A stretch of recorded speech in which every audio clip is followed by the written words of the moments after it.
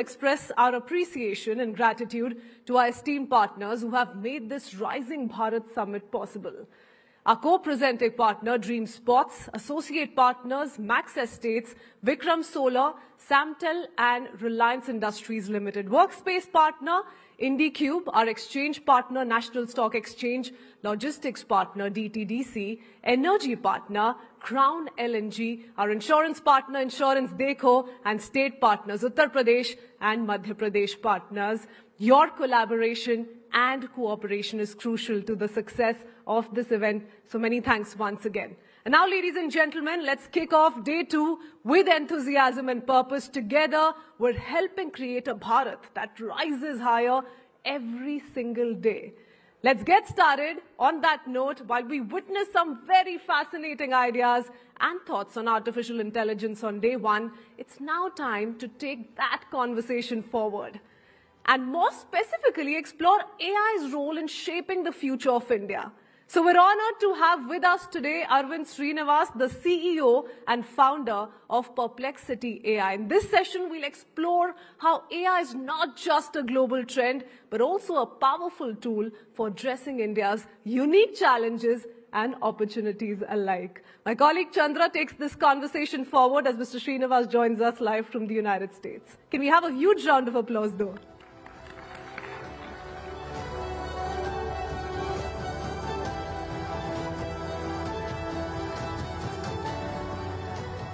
Good morning, everyone. Very, very excited to have one of the hottest AI startups in the world joining us live at the Rising Bharat Summit. Can we bring up Arvind Srinivas, please?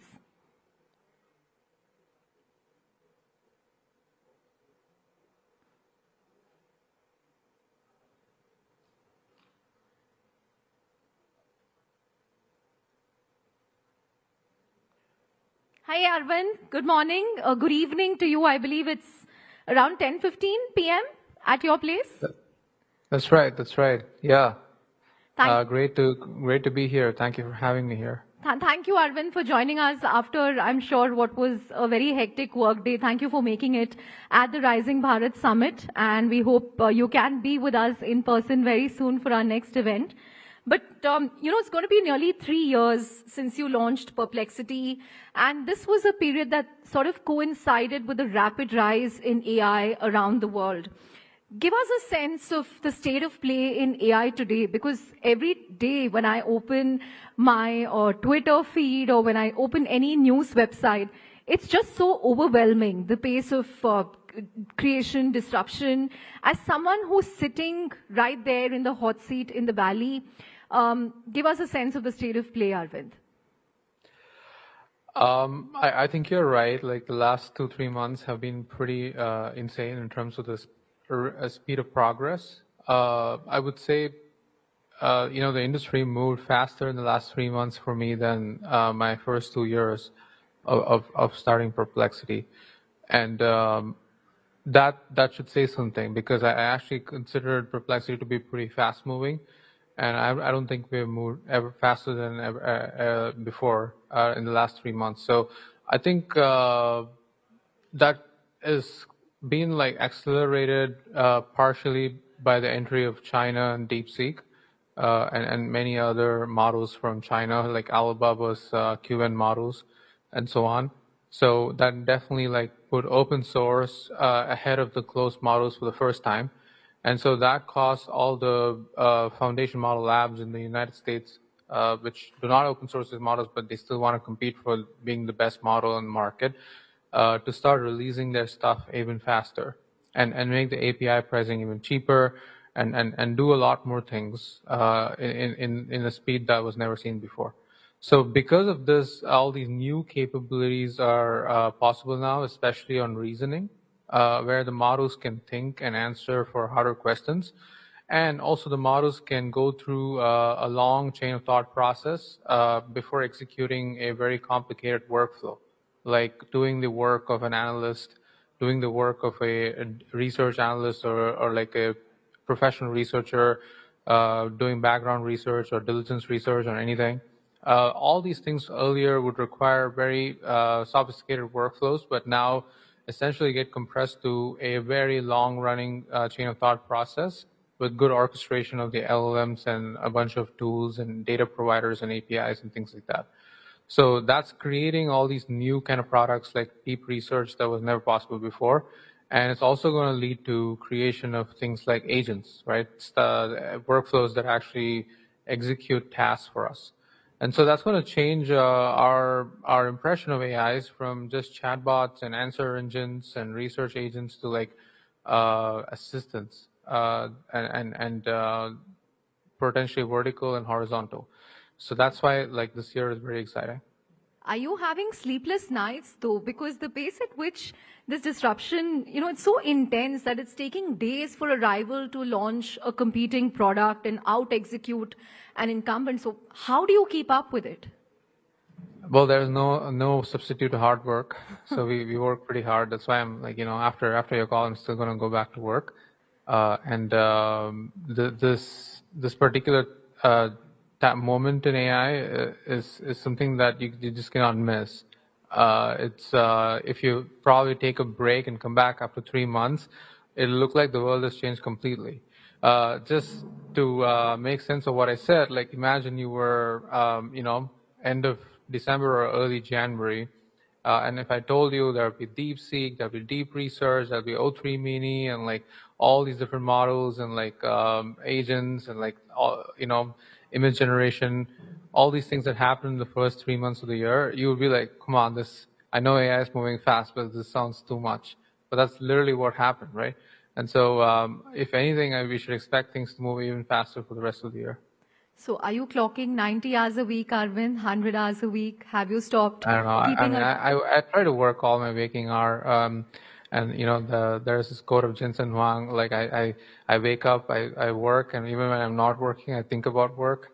I think that's basically what's happening, what's going on. And I really don't think anyone actually in the arena, like actually doing stuff right now, I don't think they're doing anything different from me.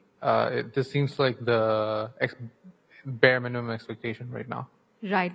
So Perplexity, which began as this answer engine just under 3 years ago, the answer to Google as we knew it, you've recently crossed $100 million in ARR. Cursor, another AI-enabled coding platform, has also crossed 100 million in ARR in just 21 months. And Midjourney, reached 200 million in ARR with just 11 employees. And Bolt crossed 30 million in ARR with just 20 employees. Arvind, earlier, every funding round for a startup used to coincide with this huge demand for engineers, full stack developers, mean stack developers. Their salaries would boom, at least, till 2-3 years ago, every time there was a funding round for a startup. But now we are seeing this new trend where you're able to build 10x better AI products with very few engineers, right? What does that mean for the future of engineering jobs, especially in a country like India, which produces millions of engineers every year? All of you are able to achieve so much without throwing, people at problems. Yeah, I think it's a very important question. I would just say, at this point, like, if you're not using AIs when you're writing code, you're essentially stagnating yourself. By sticking with the old workflow and old tooling.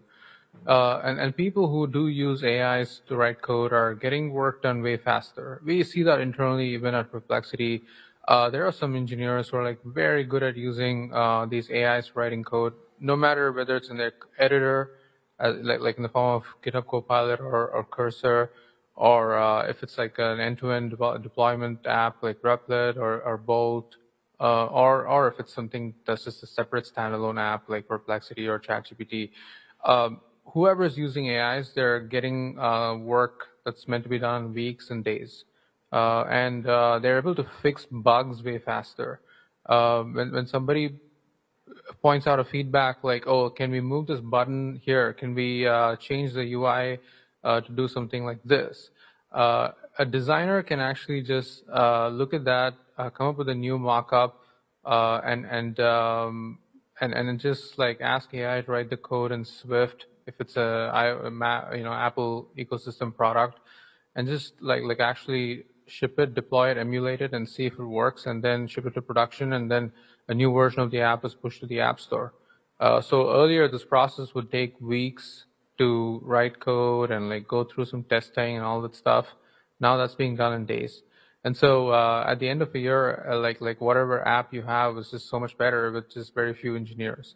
So I think the solution I would say is like engineers in India, like they definitely should start using AIs as much as possible to write code and write software. And then definitely you're going to need fewer people to do the same amount of work.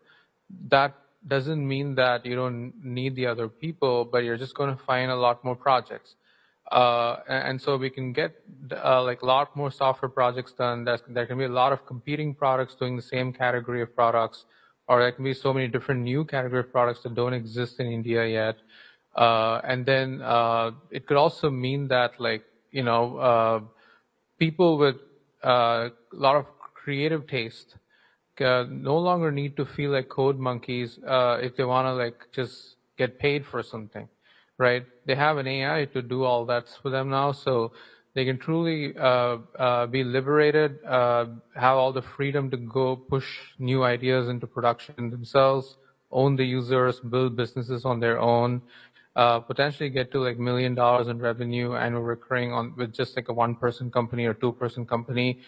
And that can lead to a completely different kind of economy too, where people publish all these apps that they made for themselves or their friends, and a few others find it interesting and pay for that. It's going to lead to a new kind of app store. So I see endless possibilities. At the same time, I'm not like going to say everything's looking good. There's going to be a transition time, and people who don't adapt definitely are going to face some difficulties. So I would say more awareness on this topic is essential. Right. Arvind, you spoke about what engineers should be doing, but what do you think all of us should be doing? Anyone in the room who wants to experiment with AI, learn about AI, use it in their daily lives, how should they go about it? Where should they start? I think you should start learning from everything. And by the way, this applies to me. It doesn't mean people who are running AI companies know how to use AI is better. In fact, like I still check emails in the same kind of way, or I'm still like moving around meetings and calendar appointments in the same kind of ways I used to do before. And now I've been thinking, okay, well, shouldn't you ideally be asking an AI to do these things for you? And preparing ahead of a meeting. Suppose you're going to meet somebody, or like you're going to meet like 5 people in a meeting, getting their bios ahead of time. Like you can enter anybody's name on Perplexity now and get a pretty good bio. You can enter 5 people's names together and it'll still do that for you. Automatically annotating your day ahead of time, being even more prepared. Sometimes you're going to a sell call, you're trying to sell your product to somebody. Precisely doing your research on what that person likes to hear and catering your message according to that. These are kind of things I used to do manually before. I just use AIs for it now. Similarly, like when I'm trying to like ask new questions about a topic I don't understand, whatever is going on in the global economy right now, I'm not that financially or economically literate. So I can learn about a new topic as soon as something happens, without needing access to any expert.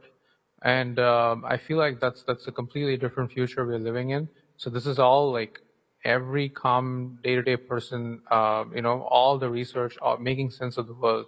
Everything can be done with AIs now.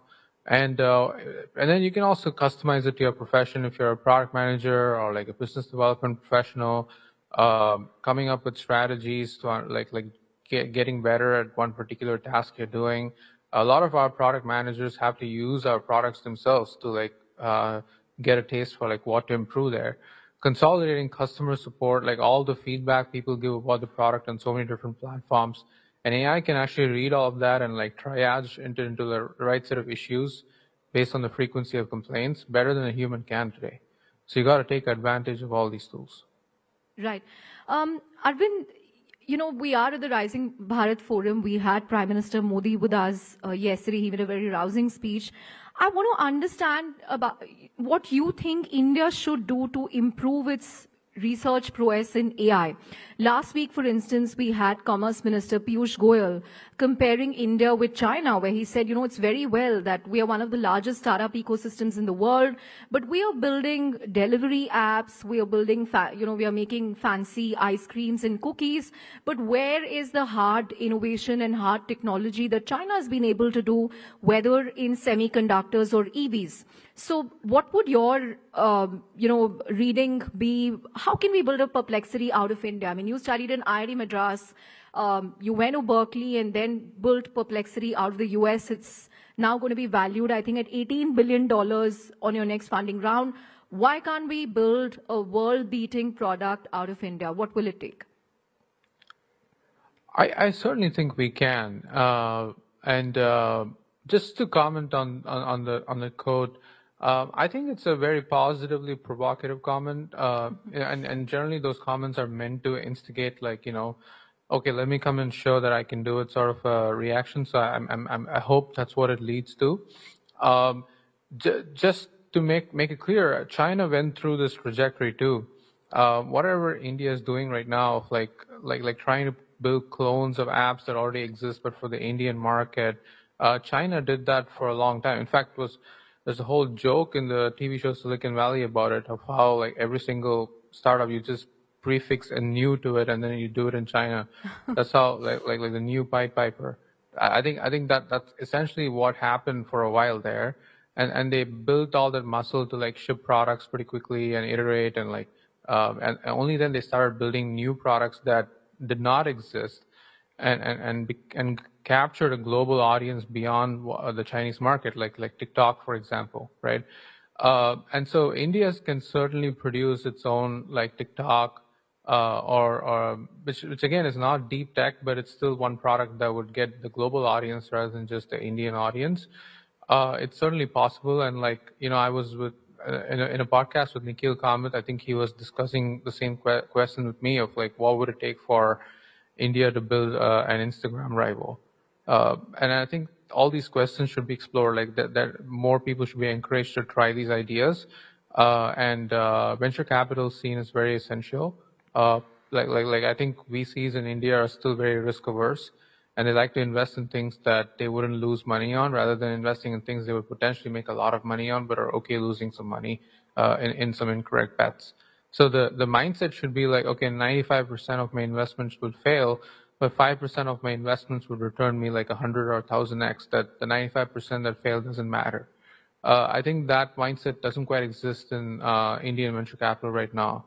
So if that changes, and like more people from IITs are convinced to like raise venture capital money and like found companies there and try to take on like the big tech, start with the Indian market and then expand to the rest of the world, there are some unique things that come out of it. So you take study products like YouTube or WhatsApp or Chrome. All these are products that grew a lot in India in the beginning, like YouTube offline downloads, for example, WhatsApp particularly. Chrome, the browser, couldn't really beat like Internet Explorer or Safari in the United States for a long time, but they captured the mind share and market share in India. So certainly, that sort of trajectory is possible for new products too. Right. Final couple of questions before I let you go, Arvind. You had announced hiring plans to expand your operations in India a few months ago. How is that progressing? Any numbers that you can share on, your adoption in the India market? Because OpenAI recently said that this is the fastest growing market for ChatGPT. So if you can give us a sense of how India is shaping up for you. You're also focusing a lot on cricket content of late. So has that helped you? So India is in the top 10 countries for us right now, probably even close to the top 5 in terms of revenue already. I'm not even talking about usage, just even revenue, which has really pleasantly surprised me because our product is priced pretty expensively right now for the Indian market. Right? Sorry? It's still $20, right? So yeah, that's right. Yes, $20 is pretty expensive. But I've pleasantly been surprised of the willingness to pay for the product. A lot of people are using the deep research agent that we have. Our Pro Search is being used by a lot of people too. And it's definitely, in terms of daily query traffic too, it's in the top 5 or top 4 for us. So it's a pretty important market.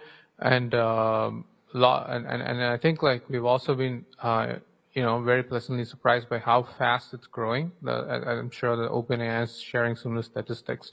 I did my research on this in terms of enterprise like knowledge worker adoption. India is quite far ahead of like even countries like United Kingdom, according to some research that's been done. And so a lot of people who are like digital knowledge workers, professionals, they're heavy adopters of generative AI, and they're big users of Perplexity and other products in this market.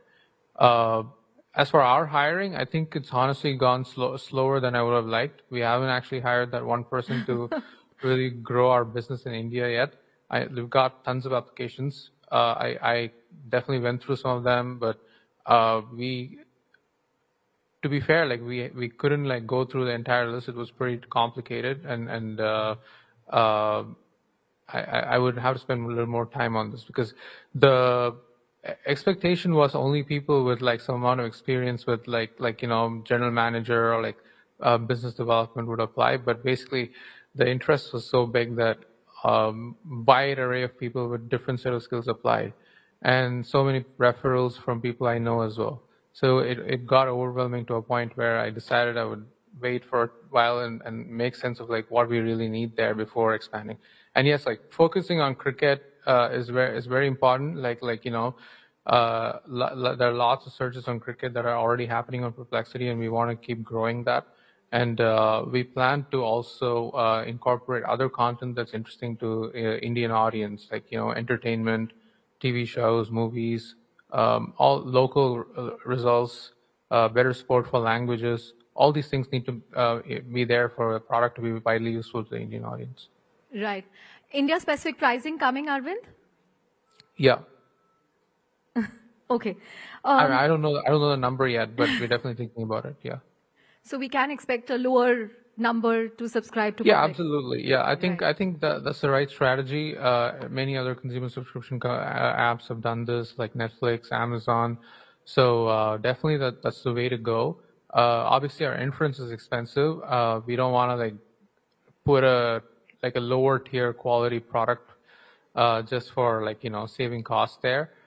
So we are trying to figure out a way to distill some of the open source models, make it more efficient, and what should be in the lower tier plan and what should be in the higher tier plan. Like we're trying to think about it. Right. Last question before I let you go. What's the one piece of advice in the AI industry that you deliberately ignore? I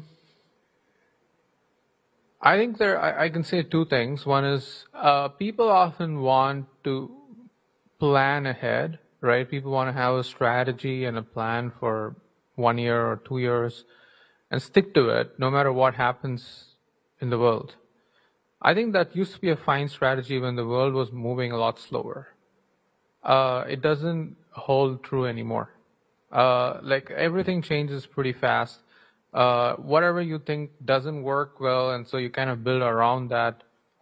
You're just like flummoxed when something happens in like reasoning, for example. So if you assume agents don't work and then agents start working, like what do you do?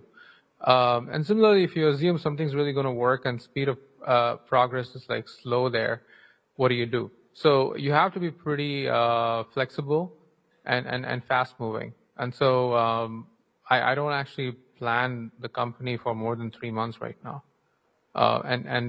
This is not the best way to run any company, but in AI, it happens to be like a perfect strategy for us.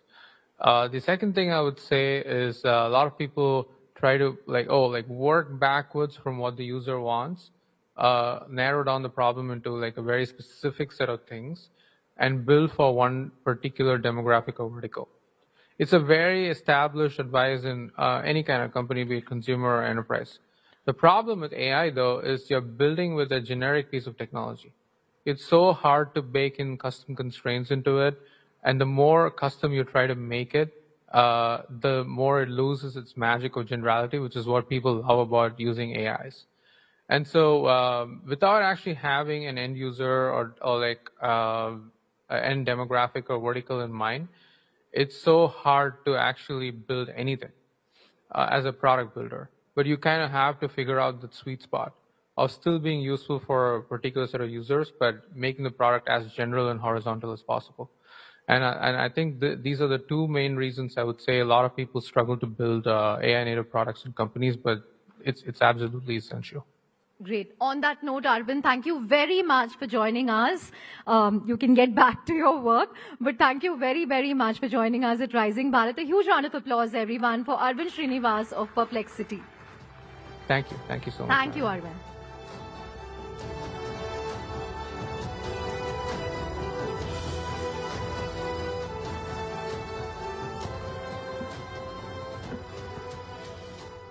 Well, what an insightful session, isn't it? A huge thank you once again to Mr. Srinivas for sharing his expertise and vision on how AI is shaping the future of this country.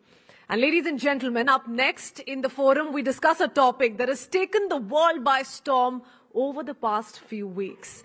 The television series Adolescence, which has undoubtedly sparked a much-needed conversation about the complexities and realities of growing up in the modern world, especially in the digital age. And for those who are not quite familiar with what the series is all about, it portrays the lives of teenagers navigating their social, emotional, and digital landscapes.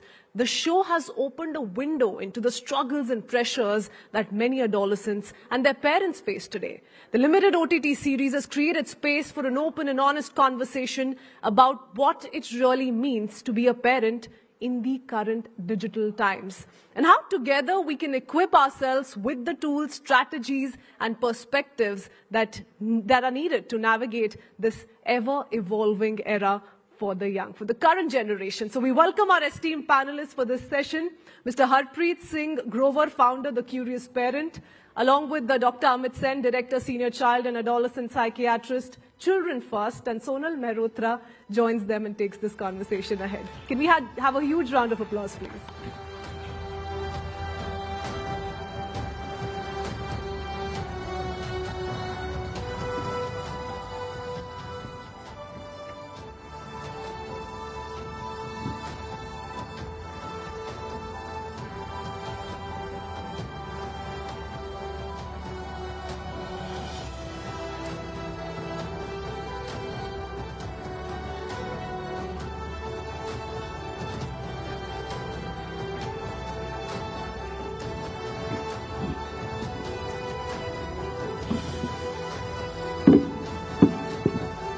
All right then, we are making quite a pivot now.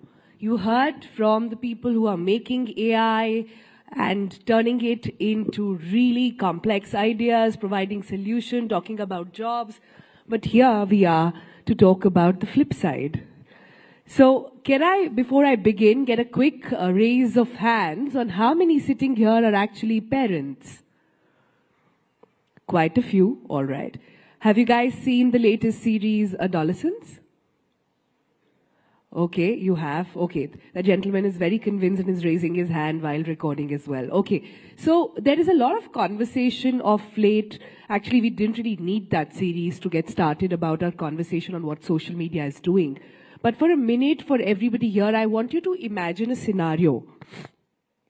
Imagine a scenario where your kid's best friend, closest confidant, and also the go-to person is not you, but somebody who can fit in your kid's pocket. Imagine a world where the kid is not coming to you for answers, pacifying, or any sort of reassurance, but going to an app. I'm sure you're going to think, oh, hello, Sonal, you don't have to imagine, it's already happening. So yes, that is the truth today. We are in times when an entire generation is growing up along with AI. And neither do they or we, to be honest, understand what it means and what it can do. So over the next couple of minutes, I am joined by these really sweet and really knowledgeable gentlemen who will help us understand a couple of questions. Number one, is social media really the culprit? Number two, is social media parenting our kids? Number three, at what age should you then give your phone to your child? And number five, if your guy if, your child at home, your kid, boy or a girl, acts out and says, there's peer pressure, what to do? Everybody has a phone, everybody's on WhatsApp, why can't you give it to me? What should you do? All right? So that should set the context a little bit. Let me just begin straight away. Dr. Sen, I'm going to begin with you. So much has been said about what social media is really doing to our kids. Do you think today it's the single largest reason for distraction, disassociation, anxiety, and several other development issues that we are seeing not just in Gen Z, but also Gen Alpha? Thank you, Sonal, for the question and also for having me here. There's no question that over the last decade or two, there's an exponential rise in anxiety, depression, substance misuse, developmental concerns like inattention, difficulty focusing, not being able to complete tasks that are expected of them, and so on. And perhaps there are more than one reason to it. Social media and the digital world, no doubt, has contributed to it. But I think it's naive and irresponsible to just shift the blame and say it's social media. Who has brought social media after all? Who has given the kids all the digital space? Who has created it, right? What kind of control do we have?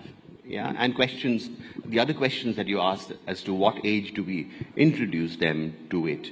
And also other big questions as to what kind of role as adults do we play in our children's lives? What kind of agency or responsibility that we have over there, right? So to shift the blame and say social media it is, and all the digital gadgets that they have surrounded, they are surrounded with, that I think is a little callous. Okay. I was expecting Dr. Sen to say that and push the needle towards parents, saying, "Aap hi to phone de rahe hain. So, fix yourself. Why are you blaming social media?" I was expecting him to say that. He's done exactly that. But here we have another voice of parents. Harpreet is here. Harpreet, social media is both a device for endless possibilities, but also a Pandora's box of absolute risks. How much of it is actually only the parents' fault? And I want you to be a little kind towards all the parents sitting here in the audience today, who are hardworking parents, who are double income households, where the mother and the father both go to work. Largely most of the work at home is the add-on that the mother has to do.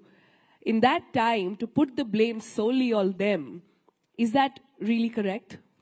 So I would say two things. First, the show is about a 13-year-old who kills a girl, okay? And that is what the show is about and how that has happened. And what struck me about the show was that this entire family seems normal. It's a hard-working father, a mother who really cares. एक बच्चा भी नहीं है, दो बच्चे हैं घर में, so they have the mother is stay at home. Sorry? The mother is stay at home. The mother is stay at home and full-time mom. And she genuinely cares. All of them care. Like the father and the mother, in the end, they're talking and saying, could we have done something different? Like that is their conversation. Like where did we go wrong? And I think, like you said, today we are busy as parents. And this is the story of each and every home, right? And I want to take and like all of us are good parents, but sadly, being good parents, having good intentions about our child is not good enough now. And I want to take a step back to history on why this has happened. If we go about, so human beings are 2 million years old, industrial level, and always babies have grown alongside parents. Look, for these 2 million years old. About 300 years ago, when the Industrial Revolution happened, the first time parents were separated physically from a child's life. So they had to now go to factories and the child had to be sent somewhere. Okay, so the child could no longer be the parent. That is the first thing that happened. Wo bhi theek hai, that was also okay. The second thing that happened was when technology came, parents start to use it. Then we have some time with the child, but we are mentally absent. Yeah, so that was the second blow. And the third blow that happens is when the child also uses the same technology. Now, all of this happens with with a tired parent who's going to work to earn enough for the house, for the home, a mother who's also tired. Everything happening with good intentions. So let me go back. This is the first time in history that this is happening. Being a good parent is no longer good enough. One needs to understand a little bit about what constant screen can done to a child. For example, a 2-year-old, when they see screen for too long, they will not learn to speak. They will actually not learn to speak. And a child at the age of, like what happens in the series, can kill somebody just because they are not emotionally regulated and they are not connected to their parents. So, guys, did you notice what happened here? My first question was on, can you blame social media? The answer was no. My second question was, can you blame parents? The answer was again no. What are you guys saying? No, who is to be fixed here? Dr. Sen first, yeah. Can I respond to that? Yeah, so there's social media, there are parents, there's school and education system. There are other things that are happening out in the world which affect children, in the playground, amongst the peer group. There is a kind of socio-political climate that cascades into the school atmosphere, into homes. So it's not one thing that you can blame. I think the stakeholders are many, and that's what we need to understand, that parenting or bringing up children is a complex issue today because of all these. It's a village. So, for instance, it's a village, yeah. And for instance, even in the TV show, if you look at the atmosphere in school, there's palpable aggression and violence that is happening. Verbal, physical, the kind of language that is used, the othering and the bullying that goes on the basis of race, on the basis of language, on the basis of, one, young person with a certain color being called a monkey and getting mimicked right in class. All of that is happening, isn't it? Where is it coming from? It's coming from the society that we've built around our children. And that's why it's getting into school, isn't it? Right? Yeah. And then, of course, there are these other things that we know exists in our world, such as neglect and abuse. It happens rampantly. And in fact, unfortunately, in India, we have one of the highest rates of physical sexual abuse in children. So how do you, draw a line or circumscribe it and say, this is the problem? It is not a linear cause and effect relationship. It's circular, it's dynamic, and all these things contribute to it. And that's what we have to be mindful of. That just being a good parent, as you're saying, is not going to cut it. We have to be mindful of all that is happening in the world around them, to be able to protect them, to be able to have... I disagree, absolutely. I disagree with the way you have framed the question, in the sense of who is to blame here. Like, if somebody was to say, you are to blame, I wouldn't like it. If I tell the parent, you are to blame, social media is to blame, I don't think it fixes stuff, right? In the series, there is a place where the child is being interrogated by a psychiatrist, psychologist, and at the end, the 13-year-old asks, do you like me? Like, at the end of the conversation, there's the fourth visit, the final visit, the child asks, do you like me? And I think that is so profound that, so social media wants our children to be consumers. Social media wants our child to believe that happiness is external. As parents, we want our children to be creators. It is a responsibility for a child to feel that happiness ghar mein hai. It is internal.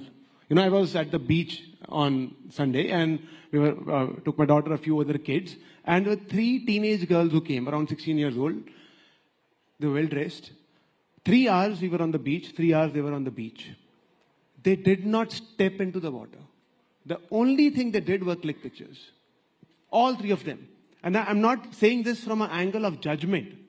I am saying life is an experiencing. But for them, life is in some way in taking a picture, putting it online and saying we had a fun time.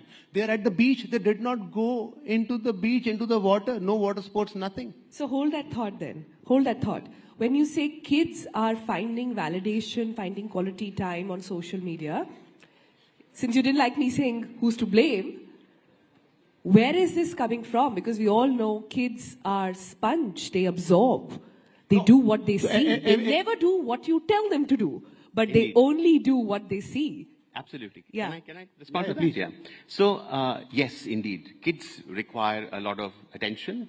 They require to be seen, to be validated, to be recognized. in the way they are, right? So kids are different, they're wired differently, and they will do or choose to do different things if given an opportunity.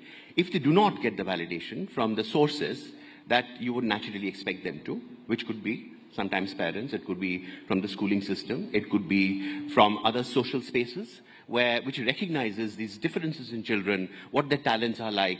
If they do not get it, they have to fulfill it from somewhere.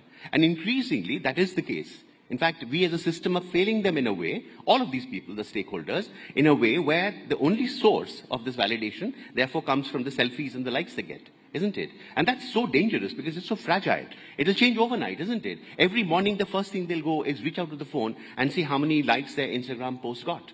And that is the beginning of the day, isn't it? And the other thing that happens, of course, due to social media and gadgets is that it never leaves you. See, earlier on when we did not have all this, then kids perhaps had a bad day in school, but they would come home and get a nurturing environment. When they went out to the playground, there would be another environment. They could leave all that angst, that comparison behind. That Here, requires it follows them into nuance, their Dr. bedrooms, That their toilets requires and bathrooms. that requires a bit of a nuance, because it's not like bullying in schools was not happening before social media. Yeah. It's not like sexual abuse in school was not happening before social media. It's not like people had a lower sense of self or a more magnanimous sense of self before social media. All these problems prevailed. The social media amplifies it and takes it into their lives every minute, every hour of their waking hours, perhaps in the dreams as well. You know, I want to take two examples of this. If a child is crying and you give them screen, they suddenly stop crying. If a child is not eating and you give them screen, they suddenly stop eating. It's like a magic fix-all for a child not to learn to navigate their own emotions. But whenever they're feeling uncomfortable, just before frustration arrives, a screen solves it, right? That is something to avoid. And you said an interesting thing, which is that validation. I want to take a small example of it. That when a young child trips, okay, before crying, the child actually looks up to the adult. If the adult is worried, if there's worry on the adult's face, the child starts to cry. If the adult is smiling, the child picks themselves up and walks away. Children learn to regulate their emotions, how they should behave from adults around them. If they start learning it from social media, there is an issue there. Yeah. I'm very glad you brought that example, because I want to move towards some solutions here. I think a lot of people are nodding their head in the audience because they absolutely agree with a lot of these scenarios going on at home. So do I.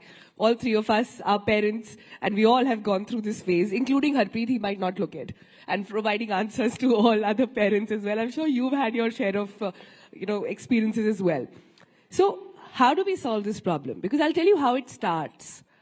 It starts with the mother or the parent. They're also human, not being able to sort of control the child, getting tired. And it's just that one song of Cocomelon. It's just wheels on the bus. It's just round, round, round. It's so innocent. It starts with that one screen. Are you saying we've got to clip it at the source? Are you saying we've got to ensure that if we want to safeguard our kids from any kind of social media abuse, distraction, we've got to clip it there and put a deadline? Do what other countries have done. 13 countries I counted yesterday in my research have now said that there will be no social media until 13. Are you saying we've got to cut the umbilical cord right there? Harpreet first and then Doctor. Social media cord, 100%. There is no doubt about that. Till the age of 13, maybe even No phones, no smartphones okay. to 13. So I'm saying, I'll tell you, the parent will say, but the school gives homework on phone, right? Or the parent will say, my child goes out. You know, let me take an example. A 13-year-old actually said, my father does not allow me to go to tuitions alone. वो बोलते हैं किसी को साथ में लेके जाओ. And we have always been so worried about the child's physical security, but we have forgotten about this mental security about the child, right? So replace the smartphone with a feature phone.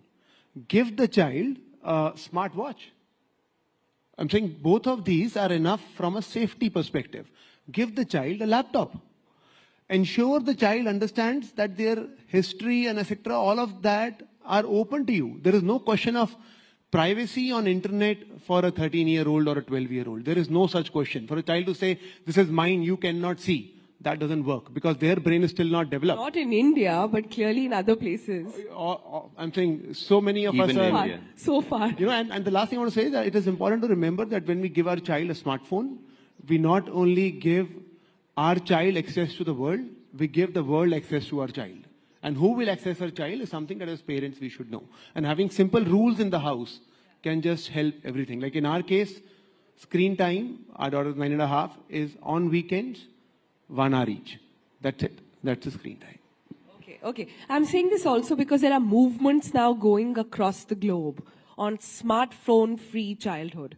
People are signing up, celebrities in Hollywood, etc., are all signing up to say, boss, this can't happen. You've got to ensure and prevent your kids. Since you said in your opening remark that just taking the phone off is not enough, I want to understand then what do we do? We've discussed this in the past when if there is an age for drinking, there is an age for driving, should there now be an age to actually use social media? Oh, absolutely. And is that practical enough? Like, is that even possible in the age of AI? Don't you think the kids will find a solution anyhow? Yes, absolutely. So, and they will. In fact, if you actually be too punitive or harsh about it, if you become a strict parent who's putting their foot down without actually negotiating with kids, especially once they've become 10, 11, 12, then they'll find their way. They'll go to their grandparents, they'll go to their older sibling or a cousin or borrow it from their friend.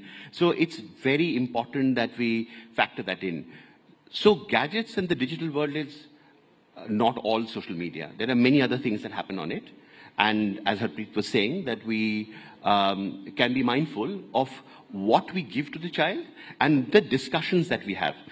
I'm absolutely, I would object to the idea of giving smartphones and tablets to 2-3-year-olds, which parents often do. But once they come into primary school, perhaps once they're 5 or 6, indeed there is a lot of learning that is happening. You know, and schools are giving homework there. They're giving projects and there are activities, including creative activities that are happening there. So we have to divide the time that kids, use the digital space with. For instance, we can divide it into education. We can divide it into social connections, including friends and family, where you do video calls and chats. Then there is social media. And finally, entertainment. There's entertainment as well, isn't it? Yeah? And you can't get away from that. And there are various gadgets that are fulfilling it. Now, does that regulation really work, Dr. Sen? No. So the thing is, it's important for us to define it and to help and to get into those conversations from a very early age, from the beginning. You said a very beautiful word earlier. You said if you negotiate with your child. Yes. Can you expand on that? Yes, absolutely. So the negotiation can start. So in the beginning, when children are very little, you can still have a conversation, but you're a custodian and you can put your foot down and say, this is a boundary. Yeah, like you have half an hour of any gadget in the weekdays and maybe 1 hour in the weekends, and that's that. That's all you'll get, right? But once they begin to get into tweens, as they call it now, and all their peers are doing it, right, and they're watching it, they'll come and fight with you about it, right? That's when the negotiation starts. That's when asking questions about, so what do you think this screen is doing to you? What do you need it for? What are these different categories that you use the screen for? And that's when you can together collaboratively establish boundaries. As children grow up, when they become 13, 14, they will have their say. And it's important to respect it. So as long as we are able to make these decisions through negotiation and collaborative, then chances are that they will not do it behind your back. And if they have indeed crossed the boundary, they might come and tell you. You have to have the relationship first. And in fact, your question was, how do we deal with it? The first thing you deal with is how do you build on your relationship. It keeps changing. It's a very dynamic process. Your relationship with a baby to a toddler to, tweens and then to teenagers is entirely different. And how do you negotiate through that is another big question. Many times I find, if I can just finish with one last thing, many times I've found that parents, when, children become teenagers, say that, oh, ab to bade ho gaye. They'll look after themselves, They have their own world. They have their own friends. And little do they realize that world is going to completely take over their lives. And parents will have little to contribute then. I loved what you said about negotiating. I find it so beautiful and so hard. So, Harpreet, what's the toolkit? What's the magic mantra here? Like we were discussing earlier, a perfect parent, do they even exist in today's world? And is there a code to achieving that? I know a lot of it is mirroring, and I know a lot of it is what they see in their own surroundings.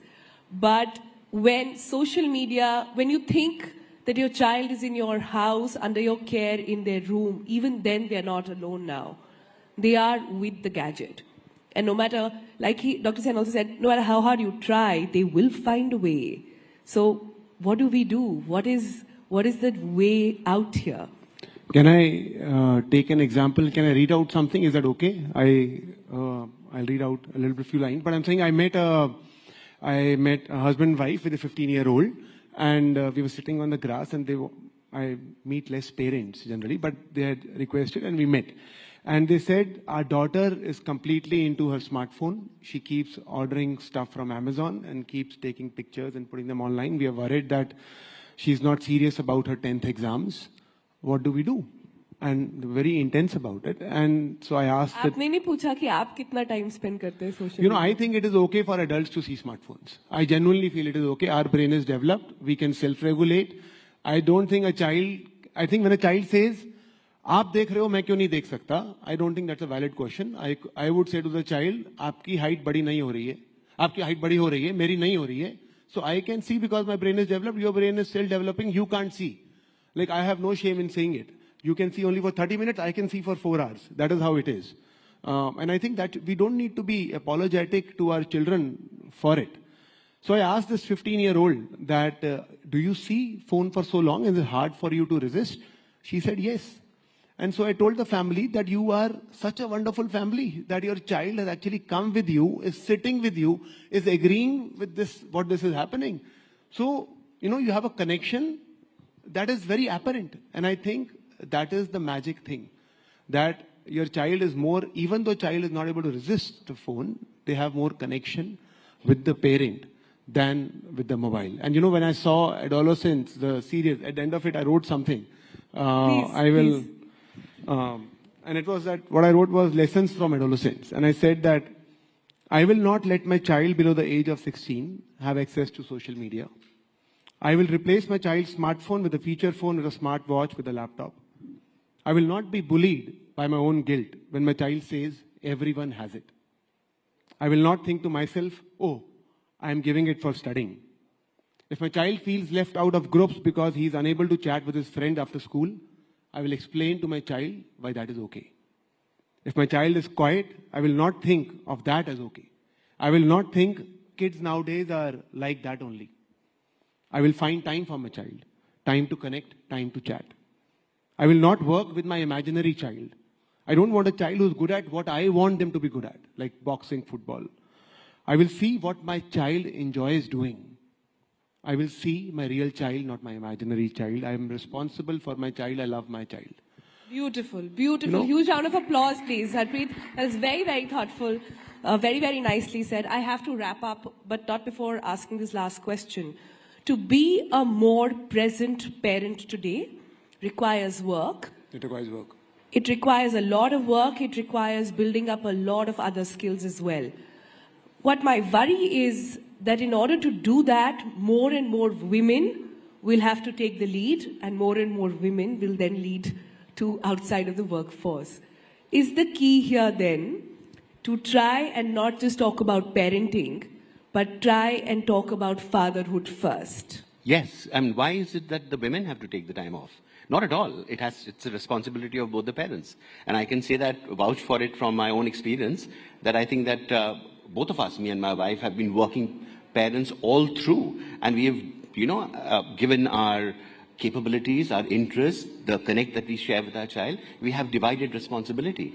And it is an equal duty and responsibility of both parents to find the mind space, to find the resources within and in their immediate vicinity to be able to give to their child. And it definitely takes work. It has to have investment of your energy, of your mind, and other resources that you have. And you have to prioritize parenting as one of the top things that you do. Indeed, in my opinion, if you are engage with your children as they grow, you grow as parents, as human beings. And that is the most wonderful thing, actually. It's challenging. And of course, I'll wait to hear from you, Harpreet, as your kid becomes a teenager, and how many of these plans work, because sometimes they don't. And you have to work on, you have to constantly think on your feet. And that is what challenges you as a human being, Yeah. And you're constantly growing. You're constantly confronting the realities in the world. But one of the things that you said really touched me was seeing your child as who they are. Understand that every child is wired differently, and my child is also different, unique, and we'll welcome and accept them just the way they are. I think these are complex questions with very nuanced answers. And like I said, a perfect parent does not exist, but the journey towards reaching that is somewhat beautiful. Thank you both for joining us. I'm very glad we could have this chat as we're talking about youthful aspirations right here on Rising Bharat. Thank you both. Thank you. Harpreet and Dr. Amit Sen, please, ladies and gentlemen. Thank you. Thank you very much.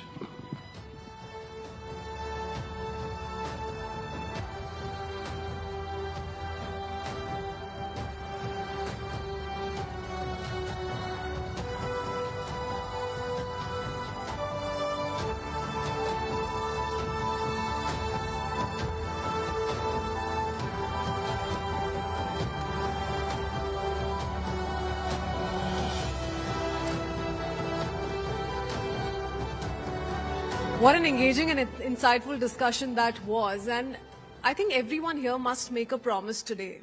Parents, future parents, to take all of these lessons back home and continue to have these open discussions in our homes, communities, and beyond. A special thank you once again to our speakers for sharing their expertise and for bringing with them all those thoughtful insights.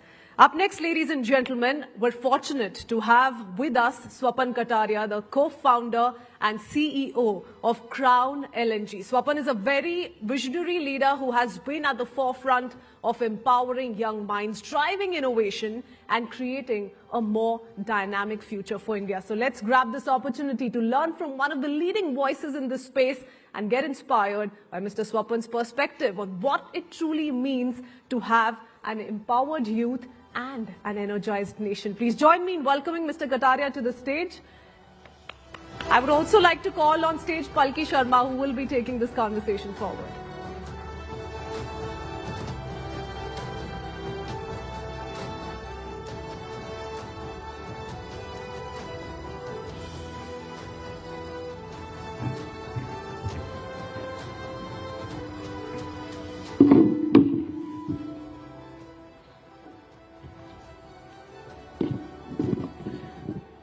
Namaskar, good morning, and welcome to this session. Joining me as introduced is Mr. Swapan Kataria, co-founder and CEO of Crown LNG, and we will talk about energy security, and how it can help empower India's growth. Mr. Kataria, first of all, thank you for being here. And India is the world's most populous country, also among the youngest. So the energy need is only going to grow, and yet energy poverty is very real in our country. How do we bridge this gap between the demographic dividend and this lack of access, equitable access to energy? And how does LNG fit into the picture? Palki, first of all, thanks for having me. And energy is a very complex subject. I don't disagree with you. I think India needs to address it on every front.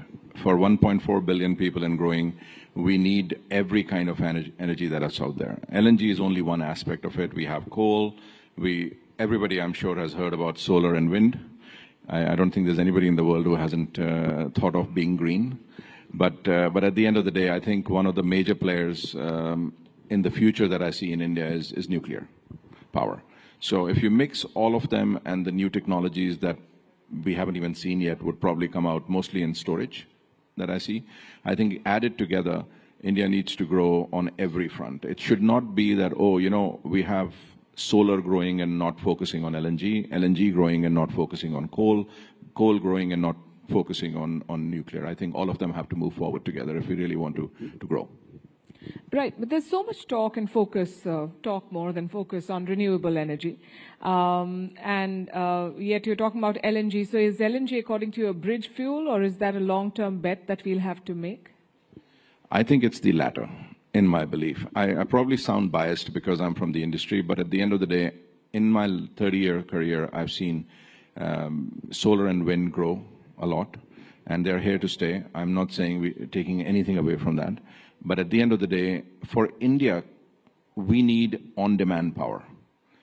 You cannot grow jobs and help the youth without industry, and you cannot build industry without on-demand power. And for the capabilities that nature has in its own hands, you cannot guarantee that with solar and wind, unfortunately. So you have to look at coal, you have to look at LNG, and you have to look at nuclear. Right, and for a country like India, where the demand is so big, where we have, at a policy level, committed to sustainable development, and yet at the same time we have a very ambitious growth target. It's not an easy balance to have. 75% of our energy comes from coal. Do you think that in the near future it would be possible for India to decouple from coal? I don't think so. An honest acceptance. Of course, we have to work responsibility to grow less, and I think we have to focus on technologies like carbon capture.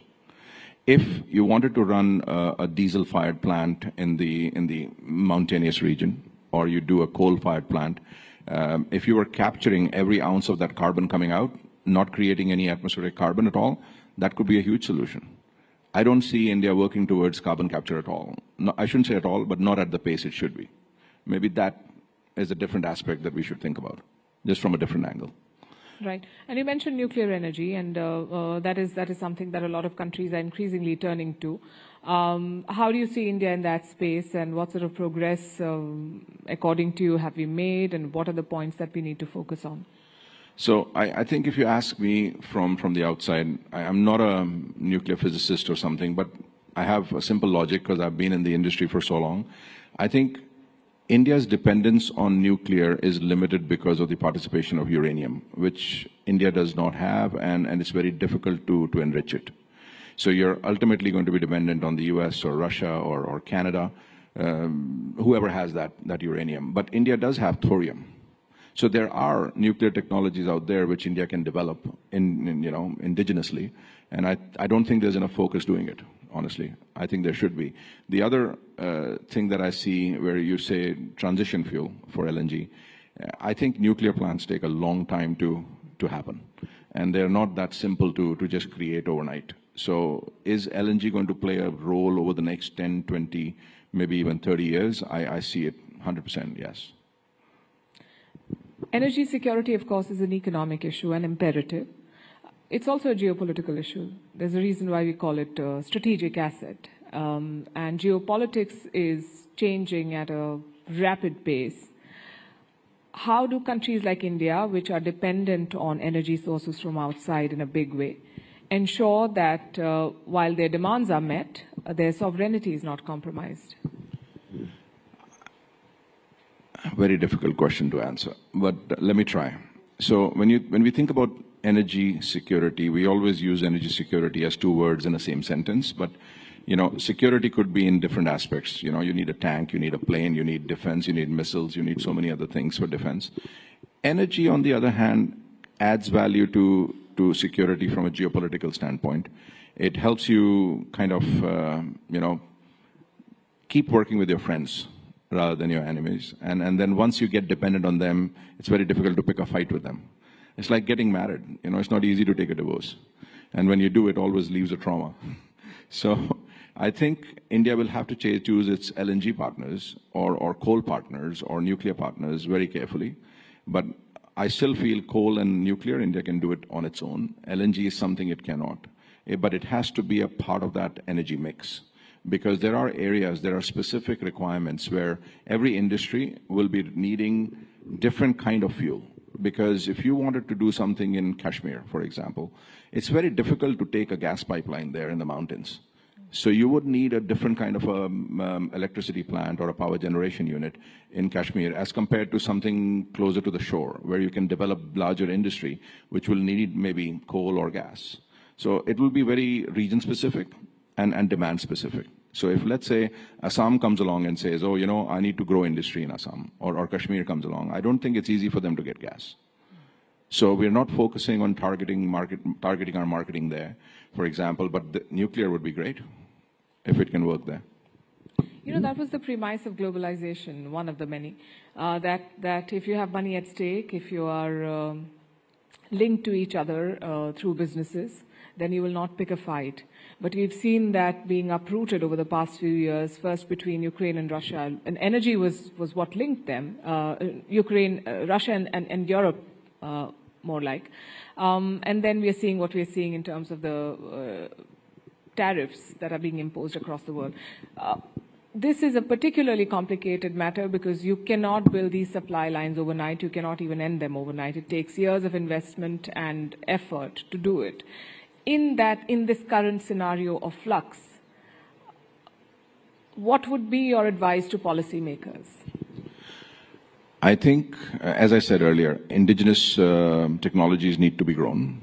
Like even for us, if we're in the LNG business and we operate in various countries in Asia and Africa and South America and Europe, and we see that, India is not doing enough to grow its own technology. So if I had to make a plant, I need a compressor, I need a power plant, I need some special alloys which can take minus 165 degrees of, liquid, which is LNG.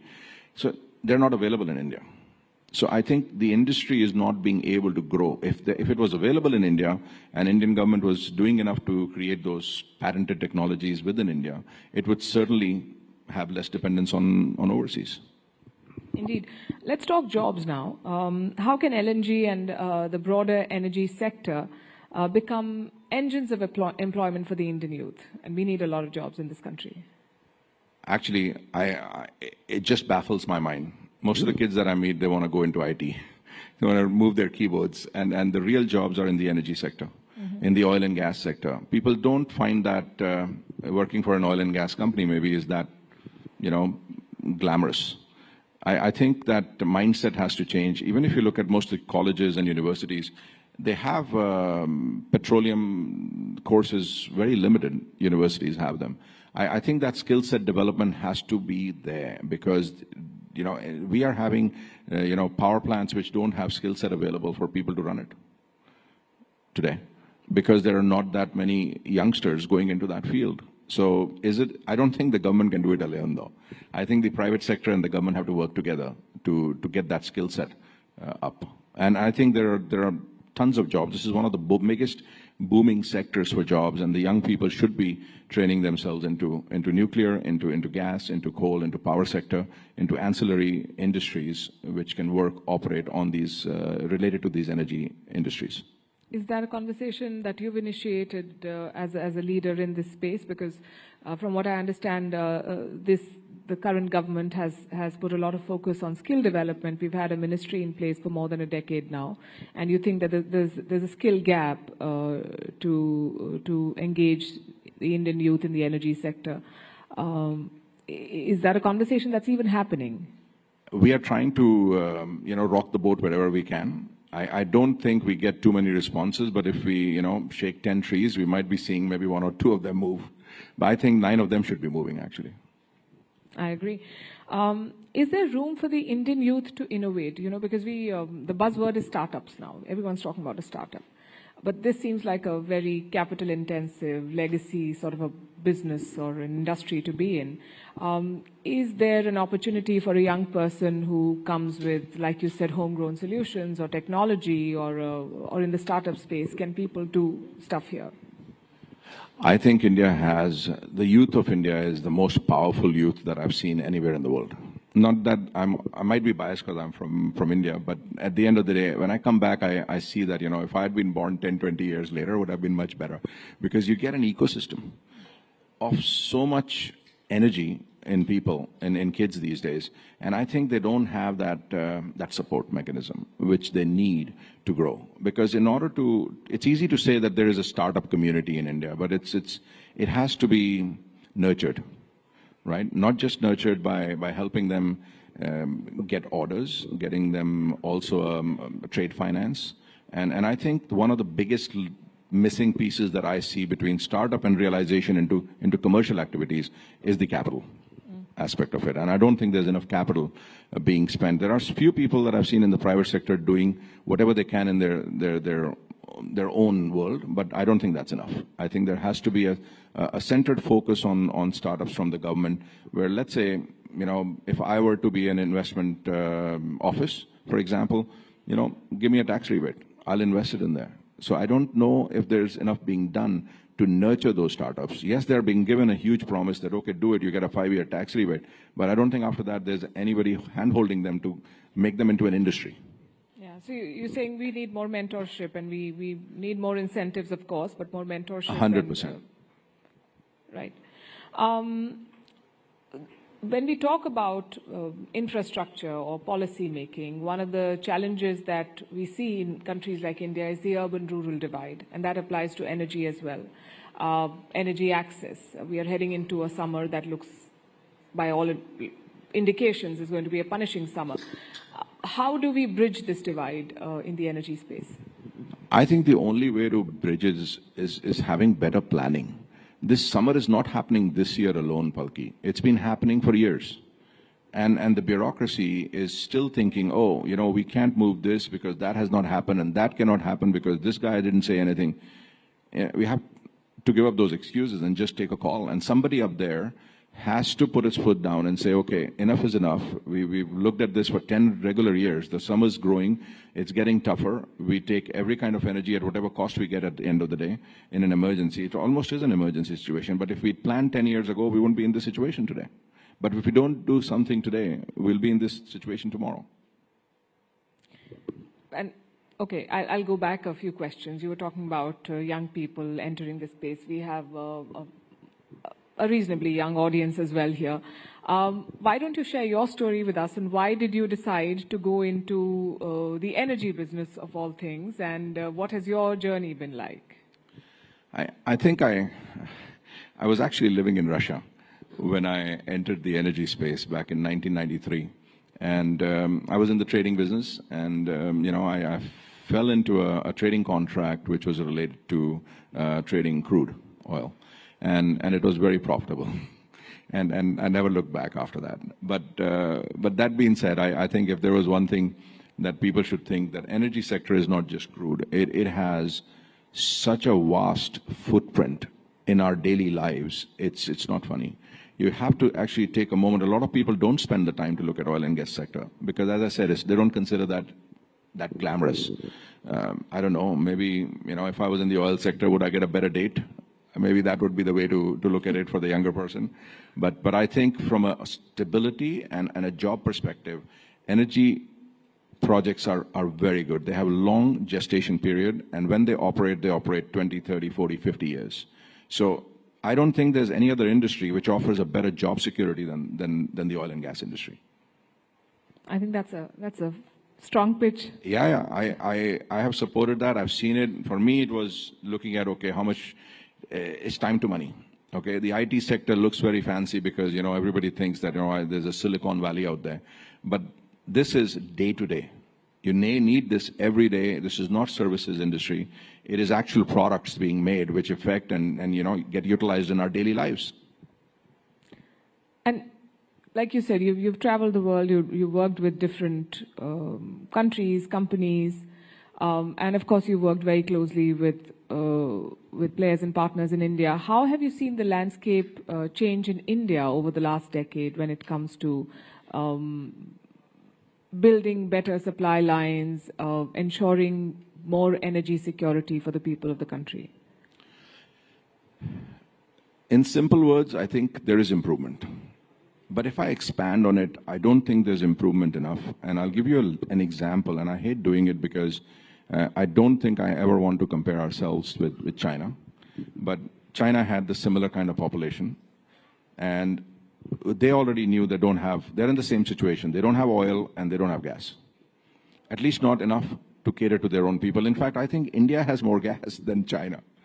But what they did was they went out and started buying gas fields globally.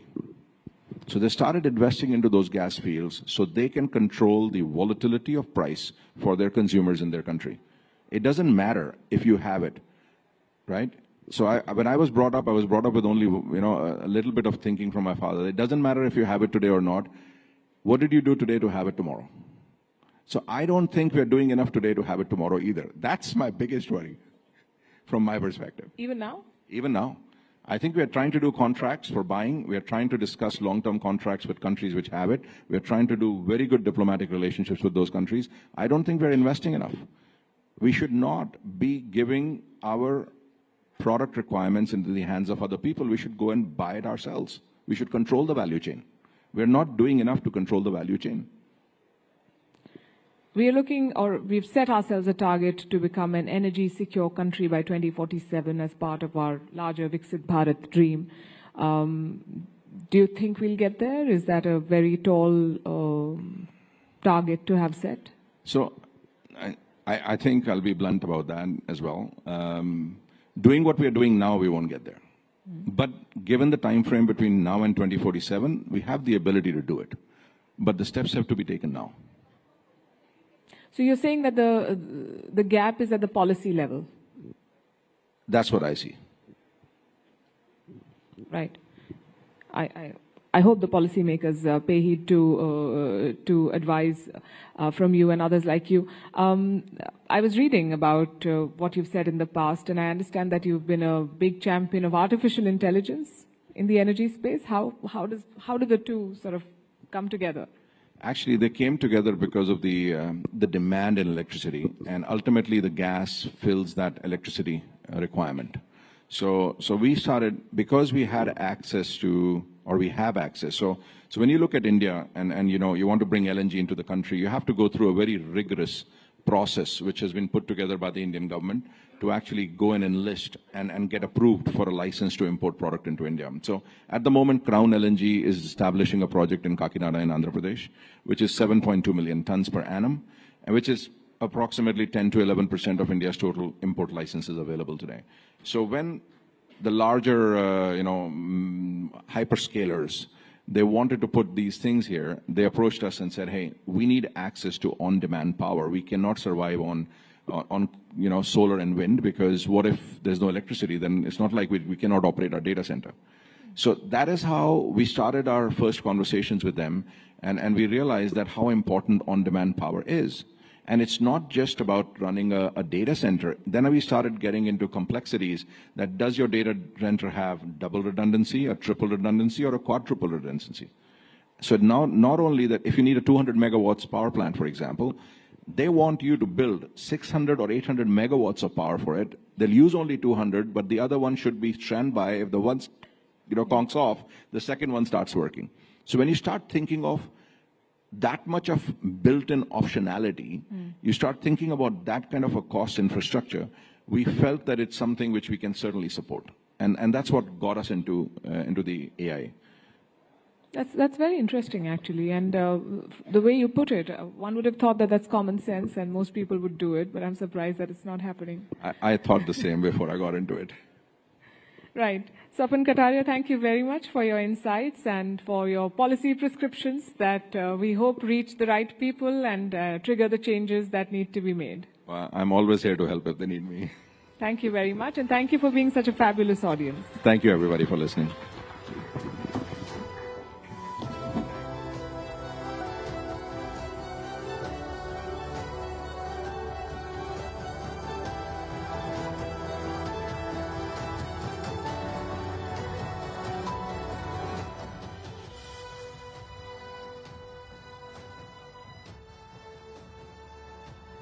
A huge thank you to Mr. Kataria once again for this very incredible session. Thank you, sir. Thank you, Palki. And to all of you for being such an engaged audience as we continue to build an environment where our youth are not only inspired but given the tools and the opportunities to make a lasting impact.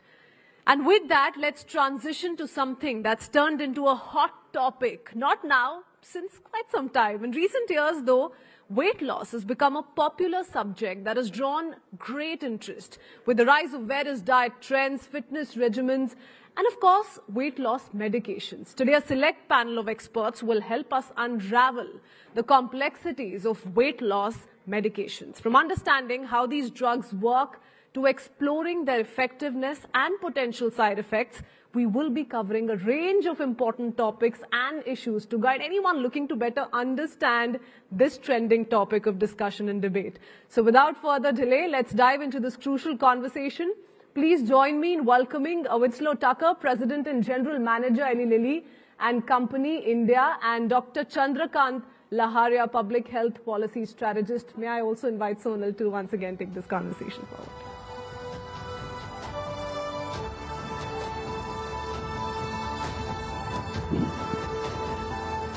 All right, almost good afternoon there, and we are back, this time with another fascinating chat.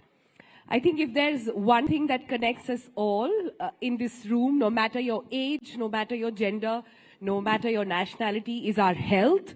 And it is so important to sort of address that at the Rising Bharat Summit here, where we're talking about youthful aspirations.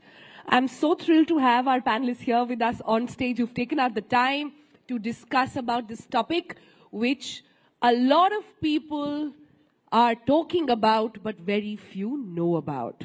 There is a lot of information, not so much that is true. So over the next few minutes, the idea is to decode the science behind weight loss drugs. The idea is also to understand who is it for. And the idea is also to get a better grip on how to approach this as a society, as a nation. So let me take the first question to Dr. Laharia then. Dr. Laharia, we are the obesity capital in so many ways. Our numbers are almost there in the top 3. At this time, when weight loss drugs should in a way be, like if it were any other disease, it would be celebrated, that finally there is a cure. Why is it that we are looking at these drugs as you're not sure what is it for or what's happening? So can you begin by first defining what have we understood wrong about obesity in general? Thank you very much. So one of the important development in last decade has been, last decade and more so in the last few years, has been that we have started recognizing obesity is a health issue, a health condition or disease which require treatment, care, management. And these are important conversations because if we go by the numbers, in 1 in every 4 adults in India is either overweight or obese. And there are other ways to look at it. For example, if we talk about generalized obesity, that is 1 in every 4 adults, but abdominal obesity, which is an important risk factor and parameter to measure obesity, is 1 in every 3rd adult.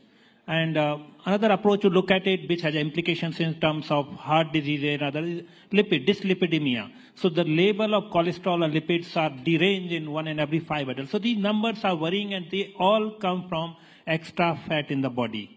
So first point, if we talk about the important part is that we have lately started recognizing that obesity is something which requires care.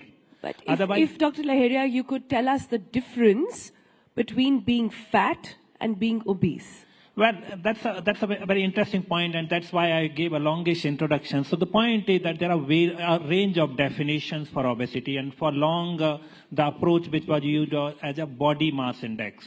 So WHO said that more than 25 is overweight, more than 30 of body mass index is obesity. But over a period of time, this definition has changed, and they are contextual also. For example, Asian Indians, there is a concept called thin fat Indian, which means for the same body mass level as of European, Indians and Asian population has a higher body fat.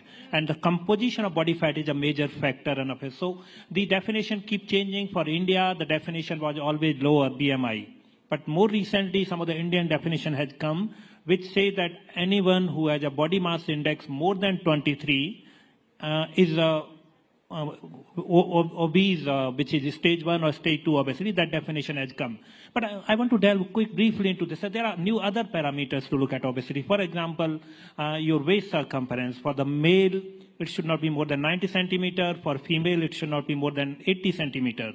there are other approach to waist circumference to height ratio.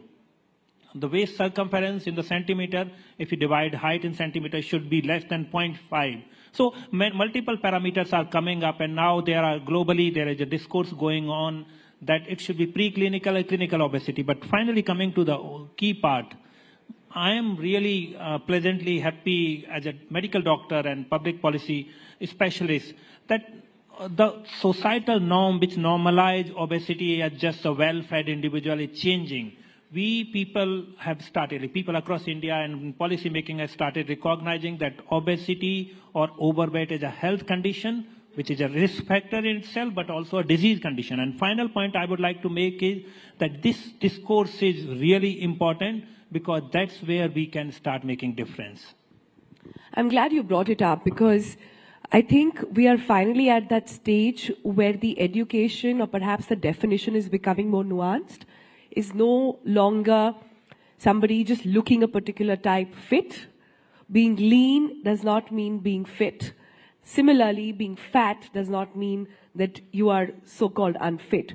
But a lot of people struggle with other issues as well. I'll come to that in a bit. Let me bring in Mr. Thakur there. Then, when it comes to weight loss drugs, I think the most pertinent issue is that people see it as a magic pill. What is it that they are missing here? So I think first it's important to note that it's not a magic pill, right? It's also not for lifestyle. It's not for a vanity tool. These are medications that are approved for use with a prescription, and therefore a chronic disease, which is obesity, right? We had the definition of obesity, and I think it's important to note that when someone is overweight or obese, their body is set a new level of weight. And we call that like a set point. And so the body wants to maintain that set point. And when we think about these medications, they operate on two different levels, right? They target incretin hormones, and there are two, GLP-1 and GIP. And so they either target those individually or both at the same time. And what they do is they work on a brain level to regulate appetite, regulate hormones, regulate metabolism. And so over time, the body then perceives hunger differently, food intake differently, which allows patients to lose weight. But importantly, over time, it also resets that weight set point so that the body's not working against the patient and that they can actually maintain long-term weight reduction. Now, it's also important to note that they also impact glucose control, which is sometimes dysregulated in patients who have obesity. And so there are metabolic benefits as well that go beyond just weight loss. And so, once again, they are prescription products that work best when they are used with lifestyle changes as well as under medical supervision, and they need to be tailored for the individual patient. But once again, not a magic pill, but part of a comprehensive weight management program. A comprehensive weight management program. Dr. Laharia, then I want to understand from you, then who is it for? The question I think in the audience is going to be, can everybody take it? Can only diabetics take it? How does it work? Well, I would go overall holistic approach for weight management. And let's understand, let's put a human face to it. That while we keep talking about overweight and obesity in adults, but if we go by the numbers, when it comes to children, India has one of the fastest rising burden of obesity in children, like one of the fastest in the means top three countries are the Namibia and Vietnam are other two, and this has increased rapidly. But let's put a human face to it. I often engage with some of the senior medical doctors as researcher. And I was hearing one of the senior doctors who said that 3 decades ago when they were trying to conduct a survey in school children, it was very difficult to find overweight and obese children 3 decades ago. So they were wondering whether they would be able to complete the study. And now in these times, if someone wished to do study in school children, you find many school children who are unhealthy. I work closely with certain number of schools, And I was talking to some principals, and they said that these days parents send such an unhealthy food or other things in the school tiffin for the kids, which is resulting in this rising obesity. I know that there is one of the discussion panel in this session was about screen time and exposure to social media, and all of this is bringing reduced physical activity in kids. The play time is reduced. So essentially, these narration indicate that if we want to take control of obesity, we need to follow a holistic approach. This requires three-pronged approach minimum. And this is what I tell for all the lifestyle diseases, all the health conditions, not just obesity. Any condition, health condition which is lifestyle originated has three treatment or interventions. One is increased physical activity. Second is a dietary modification. And third is medication. Even if a medication is available, that is not the solution unless we pay attention on the first two. And these 3 points are important because if the moment we start thinking of any available medication, which is important because if science is there, research is there, we need to keep developing newer intervention and medications to ensure that people who are not getting benefit from the first two will benefit from it. But all three together makes an good care. And Sonalji, that's where I want to highlight that we often keep focusing on treatment, which is important part. Medical advance should benefit everyone, but we should also keep looking at holistically. Increase physical activity, improve dietary pattern, and then available medication for all the patients. This final point here is that this essentially makes that often people argue that obesity is an individual issue. They believe that, okay, if someone is overweight, obese, it's their fault. I believe that this is a societal issue because there is a higher economic burden of obesity. If as a society people are overweight or obese, that has an economic cost in the terms of healthcare. It has a cost in the reduced workforce capacity in the terms of sick time or absence from the work. And there are estimates available in 2019, this World Obesity Federation data. In 2019, around 1% of India's GDP was equivalent was loss on the obesity-related challenges, absence from work. So it is worthwhile to invest in every intervention, including medication, increasing physical activity, dietary intervention. This will help economic growth, and this will help in any country becoming a developing or prosperous nation. Yeah. So obesity has multiple dimensions, and I can keep talking about these. Yeah, we let you. That's the whole point of this discussion. But I'm so glad you brought that up. Because I think, and Mr. Tucker, if you can take that question. In a society where physical transformation has to be more led by work and hard work, and natural transformation is glorified so much, what role and what larger role are weight loss drugs then, sort of playing there? So one thing that I want to start with is saying is that, I'm actually very happy that we're having this conversation and that obesity is starting to get the attention that it deserves in India, right?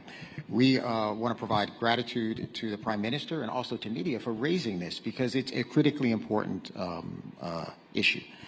Now, weight loss drugs overall are part, as you said, of that overall management. And I think that we have to change the narrative around weight loss if we really want to address it. You're right, it is around not just lifestyle, it's around lifestyle and a comprehensive approach. But we also have to recognize that there is a bit of a stigma on weight loss, and that patients who have obesity or who are living with overweight every day are addressing this stigma. And until we start to change that, we're not going to actually have patients or individuals who are living with obesity actually seeking some of these treatments. Now, where I think that these medicines can change that is it's starting to change the view of how we think about obesity.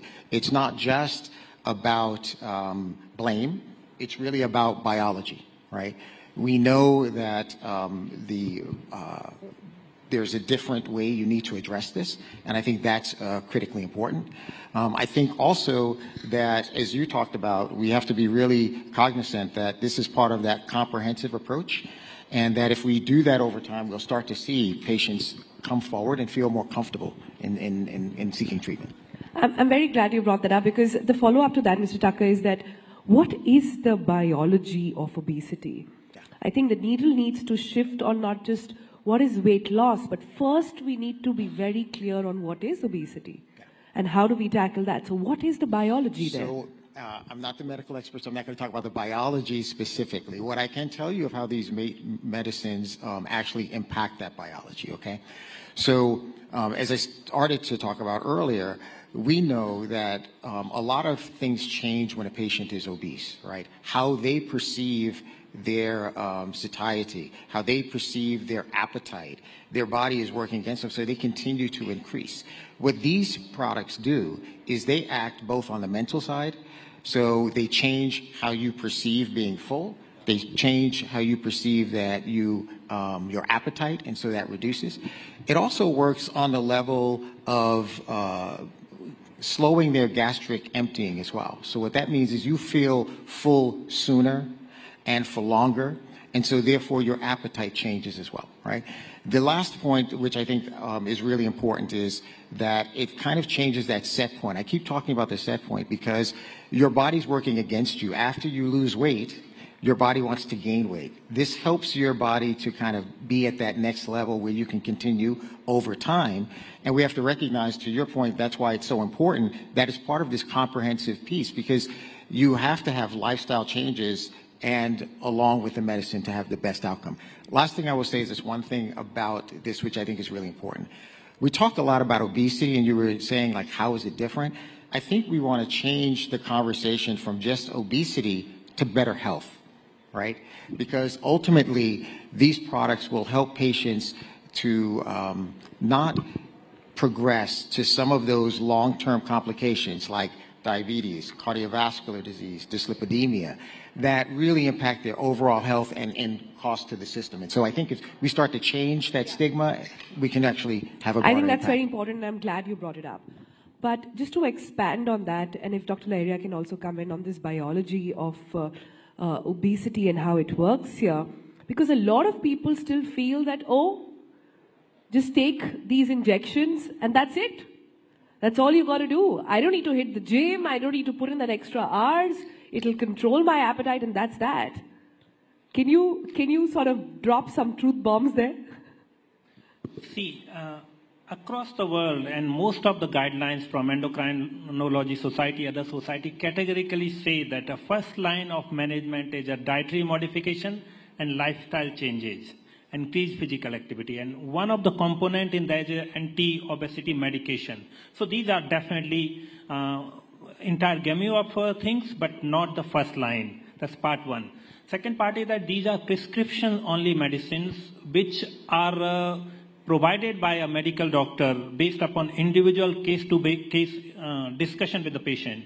There are standard laid-down approaches and guidelines that who is the fit right person for getting these medications. So my suggestion would be, please, anyone thinking of these medications, consult your physician or provider. This is not something, I know it's available for some people without prescription, but this is not what should be done. It should be prescription-only approach that should be followed.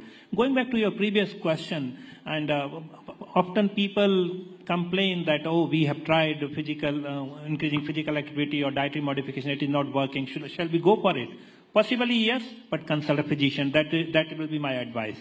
Part of this, I would like to briefly reflect about biology of it. So as we know that our body has essential roles of hunger and satiety.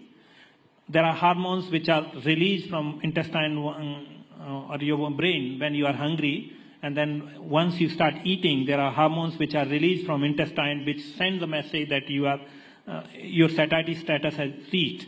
But what has happened, and some of this is genetic and biological, but what has happened in today's lifestyle, when you eat very fast, so there is not enough time in your intestine and brain to register that message that you have eaten this much, and then you keep eating. So changing in the lifestyle is one of the factors. Of course, there are people, for example, I would say that there are people who have tried all of these things. There are some excess weight, like BMI, certain BMI threshold which is crossed.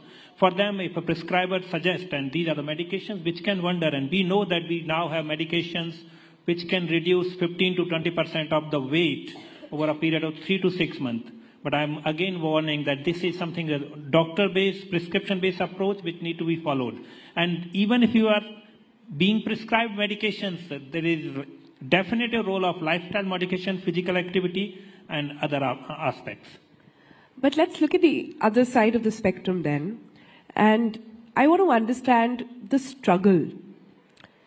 So many people I know today are struggling to shed weight. So many people I know today are trying everything. They lose weight, but then it comes back. How should they be approaching this? Dr. Nehria, to you first. This would be, again, an individual one-to-one question, but often... I say this, you know why? Just to sort of build in a context here. Because we as a society shame people who don't look a particular way. We as a society want that perfect Instagram filtered face and body. So how are we to approach that problem? So I'm going to talk about some certain approaches. For example, when we talk about a medical provider about improving dietary habits, essentially for me, when I talk to my patients, I say that diet has a 3 component. One is a quantity. If you are overweight, obese, definitely you are taking more calorie than you need. So reduce the quantity of that meal. That's the part 1 of the meal, and that's often people discuss.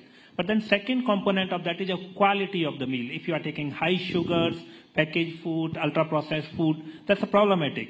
And if you have extra oil and fat, that is problematic. So you need to alter quality of the meal, which essentially means reduce fat, reduce carbohydrate, and increase protein. So first part was reduce quantity, second is improve quality of a meal. Third is the sequencing of meal also, the way you eat, how quickly and how slowly you eat. So I'll just give you an example of that, how the same meal or same approach which they are following, but bringing the nuance to it.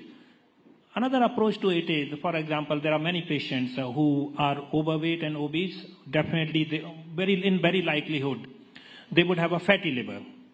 Now, what people do not understand that why fat is a problem.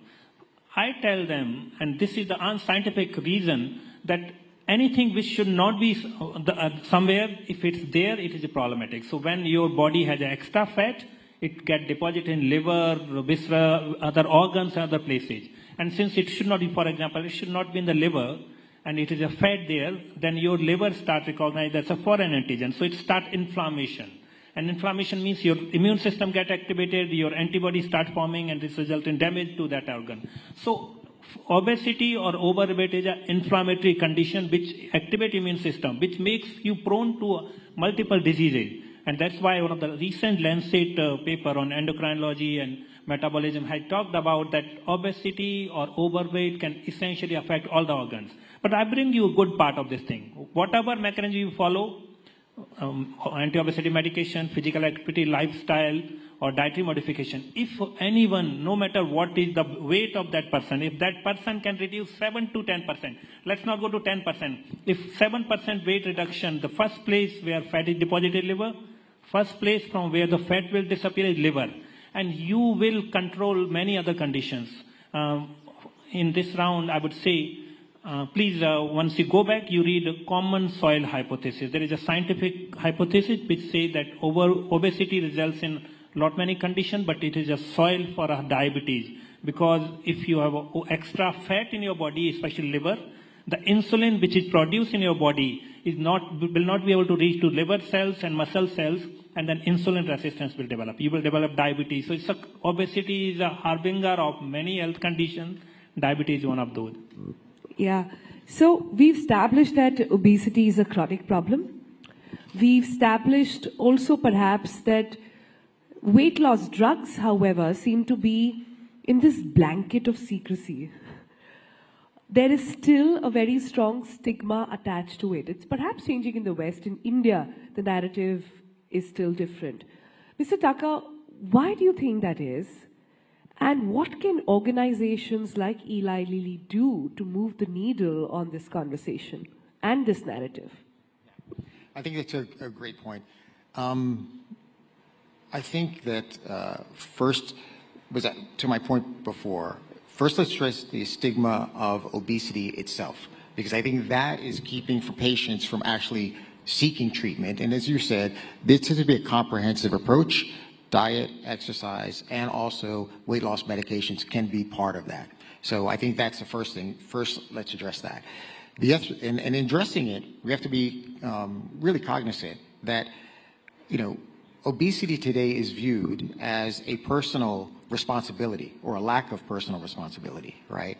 That diet, exercise alone might treat that, which for some it may, but there is also people think you're fat because you're lazy. Correct, which is totally wrong. And then if you get past that and you start to say, can we make it safe for people to explore treatment? Because many people are embarrassed to talk about obesity, and so they don't even explore what the treatment options out there.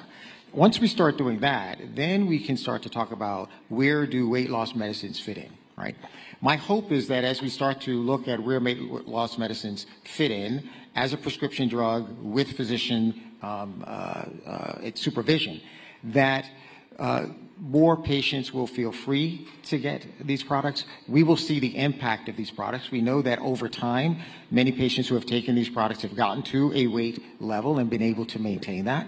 There are obviously side effects that we have to be cognizant of, but that will allow people to figure out where these can fit in and how they can help impact overall health of patients as well. Right. So as we come towards the end of this session, I also want to address some misconceptions. Sure. And I'll go to Dr. Laheria first and Ms. Thakur right after. Dr. Laheria, what are some of the misconceptions, if you were to state? You can give me your top 3 on weight loss drugs. What is the misconception of weight loss drug? Yeah. I think one of the misconceptions is that weight loss drugs are magic remedies. As already said, that they are one of the tools available in hand, and they are important tools which we should use as per medical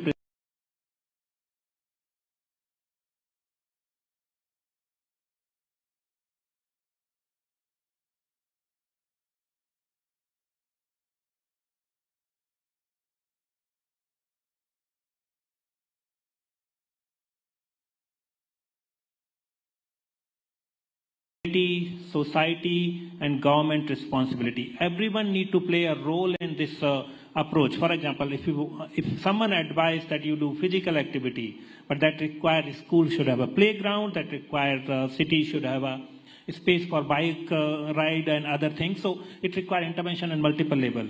I think I've done 3. Yeah.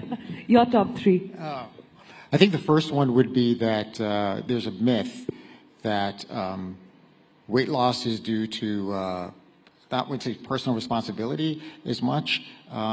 Yes, personal responsibility, but also it's a choice, right? That you choose to be obese. And I think that's totally incorrect, right? We know that. I think there's another one that everyone loses weight the same way. We know that's not true. It's an individual response, and therefore it has to be tailored to them individually. The last misconception I think is a big one, which is that obesity is not a disease. But in reality, we know that globally it is recognized as a disease that is progressive, relapsing, and needs a comprehensive approach of which medical treatment can be a significant part. Right. Last comments then, and Mr. Thakur, I'll begin with you.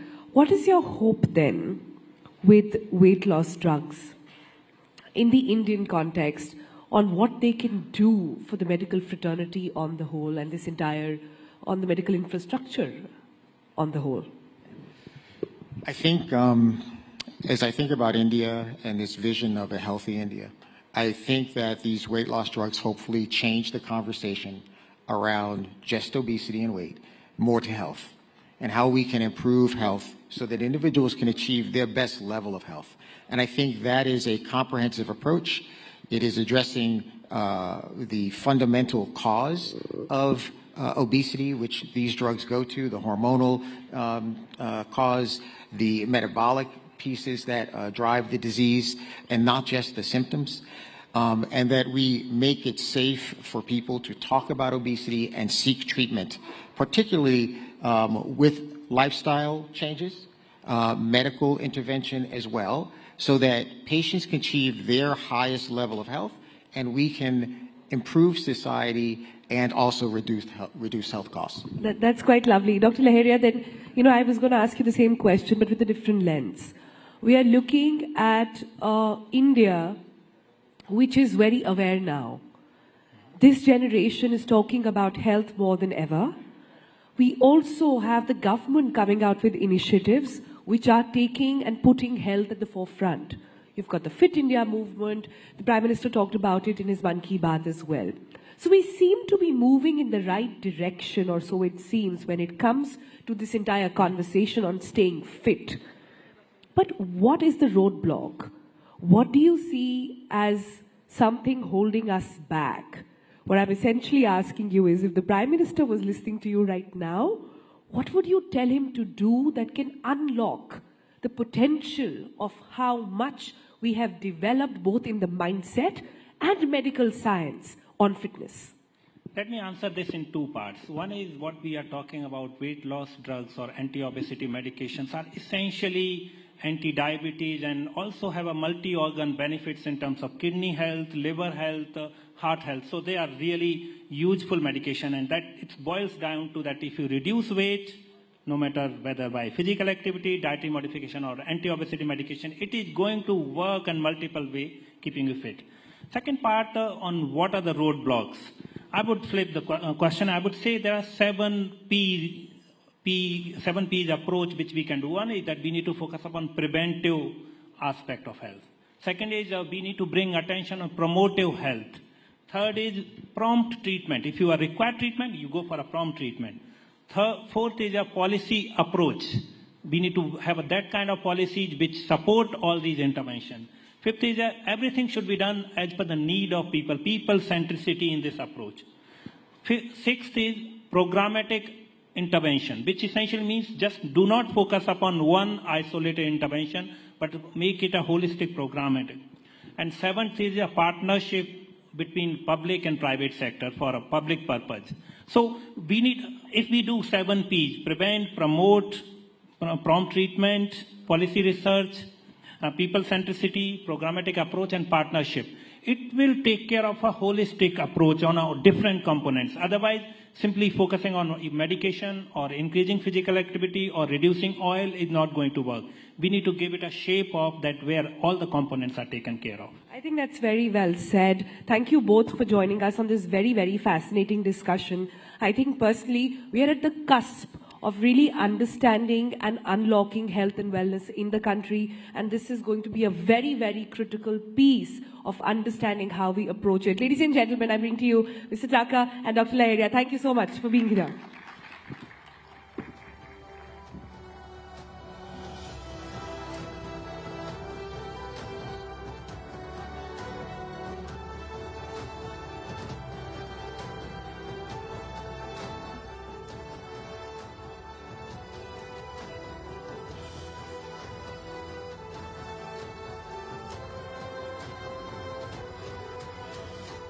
Thank you so much, gentlemen. Thank you, Sonal. This conversation indeed was a reminder of how any journey to losing weight must be undertaken in a healthy way. And now we get down to discussing two genius minds present amongst us here in the audience. Youngsters who have captured the imagination of scholars and mathematicians around the world. We're in for an incredible session today as we are about to hear from two extraordinary young minds who are redefining the boundaries of intellectual achievement. First, we have amongst us Vishwa Rajkumar, a 20-year-old memory champion who recently won the prestigious Memory League World Championship. Vishwa has set new benchmarks for whatever is possible in the world of memory sports.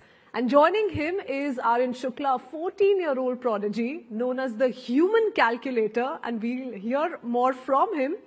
But he has amazed audiences worldwide with his lightning-fast mental arithmetic skills. Let's get ready to be inspired by two masterminds who are joining us here.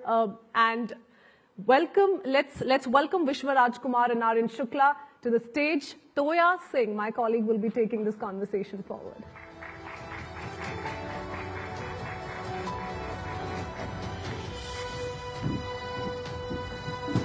All right, ladies and gentlemen, lovely to have you here. We have two young men with us, and the reason we're standing is because we're going to spend the first few minutes actually showing you something.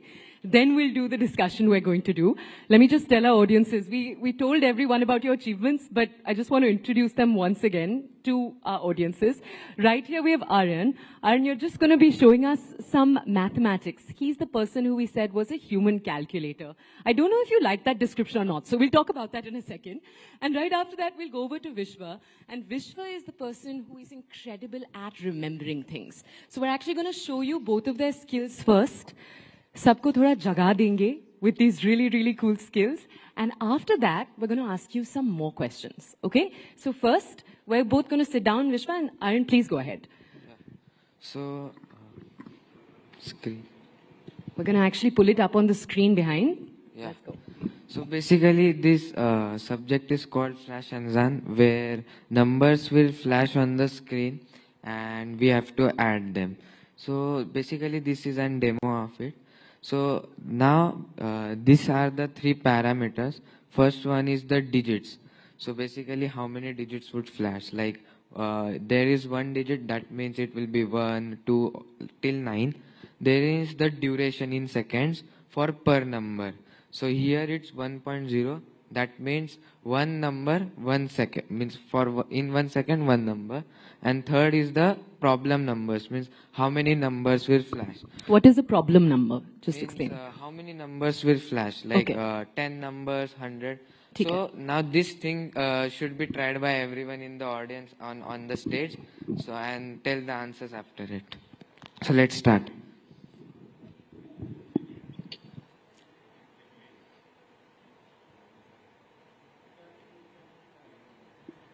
So we have to remember those numbers, add them, subtract them. He's concentrating. Yeah. So had anyone got the answer? Yeah. Love it.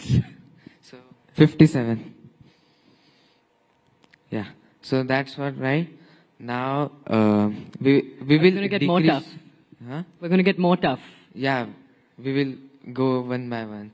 So now we have decreased here the duration, means 0.3 per number. In 1 second there will be more than 3 numbers. So now we will do it again. So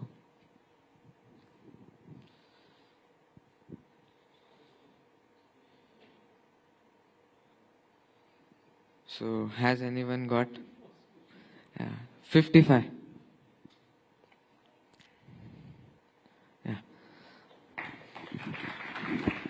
So now we will increase the digits. Means now there will be 2 digits like 10, 11 till 99. So let's start.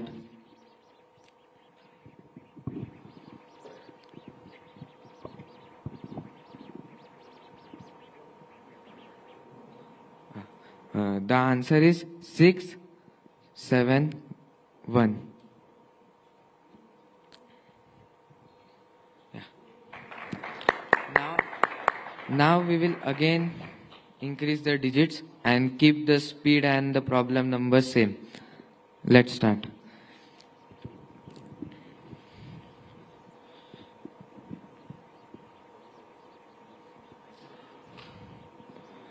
The answer is 4990. Let's compare. Yeah. So now we will show. So now we will again increase the digits, and here we will, instead of doing 10, we will do 100. So let's try.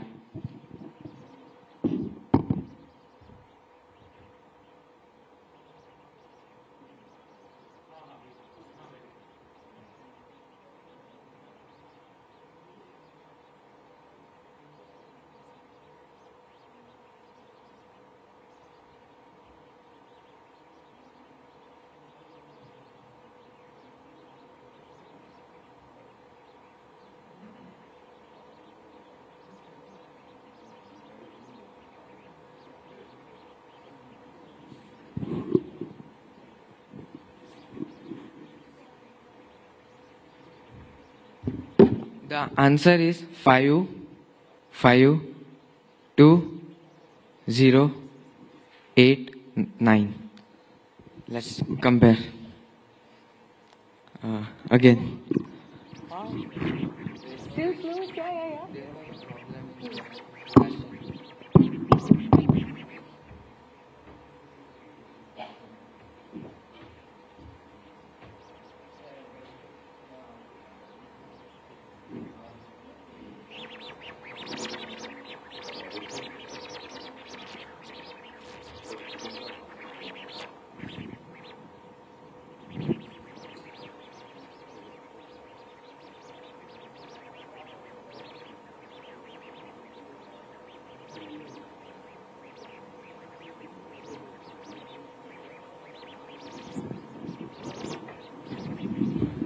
The answer is 560158. Wow.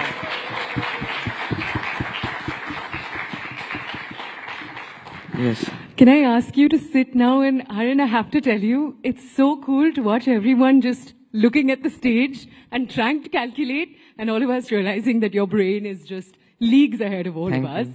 Now, someone who can, I don't want to say give you competition, because this is not a competition at all. But Vishwa, if we could now also see your skill, because it's a different set of skills. And then we're going to come back to both of you with more questions on how all of this works. And we're also, if anyone in the audience is blown away and has a question or two, we're going to try to leave some time for that. But Vishwa, please, if we could ask you first to also show, because Vishwa's skills are memory-based. So do you want to show us how your skills work? Yeah, we can.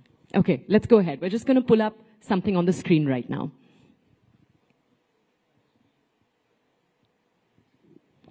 Okay, so on the screen, let me just check if they're ready. We're going to be pulling up a sequence of numbers. Wait, one second. Can you stand? Yeah, of course. Go ahead. Do what makes you comfortable. So before starting, I'm asking, how many digits can a person memorize within a minute or so? Shout out a number. Can you memorize anyone here 100 digits by just seeing them once? No, right? Okay. So as I'm on stage, I'll try to do a bit slow. But still, I hope it would impress everyone. Okay. Can we start? Yeah, okay.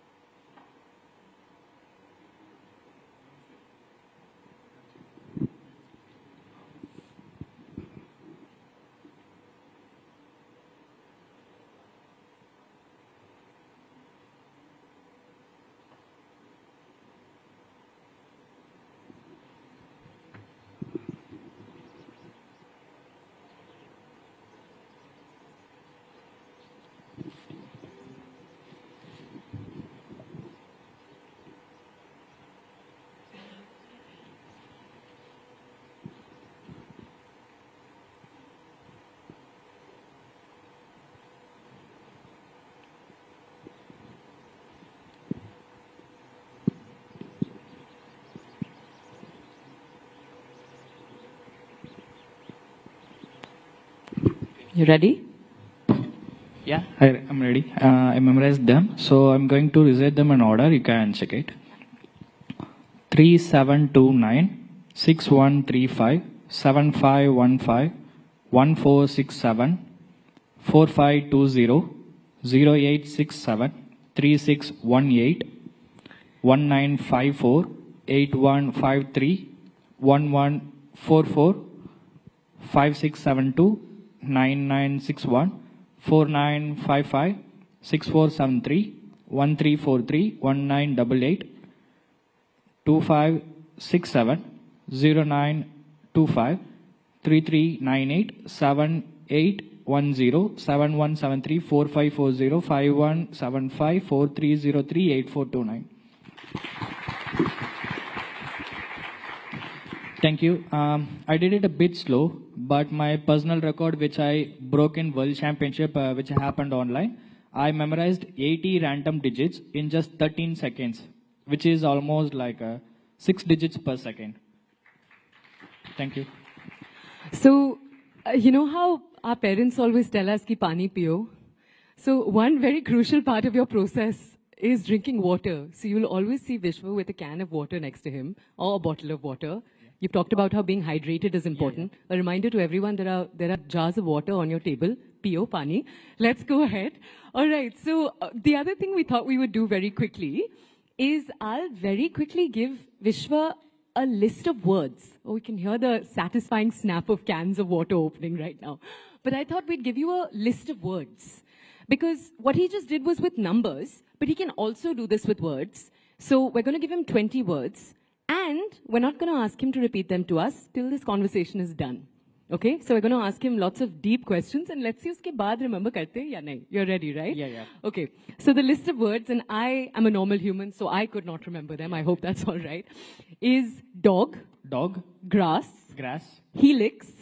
Heels. Helix. Like a DNA helix. Yeah, okay. Helix. Yeah. Chewing gum. Chewing gum. Rocket. Rocket. Flamingo. Flamingo. 54. 54.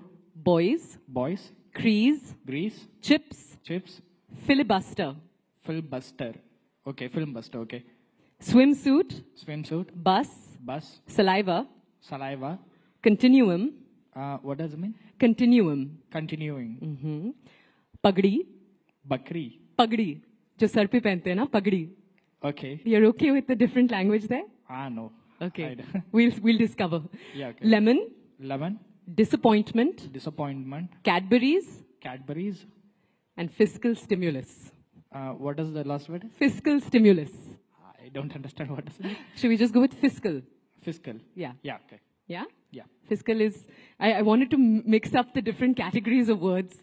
So let's see. ठीक है? अभी नहीं, at the end of this conversation. So we'll come back to him at the end. So let's come to both of you and ask you a little bit more. Now, Arvind, if we could come to you first to ask you a little bit about the technique that you use. So you couldn't see this, but he was turned there and he was actually moving his hands. And it looked like you were moving an abacus. Is that, an abacus is that wooden thing with beads on it. Is that what you were doing? Am I making, because I often see people in these championships moving their hands. Is that what's going on? Yes. So basically in Flash and Zan, we generally use abacus technique. Flash Azan is what it's called. I Yes. just wanted to repeat that. What Yeah. is that? Why is it called that? Flash means numbers flashing, of course. and Anzan means numbers. Huh. So it flash numbers. So it's in different language. In Arabic, Azan means numbers in Arabic. What language? Anzan, Turkish. Okay. So this basically abacus technique is used to solve Flash Anzan. Also, there are many techniques from Vedic maths and mathematics which are used to solve other subjects, which we'll be discussing about, like multiplication, square roots, division, calendar, and more. So tell me a little bit more about the Vedic maths. I want to double click on that. In the last few years, so by last few years I mean a decade and a half, India, you have tuition centers, for example, that will teach Kumon, which is one method. You have Vedic maths that's kind of re-entered into public life. Of all of these techniques, what's your process been to discovering them? So both your parents are here today. Did one of them guide you through that process? How did you decide ye karna hai? Because I just want to tell everyone here, he's 14 years old. So how old were you when you decided this is what I want to do? So from childhood, I love to play with numbers. So when I was of age of 6, I started doing mental calculations, learning mental calculations. So I started to learn these techniques. Means my parents taught me, or we searched about the many sources. Like these methods are easily available on many sources. So I started learning them, and then I learned and get a mastery, means not mastery, but started getting good at it. And then we searched about more competitions and the programs which happen, and then I started to take part in them, participate in that competitions. From 2018 I started doing that. Right, and you've also, so we haven't talked about what you've won, and you've been winning for a few years now. Yes. Let me just come back to you in a second. Vishwa, you have a very different, obviously what you're doing is a different skill, it's memorization. And he does something really cool. If I can give our audiences a breakdown, वैसे तो आपसे आना चाहिए. I'm not giving you a chance to speak. But what he does is he imagines a room or a house rather. Yeah. And in different rooms of that house, he stores different words. So मान लो आप याद कर रहे हो, and then it's like you're walking through the house. Veranda में कोई चीजें हैं. Yeah. Pathway में कोई चीजें हैं. That's how you remember the words. Is that a correct, like a map that you make in your brain? Yeah, exactly. So I can tell that if you're watching a film, will you ever forget what happened in the film? You won't be forgetting, right? So the same thing, if you read the same story in a history book, you'll be forgetting that easier. That's because you're visualizing the movie. So that's the reason you are able to remember that. That's because of your imagination. So whatever I memorize, I imagine them, make a story out of it, and then visualize in whatever place I want. I mean, I feel comfortable. Let's say my home. So let's say my home. So you told me 20 words, right? I imagined everything in my home. So that's how I remember. Okay, so here's my question. Our audience today that's sitting, if they asked you, how do we use this technique in our day-to-day? So let me give an example. Say I want to remember someone's birthday. Say their birthday is, I was thinking of Mahatma Gandhi's birthday for some reason automatically, but that's too easy for our audiences. Let's go with the 11th of October. 11th October. 1963. 1963. Walk our audiences through how they can get better at remembering. Okay. So I would say 11 looks like 1-1, right? So we can imagine 2 pencils. Imagine 2 pencils is kept here. And October is 10th month. So whom do we remember when we hear the number 10? Sachin Tendulkar. Oh, love it. Okay. Sachin is coming and picking up the pencils. 1963. So what do you remember when you hear the number 19? A young person about to become a 20-year-old. Okay. So I'm 21 right now. So I won my world championship when I was 20. So maybe let's consider me. So I was speaking to Sachin. Oh. Yeah. 63. I'm not getting anything related to 63, but I imagine a cooking set when I hear the number 63. So why a cooking set? I'm not sure, but when I started practicing, I used that. So imagine I was speaking to Sachin about starting a restaurant or something. So 2 pencils, 11 October 1963. But ek cheez batao, when you're turning towards the screen and remembering all those sets of numbers, what you were doing was coming up with different scenes that quickly? Yeah. Okay, that's incredible. I don't know if we feel like we can actually do that in our day-to-day. I hope we're feeling a little empowered because that was tricky to hear. I'll be honest with you. Tell me one thing. Do you ever have areas in your life that are hard to remember? I always find this interesting with geniuses, and I hope it's all right that I'm calling both of you a little bit, you both are young geniuses. Are there areas of your life that are actually trickier than a normal human would find them, for example? No, I don't feel anything harder to remember. I feel everything easier. Like it's not like anything is hard to remember. Yeah, anything is easier. Wow. And what about for you, Arvind? When it comes to doing maths, is it that maths comes easily and maybe there's another area, in the sciences or the social sciences that doesn't? Because before this we were talking, you love social sciences, which is very surprising to me. I was like, wow, so your brain works both ways. But is there an area where you find difficulty more than maybe your classmates? Yeah, means it happens like whenever, like for months I don't write like language or any language I don't study. So it happens that you cannot write properly and like.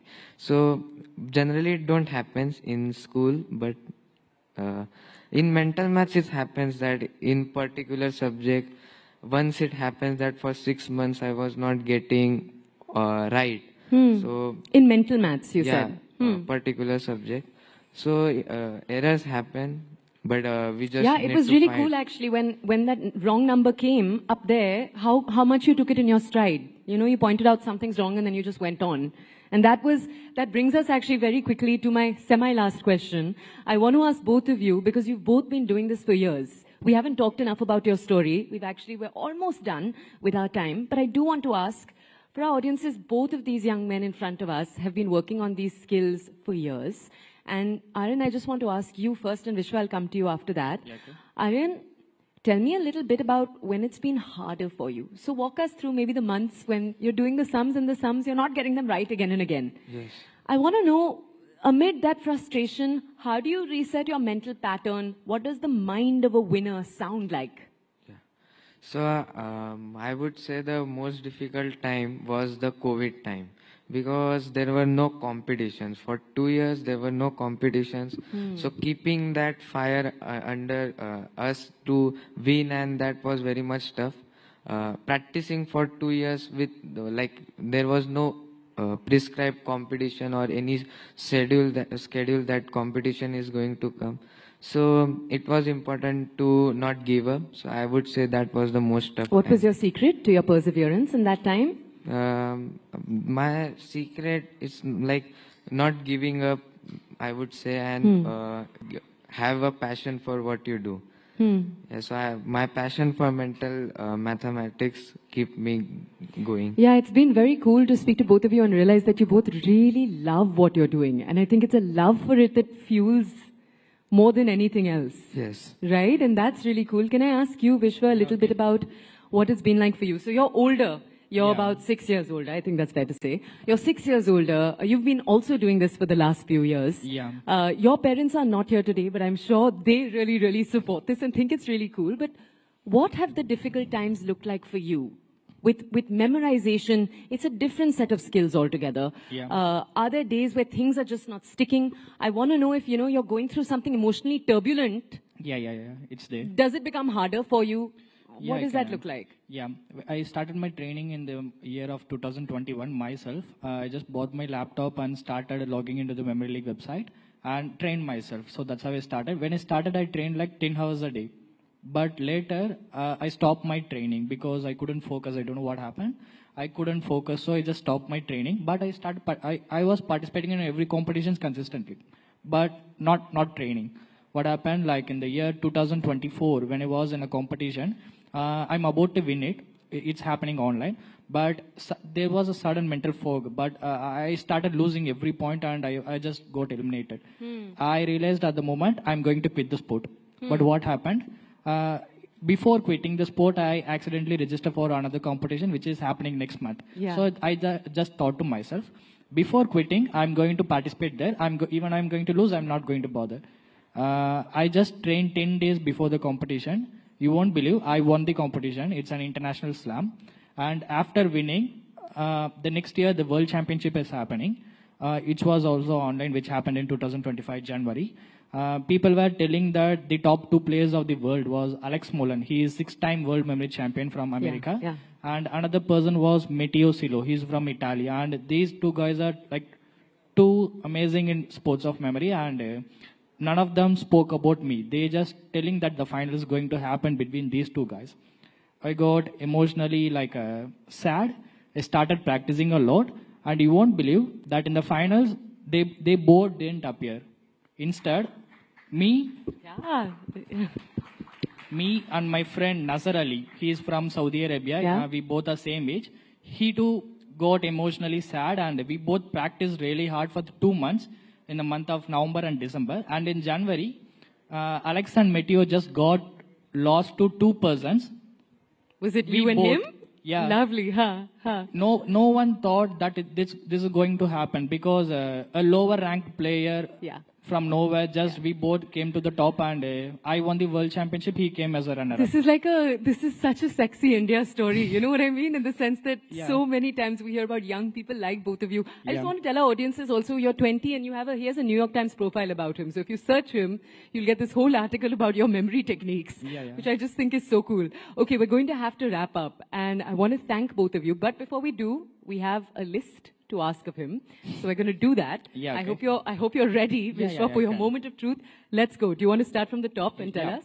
Dog, grass, helix, chewing gum, rocket, flamingo, 54 boys, grease, chips, flimbuster, swimsuit, bus, saliva, continuing, bugdy, lemon, disappointment, Cadbury's, and fiscal. Yeah, this is the fiscal stimulus.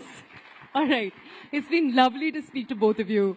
And I think I saw a hand up in the audience. We're going to have to be very quick. We just have a minute left. Please go ahead.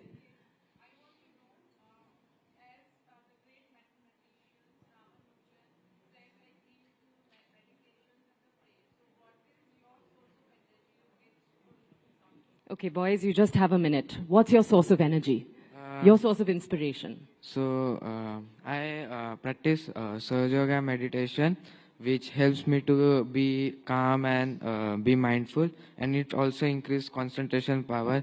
As we have seen that in flash and then you need to be very much concentrated, or else the number will be missed. So meditation, you said, Yes. is yours. And what about you? I'm not a focused guy, but what I do, whenever I go to a competition, I watch Virat Kohli's videos, so I get motivated from that. I was a bit aggressive myself. Before every competition, I watch his videos like 2 to 3 hours. I just get that mindset to myself, and I won't be giving up in any competition. So you get in the zone watching Kohli. That's incredible to hear. Both of you, thank you so much for joining us today. Thank you. It's so lovely to have your young energy, and just both of you are so confident, and that's what's been so inspiring to watch. Thank you, ladies and gentlemen. Thank you. Thank you.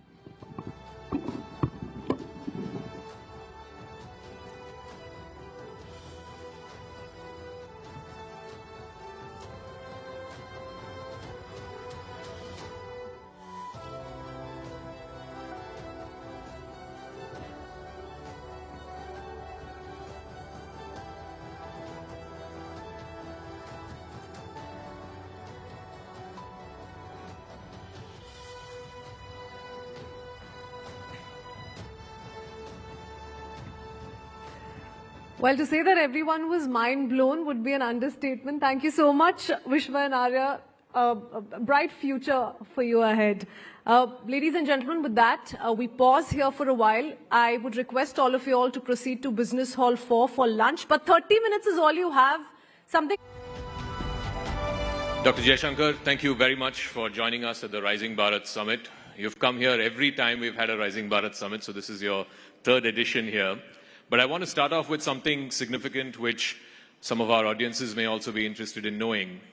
It is the number 2140. Does that hold any special significance for you? I shall enlighten our audience and maybe even enlighten you. That's the number of days that... This sounds like one of Elon Musk's tweets. That's the number of days he's been External Affairs Minister. He's the longest serving External Affairs Minister of India since Nehru. So we can have a round of applause for that. And what a time to be in charge of India's foreign policy. You look back at the last 5 years and 10 months now, it's going to be almost 6 years.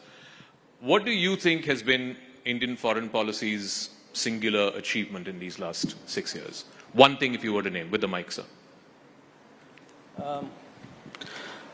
I would say, this is Bharat rising. So how do you manage the process of rise under extremely turbulent conditions?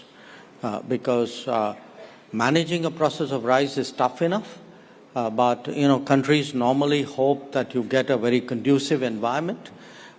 We've got as tough an environment as anybody could sort of no, not hope for. Not hope for. Anybody could actually imagine. And I think getting through that, just look at these last 6 years from a foreign policy perspective. You've had Ukraine, you've had the Middle East, you've had the whole Indo-Pacific turbulence, you had Afghanistan, you've had Myanmar, you've had COVID. You've had meltdown of various kinds, political changes in our neighbors. Actually the stresses and it's not just change. There have been big events, there have been fractures, there have been stresses, there have been surprises. So it's been as turbulent as it could have been. I do want to, so since you said it's been challenging circumstances, it's beyond what anyone could have imagined, let's address the elephant in the room, and that is the tariffs that have kicked in today. That's what our business editors have been telling us. The reciprocal tariffs have kicked in today. And first of all, I'd like to understand from you, what is your assessment, what is your reading of, what is going to be the impact of these reciprocal tariffs on India? What is India's strategy to try and deal with the fallout of it? If you could sort of, elucidate what your views are. I don't think it's possible to speak about what would be the impact because we don't know.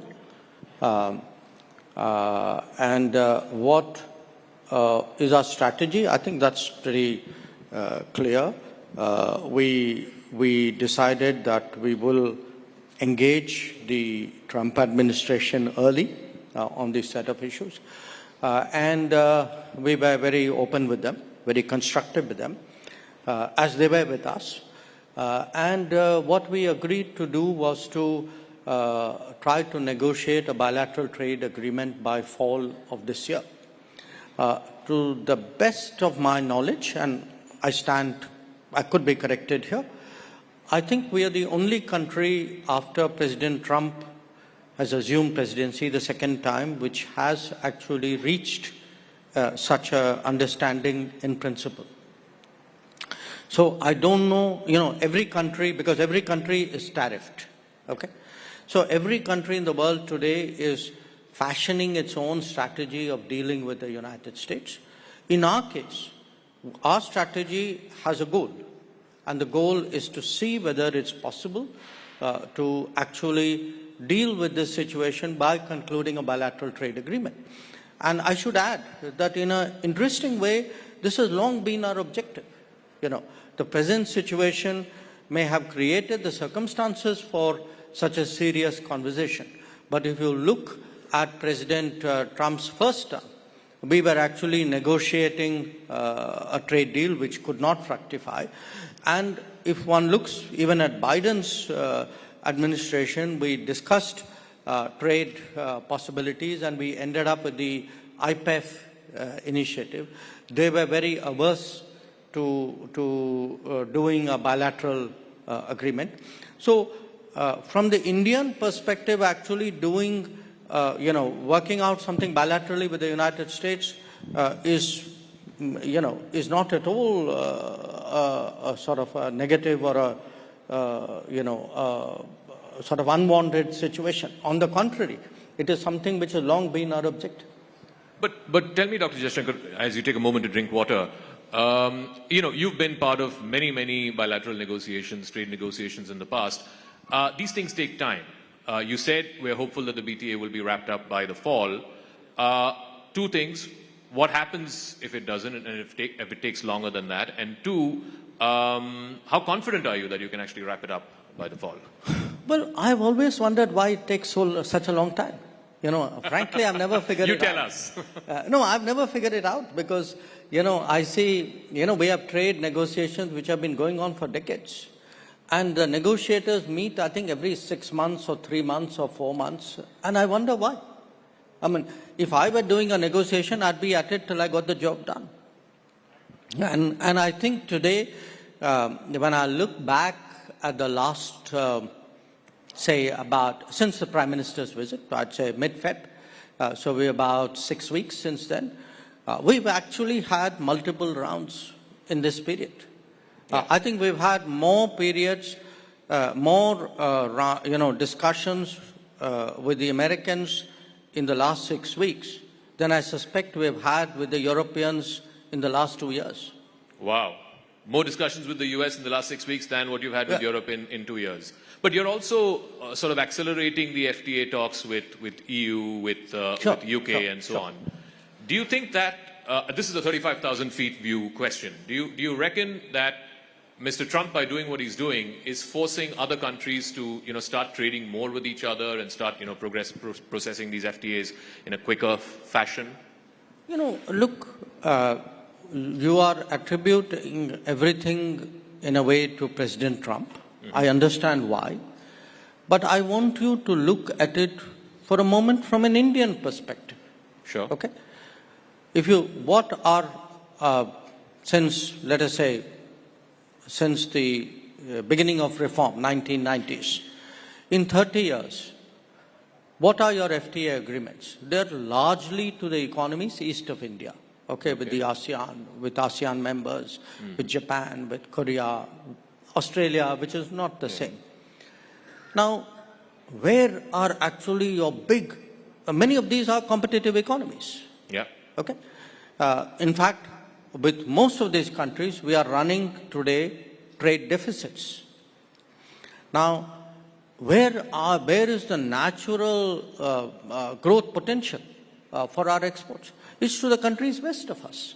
It's in the Gulf, it's in Europe, it's in the UK, it's in the United States, possibly in Latin America. And actually those are the agreements which have lagged behind. So it's been our endeavor, I can tell you. From 2014, for example, we've been pressing the Europeans saying, look, can we re-engage, because we had stopped engaging. Then after Brexit, we responded very quickly to the UK's interest in reaching an agreement. We see an opportunity in the current situation vis-a-vis the United States. These are, to me, really the priorities which we should be doing. We should be doing it in our own interest, not because some other president of another country says he's created a situation. I want to talk a little bit about Europe, because you had sort of become a bit of a lightning rod for them about talking about oil imports from Russia, saying how can you import from a country that's gone into war and invaded and so on. And you've laid out very articulately for India and for the rest of the world what India's position is. Now the same Europeans are scampering for an FTA with India. Do you see a double standard there? Or No. I think you're being unfair to Europe. Yes, you're being unfair to Europe. I think the Europeans were serious about an FTA earlier. It's just we haven't seen that kind of urgency. Maybe their way of working is different. So I can't expect everybody to be the same. So they take, typically they have taken much longer periods between interacting with each other. My point is that, Europe today, I think, realizes the importance of deeper ties with India and the relevance of the FTA for that purpose. We had in the end of February 21 European commissioners led by President von der Leyen visiting India. Very unique happening, not just for India, even for them. They don't normally do that. I think there's a very serious message coming out of Europe saying we want to move forward on this. We welcome it, we reciprocate it, and I'm pretty confident that just as we are seeing a very intense engagement with the United States, and by the way with the UK as well, I expect the pace to pick up with Europe. We have an aspirational goal. We'd like to close out the FTA this year, but when we get there, we'll see. I want to talk about the neighborhood. Last time you were here at the summit, the big concern, the big talking point was the relationship with China, and you had said that the relationship is not normal, and we need to deal with the situation at the border for the relationship to become normal. Now there's been a disengagement process. The Prime Minister has met with the Chinese President. You've met with your counterpart, I think, on a couple of occasions since then. How would you describe the state of the relationship with China? How far away from normal is it? Well, it's obviously better than the last time I was here. Sure. I think the disengagement, particularly the Depsang-Demchok, was important. We are now addressing, to some extent, issues on the border because there's been a force build-up over a period of years. But there were many other things which also happened during this period. Some of it was a collateral of the situation. Some of it was actually a carryover from the COVID era. For example, our flights, direct flights, stopped during COVID. They were not resumed. The Kailash Mansarovar Yatra stopped during COVID. It did not again resume. So I think there is work to be done. We are at it. We are, sort of trying to see whether a lot of this post-COVID and parallel to the border tension, the combination of these issues, how much we can progress on this. We are looking at it because at the end of the day, we have always maintained that the situation which we saw between 2020 and 2024 was not in the interest of either country. It was not in the interest of our relationship. And I think there is a recognition of that now. So it's on the road to being normal again? Well, I think we are moving in a positive direction. The problem with your profession is you want instantaneous transformation. The challenge of my profession is it's a very arduous and painstaking one. I'm glad that we are sticking to each other's respective professions. But, because there's so much talk around trade and because President Trump has made that the point of conversation, you referred to, we have trade imbalances with a lot of countries to the east, right? Is this, you reckon, an opportunity, again, academically speaking, an opportunity for India to look at some of those trade relationships and say that, these imbalances cannot sustain, just like America is saying that, an imbalanced trade relationship is not working for them?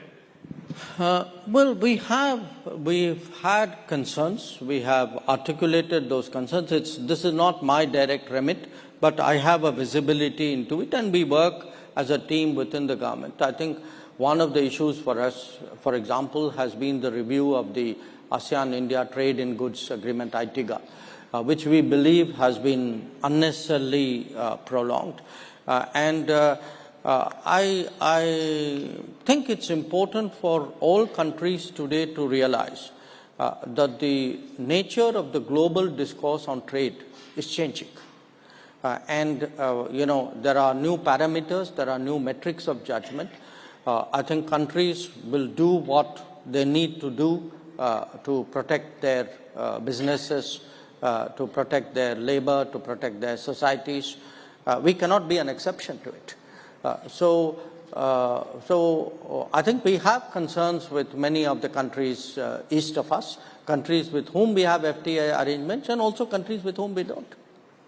Prime Minister was recently at the BIMSTEC summit. You were there with him. It's the first time that he met with the new interim leader of Bangladesh, Professor Yunus.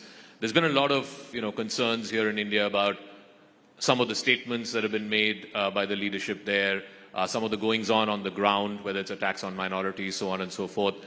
From within whatever you can divulge in the public domain, what did the Prime Minister tell Professor Yunus, particularly on this comment about India's northeast being landlocked and, Bangladesh being the gateway to the ocean, and also on the attacks on minorities, on both those issues? No, look, I think the main messages from our side, which came out at the meeting, one, that our relationship with Bangladesh, for historical reasons, is a very unique relationship. It's a very fundamentally a people-to-people connect. Much more so, perhaps, than any other relationship than I can think of. And that's something we need to recognize. So, it's not necessarily one of the government of the day. Secondly, we have concerns. We have concerns about the rhetoric which is coming out of people in Bangladesh. We have concerns about radicalizing tendencies we see. We have concerns about the attacks on minorities. And I think we were very, open about sharing those concerns. Again, as a country which, no country wishes Bangladesh well more than us. That's in our, I would say almost in our DNA, if you can say that. And as a well-wisher, as a friend, I think we hope that, they make go the right way and do the right things. And as a country with a, which has a democratic tradition, democracies require elections. That's how mandates are given and mandates are renewed. So, we hope that they go down that path.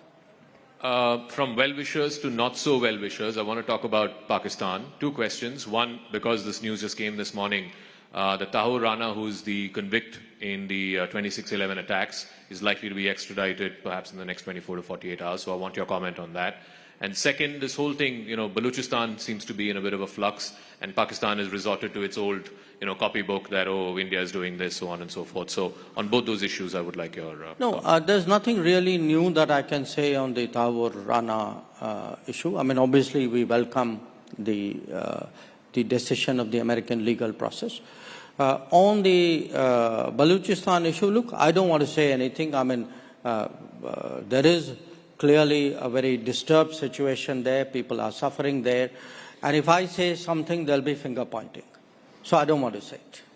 But just on the principle that, every time India says there is terrorism emanating from Pakistan targeting India, you're met with a stone wall. Look, Jaka, I don't have to say it. It's visible. Even they say it.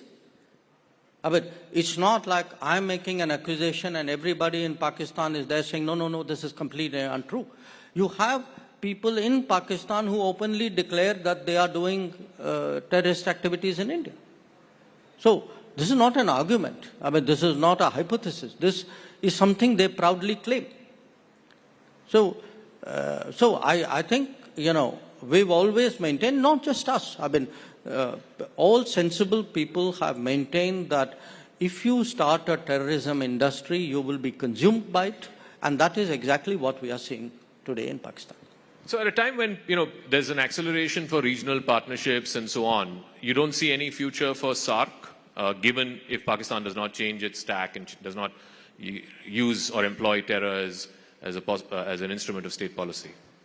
Well, let me pose that question to you. Would you be okay if we were nice to each other in the morning and I come and attack your house at night? Certainly not. Would you live with it? Certainly not. Then why would you even ask me that question? No, just in the context of SAARC. Let me also come to last few questions. The relationship with Canada. We've had a pretty, certain issues that plague the relationship in the last couple of years. There's going to be an election there soon in the next few weeks. Are you considering reinstating the Indian High Commissioner in Ottawa? Is there anything moving in that direction post the election? Look, again, I'm very cautious in anything I would say publicly about Canada. They're heading for elections. I don't want a remark become an issue out there in their politics.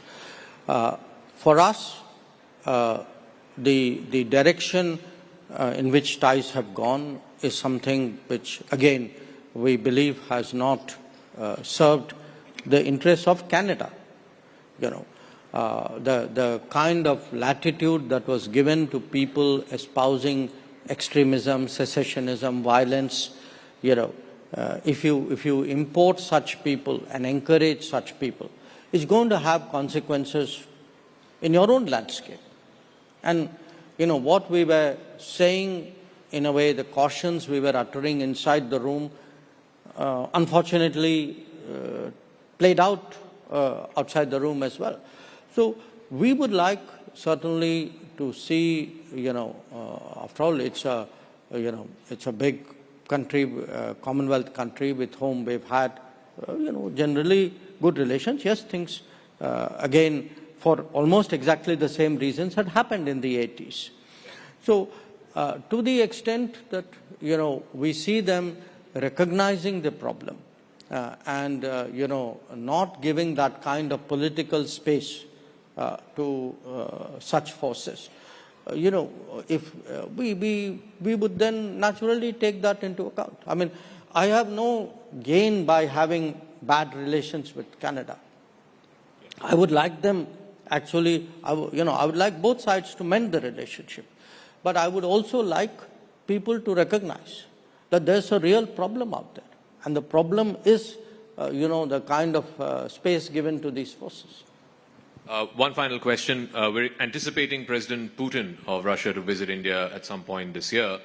In this new emerging global order where, President Trump wants to end the war, he's talking directly to both Russia and Ukraine, how does India figure in this emerging matrix? Because India is one of the few countries, yesterday the Prime Minister was here, India is one of the few countries that can speak to both Russia and Ukraine and has good relations with both. We've had a very, I would say, both a sensible position and a helpful position. Sensible in terms of very early on, we took the view publicly that this conflict cannot be resolved on the battlefield, that it was necessary for a return to dialogue and diplomacy, that it was important for the parties concerned to talk to each other, because that was not happening.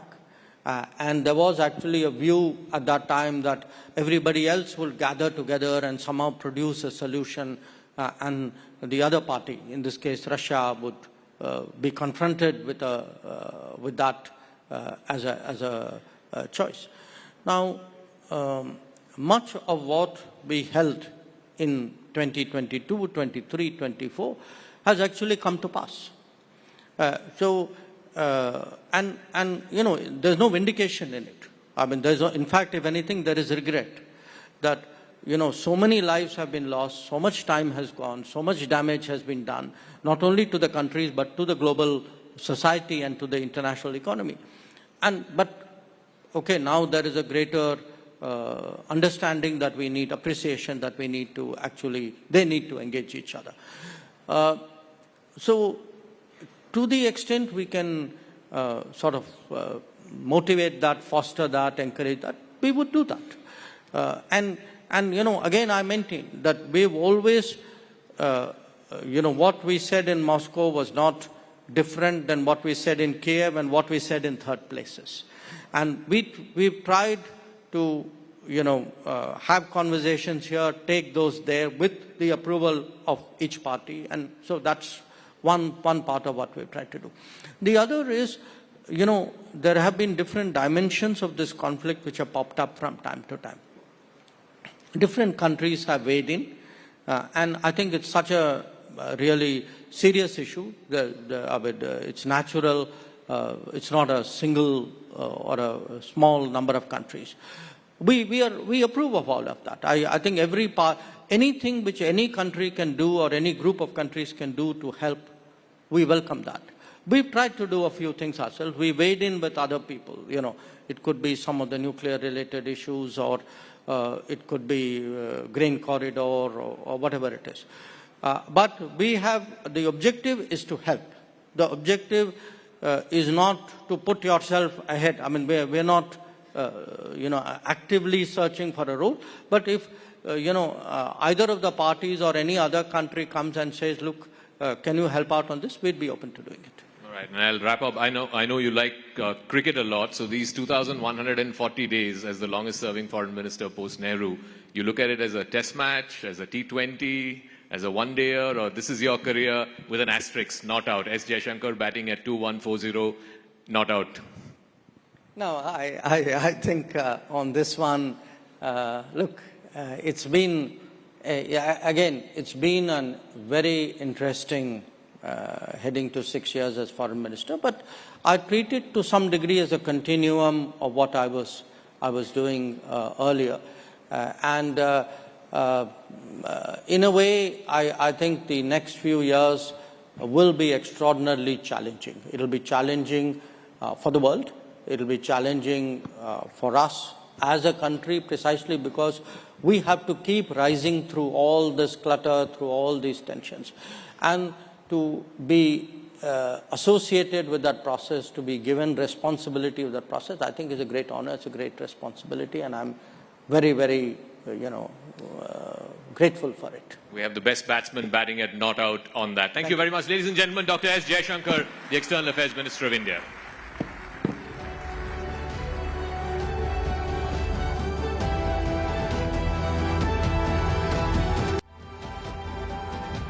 So Justice Chandrachud, one of the longest-serving Chief Justices of India, thank you very much and welcome to Rising Bharat.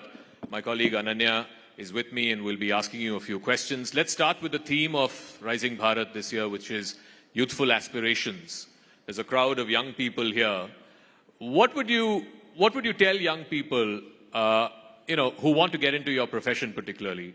At a time when, let's face it, you know, there's a challenge of technology in your profession, there is entry barriers, all kinds of things. People are saying lawyers won't be required anymore. What would you say to young people who want to make law their profession? The most important thing about the law is that it signifies a commitment to public service.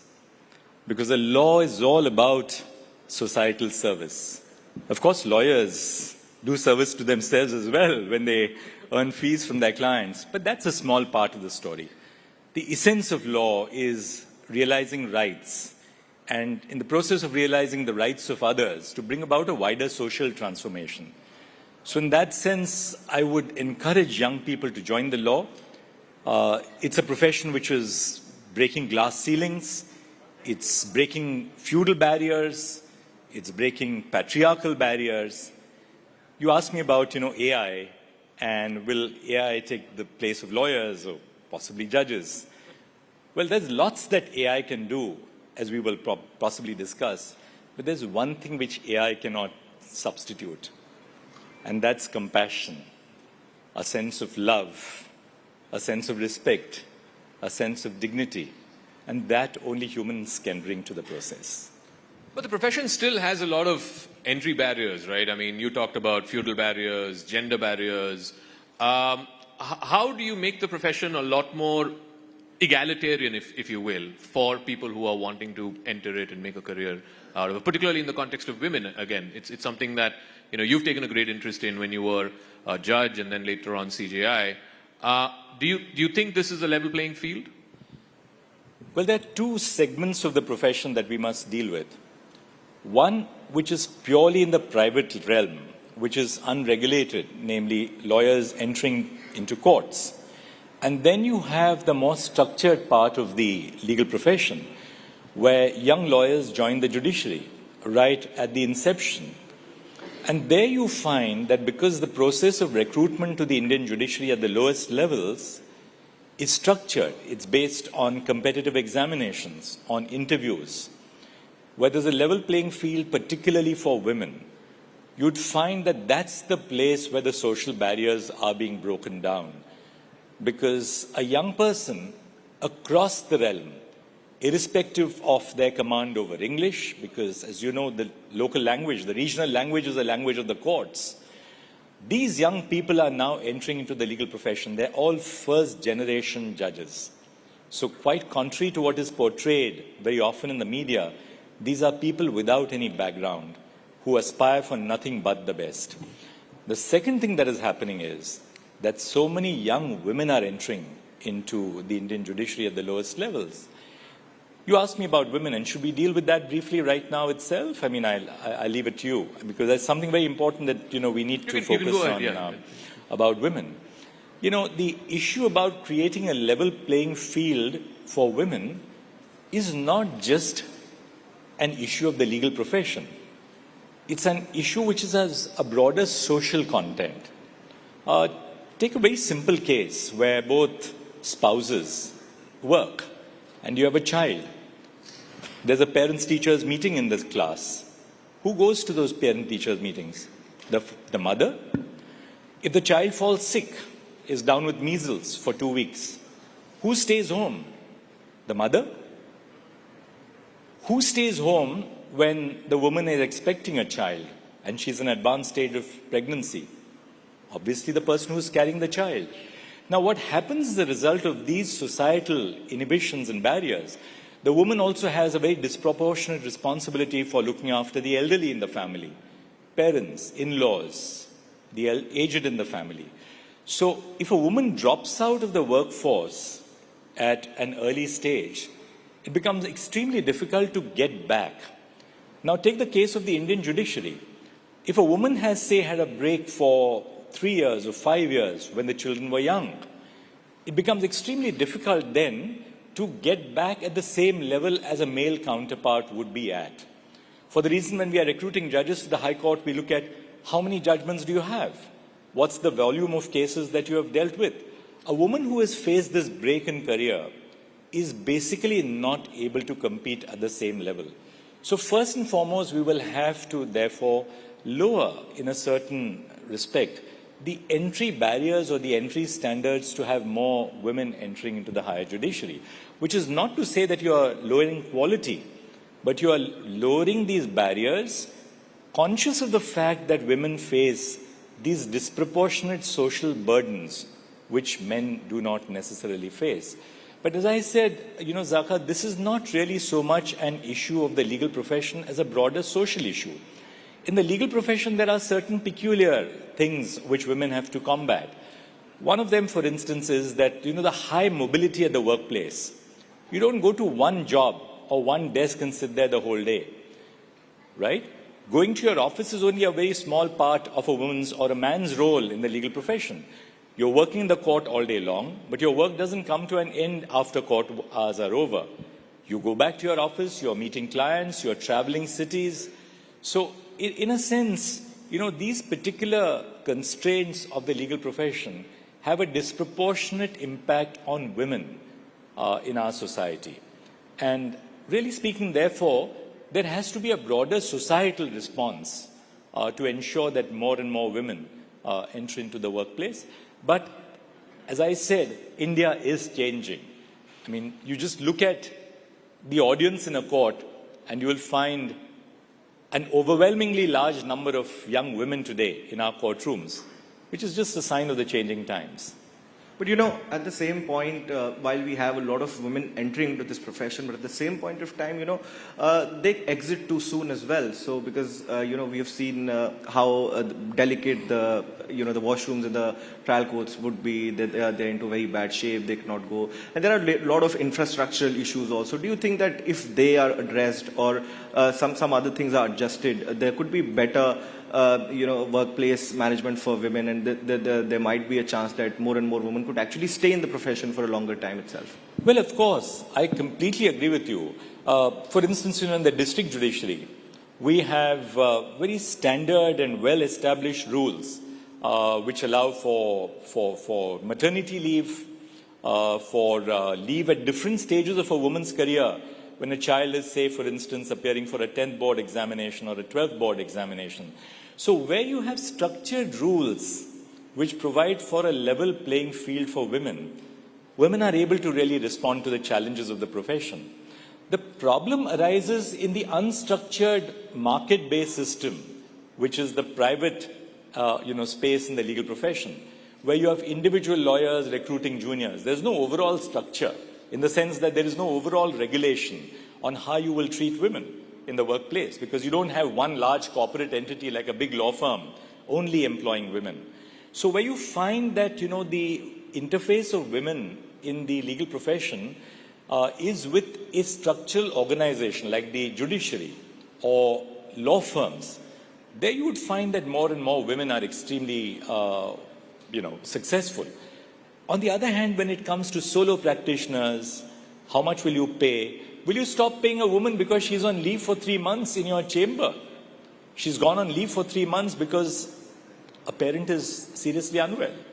A woman has gone on leave for 3 months because she has a child coming up to deliver. How do we ensure that, you have a more socially responsible and socially responsive legal profession? And that's therefore something which the law can do only to a certain extent. The law is not an answer to everything.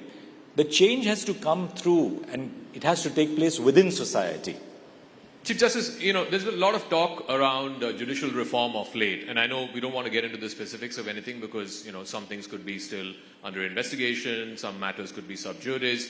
I just want your 35,000 feet view on judicial reform. Is it a good time to have this debate in this country? You were part of, various judgments which talked about judicial reform. There is a view that, something needs to be done. I want your 35,000 feet view on whether it is an apt time to have that debate in this country about whether some certain things need to be reformed in the higher judiciary.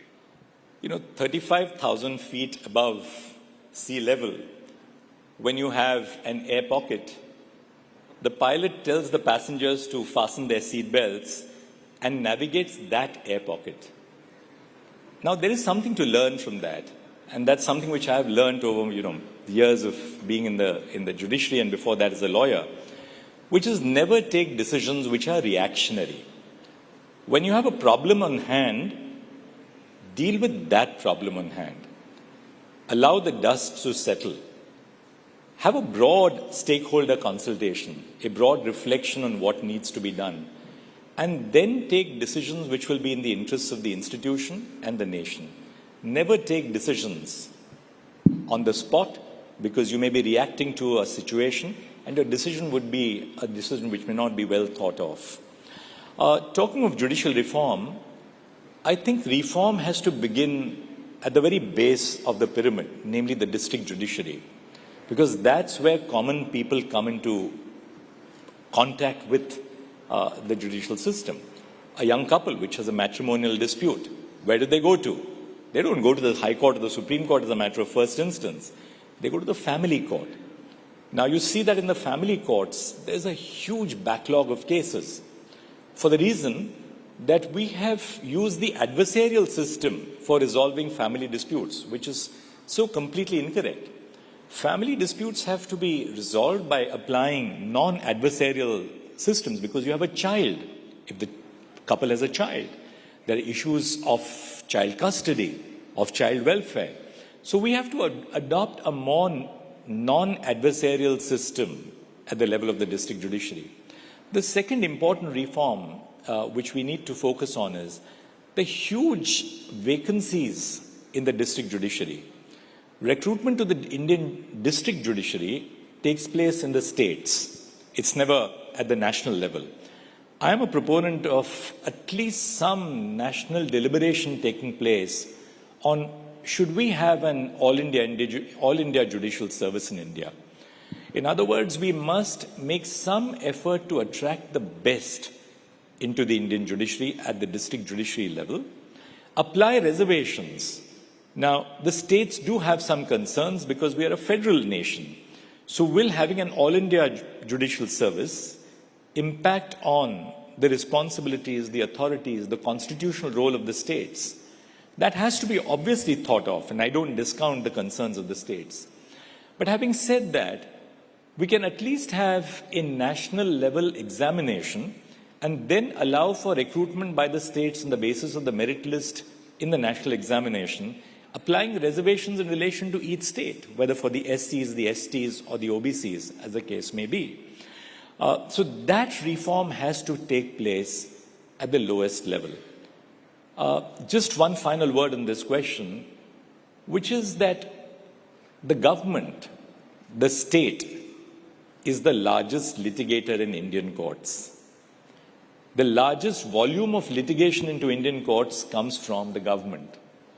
Now, I think the government has to rethink its policy on litigation and reduce the amount of litigation which governmental agencies take resort to. If that is done, you will find that more and more efficient means of resolving disputes take place. Unfortunately, we live in a culture of distrust where, the ordinary feeling is of every officer, say at the middle level or a senior level in government, go to court. If the court tells us to do it, well, we are protected because the court decided in a particular way. I think we have to answer that and allow for less and less disputes to go to litigation and allow for less and less disputes to go to trial. I saw, for instance, in the Supreme Court that every case goes to an oral hearing. Even a case where, say, 3 courts are in agreement with each other. We are probably one of the few Supreme Courts in the world where oral arguments are the predominant method of resolving disputes. Should we have reliance on oral arguments to that extent? Because they place a burden on the productive time of the courts. Then which are those cases where you should have oral arguments? Which are those cases where you should not have oral arguments? Some serious conversations across the nation on these aspects is necessary because we now have gathered experience over 75 years of the functioning of the judiciary.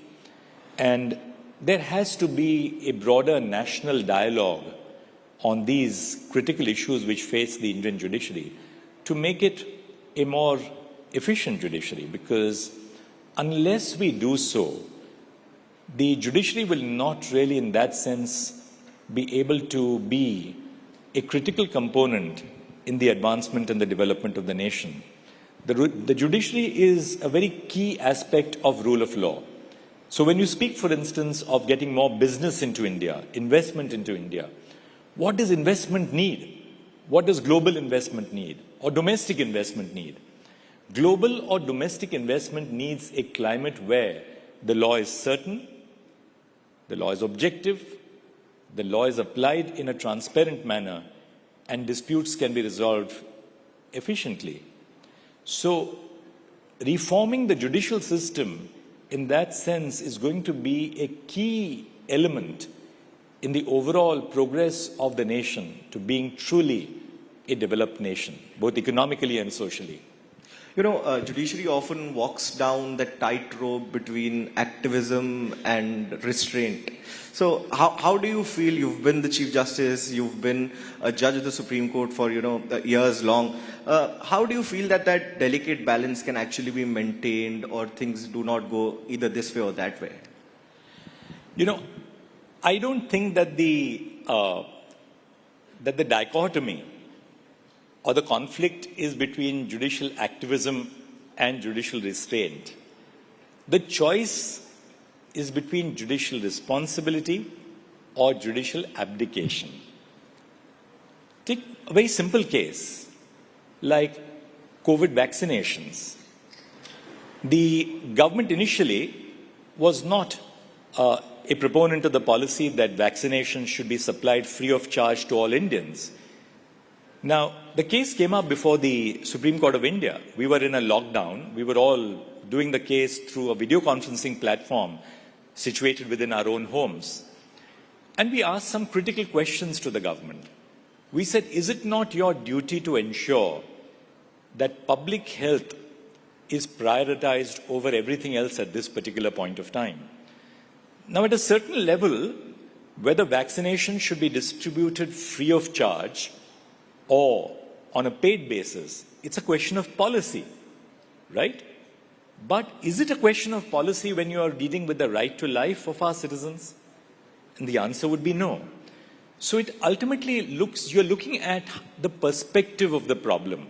And I gave you this particular case because I believe the Supreme Court had a very important role in getting the government to agree to a policy where free vaccinations would be distributed across the nation.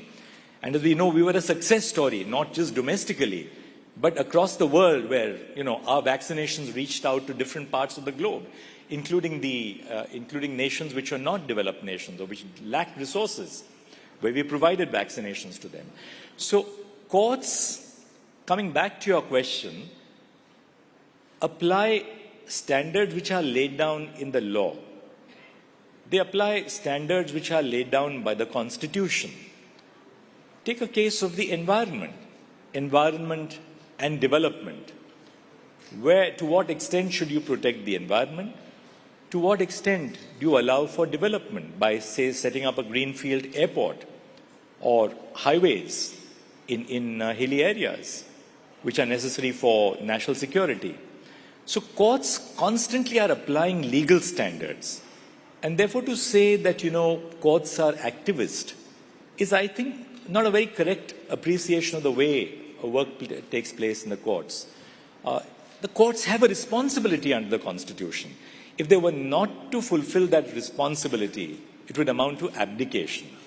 And therefore I said the question is of responsibility versus abdication and not really activism versus restraint. So I just wanted to follow up on that. You say that the choice between activism versus restraint is a false one. It's more responsibility versus abdication. There's also the balance that needs to be found between judicial, the right to fair reputation of a judge versus the right to transparency of the public to know what the judge holds, right? There is now a new move that your successor has made that all judges have to declare their assets. I know it started under you, and at the last time we met, I think you said 30 out of 35 judges have already declared their assets and put it on the website. Now he's made it mandatory for everyone. Do you feel there is a need in this country to restore full faith in the judiciary when it comes to the question of assets, when it comes to the debate that we're having about judicial reform, etc.? And how do you speak to that need? It's important to understand that right from, I believe, 2009, there was a resolution of the full court of the Supreme Court that all judges must declare their assets.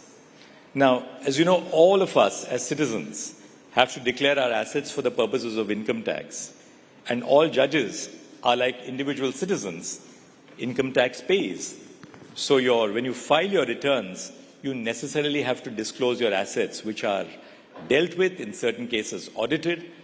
Now, the resolution which was passed by the Supreme Court of India was that declaration of assets by all judges, including the Chief Justice of India, is mandatory. Whether they should be put on the website should be left to each individual judge. Because there is more to be said on both sides of the picture. Should you have judges' assets declared on a website so that just anybody can scrutinize what kind of assets which you have? Or should this be subject to some level of responsible institutional mechanisms? What is the purpose of declaring your assets? To identify whether a judge has recorded a sudden spurt in the assets during the course of the judicial career. Now, does putting that on the website necessarily pursue the aim of transparency? Or does it only give an opportunity to social media to pick up a judge and target a judge, not knowing where those assets came from? You have judges, for instance, let me share with you. You have judges who have come to the Supreme Court from the district judiciary who have been salaried employees from the first day of their joining the judiciary.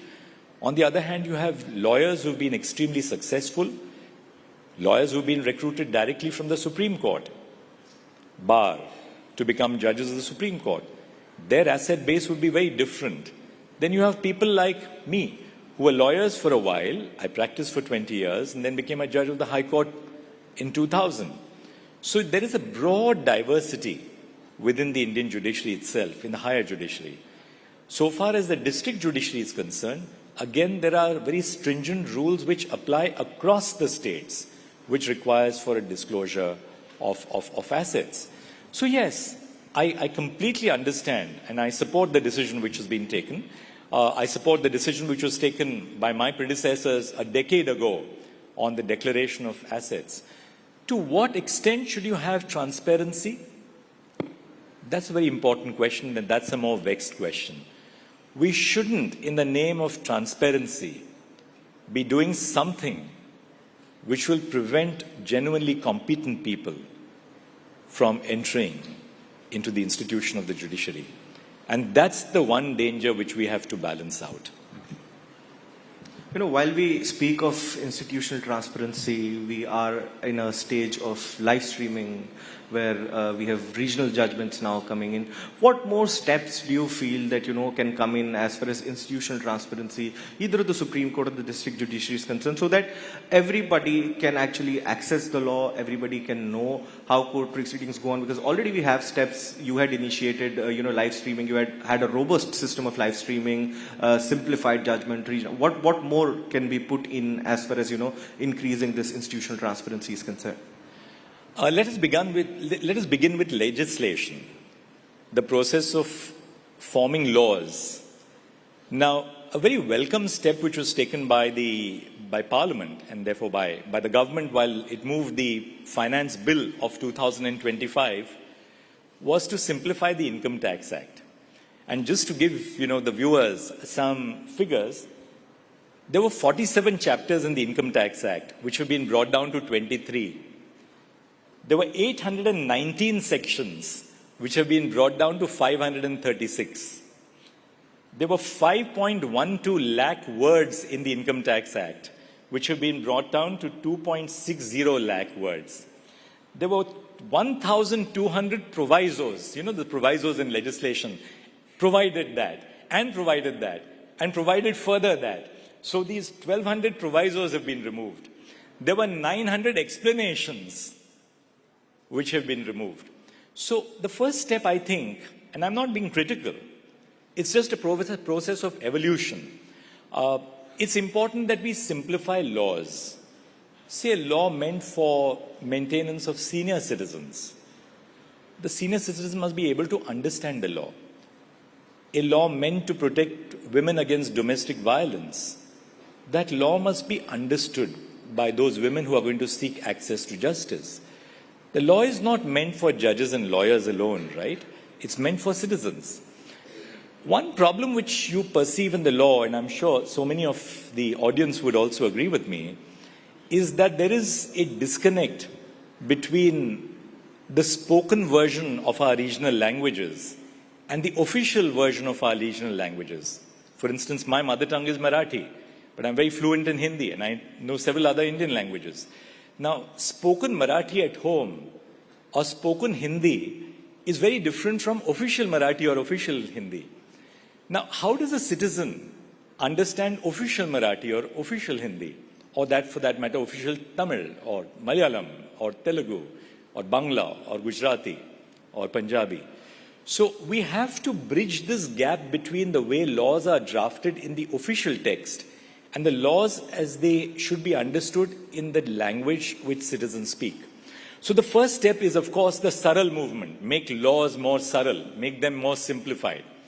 The second, insofar as what the judiciary should do. Now, I must share with you one of our initiatives when I was Chief Justice of India.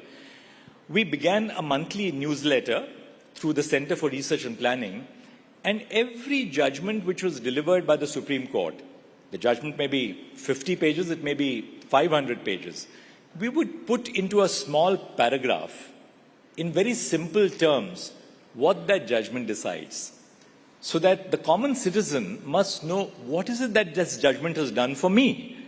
That is something which we have done. Almost all the important judgments from independence, we tried to pick up the most important among them, simplify them, and to put them on the website of the Supreme Court for allowing for citizens to understand what the content of the judgment is. Because, and the third and final thing, which is that the language of judgments has to also be simplified. You know, legal language is extremely complex. It's all jargon. There's so much of Latin, audi alterum partem, or, you know, nemo judex in sua causa. Good heavens. Citizens are not concerned with, you know, Latin of some bygone age. Or you have words like thereunder and whereunder and heretofore and hereinafter. Stop using these kind of words. I think we need to simplify the way we write, because who do we write for? You write for citizens. And therefore, language has to be a lot more simple. It's extremely difficult to be simple. It's very easy to be complex. So, you know, that's one thing that we need to do. Final thing, live streaming. You know, live streaming, I think, has been a very critical part of our outreach to citizens. Live streaming of court proceedings has taken the work of particularly the Supreme Court and the High Courts to the homes of Indian citizens. It's also, you know, democratized access to justice. A citizen across India, a citizen sitting in Meghalaya, can appear and watch proceedings before the Supreme Court. When we had the Lok Adalat, we had citizens all over India watching what we were doing in the Lok Adalat. So it sort of allows for citizens to participate in the work of the courts. I do want to ask you, you know, the Supreme Court recently delivered a judgment, you know, upholding the right to freedom of expression, particularly in the context of comedians and poetry and satire and so on. So you have that on the one hand, and then you have, and earlier on in one of the answers you talked about how judges are at the receiving end of social media criticism, right? And you have been a victim of that as well. One day you're celebrated as a poster boy of liberalism, the other day you're criticized because somebody didn't like a judgment that you wrote. How does one balance the two? The larger debate about freedom of expression and, you know, should it be absolute or not? And two, what do judges do when you're at, I mean, this is the day and age that you live in. You are, whether you like it or not, you know, subject to social media scrutiny. There are things you cannot say, but, you know, your image gets tarnished. So how does one draw the balance? Speaking for myself, free speech and a marketplace of ideas is critical to Indian democracy. And that's why the framers of our Constitution incorporated Article 19(1)(a) into the Constitution. Freedom of speech and expression is non-negotiable. And that's why we are here today on this platform, because our society, our Constitution allows for this discourse. Now, when you have discourse, that discourse is not going to be as civilized as, say, the discourse in a rational forum. Sometimes the discourse can be very pungent. But my own take is that so be it. Let people decide. If you don't like a movie, don't watch it. You don't like a book, don't read it. Nobody compels you to watch a movie. Nobody compels you to read the book. The danger arises when you have prior censorship. And that is the danger to the freedom of speech and expression, which you had, for instance, in the emergency. But having said that, we have robust law. We have robust law in India which deals with issues such as obscenity, defamation, causing hatred between religious groups or religious communities. And our laws, I believe, are robust. Now, the process of creating the infrastructure for implementing the laws is a different thing. And that needs to be strengthened to make these laws more effective. You have cases of excess. Some of them we have been seeing in the recent past. But then how do you deal with, say, someone who abuses the right to free speech? I think that is more vexed. And my take is that allow the existing law to deal with these cases if there's a breach of law. Let's not get unduly sensitive about someone who says something which is perhaps not appropriate. And speaking for judges, what should they do for all the criticism which they have to encounter? Should I tell you my genuine answer? Yes, please. The answer is perhaps a little, it's symbolic. Judges just need to use the gym more often and to have a better workout. Why? You must have robust shoulders. Ladies and gentlemen, former Chief Justice of India, D.Y. Chandrachud. Thank you very much, sir, for joining us on Rising Bharat. Thank you.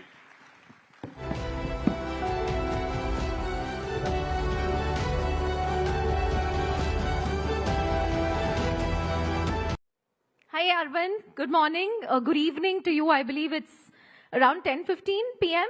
at your place. That's right. That's right. Yeah.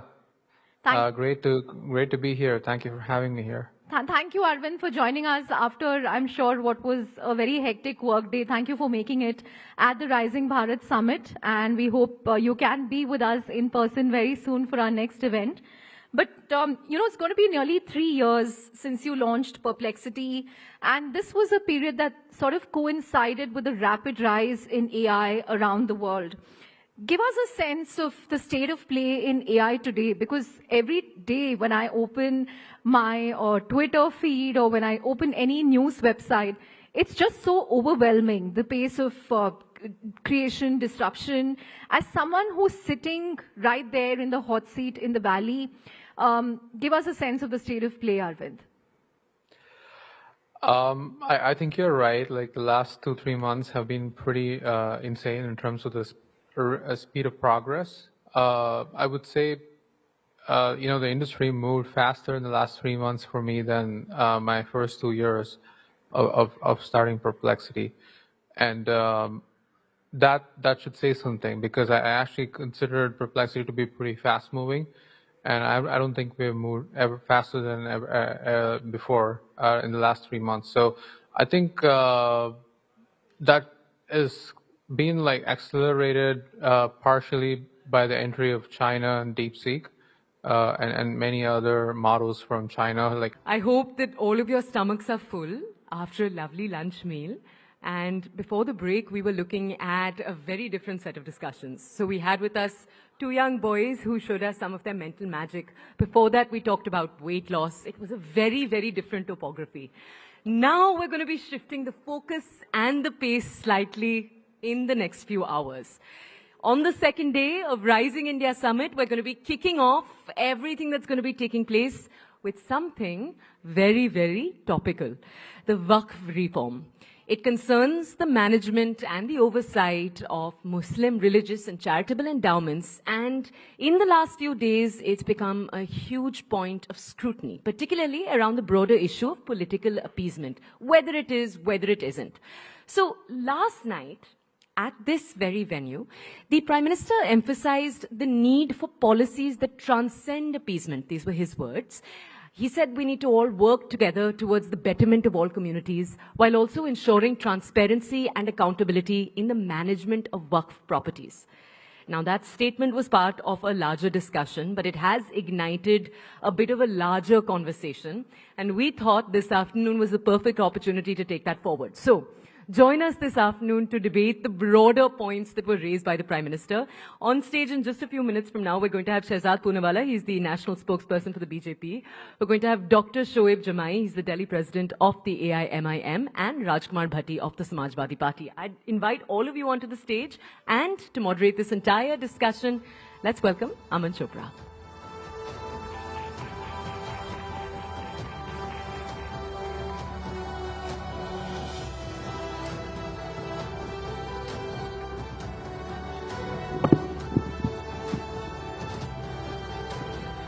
तो देखिए, कल प्रधानमंत्री नरेंद्र मोदी ने वक्फ पर चर्चा करते हुए एक बात कही। प्रधानमंत्री ने कहा कि जब भारत आजाद हुआ तो भारत के साथ, भारत से पहले, भारत के बाद कई देश आजाद हुए, लेकिन भारत को आजादी बंटवारे के साथ मिली। ये प्रधानमंत्री के शब्द थे कल। उन्होंने इसके पीछे वजह बताई कि तुष्टीकरण का बीज आजादी के वक्त ही बो दिया गया था। लेकिन जो सबसे महत्वपूर्ण बात शहजाद उन्होंने कही, वो ये कही कि आम मुसलमान अलग देश के पक्ष में नहीं था। आम मुसलमान अलग देश के पक्ष में नहीं था।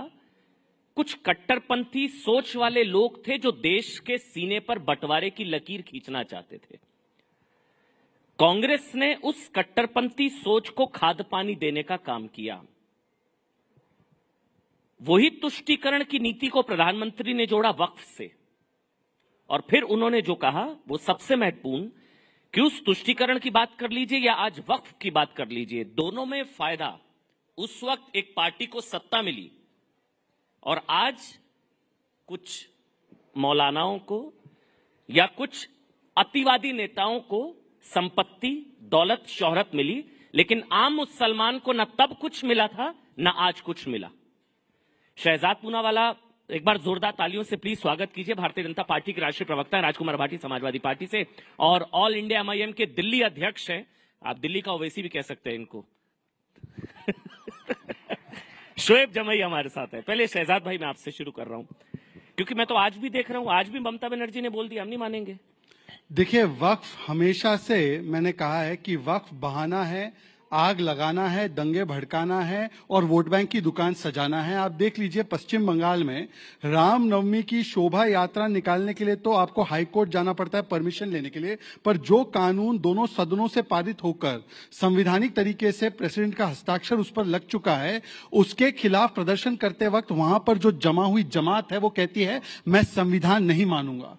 आगजनी करते हैं, पुलिस पर पथराव करते हैं, और आज भी उनका बयान आते वक्त मैंने देखा है, एक ने कहा है कि ऐसा डंक मारेंगे आपको कि आप सभी लोगों को भगा देंगे इस देश से। डंक मारेंगे। अच्छा। अब पता नहीं कि वो अपने आप को सांप से अपनी तुलना कर रहे हैं या किसी और जहरीले प्राणी प्रजाति से अपनी तुलना कर रहे हैं, परंतु ये बीज बोने की जो भावना है विभाजन के। अब देखिए, वक्फ में वैसे तो ये दोनों लोग कहते हैं संविधान की बात है, तो वक्फ में जो अतिक्रमणकारी ताकत है कि जो संपत्ति आपको ठीक लगे, अपनी लगे, तो उसको डिक्लेयर कर देना वक्फ की प्रॉपर्टी सेक्शन 40 में।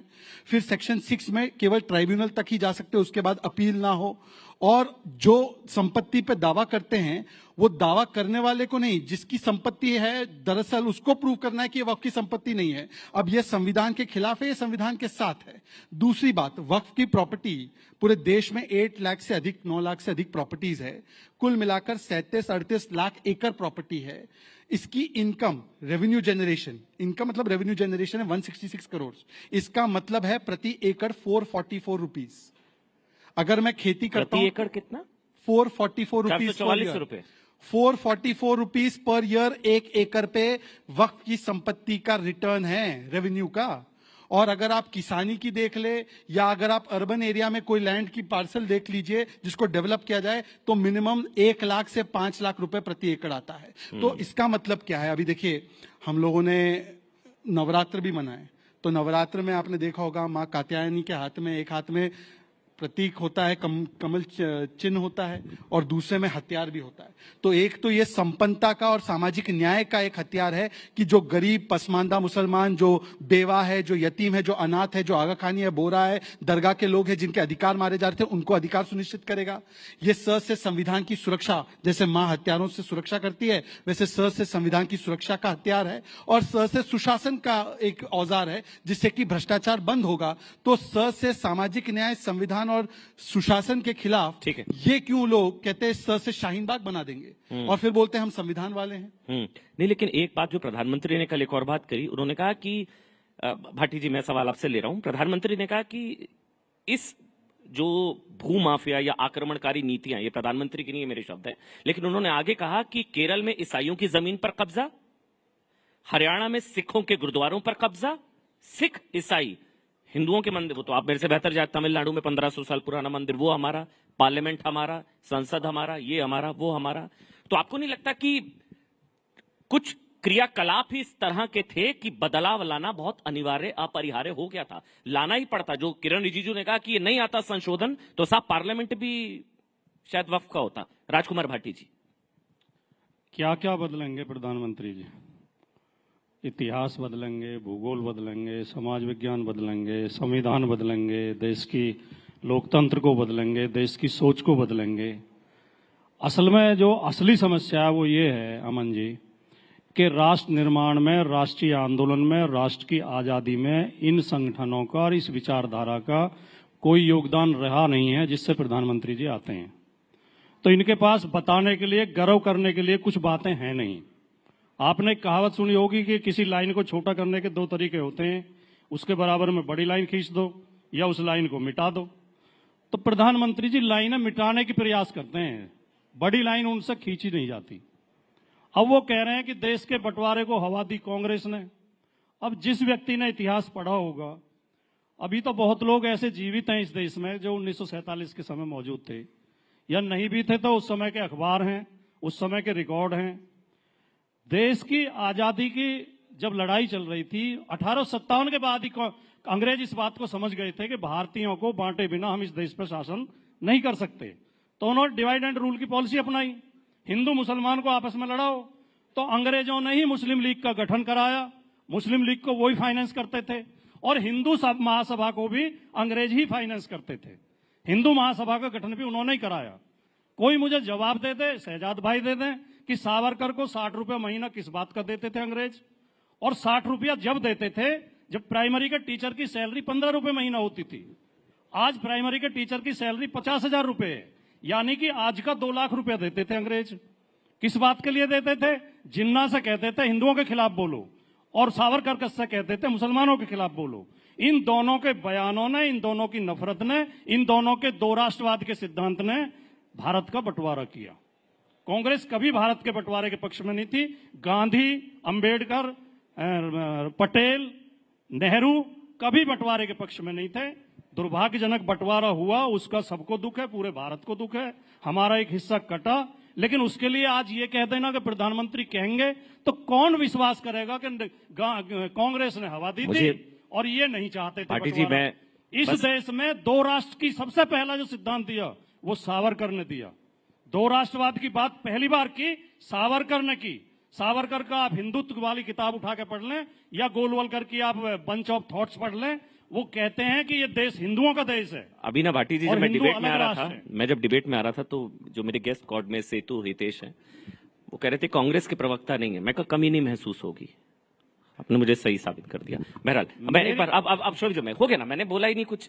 आपकी दोस्ती इतनी गाड़ी है कांग्रेस के साथ, कांग्रेस पूछ नहीं रही है आपको, और आप कांग्रेस के बचाव में आप ऐसा मैदान में उतरे हैं प्रभु, कांग्रेस के सम्मान में आप ऐसा मैदान में उतरे हैं कि कांग्रेस भी कहेगी इतना तो हम अच्छे नहीं जितना भाटी जी बता रहे हैं। बहरहाल एक बार शोएब जमाई, कानून तो मानना पड़ेगा शोएब भाई, कानून तो मानना पड़ेगा ना। ममता बनर्जी कह रही है हम नहीं मानेंगे, आप भी शायद कहते हैं हम नहीं। कानून तो, संविधान से ऊपर तो कोई नहीं है ना शोएब, संविधान से ऊपर तो कोई नहीं है ना। देखिए ऐसा है कि झूठ को जो है ना भव्यता मिल गई है।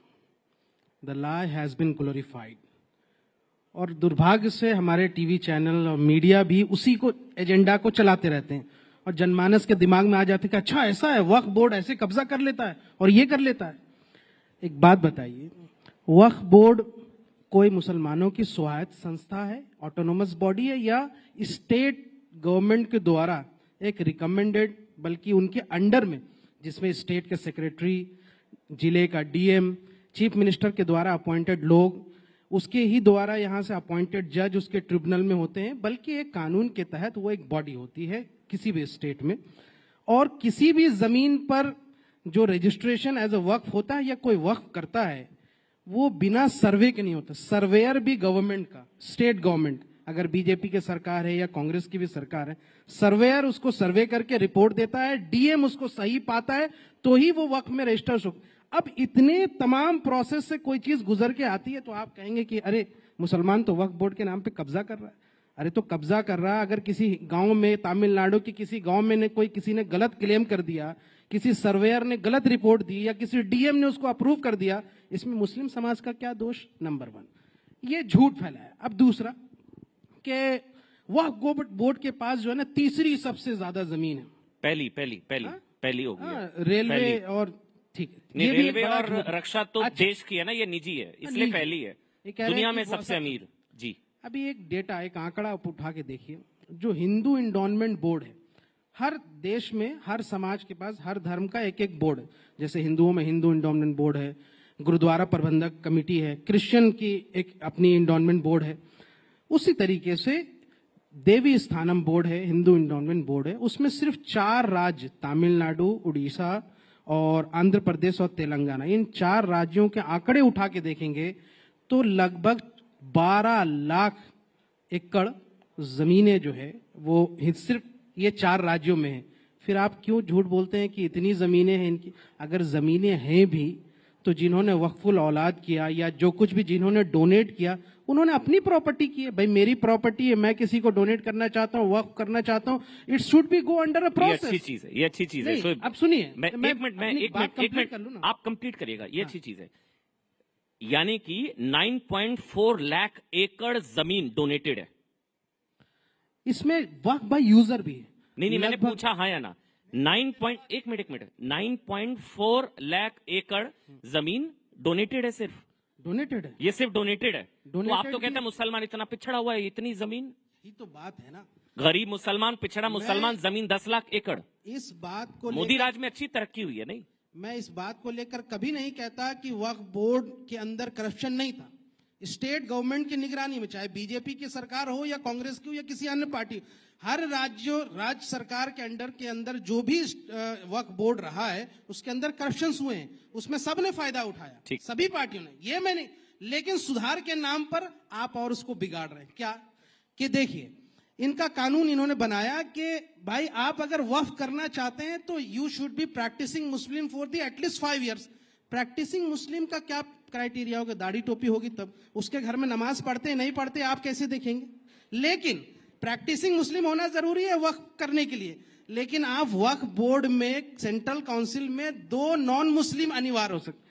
कोई हिंदू वक्फ नहीं कर सकता, लेकिन बोर्ड मेंबर में होंगे और स्टेट में होंगे। ये गजब का कानून। अच्छा, इसी बात को 1955 में और 1995 में जो संशोधन हुए थे उसमें ये था कि वक्फ बोर्ड में सिर्फ मुस्लिम ही वक्फ कर सकते। लेकिन 2013 में एक संशोधन आया था जिसके बाद ये तय हुआ था कि नॉन मुस्लिम भी वक्फ कर सकते हैं, डोनेट कर सकते। और उसको कौन समर्थन किया था? लाल कृष्ण आडवाणी जी, सुषमा स्वराज जी, बीजेपी ने ओवरवेलमिंग ये से जो है सपोर्ट किया था। आज इनको लगता है कि शहजाद पूनावाला आप उनसे बड़े नेता हैं, मोदी जी, योगी जी, क्या आडवाणी जी से और सुषमा स्वराज जी से बड़े नेता हैं? अरे तय कीजिए ना भाई, झूठ कर रहे हैं। तो मैं ये कह रहा हूँ कि लाई हैज बीन ग्लोरिफाइड। झूठ ये जो जनमानस के दिमाग में लाया गया। शोएब कॉन्क्लेव है, एक करके बोलेंगे। आपने अपनी बात रखी, आप अपनी बात, मामला नहीं है बिल्कुल। मतलब हिंदुओं से जमीन लेने में दिक्कत नहीं है, लेकिन हिंदुओं को बोर्ड में शामिल लेने से प्रॉब्लम है। बस हो गया। अब शहजाद बोलेंगे, एक करके प्लीज। शहजाद, वक्फ के अतिक्रमण को हटाने के लिए एक एक करके बोलेंगे। वक्फ के अतिक्रमण को हटाने के लिए तो कानून है, डिबेट में अतिक्रमण कोई कर ले तो बेचारा पसमानदा कहाँ चला जाए।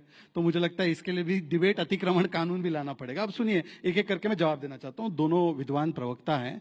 राजकुमार भाटी जी ने पहले शुरुआत कर ली कि सावरकर जी ने 2 नेशन थ्योरी की कल्पना की थी।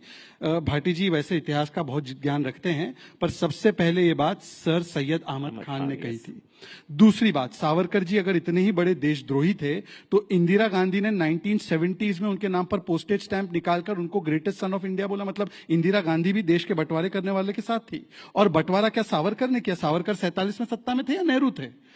अब दूसरी बात, इन्होंने कहा कि देखिए हम तो चाहते हैं कि देश का बंटवारा ना हो, हम एकता चाहते हैं। बहुत अच्छी बात कही है भाटी जी ने, इससे सुंदर बात क्या हो सकती है? एक ही तो चीज है जो एकता लाएगी, एक यूसीसी का समर्थन कर देंगे। यूनिफॉर्म सिविल कोड मतलब कि अलग अलग जो धर्म है उनके पर्सनल लॉ क्यों होने चाहिए? जैसे यूनिफॉर्म क्रिमिनल कोड है। ऐसा तो नहीं है कि अमन ने गुनाह किया तो उनके लिए अलग सजा है और शोएब ने किया तो शोएब के हाथ काटे जाएंगे। दोनों के लिए एक क्रिमिनल कोड है। तो बोलो कि अब इन्होंने एकता की बात की है तो बोलिए कि यूसीसी यूनिफॉर्म सिविल कोड के साथ खड़े है कि नहीं खड़े। अब आते हैं शोएब जमाई की बात पर। शोएब जमाई जी, पहले तो आप काफी ज्ञान रखते हैं इस पूरे मसले पर और आपने इस पर स्टडी भी की है, ये अच्छी बात है। परंतु वक्फ बाय यूजर का कॉन्सेप्ट 95 के कानून में आया और 95 के कानून का हमने विरोध किया था। दूसरी बात, इस्लाम के नजरिए से अगर देखेंगे तो आप एक चीज कल्पना कीजिए, अमन जी आप मक्का मदीना जा सकते हैं इबादत करने? नहीं। हज में जा सकते हैं? अमन की इबादत कबूल नहीं है पर अमन की जायदाद कबूल होनी चाहिए। जाना नहीं है, मेरी इबादत क्यों करवा रहे हो? सुनिए ना मेरी बात, अमन की इबादत नहीं लेनी है पर अमन की जायदाद लेनी है। अमन की सर मैंने आपके बीच में नहीं प्लीज। अमन की दुआ कबूल नहीं है परंतु अमन का दान कबूल करना है। ये तो इस्लामिक दृष्टि से हम इस्लाम का सम्मान कर रहे हैं ये कहकर कि केवल और केवल मुस्लिम और प्रैक्टिसिंग मुस्लिम जो है वो दान दे सकता है। ये तो इस्लाम का सम्मान है। आप लोग इस्लाम के खिलाफ जाकर काम कर रहे थे। और दूसरी बात, इन्होंने कहा 5 साल के मुस्लिम होने की जरूरत है। यह प्रावधान कोई मोदी जी अमित शाह जी सोच कर नहीं आए। वक्फ बाय यूजर 95 में कॉन्सेप्ट आया, उससे पहले यही स्थिति थी कानून की, उसी को रिस्टोर किया। आप बताइए कांग्रेस वाले जो थे वो कैसे चेक कर रहे थे कि आप प्रैक्टिसिंग मुसलमान हैं? आप वही प्रैक्टिसिंग मुसलमान वैसे ही तय होगा। अब आखिरी बात करते हैं। अब इन्होंने कहा, कह रहे कि तय कैसे? मैं सवाल ले रहा हूं, बीच में एक सवाल, ये सारी पार्टियों ने पूछा, ये संसद में मैंने डिबेट सुनी, जो शोएब का कष्ट है वैसी सबका कांग्रेस का सबका कष्ट है, इमरान मसूद का। पूरा सवाल लेने दीजिए कि कोई प्रैक्टिसिंग मुस्लिम है 5 साल, कैसे पहचानेंगे? कैसे? कौन तय करेगा? क्या पैरामीटर होगा? कौन तय करेगा? ये ऐसा है कि अगर आप 18 के ऊपर होंगे एज आपकी, तभी आप कोई प्रॉपर्टी को दान करने का अधिकार रखेंगे, वरना तो आप माइनर है। 18 की उम्र से ऊपर होंगे तो इसका मतलब आप बर्थ से मुस्लिम हैं, तो 5 साल तो वैसे ही हो गए, तो आप मुस्लिम ही पैदा हुए। हाँ, पर जो कन्वर्ट किए हैं, अब ये क्यों चाहते हैं कि कन्वर्जन केवल दान के लिए हो? आप तो चाहते हैं कि अगर कोई कन्वर्ट करे इस्लाम में तो उसको तो इस्लाम के सारे फायदे मिले ना। तो आप केवल कन्वर्जन करवाना चाहते हैं जायदाद लेने के लिए, वरना वो क्यों अप्रोच करते हैं इस प्रावधान का जो प्रावधान कांग्रेस ने बनाया? दूसरी बात, अब मैं आना चाहता हूं, उन्होंने टेम्पल बोर्ड की बात की। 30 सेकेंड। टेम्पल बोर्ड की बात करने वाले लोग बताएं कि टेम्पल तो टैक्स भी देता है इस देश में, टेम्पल ट्रस्ट भी चलाते हैं अपने अलग से, जिसमें कि हॉस्पिटल और एजुकेशन संस्थाएं चलती है। आप वक्फ के नाम पर कितनी चल रही है जहां पे फ्री ट्रीटमेंट या फ्री एजुकेशन, 10 ऐसे संस्थान के नाम बता देना। परंतु टेम्पल ये ट्रस्ट चलाने के बाद टैक्स भी सरकार को भरता है। और आप बताइए कि यहां पर ये वक्फ बाय यूजर चाहते हैं, मतलब हिंदू की प्रॉपर्टी चाहते हैं, पर वक्फ जो कि एक स्टैट्यूटरी बॉडी है, सुप्रीम कोर्ट ने बोला है, उसमें हिंदू नहीं चाहते और फिर बोलते हैं एकता की बात। एक चीज कह रहा हूं मैं, 1 मिनट भाटी, 1 मिनट में एक कमेंट लूंगा शोएब। मैं एक चीज कह रहा हूं, यहाँ जितने भी लोग बैठे हैं, आप लोग हमेशा संविधान संविधान संविधान की बात करते हैं, वो अच्छी चीज है, वो करनी चाहिए।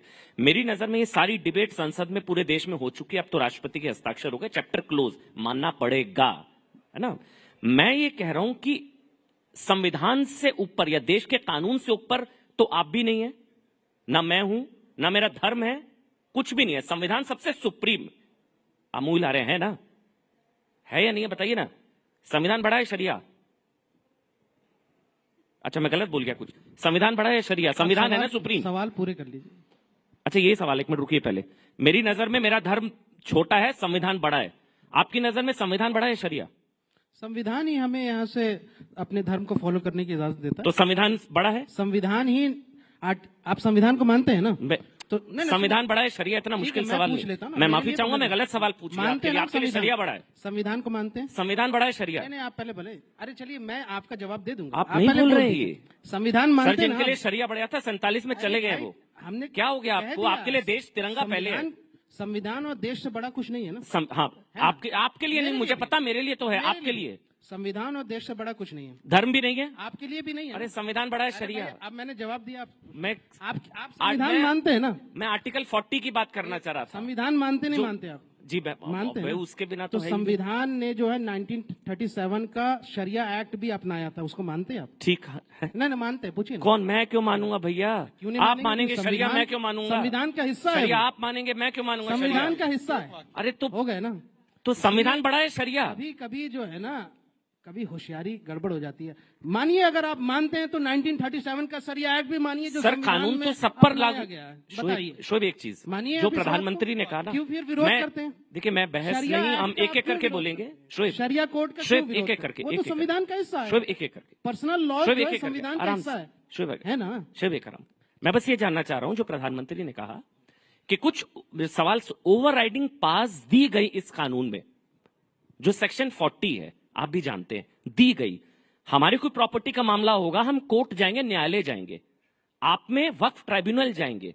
2013 में जो अमित शाह ने बताया 99% चांस है ही नहीं कि आप ऊपरी अदालत में स्पेशल रिव्यू पिटीशन लगती है, वो आप मेरे से बेहतर जानते हैं। तो संविधान से ऊपर एक पर्सनल लॉ को रख देना, क्या ये संविधान सम्मत है? बस इतना सा सवाल है। शोएब, ये फिर एक झूठ कि भाई कोई मुस्लिम जो है वो ट्रिब्यूनल में तय कर देते हैं और ऐसे ऐसे जो है जजमेंट हो जाती है पास। इनको पता ही नहीं है ट्रिब्यूनल में कौन होता है। ट्रिब्यूनल में रिटायर्ड हाई कोर्ट के जज होते हैं, हाई कोर्ट के जज, डीएम होते हैं, एक्सपर्ट्स होते हैं, जो इस्लामिक कानून के भी एक्सपर्ट्स होते हैं, वक्फ के भी एक्सपर्ट्स होते हैं, रिटायर्ड हाई कोर्ट के जज होते हैं ट्रिब्यूनल में। और ट्रिब्यूनल के बाद भी कई केसेस इस कानून से आने से पहले भी सुप्रीम कोर्ट और हाई कोर्ट में लगातार चल रहे हैं। उसको यहां से लिया गया, उन केसेस को अपील में लिया गया है। ये कहना एक उदाहरण दीजिए, ट्राइब्यूनल का फैसला कोर्ट ने पलटा। बहुत सारे एक उदाहरण दे दीजिए। मैं सर, आप भी जानते हैं झूठ नहीं, एक उदाहरण। ट्राइब्यूनल के फैसले को ऊपरी अदालत में चुनौती दी गई और ऊपरी अदालत ने ट्राइब्यूनल के फैसले को पलट दिया। एक उदाहरण। हमारे यहाँ झारखंड में एक दुमका में एक केस था, ठीक, वो मेरे ख्याल में 2008 का केस है। उसमें ट्राइब्यूनल का वो दरगाह की, यहाँ से दरगाह वहां पे थी और उसके बगल की जमीन थी जहां पे कुछ कमर्शियल एक्टिविटीज भी होती, उसको चैलेंज किया गया। हिंदू समाज को वहां पे उसको वापस किया।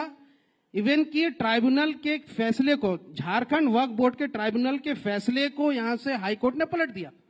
ये आप जाके देखिए वहां पे। अभी चैलेंज हो ही नहीं सकता है सर। 2013 के बाद आप भी जानते हैं सेक्शन 40। अमन जी, एक वाक्य। अच्छा, एक मिनट, एक वाक्य, केवल एक वाक्य। ट्राइब्यूनल जो है, पहले सुनिए ना, पहले शोएब कंप्लीट कर ले। मैं इसको कंप्लीट कर दूं, मैं इसको कंप्लीट कर दूं। सवाल उठाए थे। जी, एक मिनट भाटी जी, वो 30 सेकंड में कंप्लीट करेंगे, फिर भाटी जी खत्म हो रहा है। नहीं, बिल्कुल मैं इसको कंप्लीट कर देता हूं बस। नहीं, 30 सेकंड भाटी जी, प्लीज। कुल मिलाकर सबसे पहली बात बहुत कम टाइम मिल कि अभी जो है ना बहुत सारे पर्दाफाश भी हुए, लेकिन ये इतिहास में भी जाते हैं। मैं ये कहता हूं कि आप कानून बना रहे हैं, कानून में संशोधन किए, जिन पर यहां से हम केस लड़ रहे हैं, जिसमें हम सुप्रीम कोर्ट गए, अभी हमारे राष्ट्रीय अध्यक्ष भी गए, पार्टी भी गई, वहां उसकी डिस्कशन होगी और सारी चीजें खुल के आएंगी। लेकिन जो इतिहास की बात इन्होंने की, मैं चूंकि वाइंड अप कर रहा हूं, इन्होंने इतिहास की बात की कि भाई इतिहास बदलना है, और इतिहास वही बदलने की कोशिश करते हैं जिनका अतीत या इतिहास गौरवशाली ना रहा हो। हमारा इतिहास, हमारे आबा अजदाद का इतिहास गौरवशाली रहा है, चाहे 1857 की क्रांति हो या भारत की स्वतंत्रता आंदोलन में हमारे आबा अजदाद की कुर्बानियां हो। जो लोग के इतिहास गौरवशाली है, शोएब जमई को इतिहास बदलने या पलटने या उसको एनसीईआरटी किताबों से हटाने की जरूरत नहीं है। जिन विचारधारा का इतिहास गौरवशाली नहीं है, वही इतिहास को बदलने की बात करते हैं। मैं इसलिए बोलना चाह रहा था कि रजाकारों का इतिहास ना बता दे। हाँ, भाटी जी आप बोलिए। तो वक्फ बिल को लेकर और एक यूसीसी को लेकर दो बातें कही थी, उस पर मैं थोड़ा सा स्पष्टीकरण देना चाह रहा था। वक्फ बिल पे तो जिस दिन से ये विषय शुरू हुआ है, जिस दिन से बहस चल रही है, मेरे दिल और दिमाग में बड़ा भयंकर विरोधाभास चल रहा है जी। युद्ध चल रहा है अंदर अंदर। मेरा दिल तो कहता है कि मैं मोदी जी की बात मान लूं, बीजेपी के मित्रों की बात मान लूं कि ये मुसलमानों के भले के लिए लेके आ रहे हैं कानून। मुसलमानों से इन्हें बहुत प्रेम है, ये गरीब मुसलमानों की मदद करना चाहते हैं, गरीब महिलाओं की, बेवाओं की मदद करना चाहते हैं, ये वक्फ की आय बढ़ाना चाहते हैं, ये वक्फ को बहुत ऊंचाई तक ले जाना चाहते हैं। दिल मेरा ही कहता है कि मैं मान लूं, लेकिन दिमाग काम शुरू कर देता है। दिमाग कहता है ये तो वही लोग हैं जो कहते हैं सारे आतंकवादी मुसलमान होते हैं, ये तो कहते हैं या तो जय श्री राम बोलो नहीं पाकिस्तान चले जाओ, ये तो कहते हैं कि होली तो यहीं मनेगी, घर से मत निकलना अगर तुम रंग से डर लगता है तो। इनके तो सारे जुलूस मस्जिद के सामने जाकर रुकते हैं, वहीं पर जाकर फिर भद्दे भद्दे नारे लगाते हैं। इनका तो सर्वोच्च नेता चुनाव में जाके कहता है अगर हम चुनाव हार गए तो ये आएंगे तुम्हारी भैंस छीन लेंगे, मंगलसूत्र छीन लेंगे, 4 कमरे का मकान है तो 2 ले जाएंगे। तो फिर दिमाग कहता है कि यार इनकी नीयत पर विश्वास तो नहीं किया जा सकता। ठीक है, अगर मुसलमानों के लिए इनके मन में दया और रहम होती तो ये कुछ और करते। ये वक्फ बोर्ड का कानून केवल वक्फ की जमीन कब्जाने के लिए लाया गया है। जिस तरह अयोध्या में सेना की जमीन इन्होंने अपने पूंजीपति मित्रों को दे दी है, ये वक्फ की जमीनें भी दे देंगे, ये इनकी नीयत है। ठीक, दूसरे इन्होंने यूसीसी का जिक्र किया। 30 सेकंड में अमन जी ये तो बहुत ज्यादा बोलिए। मैं तो इनके आधे समय भी नहीं बोला सर। 2 वर्सेस 1 है ना, 2 वर्सेस 1 है, वो अकेले पड़ गए प्लीज। हाँ, यूसीसी का जहां तक सवाल है, देखिए पूरी दुनिया जानती है कि भारत एक विभिन्नताओं वाला देश है। यहाँ कोस कोस पे पानी बदला, 4 कोस पे पानी। यहाँ ऐसे लोग भी हैं जिनके 2 सगे भाइयों के बच्चों की आपस में शादी हो जाती है, एक भाई की बेटी एक भाई का बेटा। यहाँ ऐसे लोग भी रहते हैं, ऐसे समाज भी हैं जो अपने मामा के बेटी से शादी करते हैं। और यहाँ ऐसा समाज भी है जिसमें मैं भी आता हूं, मैं भी जिस समाज से आता हूं, मामा की बेटी से शादी करना या चाचा की बेटी से शादी करना पाप माना जाता है, अपराध माना जाता है। तो ये देश विभिन्नताओं का देश है। हमारे परिवारों में एक सगा भाई सनातनी होता है जो मूर्ति पूजा करता है, शिव जी की मूर्ति पर दूध चढ़ाता है। ठीक है, दूसरा भाई आर्य समाजी हो जाता है। लेकिन भाटी जी मेरा नहीं, आप अन्याय कर रहे हैं मेरे से। मैं 2 ही वाक्य बोल रहा हूँ, बस खत्म कर प्लीज। क्योंकि कोई बात वो मूर्ति पूजा को पाप मानता है, मूर्ति में लात मारता है। कैसे यूसीसी लाओगे? उन दोनों भाइयों में से कौन से की बात मानोगे? कोई बुत परस्ती करता है, कोई बुत सिकन है। भाटी जी लेकिन एक चीज को समझिए ना, धर्म आधारित कानून तो नहीं होगा ना। कानून अब भी एक है, धर्म आधारित अगर कानून तो आप मारपीट करोगे तो वही धारा आप पे लागू होगी, वही मुझ पे लागू होगी, वही मुसलमान पे, वही जाटों पे, वही ब्राह्मण पे। तो कहाँ कानून अलग है?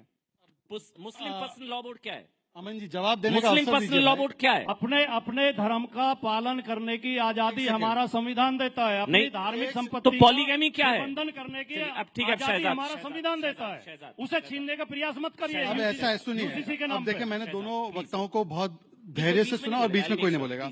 अभी इन्होंने क्या बोला कि यूसीसी आ जाएगा, एक बुत परस्ती करता है, एक जो है मूर्ति को नहीं मानता है। क्या पूजा पद्धति तय होती है यूसीसी से? अगर ऐसा है तो यूसीसी लाने वाले तो नेहरू जी और आंबेडकर जी थे संविधान में।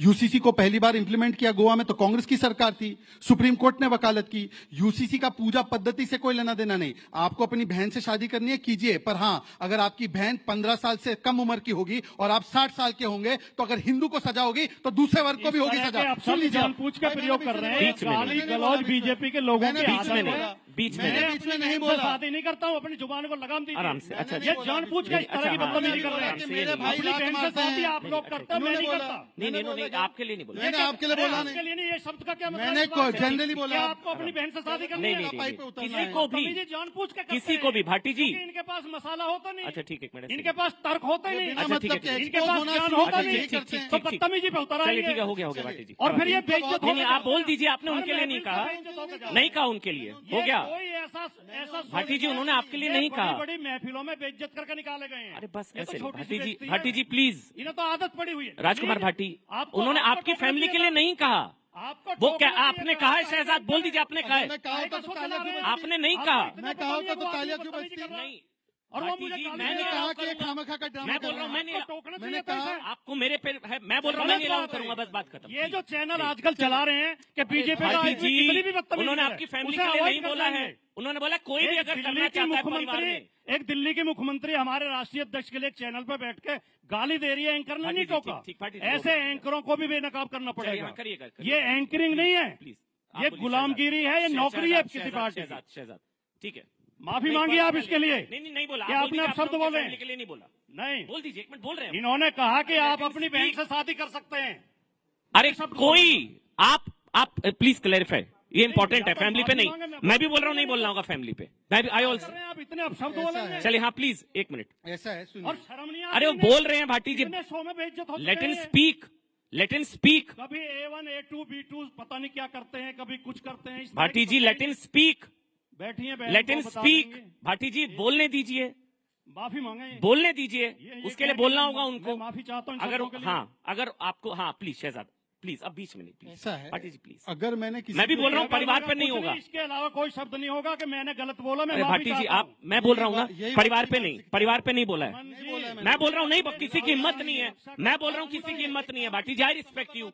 पूछ लीजिए क्या मैंने इनके परिवार पे बोला है। आप एक बार बोल दीजिए, देख लीजिए, यहाँ पे देख लीजिए, यहाँ पे देख लीजिए। मतलब कि डिबेट को डिले करना है। इन्हें सब जानते हैं हम। ठीक है, ये जो क्लोजिंग कमेंट। अच्छा क्लोजिंग कमेंट प्लीज, हो गया भाटी जी। सारे आरएसएस मुख्यालय, भाटी जी आरएसएस मुख्यालय बताइए। ये इनको बोल दिया आरएसएस के, ये ठीक है। 3-4 आदमी ने फंड लहराया, ये बताइए। केवल 3-4 आदमी ने फंड लहराया है। ये 3-4 आदमी आरएसएस मुख्यालय से। चलिए हो गया भाटी जी। आरएसएस मुख्यालय से सब लोग बताइए। कह रहा हूँ नहीं कह रहा। आरएसएस मुख्यालय से आप लोग आरएसएस से मुख्यालय से आए हैं क्या? अरे फंड वाले आरएसएस के मुख्यालय। अरे बस भाटी जी, भाटी जी पूछ लो, बुला के आ जाओ। इनका पर्चे पूछ। राजकुमार भाटी, वहां से बैठ कर। राजकुमार भाटी प्लीज आप अपना नाम अच्छा बताइए। Please please please please please please please please please आपने नहीं अच्छा सुना, मुझे इन्होंने वाइंड अप कहा वाइंड था। Up wind up wind up आपने वाइंड नहीं अप सुना। Wind up wind up please इन्होंने प्लीज कहा था अपनी बहन से शादी करिए। बस नहीं, चलिए आपने वाइंड अप नहीं सुना, वाइंड अप आपके कान में वाइंड अप रुई थी। वाइंड अप वाइंड अप आपके कान में रुई थे क्या? जी हो गया भाटी जी। नहीं सुना क्या आपने? चलिए हो गया भाटी जी प्लीज प्लीज। यार बदतमीजी के लिए बुलाए जाते हैं। हम गाली सुनने के मैंने लिए बोला बुलाए ना जाते हैं। उनको। चलिए बस कंक्लूडिंग कमेंट। शहजाद प्लीज चलिए आप प्लीज शहजाद खत्म कर रहे हैं हम। अब आप ही बोलेंगे नहीं, या तो माफी मांगे वरना मैं बोलने मुझे नहीं वाइंड अप दूंगा। करना पड़ेगा, ऐसे नहीं होता। आपने बहुत अपमानजनक भाटी जी शब्द ऐसे कहे हैं। गुंडागर्दी नहीं। आपने मुझसे कहा कि आप अपनी बहन से शादी करिए, इसके लिए आपको माफी मांगनी पड़ेगी। नहीं मांगोगे तो मैं बोलने नहीं दूंगा, इस शो में तो बोलने नहीं दूंगा। करना करिए। गुंडागर्दी किसकी आदत है, किसकी फितरत है, समझ में? इन्होंने ये वाक बोला था या नहीं बोला था? नहीं बोला। आपने क्या बोला था एक बार क्लैरिफाई कर दीजिए। ठीक, आप बोल रहे आप ऐसे पास मत आइए। चलिए बोला था। चलिए मुझे वाइंड अप करना होगा। ठीक है कोई दिक्कत नहीं है। शुक्रिया आप सबका, शुक्रिया आप शोएब भाई उसे आपका, repeat करके। भाटी जी आपका बहुत बहुत शुक्रिया। हाँ प्लीज आप बोल लीजिए। एक मिनट भाटी जी, एक मिनट बैठ जाइए। देखिए, इस ऐसा कंप्लीटिंग है। 1 मिनट प्लीज, 1 मिनट। ये नहीं चलेगा। चलिए ठीक है, ओके माफी चाहता हूँ। ठीक है, लेकर शुक्रिया जाओ। शुक्रिया आप फोन में सबका, जा ही नहीं शुक्रिया रहा। शुक्रिया मैं शहजाद पूना वाला, आप मेरी इतनी बेइज्जती करोगे। चलिए धन्यवाद, मैं शुक्रिया। यार एक स्वाभिमानी शुक्रिया। आदमी हूं, मैं अपनी इज्जत की शुक्रिया, रक्षा करना जानता हूँ। Thank you.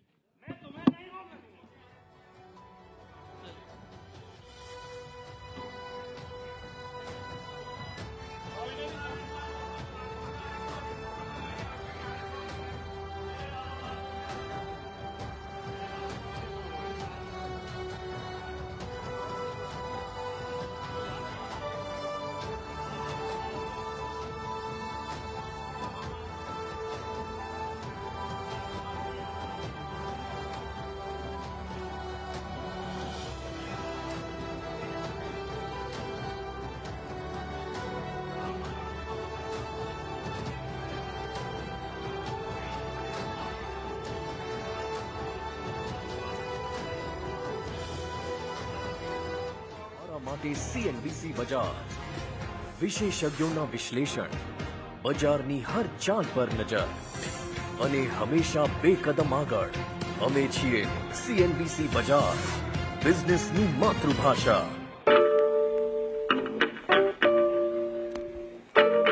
All right, so we're doing this for the 3rd year. Don't think anyone's ever achieved this before. And we're on top all the time, no breaks.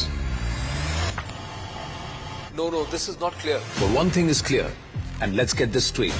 CNN News 18 is the #1 English news channel for 3 years running. Because in a world that is experiencing groundbreaking shifts, we keep our eye on the ball and the whole world. Pursuing the facts. Making sense of them. and cutting through the confusion to offer clarity. Because when we chase the news, we are Authentic, credible, objective. CNN News 18, the undisputed leader of English news for 3 whole years and counting. Hello, namaste. Namaskar, this is First Post and you're watching Vantage with me, Palki. Hi, how are you? Very well, thank you. Thank you for being here. Bharat ke logon ko meri namaste. Typically in a month, we have viewers up to 150 million. That's more than twice the population of France. This special edition of Vantage, live from the White House. Numbers came in thick and fast and Donald Trump was soon declared the winner. This Trump hat, it says, President Trump save America. But this hat is made in China. As G7 leaders gather in southern Italy, Vantage is taking you to the heart of the action. We're on our way to Tel Aviv, and as you can see, sirens sounding. This was one of the first sites of the attack by Hamas. Good afternoon, Prime Minister Lakshman. Good afternoon. Greeting you with aloha and namaste. Do you think that Ukraine is at its weakest position? This war is not about Ukraine. We're trying to bring down the current government in Syria. Today, First Post has brought together geopolitical strategists from across the world. China is still the biggest security challenge. President De Silva, welcome to First Post. Welcome to First Post. Detailed analysis on the stories that matter the most to you. We throw a spotlight on global issues from an Indian perspective. We are trying to make our mark in the digital town square. We are building a news platform with a video nucleus. Today we begin in Asia. Indian Prime Minister. Ladies and gentlemen, please take your seats. The show will begin shortly. You are requested to keep your mobile phones on silent mode.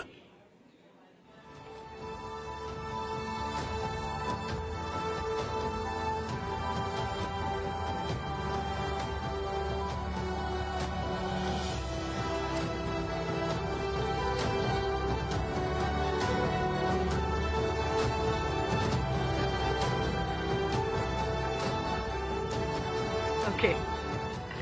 Ladies and gentlemen, I know it's a lot to ask of you after the last few minutes, but I'm going to ask you to sit down quietly for a little while. There's a lot to discuss, I know. All right. We'll just give everyone a few minutes. Right from the back where people have stood up. Sit down, sit down. We'll just wait for all the chairs to be filled. Okay, you're going to have to bear with me as we wait for some little bit of running. Okay. So we've decided to switch tracks. The temperature was so high after that that we're going to take a little while before we get into political discussions once again. So, shifting focus, we're going to move to a topic everyone thinks about all the time, which is money. We're going to return to politics after that. So don't worry, we're not going too far. But let's shift our focus very quickly to money. We're diving into a topic that is absolutely critical in today's fast-paced, consumer-driven world. We're talking about financial literacy, the importance of saving, especially for the younger generation. So whenever we talk about building wealth, the one thing that financial analysts will tell you is it's not about earning more. So it's not about navigating a higher salary. It's also about making smart choices with the money that you are earning every day, creating habits that will pay off in the long term. So our next discussion is for you, whether you are a student, there are some students today in the crowd, whether you're a mid-career professional, you're in your 40s, your 50s, you're trying to look at early retirement. This session is going to walk you through everything, and we're just going to welcome onto the stage in a few seconds all of our guests. But our goal is to discuss financial future and set the stage for what a life of financial freedom and security actually looks like. So as I told you earlier, we are shifting focus. We expect as much focus and attention in this next discussion too. Let's invite onto the stage our guests. Dhirendra Kumar, founder of Value Research, Prableen Bajpai, the founder of FinFix Research, and Rajul Kotari, the partner of Capital League. They're all going to be joining us. You can come onto the stage. And we're also going to have Shivani Baz with us on the stage in a second to actually conduct and ask all of the questions. Shivani Baz is walking here in a second. Come. All right.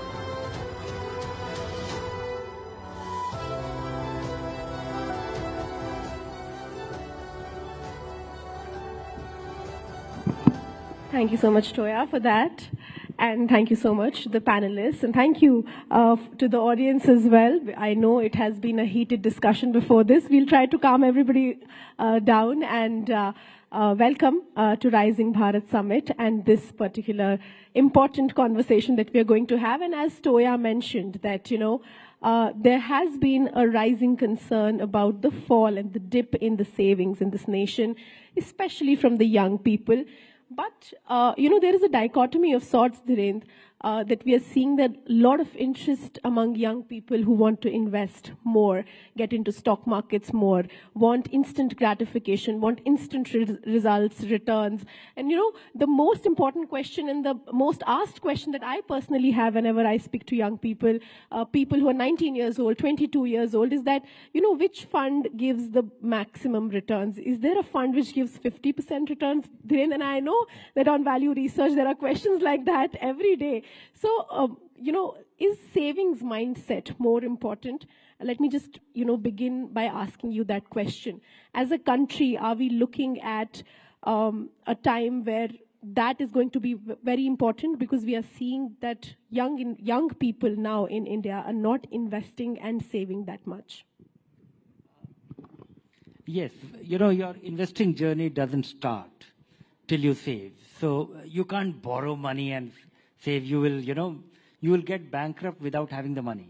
But more importantly, there is a significant change in something that has happened, which was not available when I was growing up.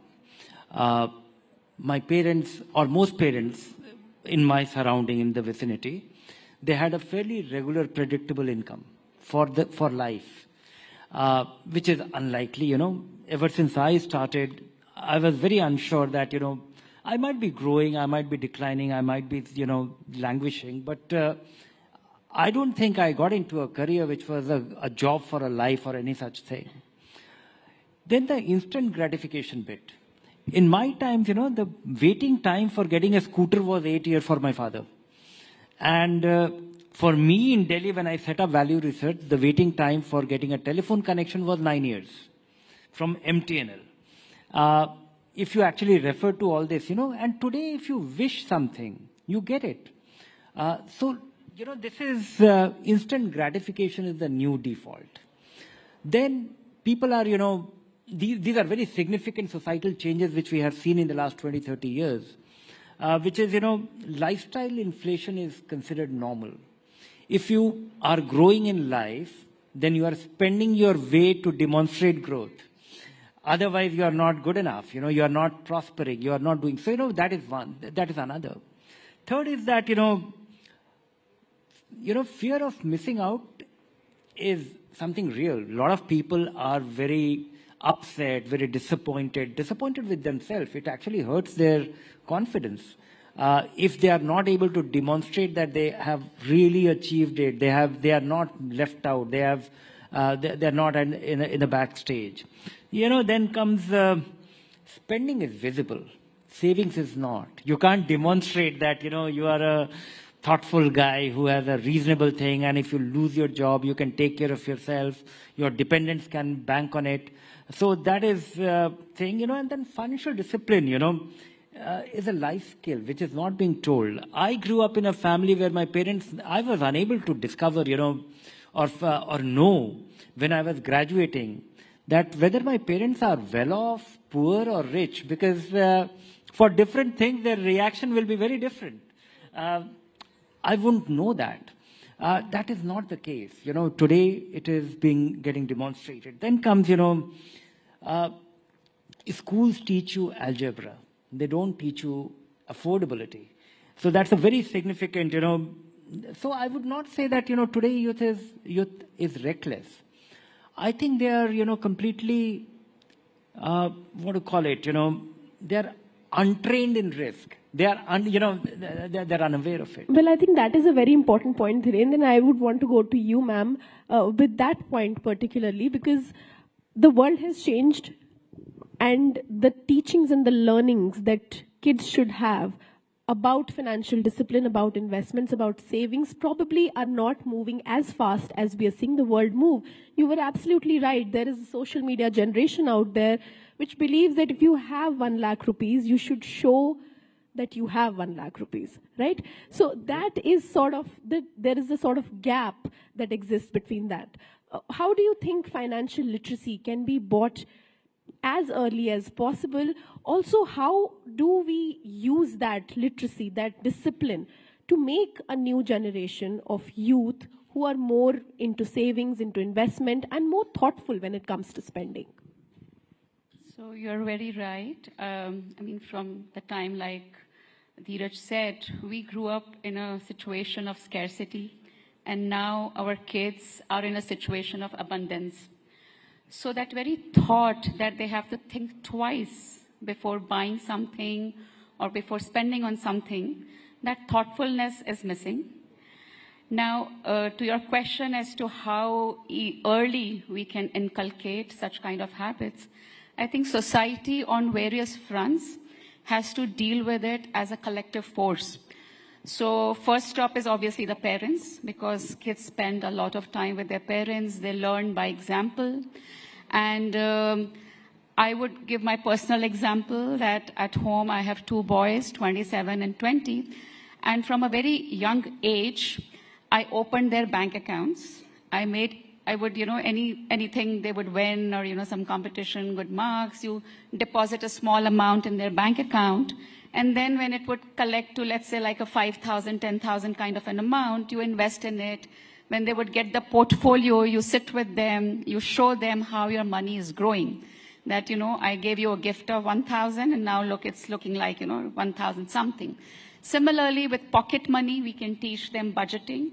We can put like a condition that you need to save something from your pocket money. We can reward if they save at the end of the year by giving them some kind of an extra money, which acts like a return. So those kind of steps could be formed in early age. As we grow up, simultaneously, the school is also teaching them something about such things, like if they have a school picnic, then, if there is a budget, then how would the kids like to spend? So in a classroom setting, if they can be explained or, given responsibility, that also it has to be fun. It can't be boring. The moment it becomes boring, the mind tunes off, right? So these are habits which unknowingly then they inculcate of thoughtfulness before spending. And why savings is important? It is linked to sacrificing the current gratification, the consumption, the pleasure you get out of spending your money now. On the other hand, saving it for a future where you can fulfill your ambitions with it. So that is the key, point they so need to basically, understand. it shouldn't be how we were taught taxation, because all of us learnt it in school clearly, but when the tax season arrives, we are all looking for help. So probably on that note, I would want to come to you. There is all talk about how we can inculcate this habit, what we should do, what parents should do, what schools should do. But in a generation which is constantly looking at their friends buying bigger cars, buying bigger houses, buying fancy clothes, going abroad, having bigger brands, how do we make it fun, like she said? How do we make it approachable and, aspirational, in a sense that, I invest money or I save money, that's supposed to be something that is good about it. That feeling, I believe, is missing these days. It's more on how much you spend. It's more on what brands do you wear, what car do you drive. How do you strike that kind of a balance? I think one of the most scary trends which I feel is there in the society today is the growing comfort with credit and loans.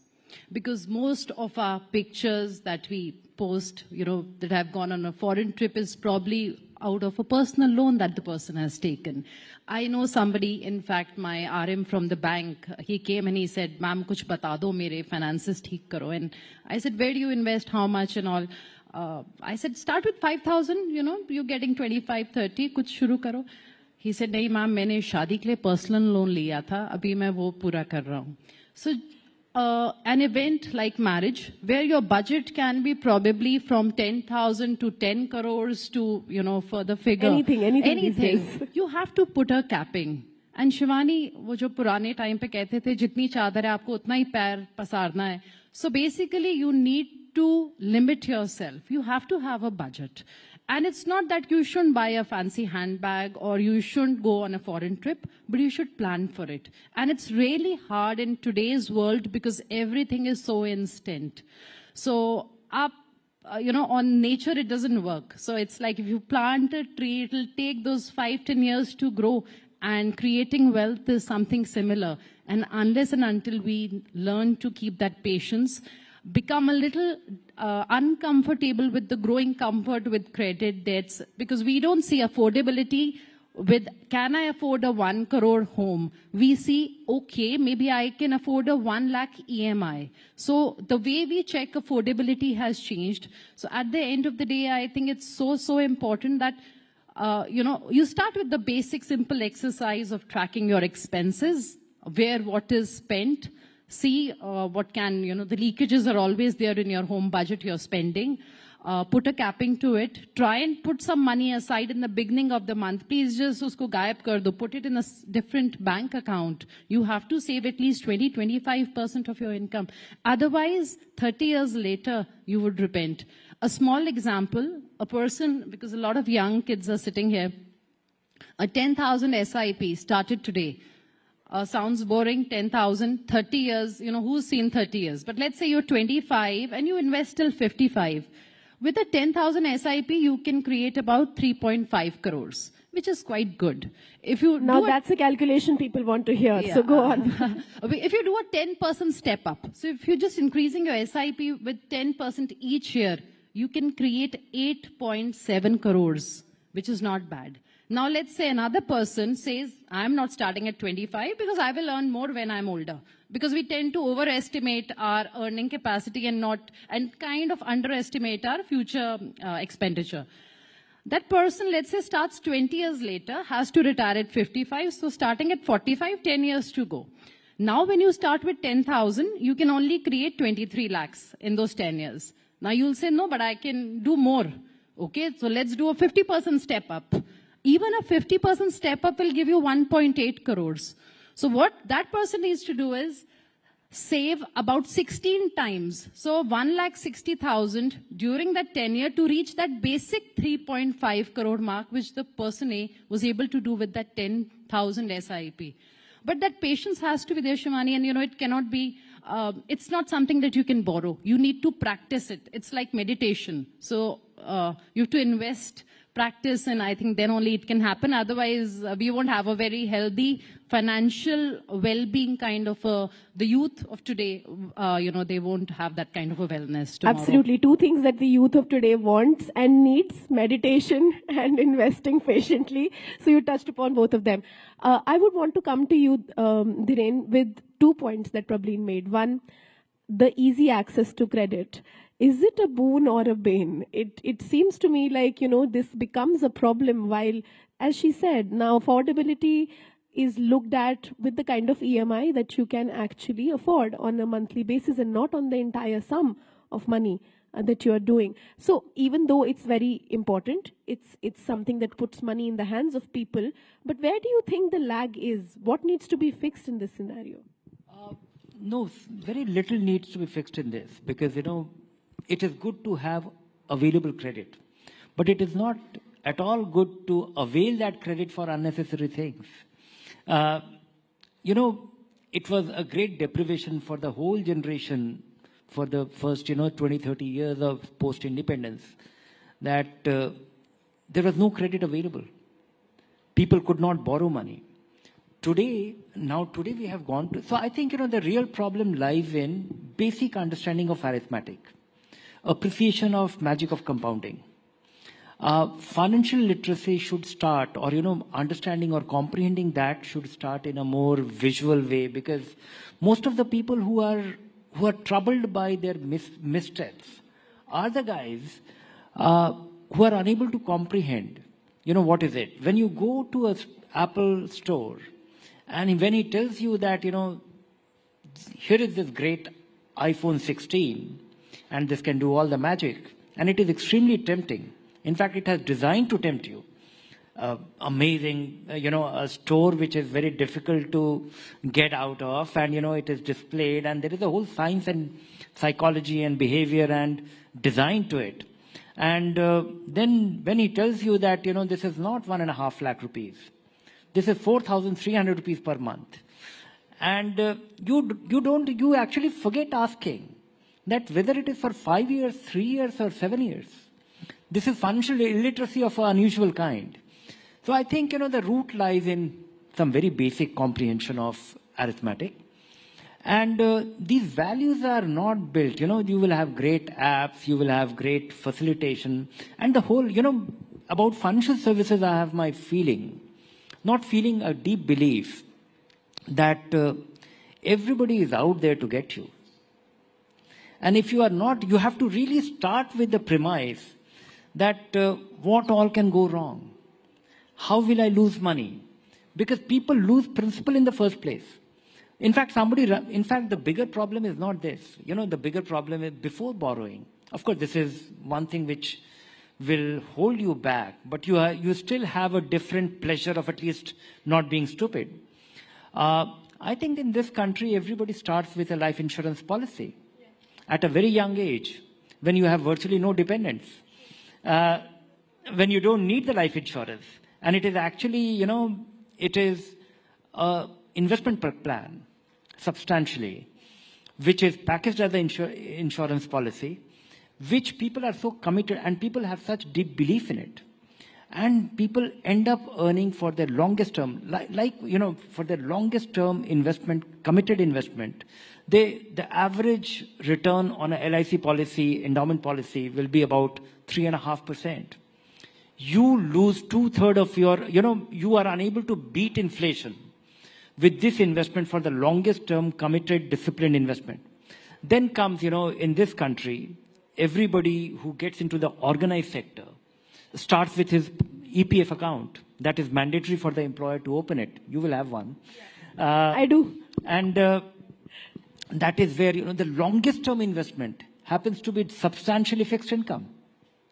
And which means that whatever you are left with, most people are unable to get, they don't have any, beyond this mandatory savings. A good part of the population is unable to save in the initial 5-10 years. That is the design of the finance. That is the design of the career. That in our early phases of our career, while you are setting up home, you are getting married, you are having children, you are trying to put together the down payment for the house, what are you left with? And the only thing which is going is not actually able to demonstrate to you that, magic happens with your investment, because it's not getting. So the longest term investment that we make is into fixed income. Yeah. Then we end up with, some opportunistic investment in equity, and that is why we end up being a speculator with our equity investments. And that is why you get this question that, how to make quick money with the which fund. In fact, the which fund is a gentleman. The real commandos are actually, getting into F&O, and, F&O. 92% of the population is actually losing money in a guaranteed way. So there seems to be then a lack of understanding of the financial world as a whole. As you said, you have to get into this space thinking everybody is out there to get you. And then even if you lose any sort of opportunity to make money, at least you're like, I was not a fool. This could have been worse. So I made a smart decision. I'll come back to you, Rajul, with this, that, this financial discipline is a secondary thing. First, there should be an awareness. One thing that I've personally realized and understood with my friends and family whenever I've told them to go to a financial advisor is the first step whenever they come to me. As you said, whoever meets says where to invest, what to do, how to get 50%. Is the very fact that we don't have that kind of money that we go to a financial advisor. What is that about? How do we fix this mindset that I'll have to have at least 1 lakh rupees in my account to go to an advisor to start my investments? How do we deal with that situation? How do you deal with that situation? So actually, that is a very reasonable question given India's population and the number of financial advisors out there. Obviously, it is not possible to provide customized solutions for each one of them, and nobody today has that time also, these individuals who would like to invest. There comes in the role of these fintech platforms where they have been investing, but these have no guardrails in place. You can open an account on any fintech and link it to your bank account and just start investing. There is no framework, there is no structure that unless you do your risk profile, unless you figure out what is my time horizon, what are my goals, for which purpose I'm investing, you can straight away choose a stock, an IPO, a mutual fund, and with very little, thinking, thoughtfulness, again, I would say, it is done in a very, very ad hoc manner. So for these fintechs, I don't want to blame them. It is a game changer, actually, because they can reach millions of people in one go with a very, very standard solution, which will actually work for a lot of people. If you just say that, my time horizon is 5 years, 10 years, I want to save for my child's education, they can create a plan for you. But most people do not avail of it. And there is nothing which debars them from not investing in a stock without going through this process. So basically, just to interrupt you in between, these fintechs, the fintech revolution that we are seeing is not actually that great without the financial awareness that we must have. That is true. Is what you're saying. Please continue, ma'am. So yes, so first comes awareness, thoughtfulness, and the same platforms can be, leveraged to create that awareness. At the same time, I think it is the responsibility of institutions like banks, AMCs. Today, what are the youngsters most influenced by? Even when they're buying something, consuming something, they're influenced by these so-called influencers on social media that, okay, which, sneakers or which dress or which even makeup stuff I should buy. And they will watch reels endlessly and be driven by purchases based on that. Similarly, why don't we leverage similar influencers to create that financial literacy? Let's try, rather than teaching it through the typical book method, which these people do not, this generation would not so, openly listen to. Get them where they listen, where they're present, where they're applying their mind.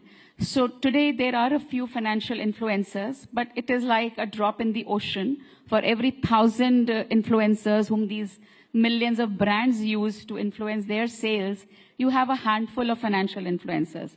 So we would need more of them. People like us can cater to a very, very small segment, and that is difficult to replicate without the use of technology.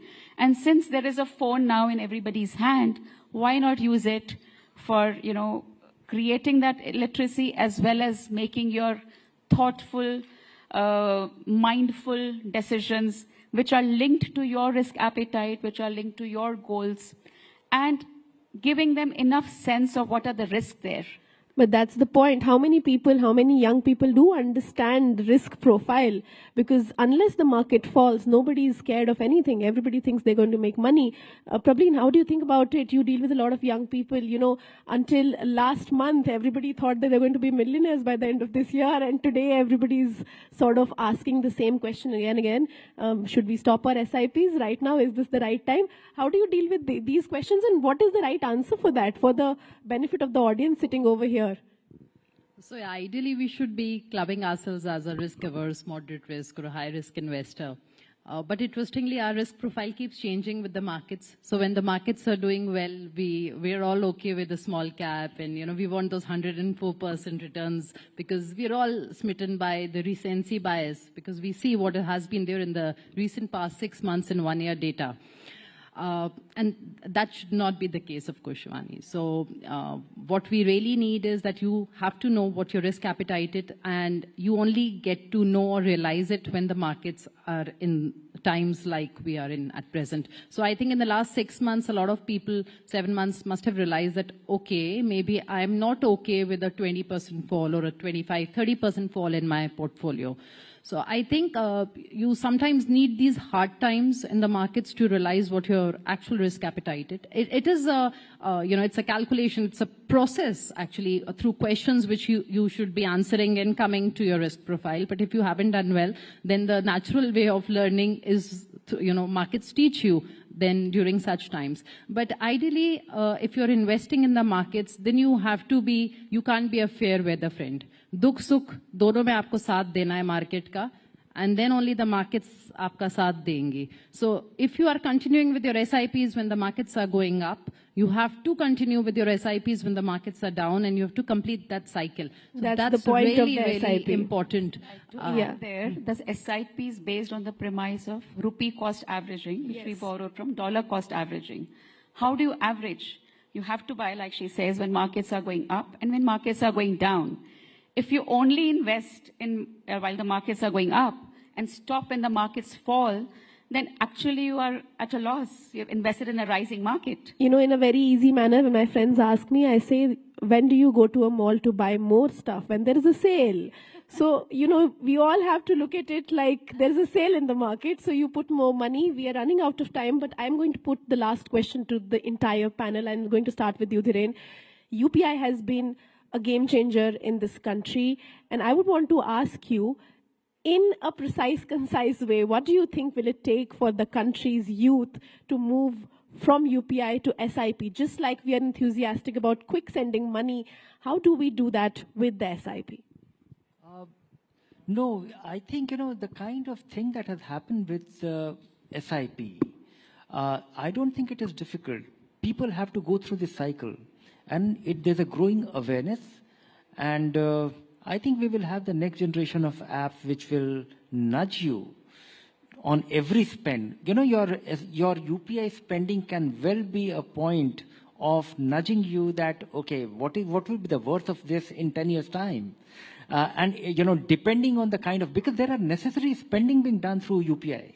And then there are not so important, and if there is an app which is enabling that, which is telling you that, okay, you are having this pizza, but do you know this will be worth your dental treatment when you turn 60? Then I think you'll get little, you know, it could be a natural, technology is not a solution. It can only enable you. From a positive reinforcement, what we need now, the next generation, is a negative reinforcement. Rajul, from UPI to SIP, how do you think SIP can become the new next boom? You know, there are already some ideas out there. So I know of a company called, I think, Change Jar. What it does is that every time you spend and whatever is the change, you round it off, and that amount is invested in gold. And there are a couple more like that where, you know, you can round it up, top it up. And there, you know, when you collect it, I mean, after 6 months, you see, oh, you have, you know, collected a substantial sum. Nudging is another thing, like you said. Even, I mean, just think of it. These days, we have so much coffee, which we never had, the older generation. And each coffee mug at the Starbucks costs $300-400.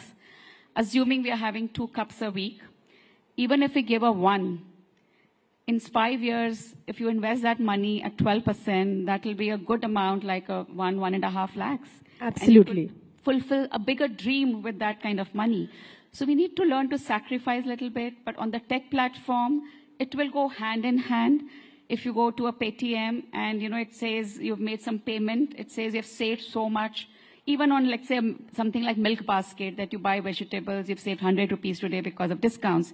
Can it ask you a question that, would you like to invest this money, what you've saved? And if you click yes, it should be very easy that it goes into some index fund, for example. Very basic, simple. Yeah, so basically the consonants of apps. We are really now, you know, going into the fintech world. Probably in your last thoughts about how do we, you know, make the youth of this country focus, and, you know, how do we make aspirational the thought of investing and saving? At the end of the day, you know, we can use all the help apps, financial literacy, knowledge, but it has to come from within, Shivani. There has to be the realization you have to sacrifice. It's not going to be easy. So even if I decide that, you know, we decide that I need to lose 1 kg or 2 kgs, you know, we all struggle with weight issues. There is a sacrifice which goes into it. You have to diet or you need to exercise. So wealth creation or any sort of future financial saving cannot be done without sacrificing something today. So there has to be some sacrifice, and then only it can happen. But as, you know, because we're talking about SIP, I think the youth of today, the example of Chinese bamboo, you sow it for 2, 3, 4 years also, there is no crop on the surface. By the 5th year is when you see the bamboo grow up, and like about 80 feet. So that is something which the youth needs to remember, that aap karte raho, you keep doing your SIPs, and for an amount, Shivani, which can be kept aside. You know, after you have the contingency fund, so you don't break your SIP. And then that patience that has to be learned. Without that, I don't think we can achieve anything. So basically the end thought is that we need to save before we consume, rather than consuming and then thinking about saving investment. Thank you so much, Dhiren, Rajul, and Prableen. Thank you so much to our audience. There was a lot of insight today. Thank you so much for your time. Thank you for listening, you guys.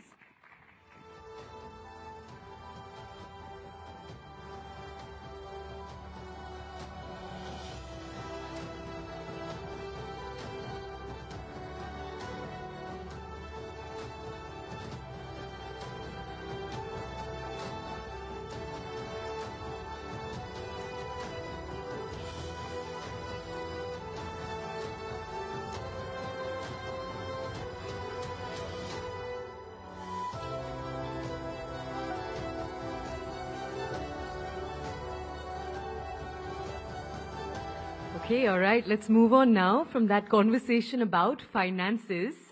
A little while earlier, we had a political conversation. This one is slightly different from that. Let's talk about India's future. So in this audience, towards the back are some young faces. This next conversation is for you. In a world where the pace of transformation is faster than ever, young leaders are emerging right at the forefront of politics, of activism, and of social causes. They are questioning the status quo, innovating new solutions, and advocating for inclusive, sustainable progress. In just a few minutes from now, we're going to have a panel on the stage. And these are dynamic young leaders who are going to share their challenges and their visions for India's future. So let's dive into this very exciting conversation. Let's gain a deeper understanding of how young leaders are influencing the world today and paving the way for a better tomorrow. So we're going to invite onto the stage Anand Narasimhan to take this conversation forward. And joining him on that panel, let me just introduce you to all of our speakers. We have Ghanshyam Tiwari. He's the national spokesperson for the Samajwadi Party.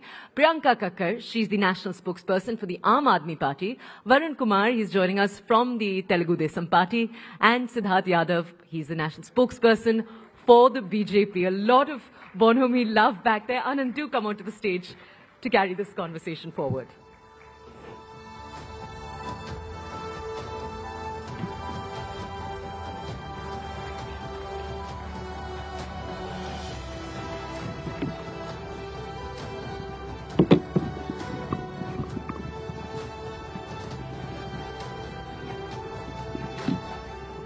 Namaste. Oh, if you can always smile like this with each other, like so if political discourses and debates were like the conversation that we were having at the table off, it'll be fantastic. But there are two, let's congratulate them and put their hands together. Siddharth Yadav just recently got married, so congratulations there. Varun is into his third year, so just out of his honeymoon period of marriage. So, and it's his first time as on a national platform as spokesperson of the TDP. So he's a Yuva and he needs some encouragement.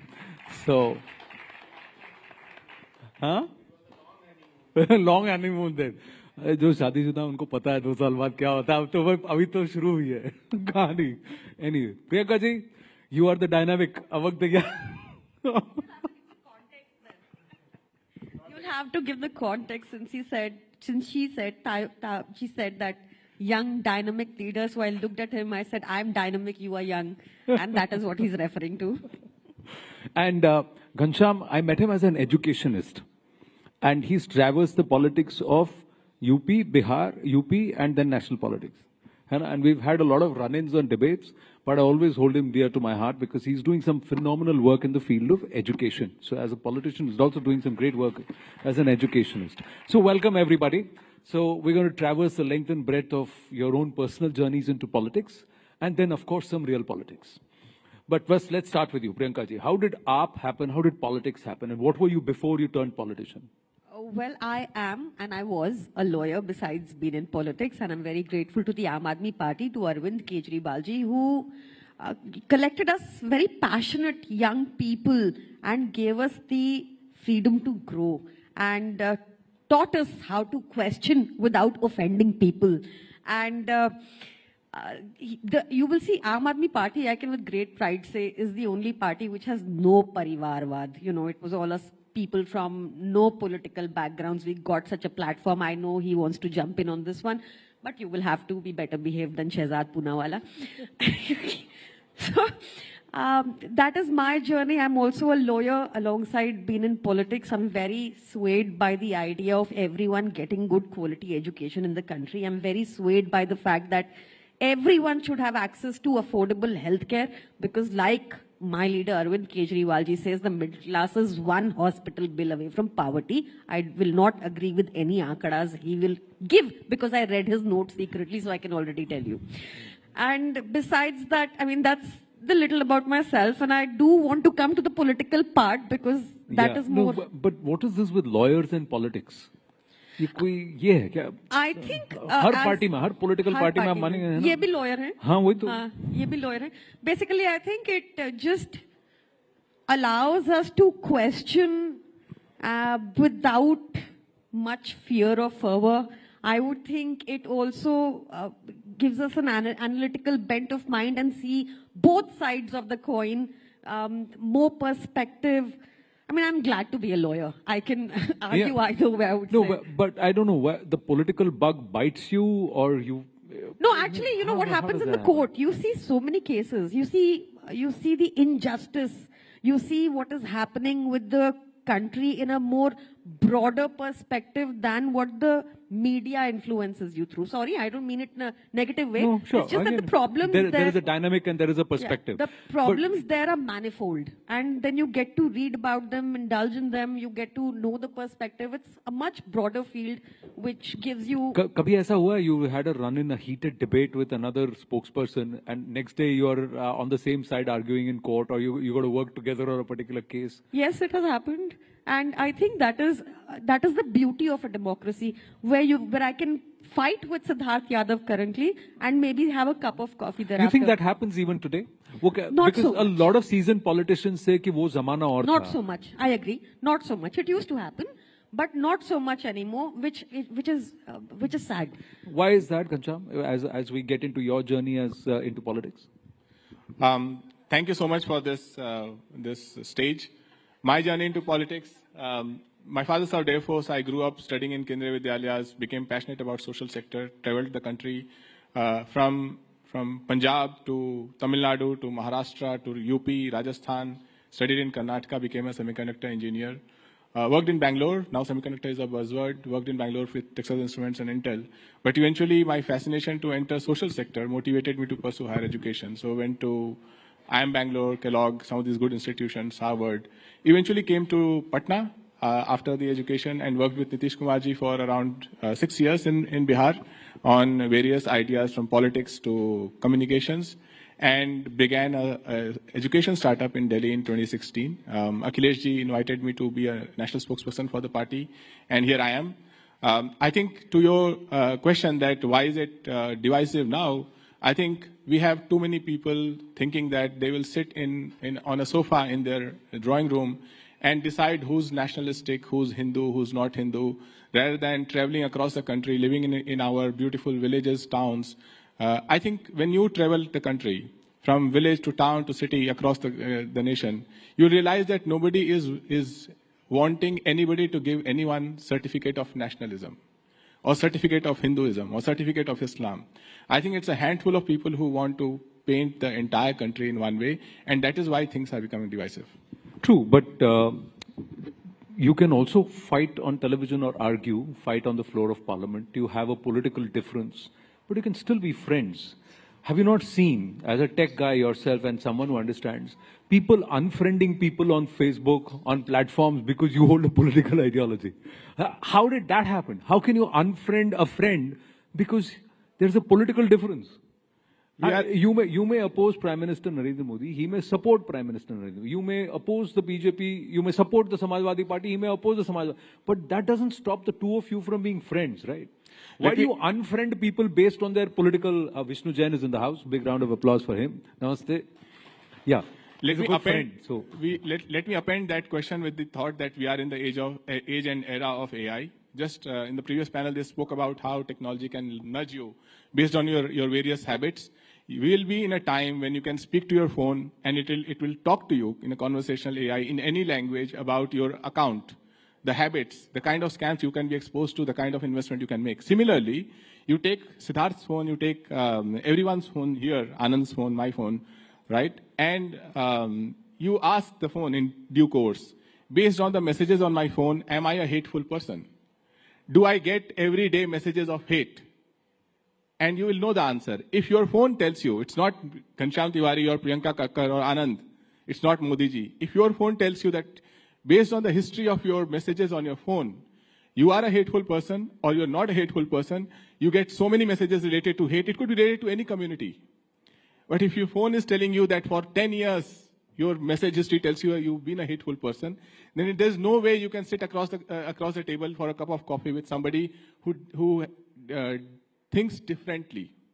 Fundamentally, we have to decide for the youth and for the future, whether it is through television, through YouTube, we're talking about adolescents as well. Are technologies, messages, this continuing barrage of painted, single-minded narratives making us hateful or not? If we don't decide, technology will decide for us. One final point.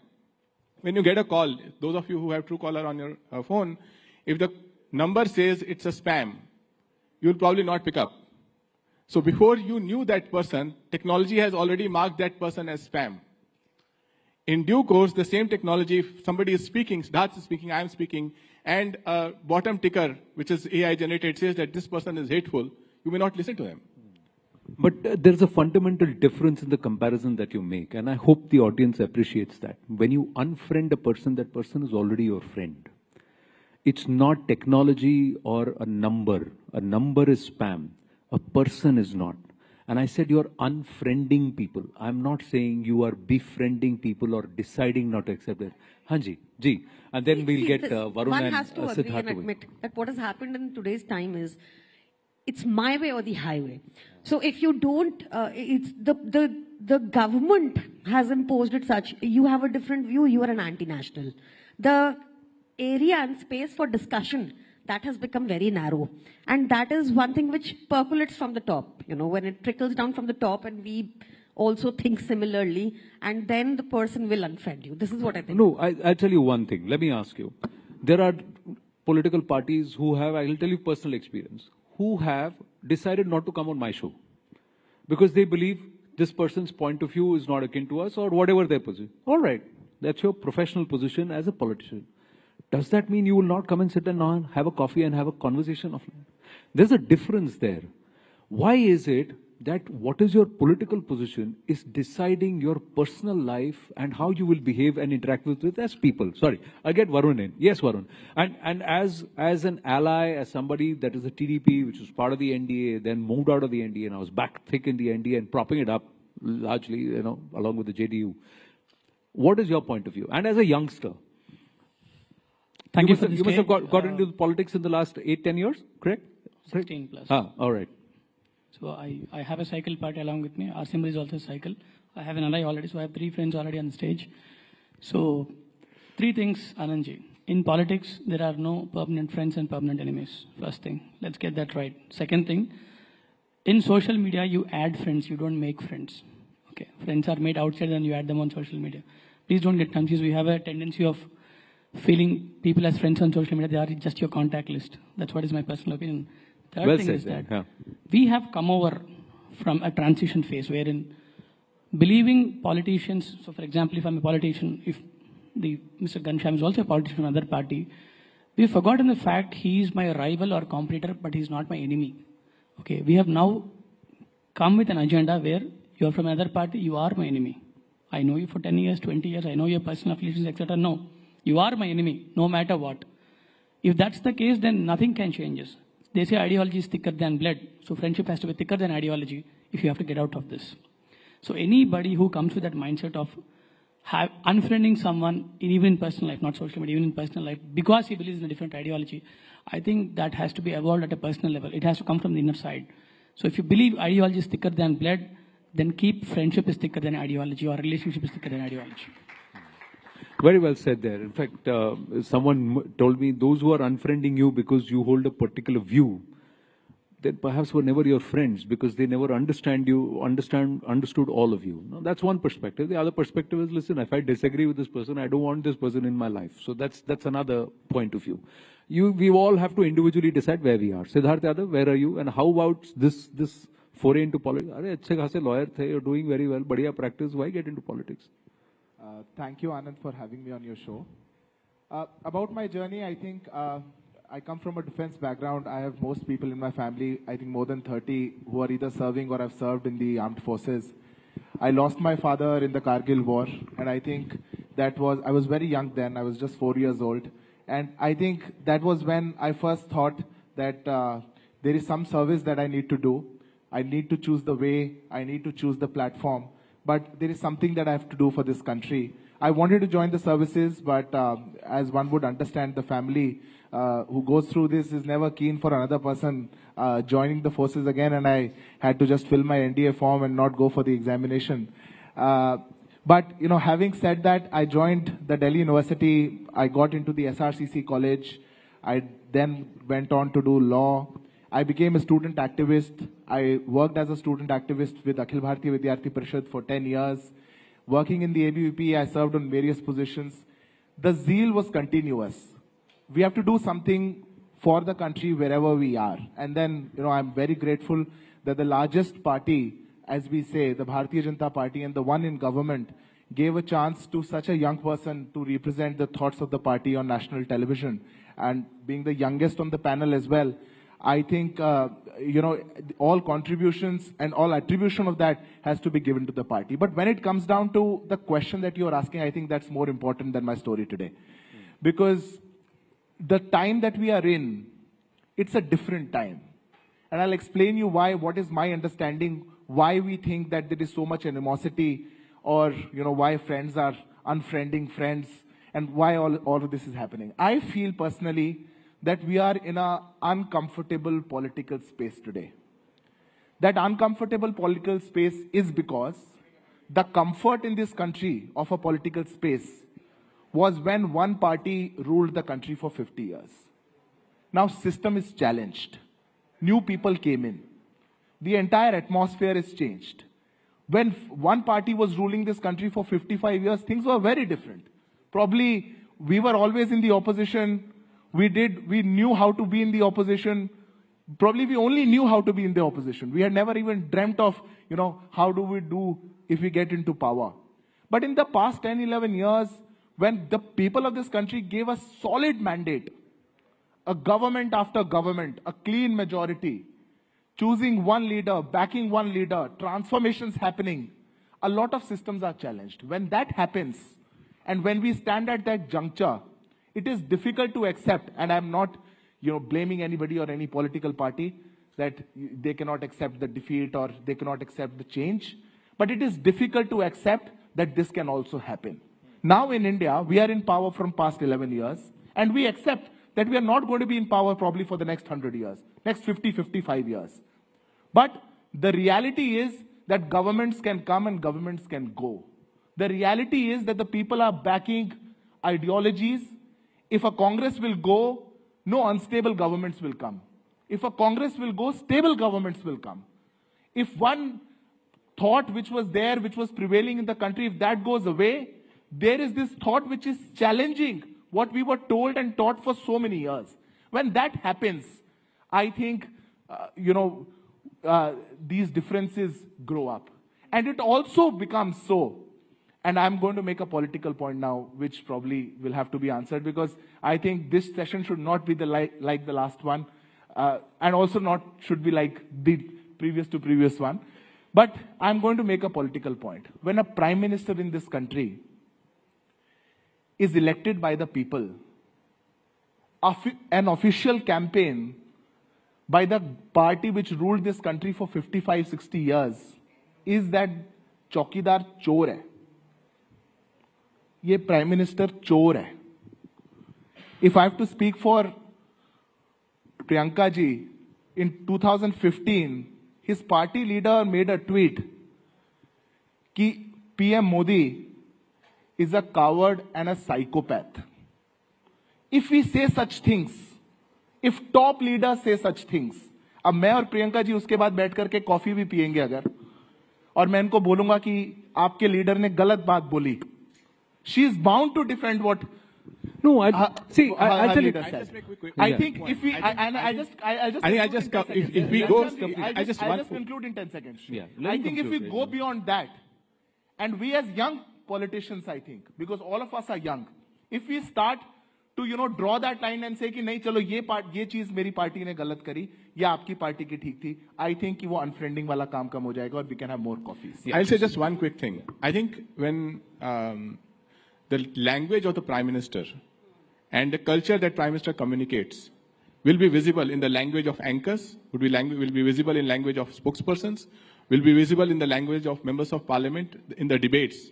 And because our debates in parliament are visible to everybody, you can see the language of debates. It was not long ago that a Delhi MP abused openly in the parliament and not one BJP MP stood up against it. In fact, senior leaders were laughing and cheering him.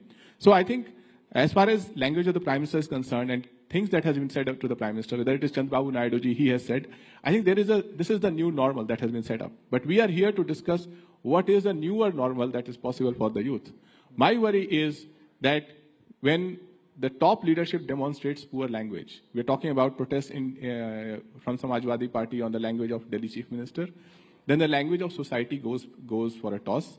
And when there's a barrage of hateful messages that are sent to mobile phones of the largest party in the country, then there's a problem. I'm going to make one final point, which is not political. So, Ghanshyam, one final point. Okay. I think today in our country, some things which have become very important have stopped being political. For example, you look at the newspaper, you will read 3 lakh Indian students. I studied abroad. 3 lakh Indian students are at the risk of losing their OPT. Has anyone in the government, raise your hand if you have heard anyone, Mr. Jaishankar or anybody else, speak up for them? These are people, we just spoke about wealth, young and wealthy. These are people who took loans like me, went abroad with a promise of a certain kind of future for them, and then their family holds them as social trophies. Why should the government not talk about it? Why should the government not talk about tariff? These are things that matter to the future of our country. Suddenly, we are in a phase where this is not political, but Aurangzeb is political.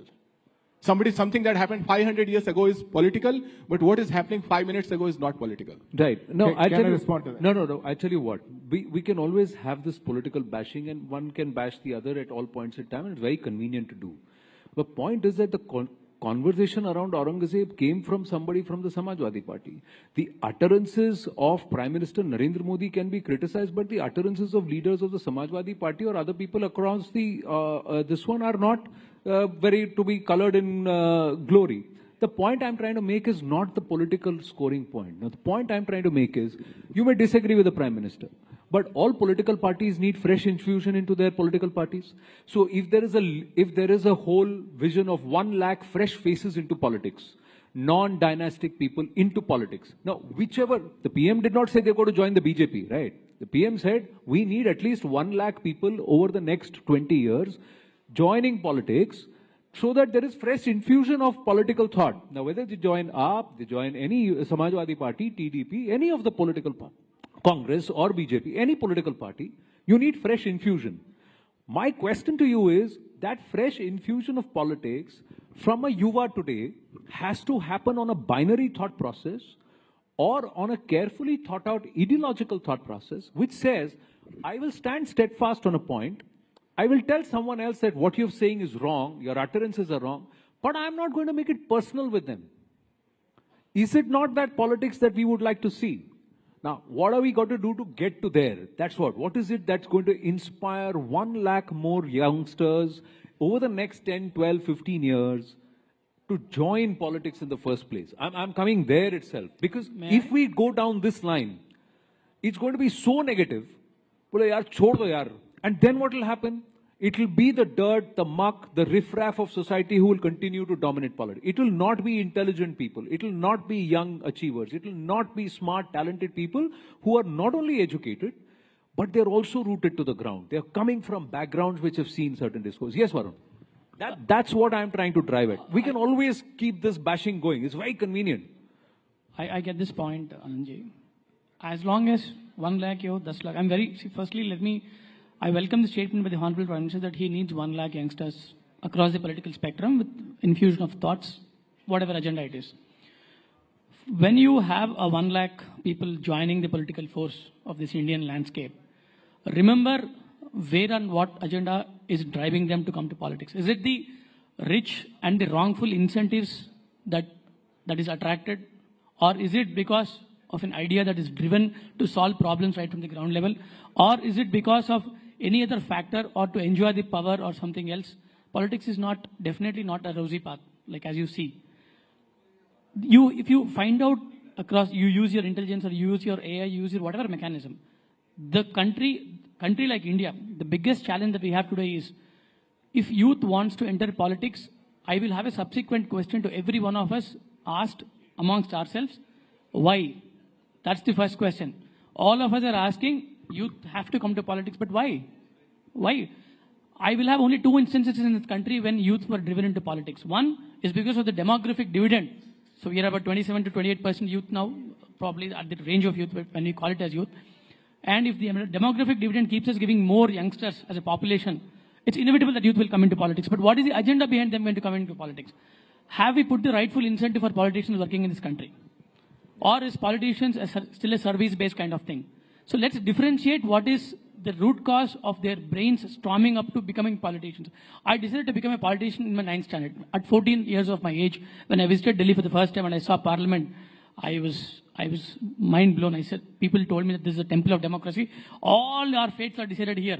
So that's the moment I fell in love with Parliament and parliamentary democracy. I started studying about parliamentary democracy. I joined, at my age 15, I joined a student organization.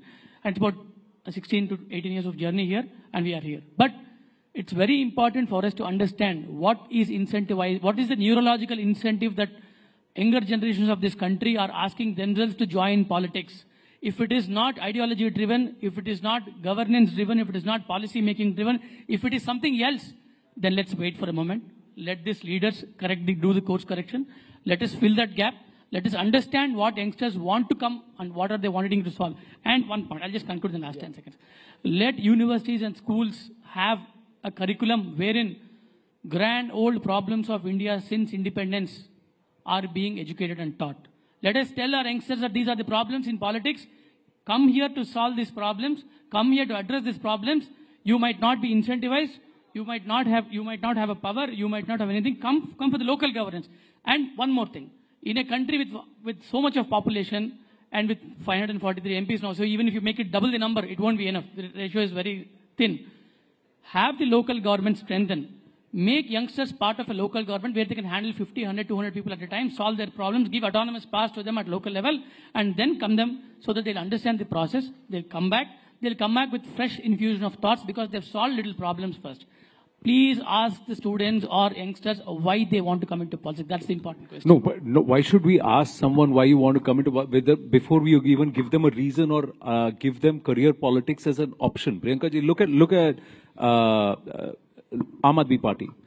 12 years, 2010, massive rise, India against corruption, 2012, transformation into a political party, 2025, you reach your zenith, and somewhere with the loss for Delhi, there are questions asked around Punjab. So as a political party, you will also have to recalibrate. Did you lose your way somewhere? The ideals with which many people who joined the Aam Aadmi Party, a lot of them went out. Did the goals change? Did the goalposts shift? And if the AAP model of governance or the AAP model of growth as a political party fails, then will youth want to look at other options, fresh options? Anand, there are two questions there. Yeah. I'll answer both. First is that we still got 44%, BJP got 46% in Delhi. What had happened is that, there was a systematic dismantling over the past 5 years where our leaders were imprisoned, where work was stalled, their obstacles were created. It was all a good master planning by BJP, no doubt, but still 44% people. May I request for some silence in the audience, please? I'm going to request our next set of panelists to also please share a listen. There is a lot of noise that's filtering in. My sincere request. Thank you. Please carry on, Priyanka ji. Secondly, I really want to make one observation that I had is, you started with people unfriending because of political differences. I saw that between 2014 and 19, the first 5 years, definitely I would say that. But the new worry is that the youth today does not want to talk politics. They say, I'm apolitical. Why did that happen? When you arrest a Disha Ravi, saying that this is propaganda, she is not working for the climate, you somewhere silence the youth into questioning you. When you arrest an Amit Sharma, a journalist, and urinate in his mouth because he questioned about train derailment, people will be like, oh, I'm apolitical. So this systematic dismantling of our institutions in a way, because you can arrest anyone arbitrarily, this systematic, this vindicative kind of politics. But this is not a one-way street, Priyanka ji. It's not a one-way street. I'm saying the government did it intentionally every so that people say, party, I'm apolitical. Every political party that once gets into power gets corrupted by this. So there are actions which happen by every political. I'm not shielding any. Said with great power comes great responsibility. I agree with yeah, Superman. but there is also Plato, Socrates who said power corrupts and absolute power corrupts. Absolutely. So, Yes. so where do you draw the line? How do I tell anybody and everybody that politics is a viable option? Final 1.5 minutes between you and Ghanshyam. Yes. Anand, I think I want to make one thing very clear. We are the youngest country of this world. We have around 70% people who are below the age of 35. The average age of this country is 28 years old. India is aspirational, India is growing.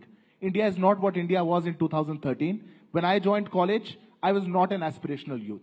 When I joined college, the headlines of my newspapers that I used to read were that इतने scams हो रहे हैं India के अंदर, हमारी forest reserve deplete होती जा रही है, we are a fragile 5 economy. A lot of such things were there. Today, the narrative has changed. When the youth, when they are going out, when the youth has so many opportunities, when India is growing, airports double होते जा रहे हैं, सड़कें ज़्यादा बनती जा रही हैं, startups from 1 unicorn to 100 unicorn. When the country is growing like that, I think it is the aspirational India which has to just ignore this noise. No. You have to ignore the noise. Aspirational India. No, here is the thing. The aspirational India also needs to see an intellectual political discourse. Absolutely. So raising the bar of the political discourse is a collective responsibility. Absolutely. It's not the responsibility of one party or another. It's everybody. I think Anand, the young should not be blamed for changing that discourse or bringing that animosity between political parties. The young in all political parties. I think this must be a phase where probably this has happened. But I speak for everybody sitting here. All the young people who are joining politics, who are contributing on various platforms in various ways, are more accepting of different ideas. And are also as long as there is an allowance of multiple streams of thoughts rather than blocking one or the other. Yes, Ghanshyam, final word to go to wind up. I'll conclude with two simple thoughts on the core topic. One is an opportunity, one is a challenge. We spoke about 1 lakh young politicians. With the passage of Women Reservation Bill, today after 6,000 MPs and MLAs in the country, 600 are women. With the passage of that bill, there will be 2,000 women MPs and MLAs in the country. If for each of these seats there are 4 women who are contesting, we're talking about 8,000 candidates. And why were you opposing it? Each such woman having 5 women members in their team. We're talking about 50,000 new women entering politics just because of that. The challenge for the youth is going to be, if you just look at the data, and no matter what the government says, the average wealth of a politician is rising. When you think about the average poverty lowering in the country, when you start with a prospect that jobs are not there, a lot of people are becoming delivery boys. The challenge that you will face due to wealth in politics, due to crime and corruption in politics, is rising at a very rapid pace, and it will be your biggest hurdle no matter what the ruling government says. Well, I think we're going to wind up on that note to say that it is the responsibility of every individual political party, its patrons, its leaders, to ensure that this does not happen. What you highlighted does not happen. People don't join politics to make money, to turn it into a corrupt practice, rather than to look at policy and clean governance. Thank you for an engaging conversation. Future looks bright with voices like these. Thank you very much. Thank you.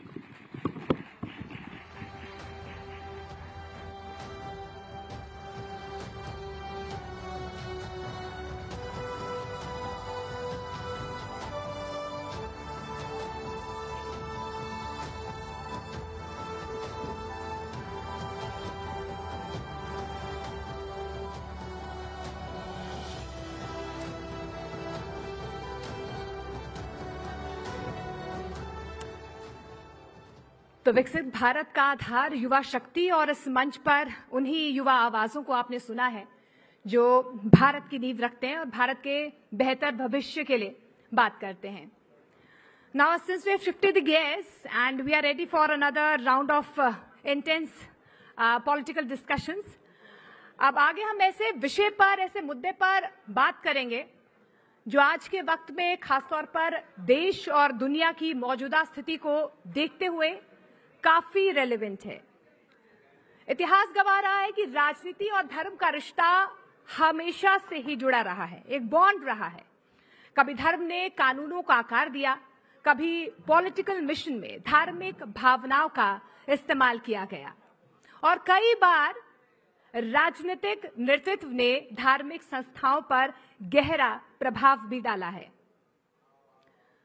तो हमारा जो अगला session होने जा रहा है, इसमें हम चर्चा करेंगे कि कैसे ये आपसी जुड़ाव नीतियों से लेकर सामाजिक व्यवहार तक हर लेवल को अफेक्ट करता है। रिलीजन और स्टेट के बीच जो ये खींचतान है, जो रिश्ता है, जो बॉन्ड है, वो किस तरह से निजी आजादी और आस्था के बीच संतुलन को चैलेंज देती है। क्या राजनीतिक ताकत का इस्तेमाल धर्म को कंट्रोल करने या प्रभावित करने के लिए किया जा सकता है, या इसके उलट धर्म के नाम पर राजनीति को दिशा दी जा सकती है। तो let's dive into this conversation. इस गहरे विषय पर हम बातचीत करते हैं, समझने की कोशिश करते हैं कि आज के दौर में पॉलिटिक्स और रिलीजन के बीच ये रिश्ता क्या कहलाता है। मैं अपने कलीग अमीश देवगन को इनवाइट करना चाहूंगी, वो मंच पर आए, सेशन को वो मॉडरेट करेंगे। लेकिन उससे पहले हमारे जो खास मेहमान हमारे साथ जुड़ने जा रहे हैं, एक बार जोरदार तालियों से स्वागत कीजिए। मैं तारुफ करवा देती हूँ, सुधांशु त्रिवेदी जी, राज्यसभा सांसद और भारतीय जनता पार्टी के राष्ट्रीय प्रवक्ता हमारे साथ जुड़ रहे हैं। प्रियंका चतुर्वेदी हैं, शिवसेना यूबीटी की तरफ से राज्यसभा सांसद हैं, वो हमारे साथ जुड़ रही हैं। इमरान मसूद है हमारे साथ, कांग्रेस एमपी हमारे साथ जुड़ रहे हैं। एक बार जोरदार तालियों से हमारे पैनल का स्वागत कीजिए। जी जी, welcome sir. Thank you Amish. Priyanka in centre. Yes yes yes. तो हाउसफुल है। मेरा आप सबसे निवेदन है, हमारे कैमरास बहुत अच्छे हैं, उनसे भी रिकॉर्ड करिए और प्लीज टेक योर सीट्स। जहां जिसको बैठने की जगह मिल रही है वो बैठ जाए, नहीं तो पीछे खड़े हो जाएं कैमरा से। और ये जो सेशन है इसका इंतजार है पूरे देश को, क्योंकि इस सेशन में देश की राजनीति पर बात होगी। तो जोरदार तालियों से अभिनंदन करिए हमारे 3 मेंबर ऑफ पार्लियामेंट का। सुधांशु त्रिवेदी राज्यसभा सांसद है भारतीय जनता पार्टी के और प्रवक्ता भी हैं, उनका अभिनंदन है। प्रियंका चतुर्वेदी शिवसेना उबाटा की नेता हैं और राज्यसभा सांसद हैं, उनका भी अभिनंदन है। इमरान मसूद कांग्रेस पार्टी के लोकप्रिय नेता हैं और मेंबर ऑफ पार्लियामेंट हैं, उनका भी अभिनंदन है। तो जोरदार तालियों के साथ अभिनंदन करिए। इस देश में बहुत से मुद्दे हैं जिस पर चर्चा होनी जरूरी है और इसीलिए हमने इस सेशन का नाम रखा है सियासत जो है वो बहुत गर्म है, क्योंकि उसमें धर्म संकट भी है, टैरिफ वाला धर्म संकट भी है, वक्फ वाला धर्म संकट भी है और भारतीय जनता पार्टी सब कुछ बुलडोज करना चाहती है, उसका धर्म संकट भी है। तो शुरुआत प्रियंका जी से करते हैं। और प्रियंका चतुर्वेदी, सवाल आपसे है कि देश में सब कुछ ठीक ठाक है या ठीक ठाक दिखाने का प्रयास हो रहा है? आप मुझे बताइए अमीश जी, आपको सब ठीक ठाक लग रहा है?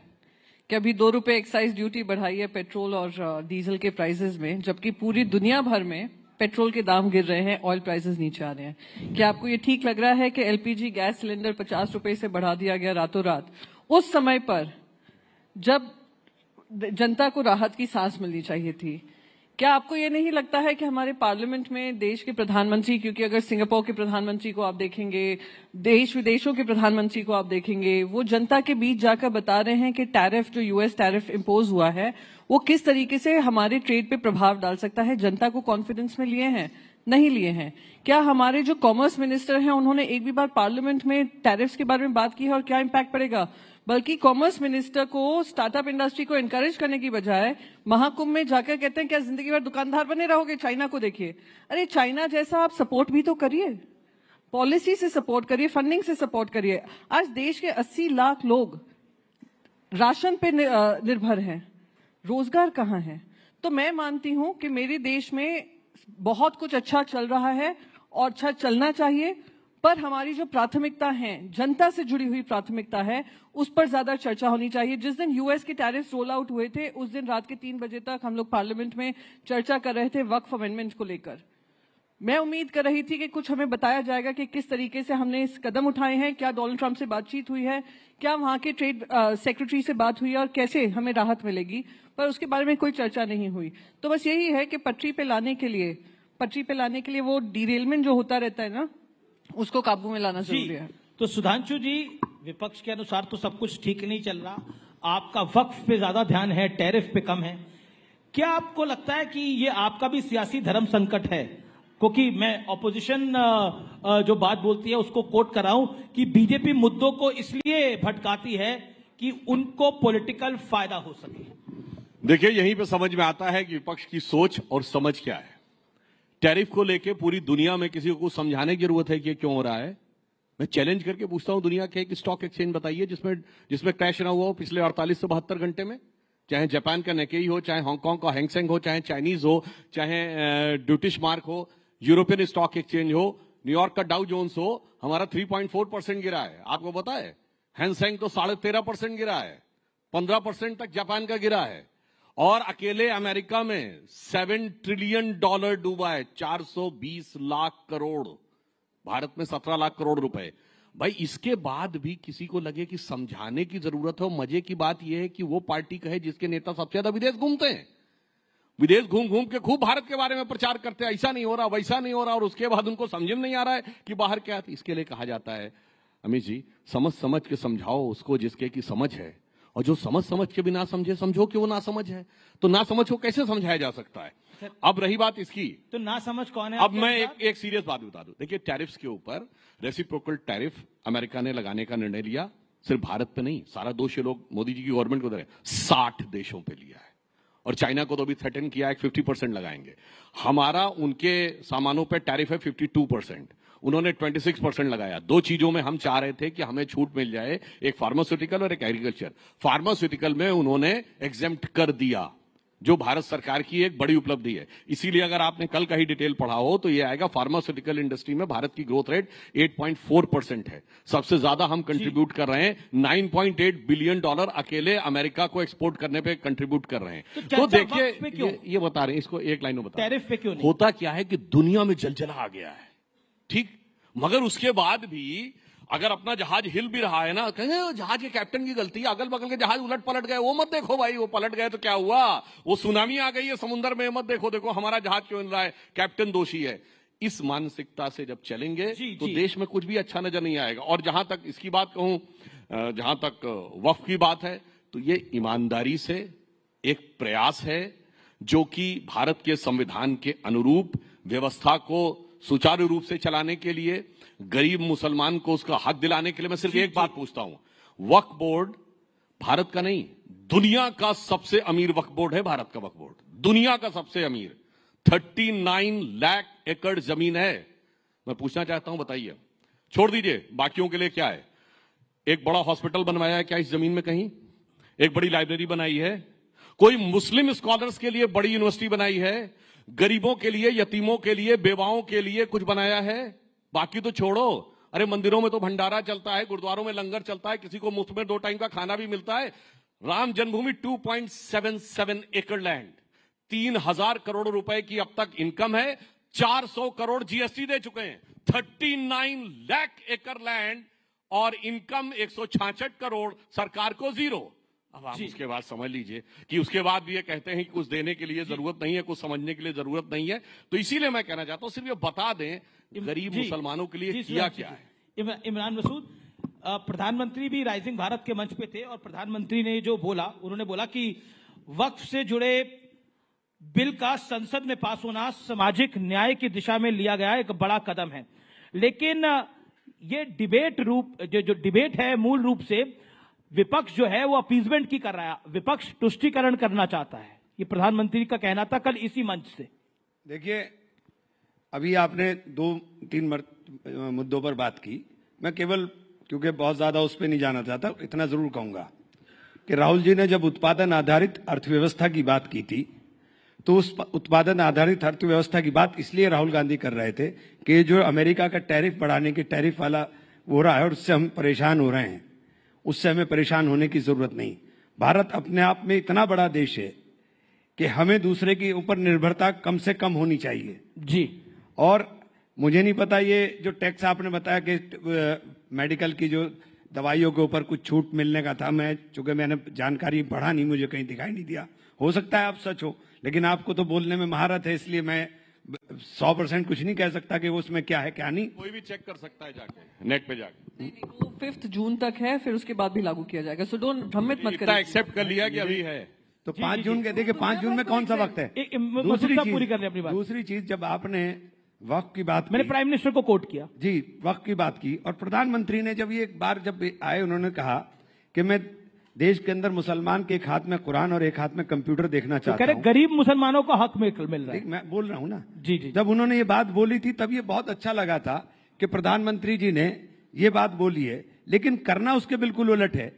मदरसे में कुरान पढ़ते हैं तो मदरसों पर ताला लगा देंगे। मदरसों का रजिस्ट्रेशन 2016 से रोका हुआ है कि मदरसों का रजिस्ट्रेशन नहीं होगा। और बच्चों की जो स्कॉलरशिप थी, जहां से कंप्यूटर पर बच्चे पढ़ सकते थे, आप सारी स्कॉलरशिप रोक देंगे।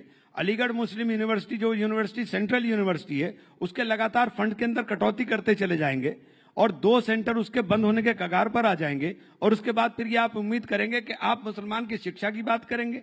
आपने वक्फ बोर्ड के लिए कहा, सबसे पहली बात, मैं चूंकि जेपीसी का मेंबर था, मेरे पास सूचना आई थी जेपीसी में कि हमारे पास 9 लाख एकड़ लैंड है, 9,44,000 एकड़ लैंड है। लेकिन वो 9,44,000 एकड़ लैंड पिछले 8 महीने के अंदर 39,000 एकड़ कैसे हो गई, ये समझ से बाहर है। और ये कौन सा आंकड़ा आया है, ये भी समझ से बाहर है। क्योंकि आप क्या बोल रहे हो, आपको यही नहीं पता है। आपकी सरकार ने 2021 में सुप्रीम कोर्ट में एफिडेविट देकर कहा कि हमने 100% प्रॉपर्टीज का डिजिटलाइजेशन करा लिया है। लेकिन जब आप जेपीसी के अंदर आते हैं तो कहते हैं नहीं कराया है। आप सुप्रीम कोर्ट में बोल कर आए हो और सुप्रीम कोर्ट में आपने कहा है, हमारे किरण रिजिजू साहब पार्लियामेंट में स्टेटमेंट देते हैं कि 4,99,000 से लगभग दुगनी प्रॉपर्टी हो गई। अरे भाई, दुगनी प्रॉपर्टी कैसे हो गई? किसी ने वक्फ तो किया नहीं, किसी ने वक्फ नहीं किया। इतना हिंदुस्तान के अंदर जो वक्फ है, 90% वक्फ प्रॉपर्टीज 1906 से पहली है। 1906 डेट किस लिए कोट कर रहा हूं कि 1906 के बाद ये तो देश की संसद भी किसी ने वक्फ की बोल दी। प्रयागराज में जहां महाकुंभ हो रहा था उसको भी वक्फ पे का बोल दिया। मुझे अब बोलने का मौका दीजिए। जी जी, 20 सेकंड। जब पार्लियामेंट में आप बोलते हो, पार्लियामेंट में आप बोलते हो कि पार्लियामेंट भी वक्फ का ना, मैं नहीं बोलता, क्लेम किया। हाँ, क्लेम किया। एक मिनट, बदरुद्दीन अजमल ने क्लेम। एक मिनट। बदरुद्दीन अजमल कोई मुसलमान इस्लामिक वो थोड़े ही हो गए कि बदरुद्दीन अजमल किस हैसियत से वो क्लेम कर देंगे? बदरुद्दीन अजमल ने अगर प्रॉपर्टी वक्फ की है तो बदरुद्दीन अजमल क्लेम कर सकते हैं। बदरुद्दीन अजमल की हैसियत नहीं है कि बदरुद्दीन अजमल क्लेम कर देंगे। वो जो मस्जिद है पार्लियामेंट के सामने, वो रायसीना गांव की मस्जिद है। 1911 में जब लुटियन जोन बनाने की बात हुई, जब लुटियंस बनाने की बात हुई, तो इन 123 प्रॉपर्टी, जिसका बार बार पार्लियामेंट में बहुत बार जिक्र हुआ कि हम एक तरफ आप बोलते हैं, एक सेकंड सर, एक तरफ आप बोलते हैं मस्जिद नहीं कब्जाएंगे, दरगाह नहीं कब्जाएंगे, ईदगाह नहीं कब्जाएंगे, कब्रिस्तान नहीं कब्जाएंगे, लेकिन 123 प्रॉपर्टी का बार बार जिक्र करेंगे पार्लियामेंट में। उस 123 प्रॉपर्टी में 123 की 123 प्रॉपर्टी ये 4 ही हैं जो अंग्रेजों से झगड़े के बाद 1913 के अंदर वक्फ को दी गई। ठीक है, ये वही प्रियंका भी बोलने, फिर उसके बाद सुधांशु जी आप एक साथ आंसर दीजिएगा। असल में आपने इतना वाइड क्वेश्चन था, उसे बहुत शॉर्ट में हो नहीं रहा मुझसे। पूरा अगर कर लेने, बाकी टाइम मैं आपको, बाकी टाइम आप मुझसे ले लीजिएगा, लेकिन इसे पूरा हो। हाँ, बिल्कुल। तो ये जब प्रधानमंत्री जी ने कहा कि हमने ये गरीब मुसलमानों के लिए, पसमंदा मुसलमानों के लिए, आप इसमें मुझे ये मेरे पास कानून रखा हुआ है, इसमें एक जगह बता दिए पसमंदा मुसलमानों के लिए कुछ करने का किया हो। महिलाओं को दो महिलाओं को इन्होंने मेंबर बनाने की बात करी। 2 महिलाएं पहले भी मेंबर बनती थी, पहले भी वक्फ बोर्ड डिमांड की। एक बात से पूरी तरह से सहमत हूं कि वक्फ बोर्ड की इतनी भारी प्रॉपर्टी होने के बावजूद हम भिखारी क्यों हैं? वक्फ बोर्ड की हैसियत क्यों है कि वक्फ बोर्ड अपने कर्मचारी की तनख्वाह भी नहीं दे पाता, जबकि आपके पास इतनी प्रॉपर्टी है? ठीक है, मैं इस बात से बिल्कुल सहमत हूं, लेकिन इसके प्रबंधन का काम होना चाहिए था या इसको खुर्द-बुर्द करने का काम होना चाहिए। आपने तो इस कानून के अंदर कर दिया कि अब आपको सजा भी नहीं मिलेगी। अब यह गैर जमानती अपराध होगा कि आप कोई प्रॉपर्टी कब्जा ले।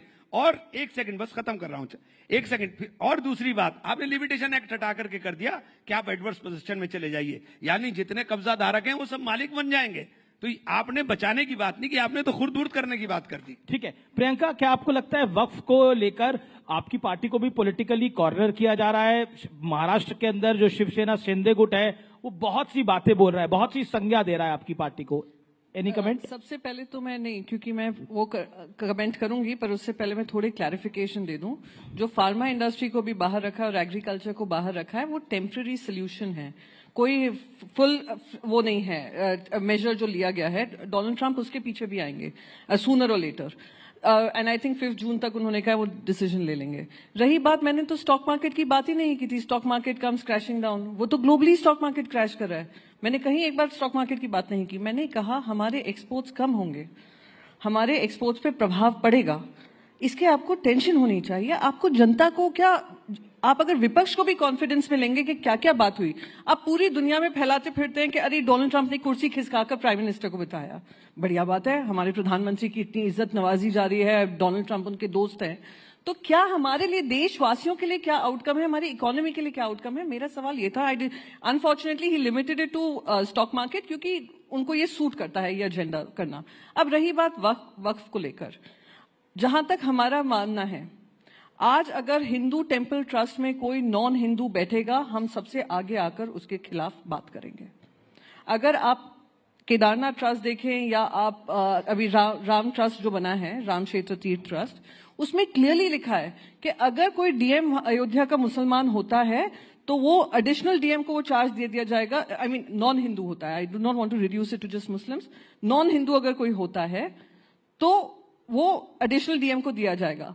तो अगर हमने ये प्रावधान अपने लिए बनाए हैं, and which is absolutely okay.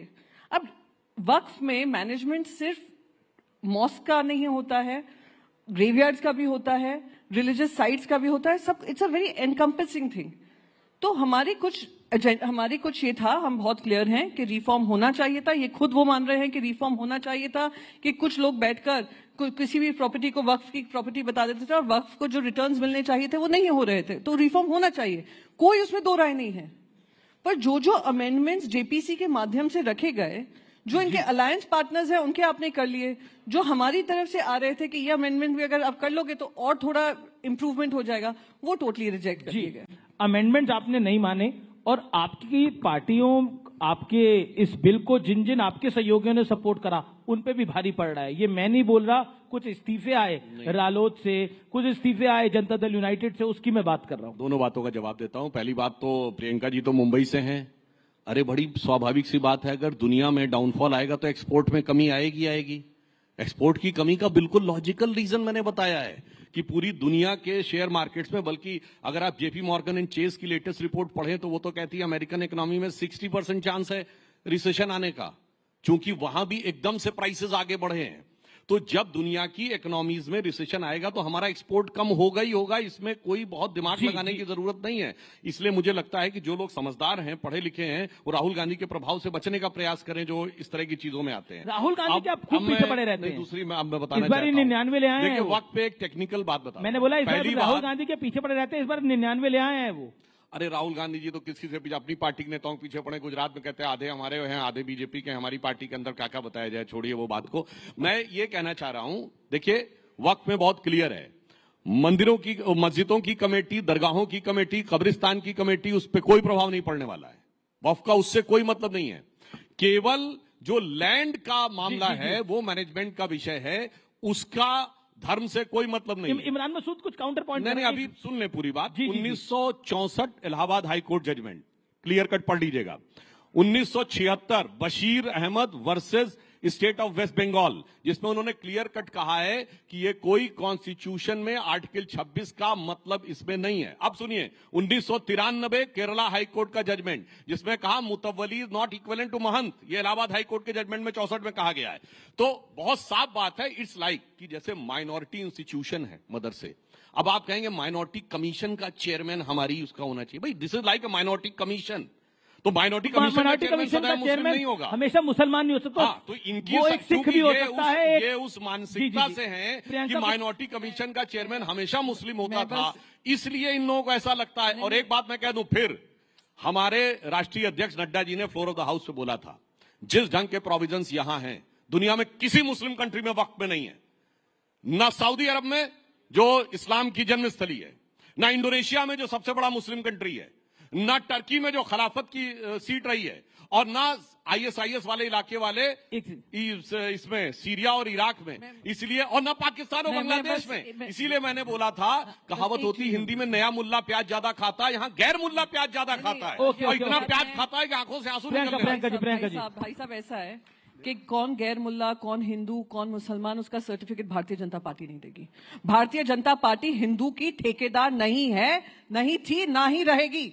आप नहीं बताएंगे कौन सी हिंदू पार्टी है, कौन सी हिंदू पार्टी नहीं है। किसने आपको ये ठेकेदारी दी है? कोई ठेका चला रहे हैं आप? मैं एक सेकंड मुझे कंप्लीट कर लेने दीजिए।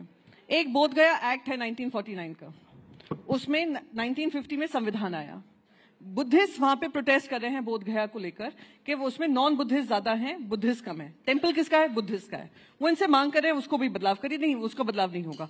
अभी हाल ही में आरएसएस की मैगजीन है ऑर्गेनाइजर, उसमें आर्टिकल स्ट्रेट, चलिए वक्फ की लैंड ज्यादा है या चर्चेस के पास, क्रिश्चियंस के पास लैंड ज्यादा है, यानी आपकी आंख सिर्फ लैंड में लगी है और ये लैंड किसको जा रही है हम सब जानते हैं। पोर्ट किसको गया? अडानी को। एयरपोर्ट किसको गया? अडानी को। लैंड किसको गया? अडानी को। अभी ये जो क्रिश्चियन लैंड होगी अभी उस पर भी विवाद शुरू होगा, फिर आएंगे आप लोग माइनॉरिटी के हकदार बनकर के हम ही रिफॉर्म्स लाएंगे, तो कहां तक ये लड़ाई चलेगी? यही मेरा एक सवाल। तो क्या शिवसेना में एक सवाल, क्या शिवसेना उबाटा इस वक्त में जो प्रावधान बीजेपी की और एनडीए की सरकार लेके आई है उसके खिलाफ है? हमारे, अगर मैं क्लॉज बाय क्लॉज जाऊंगी मैं आपको सब बता दूंगी, पर मैं एक मिनट, मैंने कहा Shiv Sena UBT can you please allow me to I am allowing you. हाँ, सो डोंट इंटरप्ट। हम लोग बिल्कुल रिफॉर्म के साथ है, रिफॉर्म होना चाहिए, पर रिफॉर्म ऐसा होना चाहिए जो एक पूरे वर्ग को आगे लेकर बढ़े। एक सेकंड, लेट मी कंप्लीट जी। रही बात जो मैंने आपको बताया कि नॉन हिंदू अगर कोई डीएम बनता है तो वो उस टेम्पल ट्रस्ट में नहीं आ सकता है, ऐसे ही आप नॉन मुस्लिम्स को ला रहे हैं तो कहीं ना कहीं एक मुसलमान के मन में शंका होगी कि क्या आप अपने लोगों को भरने का काम करें। एक मिनट जी। हमने दूसरा हमारा था कि रेट्रोस्पेक्टिव नहीं होना चाहिए, प्रोस्पेक्टिव होना चाहिए। हाँ, वो टीडीपी ने भी कहा, वो जेडीयू ने भी कहा, हाँ हम मानते हैं उसमें अमेंडमेंट हुआ। ये भी अमेंडमेंट हमने कहा कि जो वक्फ लैंड होगी बाय राइटिंग होगी, ओरली कोई वक्फ लैंड डोनेट नहीं कर सकता है, वो भी उसमें लागू किया गया। तो हाँ, बहुत सारी चीजें हैं, अगर उन्होंने हमारी ये बात भी सुन ली होती तो मैं मानती हूँ कि हाँ ये वक्फ रिफॉर्म शायद कांग्रेस पार्टी ने भी आप उनकी बात नहीं सुन रहे इसलिए नहीं हो रहा। इमरान मसूद, मैं आपको बता रहा हूँ, देखिए बात ये है 30 सेकंड में, केवल मुस्लिम समाज का मामला होता तो कोई बात नहीं थी। आप कह रहे हैं क्यों चर्च में मुनम्मम में क्रिश्चियंस की लैंड को क्लेम किया है कि नहीं? यमुनानगर के गुरुद्वारे को क्लेम किया है कि नहीं? तमिलनाडु के तिरुचिंदरी मंदिर को क्लेम किया है कि नहीं? तो फिर आप ये कहिए हम सिर्फ मुस्लिम लैंड को क्लेम करेंगे। क्लेम तो हम सबको करेंगे। और वैसे मुझे एक चीज जो मैंने पार्लियामेंट में बोला था फिर बोल दूं, अभी प्रियंका जी बोली, इनके तो नेता 2015 में बोल चुके हैं मुसलमानों की नागरिकता भी ले लेनी चाहिए। यस, 2015 सामना में संजय राउत जी का स्टेटमेंट है। और सुनिए, और दूसरी तरफ संजय राउत को कोट कर रहे हैं, गठबंधन में वो शामिल हैं, वो मुस्लिम लीग जिसने 28 अगस्त 1947 को कॉन्स्टिट्यूएंट असेंबली में सेपरेट इलेक्टेड मांगे। कोई जाके कॉन्स्टिट्यूएंट असेंबली की डिबेट में पेज नंबर 270 में पढ़ ले। इसलिए मैं कहना चाहता हूं, पूरी बात कर, एक लाइन बस सुनिए सर। पुराना एक गीत था ना, वक्त ने किया क्या हंसी सितम, तुम रहे न तुम, हम रहे न हम। तो मैं कहना चाहता हूं वक्फ ने किया क्या हंसी सितम, मुस्लिम लीग और शिवसेना मिलके हो गए हम। ओके, जवाब इमरान मसूद की बारी है अभी। देखिए अभी सुधांशु भाई ने बात कही और बहुत सारे मुल्कों के उन्होंने उदाहरण दिए, बस यही आप अपनी बात के अंदर अपना आप ही अपनी मेरी बात कह गए। वक्फ कोई संस्था नहीं है कि सिर्फ संस्था की बात है। वक्फ मुसलमान का एक फरीजा है जो हर मुसलमान के ऊपर लागू होता है। और जितने मुस्लिम ममालिक आपने गिनवाए, उन तमाम मुस्लिम ममालिक के अंदर इस्लामिक लॉज हैं और उसके अंदर वो वक्फ के हिसाब से चलने का काम करते हैं। और वक्फ हमारा धार्मिक कृत्य है। बस इतनी बात समझाने की तो बात है जो बात प्रियंका जी ने कही कि आप तमाम जगहों पर काशी विश्वनाथ के अंदर, मैंने एक बहुत छोटा सा बुनियादी सवाल पूछ लिया था अपने एक साथी से, जवाब नहीं दे पाए थे और दे भी नहीं पाएंगे। अगर आप मुझसे कुछ हिंदू रिचुअल्स के बारे में पूछेंगे, सनातन रिचुअल्स के बारे में, मैं सुपरफिशियली आपको सब बता सकता हूं, लेकिन अगर ज्यादा गहराई में जाकर के आप मुझसे बात करेंगे तो मैं शायद नहीं बता पाऊंगा क्योंकि मैं जानता नहीं। ठीक इसी तरीके से अगर आपको सुपरफिशियली कुछ मैं पूछूं, आप बता देंगे इस्लाम के बारे में, लेकिन गहराई की तरह साथ नहीं बता पाएंगे। उसके लिए आपका मुसलमान होना है। पर मेरा एक काउंटर क्वेश्चन है, 2013 में जो कांग्रेस की सरकार ने एक्ट पास किया था, क्या वो संविधान से ऊपर नहीं था जिसके अंदर ओवर रीच थी वक्फ की? नहीं, ये मेरा पॉइंट है। नहीं, कहीं नहीं थी। ये गलत प्रोपेगेंडा किया गया।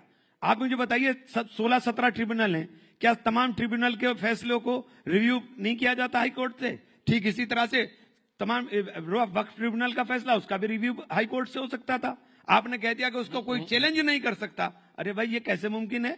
ये कैसे मुमकिन है? आपने कहा कि वक्फ कहीं भी प्रॉपर्टी डिक्लेयर कर सकता है। अरे वक्फ अगर इतना बड़ा पावरफुल था तो हम तो रोज पार्लियामेंट में जरा सा वक्त मिलता है, किसी कोने में जाके नमाज पढ़ लेते हैं, तो पार्लियामेंट भी वक्फ हो जाती। क्या नहीं हो सकता? जब तक वक्फ की प्रॉपर्टी जो वक्फ करने वाला है, जो वाकिफ है, जब तक वो उसका 100% ओनर ना हो, उस पर किसी तरह का कोई विवाद ना हो, तब तक वो वक्फ नहीं की जा सकती। आप तीनों पार्लियामेंटेरियंस हैं, मैं आप तीनों के भाषणों में से कुछ कोट करूंगा और मैं जानना मैं एक चीज कहना चाहूंगा।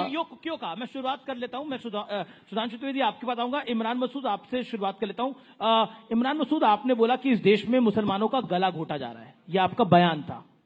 गलत क्या? नहीं, आपने बयान दिया कि इस देश में मुसलमानों को 2वे दर्जे का सिटीजन बनाया जा रहा है और गला घोटा जा रहा है, क्यों कहा?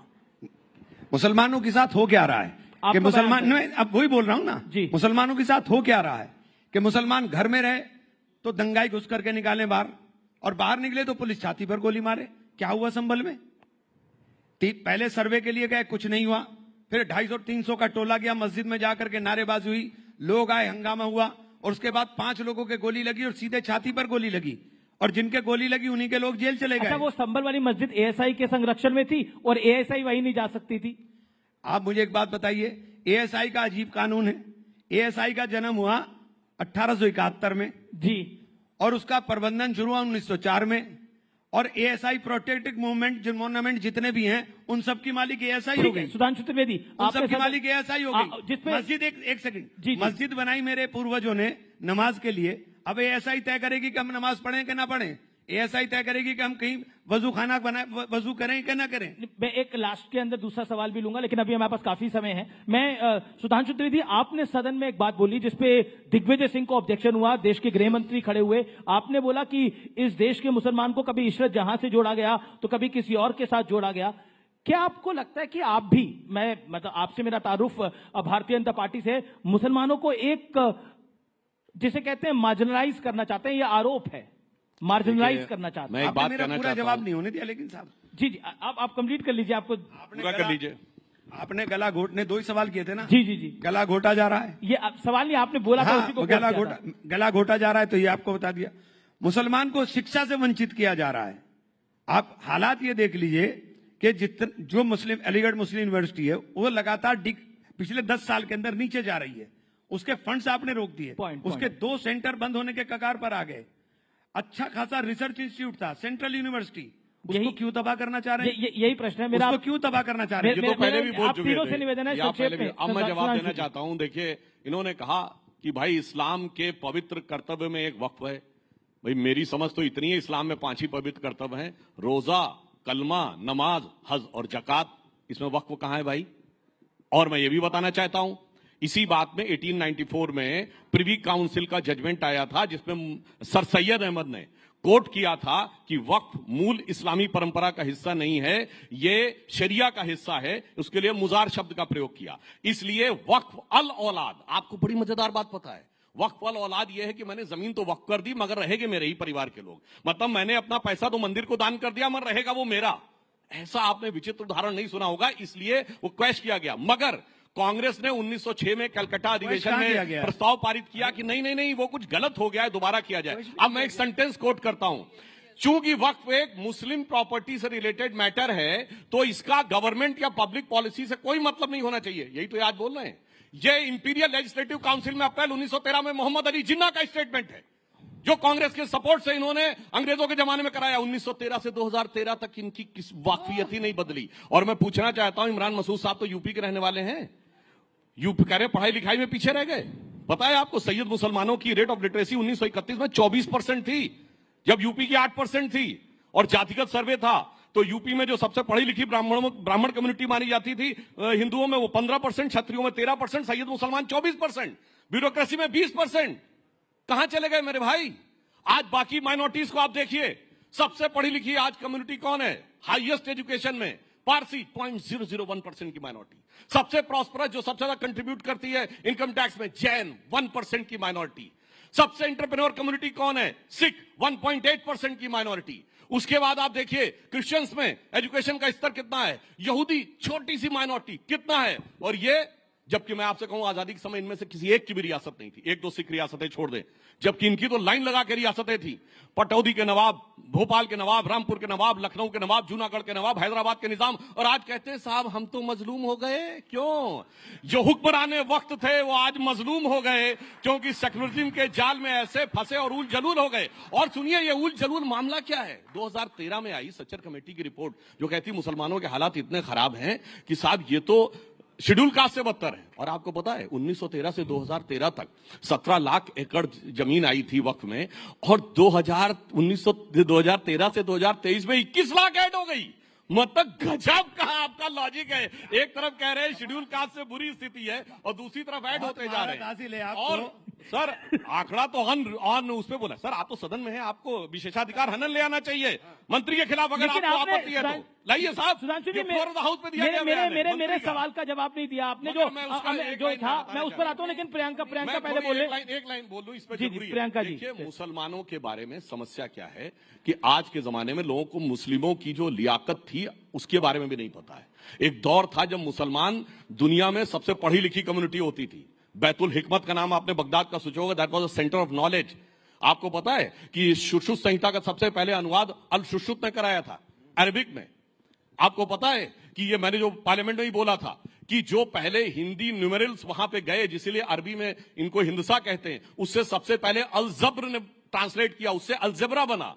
फिर अल ख्वारिज्म ने जो ट्रांसलेशन किया, जो मैथमेटिक्स दी, एल्गोरिथम वर्ड वहीं से आया है। कोलंबस ने जिस नक्शे को लेकर पूरी दुनिया की तरफ चला था वो बनाने वाला भी मुसलमान था, एक अली इदरीसी। उसके बाद इनका एल्गोरिथम ऐसा बदला कि 700-800 साल में कोई पैदा हुआ। सिर्फ प्रियंका जी को आने दीजिए। मगर अब्दुल कलाम के साथ नहीं, औरंगजेब के साथ जाके खड़े हो जाए। ओके प्रियंका, हमारे पास बड़ी लर्नेड ऑडियंस भी हैं। वारिस पठान साहब बैठे हैं, आनंद रंगनाथन बैठे हैं। ओके बोलिए प्रियंका जी। मैं इनकी तरह आवाज रेज करके अपना पॉइंट नहीं रख सकती हूँ कि आप आवाज रेज कर दीजिए कि कोई दूसरा ना बोल पाए। मैं बस एक ही चीज कहूंगी। अभी मैं जब उनको सुन रही थी और इतना पैशनेटली मुसलमानों के अधिकारों के लिए बोल रहे थे तो मुझे मोहम्मद अली जिन्ना ही याद आ गए। जैसे मोहम्मद अली जिन्ना ने आर्ग्यूमेंट दिया था और पाकिस्तान को अलग कर दिया था, इनका आर्ग्यूमेंट बिल्कुल उसी तरीके का था।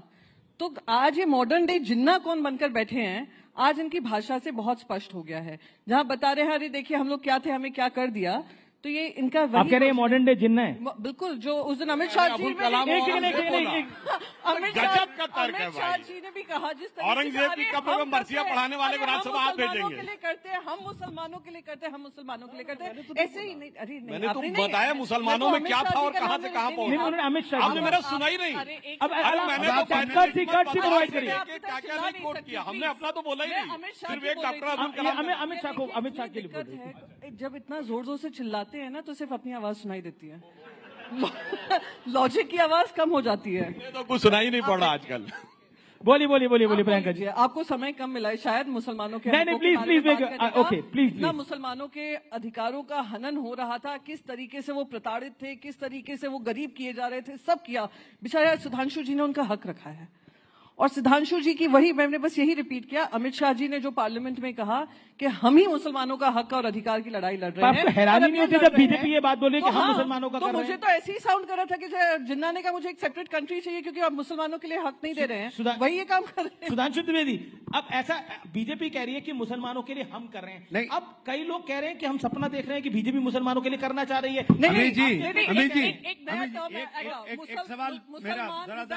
मुसलमान हृदय जी अभी मुझे सुधांशु भाई ने बड़ी अच्छी बात है कि बड़ा मुझे अच्छा लगा, चूंकि जानकारी इनको है, इन्होंने पूरा इतिहास का ज्ञान किया। लेकिन इन्होंने जिस आदमी का नाम लिया जिन्ना का, वो तो हमारा सबसे बड़ा मुजरिम है।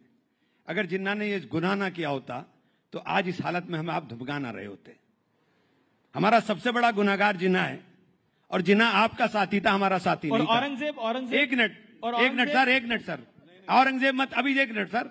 जिन्ना आपका साथी था, हमारा नहीं। जिन्ना के साथ सरकारें आपने चलाई, हमने नहीं। जिन्ना के साथ श्यामा प्रसाद मुखर्जी। गलत, अरे गलत कोट करिए, नाम कोट करिए कौन था वो। प्रजा कृषक पार्टी फजलुल हक की थी 1941 में। ऐसी बात 46 में मुस्लिम लीग ज्वाइन किए। एक मिनट, अरे गलत। अब बहुत जोर से बोल देंगे तो आप कैसे? अरे कोई चेक कर ले जाके भाई। सिंध में किसके साथ सरकार, अरे सिंध में किसके साथ सरकार चला रहे थे? फ्रंटियर में किसके साथ सरकार चला रहे थे? दो राष्ट्र का नीति का पहले बयान किसने जारी किया? फ्रंटियर में कांग्रेस जीती थी 1946 में। अरे आप उसके साथ सरकार चला रहे थे। दिक्कत क्या है सुधांशु भाई, आप इतनी तेजी के साथ बोलते हो कि आपकी बोलने वाली महारत हमारे पे आती नहीं, लेकिन हम ये कह रहे हैं कि जिन्ना आपका साथी था, इनकी आलोचना कर रहे हैं, तारीफ कर रहे हैं। नहीं, जिन्ना आपका साथी था, हमारा तो जिन्ना ने बेड़ा गर्क किया है। अगर जिन्ना की बात ना मानता मुसलमान, मौलाना अबुल कलाम आजाद की उस वक्त मान लेता मुसलमान, तो हिंदुस्तान के अंदर ये हालत ना होती जो आप हालत हो गई है। हमारी दोयम दर्जे की स्थिति आपने पूरे देश के अंदर कर दी। किसने करी है दोयम दर्जे की स्थिति? सबसे ज्यादा जिम्मेदार ये है जिसकी पार्टी का हुकूमत रही 67 साल। ओके, नहीं सच्चे देखिए, अरे ये आप लोगों ने 10 साल हो गए, आपने 10 साल से जब सच्चर कमेटी की रिपोर्ट आई, सच्चर कमेटी की रिपोर्ट का आपने हवाला दे दिया वक्फ के अंदर, और आपने सच्चर कमेटी की रिपोर्ट के ऊपर एक जगह अमल बता दीजिए। आप ऐसी बात कर रहे हैं, ये तो बिहार में सौगातें मोदी बांट रहे हैं। हमें सौगात के अंदर शिक्षा चाहिए, सौगात में रोजगार चाहिए, सौगात में मोहब्बत चाहिए, सौगात के अंदर हमें आपकी छवैया नहीं चाहिए। मेरा पॉइंट है, देखिए व्यूअर्स को मैं बोल रहा हूं ये बात, देखिए इस देश में देश के मुसलमानों को पहले बाबर में उलझा के रखा, उससे पहले जिन्ना में उलझा के रखा, फिर औरंगजेब में उलझा के रखा जा रहा है। मेरा निवेदन सुधांशु जी देखिए, इस देश में विकास की बात भारतीय जनता पार्टी बहुत करती है, विपक्ष भी चाहता है विकास हो। टैरिफ की एक बहुत बड़ी वॉर दुनिया में छिड़ी हुई है। इस समय देश के अंदर चाहिए कि कहीं ना कहीं एकजुटता रहे। प्रधानमंत्री एक लाइन बोलते हैं कि एक है तो सेफ है, वो एक है तो सेफ है, क्या ग्राउंड पर दिखेगा? ये मैं बिल्कुल with reference to context quote करता हूं। दो कॉन्टेक्स्ट हैं, एक 3 या 6 जनवरी 1948 को कलकत्ता में दिया गया सरदार पटेल का statement, anybody can go and check. दूसरा 28 अगस्त 1947 को पार्लियामेंट में जो कॉन्स्टिट्यूएंट असेंबली में जब मुस्लिम लीग के सदस्य ने सेपरेट इलेक्टोरेट की मांग की तो बोला, अब जो मैं इमरान मसूद साहब को जानकारी हो या ना हो, 1946 की कॉन्स्टिट्यूएंट असेंबली के इलेक्शन में उत्तर प्रदेश में जो मुस्लिम इलेक्टोरेट थे उसमें से 73 में 64 मुस्लिम लीग ने जीती थी, मद्रास प्रेसिडेंसी में 30 में 30, बॉम्बे प्रेसिडेंसी में 28 में 28, और 95% मुसलमानों ने वोट किया था मुस्लिम लीग के लिए, पाकिस्तान बनने के लिए। तो और जिन्ना चुनकर पूरी बात सर, अब मैंने शांति सुनी, और जिन्ना कोई रावलपिंडी, पेशावर, लाहौर से, ढाका, चिटगांव से चुन के नहीं गया था, मुंबई की बाईकुला सीट से चुन के गया था। 95% मुस्लिमों के वोट से क्या मुंबई के 95% लोग चले गए? इसलिए सरदार पटेल ने कहा कि भारत के ज्यादातर मुसलमानों ने पाकिस्तान बनने के लिए वोट दिया है। ये सरदार पटेल का बयान है 48 जनवरी कलकत्ता में। मैं नहीं मानता एक दिन में तुम्हारा दिल बदल गया, मगर जब जो हो गया सो हो गया, उसे पीछे छोड़ो और अब ये सोचो कि देश के साथ आगे कैसे चल सकते हैं। मगर इस सेकुलर पॉलिटिक्स ने पीछे से जोड़ के रखा। ये आजादी के बाद बाबर, तुगलक, औरंगजेब के नाम पे क्यों सड़कें बनाई गई? ये राष्ट्रपति भवन के अंदर मुगल गार्डन क्यों बनाया गया? मैं पूछना चाहता हूं ना, किसने पीछे से जोड़ के रखा? वही जो बता रहे हैं, आज एआई के दौर में औरंगजेब के साथ खड़े हो जाते हैं और दलगत भावना से ऊपर उठ के खड़े हो जाते हैं। और ये सोचने का, एक लाइन में सोचने का विचार है, cutting across the party line Muslim नेता औरंगजेब के साथ खड़ा रहता है, cutting across the party line Rana Sanga के साथ नहीं खड़ा होता है। Cutting across the party line Waqf की लैंड के साथ खड़ा रहता है, cutting across the party line Ram Mandir Hindu नेता नहीं खड़ा। मैं अब इंडिया अलायंस में भी आऊंगा। ओके, डिस्कशन पूरा चेंज हो रहा है। Okay, this is extremely disturbing कि हम राइजिंग भारत समिट में आए हैं, हमें बात करनी चाहिए 2047 में क्या होगा। तो 1 second please, do not interrupt, do not. Modi ji होंगे 2047 में, 57 में, 87 में, 97 में, जो भी आपको बोलना है करिए। Happy? Are you happy? Now can I get to the topic? Now can I get to the topic? Okay, you are happy? देखिए 2047 में मोदी जी हमारे यहाँ हो ना हो, मगर इनके नेता इन्हीं की परिवार के होंगे। ये पार्टी अलग है। Okay Priyanka, then I come to India alliance. Okay, ऐसा है, आज अगर 80 लाख लोगों के पास राशन जा रहा है तो कितने उसमें से हिंदू घर हैं, कितने मुसलमान घर हैं, कितने ईसाई घर हैं, कितने उसमें जैन घर हैं, कितने उसमें सिख घर हैं जी, और कितने पारसी घर हैं। भूखा तो सभी है जो 80 लाख लोगों के पास जा रहा है। मैं चाहती हूँ हम 2047 की बात करें। ये कहाँ पे लेकर जाना चाह रहे हैं? 300 साल पुराना, कि 300 साल पुराना इतिहास में आप बिखरे रहिए, बटे रहिए, और हम आने वाले जो सदी है, जो आने वाले हमारे युवा पीढ़ी है, जो दूसरे देशों में जा रही है, दूसरे देशों में भी प्रताड़ित हो रही है क्योंकि अमेरिका यूएस टैरिफ्स को लेकर आ रहा है। जो अभी आई थिंक घनश्याम जी ने बात रखी थी कि स्टूडेंट बनकर गए थे यूएस में और आज वो स्टूडेंट्स को भी डिसरिस्पेक्ट किया जा रहा है। हम कोई उसके बारे में बात नहीं कर रहे हैं। हम क्या बात करें? औरंगजेब, राणा सांगा, जिन्ना, ये वो। मेरे बस एक ही मांग है, और मैं क्योंकि विपक्ष से हूं, और विपक्ष में हमारी भी एक आवाज है, सिर्फ कांग्रेस और बीजेपी की नहीं है। हमारी आवाज यह है कि जो जनता से जुड़े मुद्दे हों। आज 50 रुपए इनकी जेब से ज्यादा जा रहा है गैस का सिलेंडर खरीदने में, तो मुझे तकलीफ होती है। 2 रुपए एक्साइज ड्यूटी बढ़ रही है, जबकि पूरी दुनिया भर में ऑयल चीप हो रहा है, तो मुझे तकलीफ होती है। मुझे तकलीफ होती है क्यों 80 लाख लोगों के घर पे राशन जा रहा है, उनको खुद नौकरियां क्यों नहीं दी जा रही हैं जहां वो अपने आप को सक्षम पा पाए। तो इन चीजों में हमारा ध्यान भटकाकर ये जो काम हो रहा है, ये बहुत गलत। ओके, देखिए मैं एक बात कहूं, लगता है प्रियंका जी को ना अपने राज्य का पता, 80 करोड़ सुनिए 80 करोड़ है, 80 करोड़ है। सुनिए, इनको ना अपने राज्य का पता, ना अपने सदन का पता। ये औरंगजेब का नाम कौन लाया? अबू आजमी, महाराष्ट्र के विधायक, समाजवादी पार्टी, अपने गठबंधन के। पीएचडी इस्लामिक लॉ के हैं, इस्लामिक स्टडीज के हैं, इस्लामिक रिलीजन के हैं, आप सबके पीएचडी हैं। हमको कुछ ना जानकर भी हम राज्यसभा में अपना पक्ष रख सकते हैं। मैं तो बीच में नहीं, जैसे आप बीच में टोक टोक कर बोल रहे हैं, ये कुछ नहीं जानती है। हुआ you to give me certificate, मैं जानती हूँ नहीं जानती हूँ। हाँ, तो मैं बता रहा हूँ ना, सुन लीजिए, आपको समझ में आ जाएगा, दर्शकों को समझ में आ जाएगा। अबू आदमी कहाँ का है? महाराष्ट्र विधानसभा का, वो औरंगजेब का इशू लाया। फिर इमरान प्रताप को ये लाए, इमरान मसूद जी, ये किस पार्टी के हैं? राशिद अलवी लाए, किस पार्टी के हैं? इमरान प्रतापगढ़ी किस पार्टी के हैं? MIM किस पार्टी के हैं? और सुनिए, उसके बाद राणा सांगा कौन लाया? वो रामजी लाल सुमन किस पार्टी के हैं? अरे भैया, अपनी पार्टी का अरे एक मिनट, अब एक मिनट, बाकी पॉलिटिक्स, एक मिनट, मुझे गठबंधन का पता हो या ना हो, मुझे अपनी पार्टी का ये पता हो या लोग ना लेके आ पता रहे हैं। हो, पर मुझे ये जरूर पता है कि देश को आप दिशा भूल करने का काम कर रहे हैं। अरे आपके सारे एक मैदान बताइए जिसने विषय शुरू किया, बताइए। चैलेंज करता हूँ, अगर आपको पता है, चैलेंज करता हूँ। मुझे भी आने देंगे आप तीनों लोगों ने किया। अब मुझे भी आने देंगे आप तीनों इंडिया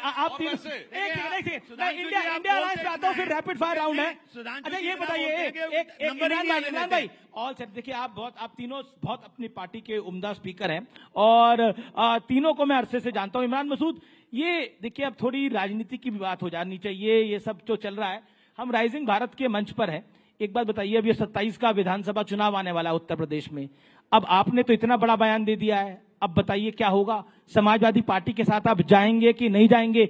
आदित्य ठाकरे ने तो महाराष्ट्र में बोला था, समाजवादी पार्टी के नेता, कुछ नेताओं ने बीजेपी के साथ अलायंस का काम किया है। आपका क्या कहना है उत्तर प्रदेश के संदर्भ में? सपा के साथ जाएंगे कि नहीं जाएंगे? नहीं, ये देखिए, ये फैसला तो पार्टी का होगा कि हम किसके साथ जाएंगे, किसके साथ नहीं जाएंगे। मैंने सिर्फ इतना, मेरा काम है कि मैं अपनी पार्टी के आधार को बढ़ाने की बात करूं, अपनी पार्टी के संगठन को बनाने का बात करूं। एकजुट है कि नहीं है? 100%। आपको दिखाई नहीं दिया कि पार्लियामेंट दिखाई दिया? एक मिनट, पार्लियामेंट में सिर्फ 24 मेंबर मुसलमान हैं। पार्लियामेंट में सिर्फ 24 मेंबर मुसलमान हैं, जो मुसलमान मेंबर थे। लेकिन वक्फ के मामले के अंदर 232 वोट पार्लियामेंट में पड़े। ये हिंदुस्तान है, ये हिंदुस्तान है। दूसरी चीज मैं कह रहा हूं, हमें भाईजान बहुत तेज तेज बोलते हैं, हमारी समझ में नहीं आता, लेकिन मैं इतनी बात जरूर कह रहा हूं कि जिन्ना आपके आदर्श होंगे, मेरे आदर्श तो थे नहीं ना हैं।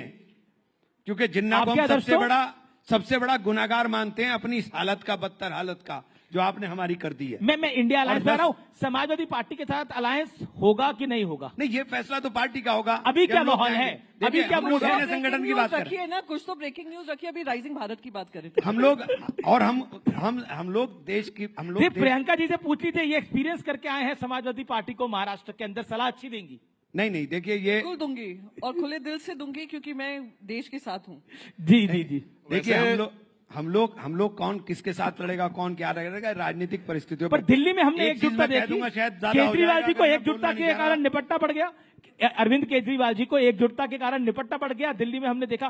प्रियंका अब एक बात कह दूं, मेरे से रुका नहीं जा रहा है, मैं बोल ही देता हूं। बिल्कुल मत रुकिए, इस मंच पे बिल्कुल मत रुकिए। तक भारतीय जनता पार्टी को हराने की कसम सारे इकट्ठे होकर खाते रहेंगे, भारतीय जनता पार्टी नहीं हारेगी। अच्छा, खाते रहेंगे तो नहीं हारेगी? बिल्कुल। तो कैसे करें फिर, हराएं कैसे? ये फॉर्मूला तो बताइए महाराज, बताइए फॉर्मूला। देश सुन रहा है आपको। देखिए, मैंने आपको बता दिया, कैसे? जब कसम नहीं खाएंगे तब हार जाएंगे। नहीं, हमें अपने जीतने का लक्ष्य रखना चाहिए। हमें भाजपा को हराने का क्यों लक्ष्य रखना है? हम अपने जीतने की बात करें। आज दिक्कत क्या है, देश के अंदर भाजपा ने ऐसा नैरेटिव बना दिया, हर आदमी भाजपा को हराने की बात कर रहा है। अरे भाई, तुम्हारे हराने से हमें क्या होगा? हमें अपने जीतने की बात करें कि हम बदलाव लाने की बात करें। राहुल जी को समझाइए ना। राहुल गांधी कह रहे हैं कि मेरी पार्टी में कहीं भाजपा ही आ गए। नहीं, गलत पे उन्होंने बोला स्लीपर सेल है हमारे यहाँ। राहुल गांधी ने विचारधारा के लिए बोला है। राहुल गांधी ने बोला स्लीपर सेल है हमारी पार्टी में। कांग्रेस पार्टी में एक स्लीपर सेल है, राहुल जी ने बोला। नहीं, अमीर जी, मैं आपसे एक प्रश्न पूछूं। जितने अधिकार से आप कहते हैं राहुल गांधी जी को बोलिए, आप इतने अधिकार से नरेंद्र मोदी जी के लिए आप बोल पाएंगे? क्या बोल पाएंगे आप मोदी जी के लिए? मोदी जी से सवाल पूछ सकते हैं? नहीं, बिल्कुल। देखिए, बिल्कुल हम पूछ सकते हैं। ऐसे बयान कभी मोदी जी के सुनाई पड़ते हैं। मोदी जी अगर बोले कि बीजेपी में स्लीपर सेल है तो जरूर 15 लाख खाते में तो मोदी जी ला रहे थे। एक सेकेंड, अमीर जी, मैंने कभी भी कोई भी पत्रकार से ये सवाल नहीं पूछा मोदी जी से पूछते हुए कि मोदी जी आपका मतलब क्या था जब आपने कहा कि आपके मंगलसूत्र खींचकर ले लिए जाएंगे? किसी ने पूछा है? मैंने नहीं सुना। हो सकता है मैं मिस कर रही हूं। उसके लिए जिसने कश्मीर देखा उसे समझ में आना चाहिए। इंटरव्यू कश्मीर 1990 सबको समझ में। इंटरव्यू मैंने कोई देखा है, जिस अधिकार से भी आपने कहा कि आदित्य जी से पूछिए या राहुल जी से पूछिए, तो मैं ये पूछना चाहती हूँ उतने ही अधिकार से आप लोग, और मैं यही अपेक्षा करती हूँ अपनी मीडिया से कि हम राइजिंग भारत की जब बात करते हैं 2047 में हमारी मीडिया का क्या हाल होगा, इसके बारे में कभी आपने सोचा है? बहुत अच्छी बात कही प्रियंका जी। प्रियंका जी के लिए ताली बजाइए। प्रियंका जी ने बोला कि ये सवाल आप मोदी जी से पूछ सकते हैं। हाँ, मोदी जी से पूछ सकते हैं क्योंकि वो इंटरव्यू दे देते हैं, लेकिन राहुल जी ने तो कोई इंटरव्यू ही नहीं दिया। पूछे कैसे? जिस दिन देंगे तो उनसे भी पूछेंगे। ये भी आप बात गलत कर रहे हैं साहब। 84 इंटरव्यू नरेंद्र मोदी के। एक minute Amir ji, Aaditya Thackeray also gave interview. Uddhav Thackeray ji ने, राहुल गांधी जी ने इंटरव्यू नहीं दिया। आपने बहुत अच्छी चीज कही है। अमीर जी ने कहा कि प्राइम मिनिस्टर इंटरव्यूज देते हैं। वेरी इंप्रेस्ड अमीर जी, आई एम वेरी इंप्रेस्ड। पर हमारे जर्नलिस्ट ने, किसी ने उनसे पूछा कि प्रधानमंत्री जी इसका क्या मतलब है जब आप कहते हो सोने की मंगलसूत्र खींच लेते हैं? अच्छा नहीं, एक मिनट, अच्छा सुनिए, अभी राहुल गांधी जी ने कहा कि कॉन्स्टिट्यूशन 47 में लिखा गया। ये कितने जर्नलिस्टों ने पूछा कि कॉन्स्टिट्यूशन 47 में नहीं लिखा गया मेरे भाई? और सुनिए, उन्होंने कहा कॉन्स्टिट्यूशन हजारों साल पहले का है। तो भाई ऐसा अद्भुत ज्ञान जो राहुल गांधी जी के पास है, वो कहते हैं जिसको तुम देख रहे हो वो राहुल गांधी वो है ही नहीं, वो तो खत्म हो चुका है। तो मुझे लगता है ऐसा ज्ञान। और आप उसके बारे में क्या कहेंगे जो प्रधानमंत्री कह रहे थे मैं नॉन बायोलॉजिकल हूं? क्या बात आप बोल रहे हैं? देखिए साहब, अब कांग्रेस का आप व्यक्तिगत अभी आपने इतना सवाल पूछा, व्यक्तिगत इन्हीं के चैनल पे कहा था हमारे मैं किसी काम से आया हूँ, कोई अवतार। अरे सुनिए, ऐसी बात कर आपने पूछा सपा और कांग्रेस साथ रहेंगे या नहीं, ये जानते क्या सवाल? इसके बारे में आप बोलेंगे? इसके बारे में भी इस पे सिर्फ एक लाइन बोलेंगे। मैं पूछूंगा चंद्रबाबू नायडू और नीतीश बाबू साथ रहेंगे कि नहीं रहेंगे? हमारे तो वो हमेशा साथ थे, 95 से बीच में थोड़े समय के लिए अलग हुए तो हमारे साथ रहेंगे। मगर इनके साथ जानते क्या स्थिति है?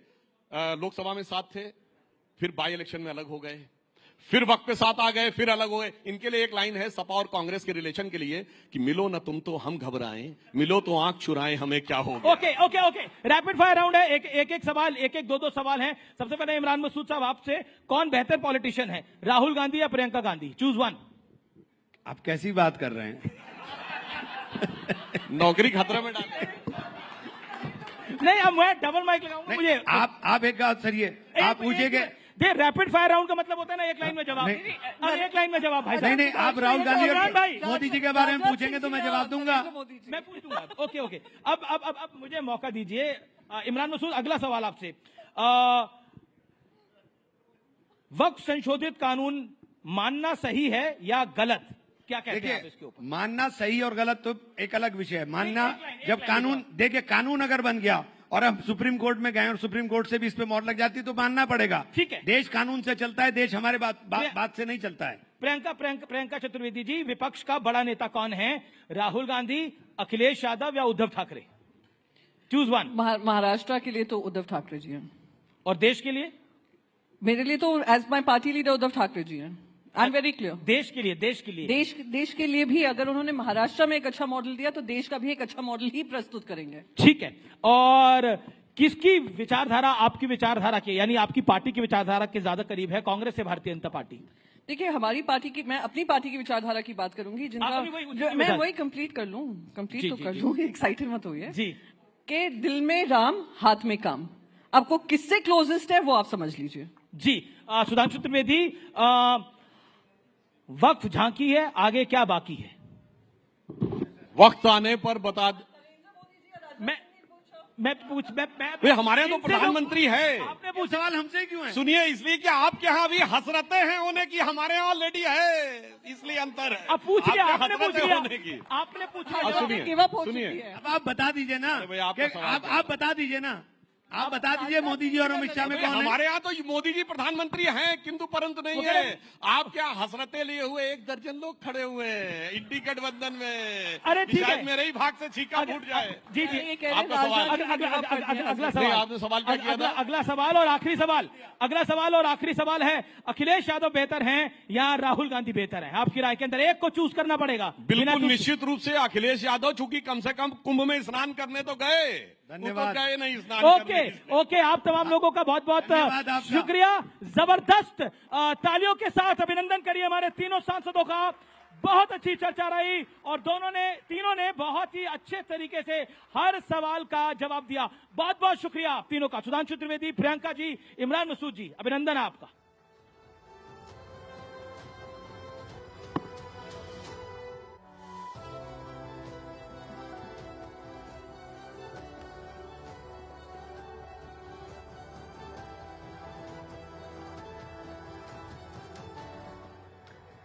That was one fiery and insightful discussion. एक बार जोरदार तालियां हमारे पैनल के लिए। बहुत बहुत शुक्रिया इस डिस्कशन के लिए। तो सियासत के धर्म संकट के पन्नों को हम पलट रहे हैं और अगले सेशन की तरफ हम बढ़ेंगे। और क्योंकि हम राइजिंग भारत समिट के मंच पर हैं और विकसित भारत 2047 में कैसा रहेगा, उसकी तस्वीर क्या रहेगी, उस पर हम अगले सेशन में फोकस करने जा रहे हैं। उन मुद्दों की हम चर्चा करेंगे जो आज के भारत की कानून व्यवस्था, राजनीति और समाज की दिशा तय कर रहे हैं। हम जानेंगे कि कैसे संवैधानिक बदलाव, कानूनी सुधार और सामाजिक परिवर्तन आपस में टकराते भी हैं और एक दूसरे को आकार भी देते हैं। और साथ ही ये भी जानने की कोशिश करेंगे कि इस दिशा में भारत का फोकस क्या रहने वाला है और भारत इस दिशा में कैसे आगे बढ़ रहा है। आर्टिकल 370 को हटाया जा चुका है, ट्रिपल तलाक को अपराध घोषित कर दिया गया है और अब वक्फ कानून भी आ गया है। तो ऐसे में सवाल ये है कि भारत का अगला कदम क्या होगा। और इसी महत्वपूर्ण चर्चा को आगे बढ़ाने के लिए और इस अगले सेशन को मॉडरेट करने के लिए रूबिका लियाकत हमारे साथ मंच पर आएंगी। एक बार जोरदार तालियों से उनका स्वागत कीजिए। और मंच पर हमारे साथ एक बहुत खास पैनल भी मौजूद रहने वाला है। एक बार जोरदार तालियों से उनका भी मैं तारुफ करवा देती हूँ। गौरव भाटिया जी हैं हमारे साथ, भारतीय जनता पार्टी की तरफ से राष्ट्रीय प्रवक्ता, वो हमारे साथ जुड़ेंगे। वारिस पठान जी हैं लॉयर और AIMIM से हमारे साथ, वो AIMIM का पक्ष रखेंगे। इसके साथ साथ जाने माने लेखक हैं आनंद रंगनाथन, वो भी हमारे साथ इस मंच पर जुड़ेंगे। अनुराग भदौरे जी हैं, प्रवक्ता है, राष्ट्रीय प्रवक्ता समाजवादी पार्टी के। आप सभी मेहमानों का बहुत बहुत स्वागत। एक बार जोरदार तालियों से इनका स्वागत कीजिए। Thank you.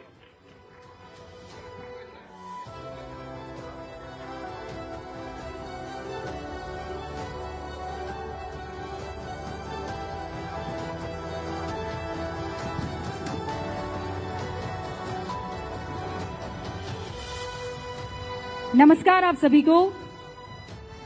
जनरली गूंज जो है, जनरली क्या, हमेशा ऐसा कभी नहीं हुआ है कि 4:50 आप मेरे लबों से ना सुने कि गूंज की शुरुआत हो चुकी है। लेकिन आज राइजिंग भारत का मौका है और इसीलिए राइजिंग भारत के इस मंच से ये स्पेशल एडिशन इस वक्त आप गूंज का देख रहे हैं।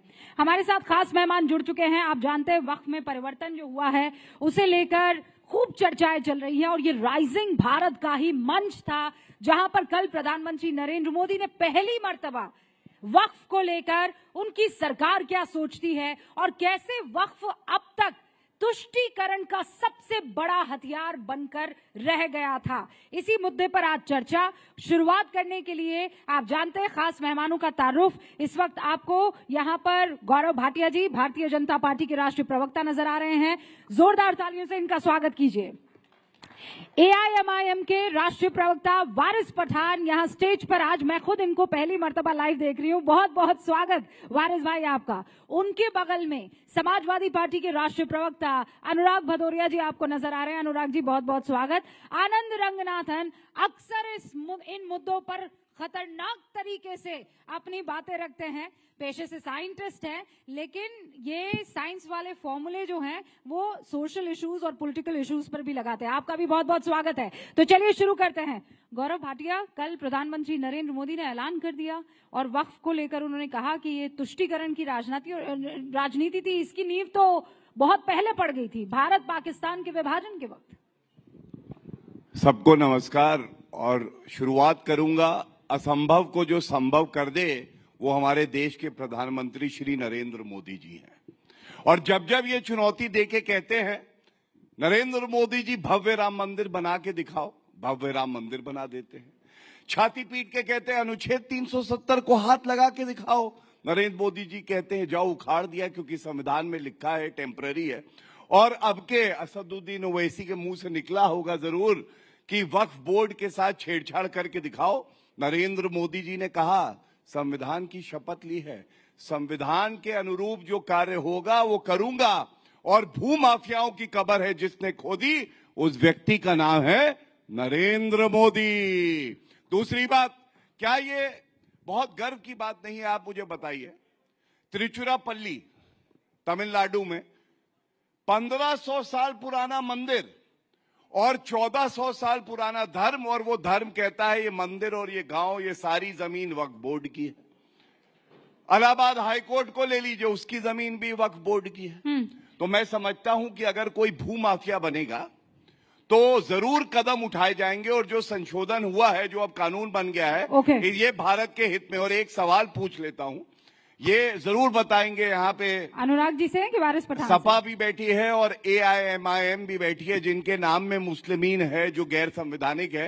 कृपया करके ये बताइए, वक्फ बोर्ड पे कितने अस्पताल, कितने यतीम खाने, कितने विद्यालय आप वक्फ बोर्ड के बता सकते हैं बनाए हैं बेहतरी के लिए, मुस्लिमों के लिए और जो महिला है मुस्लिम समाज। देखिए जी, वक्फ का जो ये लोगों ने इतनी घाई के अंदर पहले बिल लाया, उसके बाद में उसको सदन के अंदर लाके कानून बना दिया, फिर फटाक से जाके प्रेसिडेंट के पास से उसका ऑर्डर भी ले लिया, नोटिफिकेशन भी ला दिया। अब उसके रुझान आना शुरू हो गए। अब इनको पता है कि ये मैटर सुप्रीम कोर्ट में डाला है, पेंडिंग है, 16 तारीख को सुनवाई होने वाली है। कब तकरीबन 14 से 15 लोगों ने पिटीशन फाइल कर दिए। कल ही के दिन जिसका हमको डर था वही हुआ। यस्टरडे योगी सरकार ने क्या किया, संभल की जो मस्जिद थी उसको बताया ASI का प्रोटेक्शन, वहां पे ASI गया, वहां पे जो ग्रीन बोर्ड लगा था उसको निकाला, और संभल की जो जामा मस्जिद थी उसको जुमा मस्जिद घोषित कर दिया। तो जिसका डर था, बता रहे ना हम लोग, 3D जो इन्होंने डाला था उसका ये लोग पूरा बेनिफिट उठा रहे। क्या जरूरत थी आपको लाने की? अब इसी तरह से हर जगह के ऊपर जा जाके लोग करेंगे। आपको सोचना चाहिए, समझना चाहिए, मैटर सुप्रीम कोर्ट में सब जुडाइज है। सुप्रीम कोर्ट के अंदर इंटरिम स्टे के लिए भी डाली गई है याचिका कि जब तक ये मैटर फाइनली डिसाइड नहीं होता है आप ये कानून को स्टे करिए। स्टे के पहले आपने शुरू कर दिया, साफ दर्शाता है आपकी नीयत क्या है। तो हम पहले दिन से यही बोल रहे हैं कि बीजेपी की कथनी और करनी में बहुत फर्क है। इनको मुसलमानों की कोई परवाह नहीं है, ये वक्फ को बचाने के लिए नहीं, वक्फ को बर्बाद करने के लिए कानून लाया है इन लोगों ने। नहीं, पर वारिस भाई जो सवाल पूछा, मोदी जी की बात, वारिस भाई पहले जो सवाल पूछा है ये कि आप कह रहे हैं वक्फ को ये लोग बर्बाद कर रहे हैं। मैं कह रही हूँ आपने कौन सा वक्फ को मजबूत कर दिया? वक्फ का जो किरदार था सारे मुसलमानों के पास था, है ना? वक्फ की सारी जिम्मेदारी मुसलमानों के पास थी, तो कहाँ मुसलमानों का भला हो गया? कहाँ है? सिर्फ और सिर्फ भूमाफियाओं के नाम पर जाना जाने लगा वक्फ। बताइए ना आप मुझे। बिल्कुल, अगर भूमाफिया है वक्फ के ऊपर, 11 साल के लोग सरकार, 11 साल से बीजेपी की सरकार सत्ता में, कितने भूमाफियाओं के खिलाफ क्या कार्रवाई की? आपने तो संशोधन के अंदर जो लिमिटेशन का पीरियड था उसमें यह कर दिया कि जो 12 साल से अगर वहां पे बैठा है वो कब्जेदार हो जाएगा। ये तो आप भर के और भूमाफिया को प्रोटेक्शन दे रहे हो, आप तो उसको कब्जेदार बना रहे हो। पहले के कानून में तो ये नहीं था। पहले के कानून के अंदर था कि 2 साल की सजा और नॉन बेलेबल ऑफेंस, आपने वो हटा के 6 महीने का किया और बेलेबल कर दिया। तो आप तो और प्रोटेक्शन दे रहे हो। एक बात और बता दीजिए, आपने कहा कि नॉन बेलेबल ऑफेंस था वक्फ जब पुराना था। मुझे बताइए कितने लोगों को गिरफ्तार किया? भूमाफिया रहते हुए कितने लोगों को आपने गिरफ्तार, एक नाम बता दीजिए मुझे। बहुत सारे केस चल रहे ट्रिब्यूनल के अंदर, केसेस चल रहे हैं, बहुत सारे नहीं तो जवाबदरी सरकार की थी कि हमारी थी? 70 साल जवाबदारी। अरे भूमाफिया का मैं आपको बताता हूँ ना, माफिया किस तरह से आया रूबिका जी। एक तो मैं मुंबई की आपको बात बताऊंगा, जहाँ पे आगा खान का ऑर्फनेज की जगह है, वहां पर एक सबसे बड़े देश के उद्योगपति ने अपना बड़ा महल बना दिया, तो क्या उसके खिलाफ दो लोगों ने आवाज उठाई? महाराष्ट्र से दोनों का तबादला कर दिया गया। अब मोदी सरकार क्या वापिस जगह देगी? आगा खान के ऑर्फनेज की जगह है, क्यों नहीं करता? अगर वो माफिया बैठा हुआ है, सुप्रीम कोर्ट के अंदर केस पेंडिंग है, चलिए डालिए, दखलबाजी करिए, उसके अंदर निकालिए, खाली कार्रवाई के लिए तो आपको क्यों परेशानी हो रही है? परेशानी इसलिए है कि ये लोग हजम करना चाहते हैं। अभी दिखाया ना आपको संबल का मैटर। बात कर रहे हैं ना, बात नंबर 2, ये असंवैधानिक है। नहीं, आपको कभी भी देश के अंदर है ना, बाबा साहब अम्बेडकर ने संविधान दिया, ये क्या अल्लाह की राह में है वारिस भाई? की बात नहीं क्या करते? आप जमीनें खा जाएंगे? ये अल्लाह की राह में है क्या कि बेवाओं के पैसे खा जाएंगे? ये अल्लाह की राह में है क्या? अरे वही मुसलमान थे, ला इलाहा इल्लल्लाह मुहम्मद रसूलुल्लाह कहने वाले। मोदी जी ने शाह बानू का नाम लिया, मुसलमान थे। मोदी जी ने कल शाह बानू का नाम लिया, मोदी जी ने बिल्किस बानू का नाम क्यों नहीं लिया? ओके, जिसके बलात्कारियों को आपने रास्ते में छोड़ दिया, बेल दे दिया, उसके बाद उसको टारगेट किया। जकिया जाफरी का नाम क्यों नहीं लिया? जो इंसाफ की गुहार लगाते आपने बताइए मेरे को। पहले महिलाएं होती थी वक्फ बोर्ड के अंदर ज्यादा, आपने खाली 2 का कैंप लगा दिया। अरे आप सवाल पूछें, जवाब। देखिए कैसे खोटी नियत वाले एक्सपोज होते हैं। एक ही सवाल पूछा था, छोटा सा बच्चा जिज्ञासु, उसने कहा कितने अस्पताल बनाए हैं? कितने बना दिए बीजेपी सरकार? सत्ता में आके बताओ मेरे कोई को। नहीं, मोदी ने दर्द हुआ है, इनको बोलने दीजिए, इनको दर्द हुआ है, कांटा सही जगह लग चुका है। अब ये पूरे प्रोग्राम में ऐसे ही बीच बीच में बोलते रहेंगे। देखिए, जिज्ञासु बच्चे ने एक छोटा सा सवाल पूछा, अरे वारिस चचा, कितने अस्पताल, कितने विद्यालय बनवाए, कृपया करके बता दीजिए। इधर उधर सारा घुमाया और सब गलत घुमाया। और तुमने हर चीज घुमा के कुछ बोला ही नहीं वक्फ के ऊपर। देखिए, यही फर्क है। मैं नफासत से कहता हूं, आप नहीं कहते। तूने किया, तूने, ठीक है, ये आपकी परवरिश है, मेरी नहीं। मैं आप कह के ही संबोधित करूंगा। आप सुनिए, गलतियां इन्होंने क्या करी। इन्होंने कहा सुप्रीम कोर्ट में पिटीशन चैलेंज है। हाँ भैया, अनुच्छेद 370 में भी गए थे सर्वोच्च न्यायालय, क्या हुआ? सर्वोच्च न्यायालय ने कहा संवैधानिक है। इकोनॉमिकली वीकर सेक्शन के लिए 10% आरक्षण, सर्वोच्च न्यायालय गई थी ये मंडली, कुछ नहीं, सर्वोच्च न्यायालय ने कहा संवैधानिक है। इलेक्ट्रोल बॉन्ड में क्या कहा सर्वोच्च न्यायालय ने? इलेक्ट्रोल बॉन्ड में क्या कहा? अनकॉन्स्टिट्यूशनल है। फार्मर बिल भी रिपील हुआ ना, इसी तरह ये भी होगा। ओके, एक एक करके ना, अब दो क्यों ऐसा करे, मेरे को नहीं पता। 20 सेकंड में गौरव भाटिया बात खत्म कीजिए। मैं आधा एक मिनट चाहूंगा, बहुत जरूरी बात है। आप जमीनें हड़प रहे हैं, वो आरोप लगा रहे हैं आपके ऊपर, जवाब दीजिए ना। देखिए ऐसा है, अच्छा वो तोते भी आ गए, मैं बोल रहे हैं, अभी आपका नंबर भी नहीं आया भैया। ये भाषा शैली सिखा रहे थे अभी, बिल्कुल अभी भाषा शैली संस्कार बता रहे थे। और अभी थोड़ी देर पहले बीजेपी कितनी झूठी है, अभी संस्कार सिखा रहे थे। अब तो करने लग गए। ये संस्कार है, देखो शिष्टाचार, देख लो संस्कार, देख लो। अभी 2 मिनट में बीजेपी पे कौन यकीन करेगा बताओ? बताइए। अभी 10 सेकंड पहले बोल रहे थे संस्कार, और संस्कार सामने खुल के आ गए।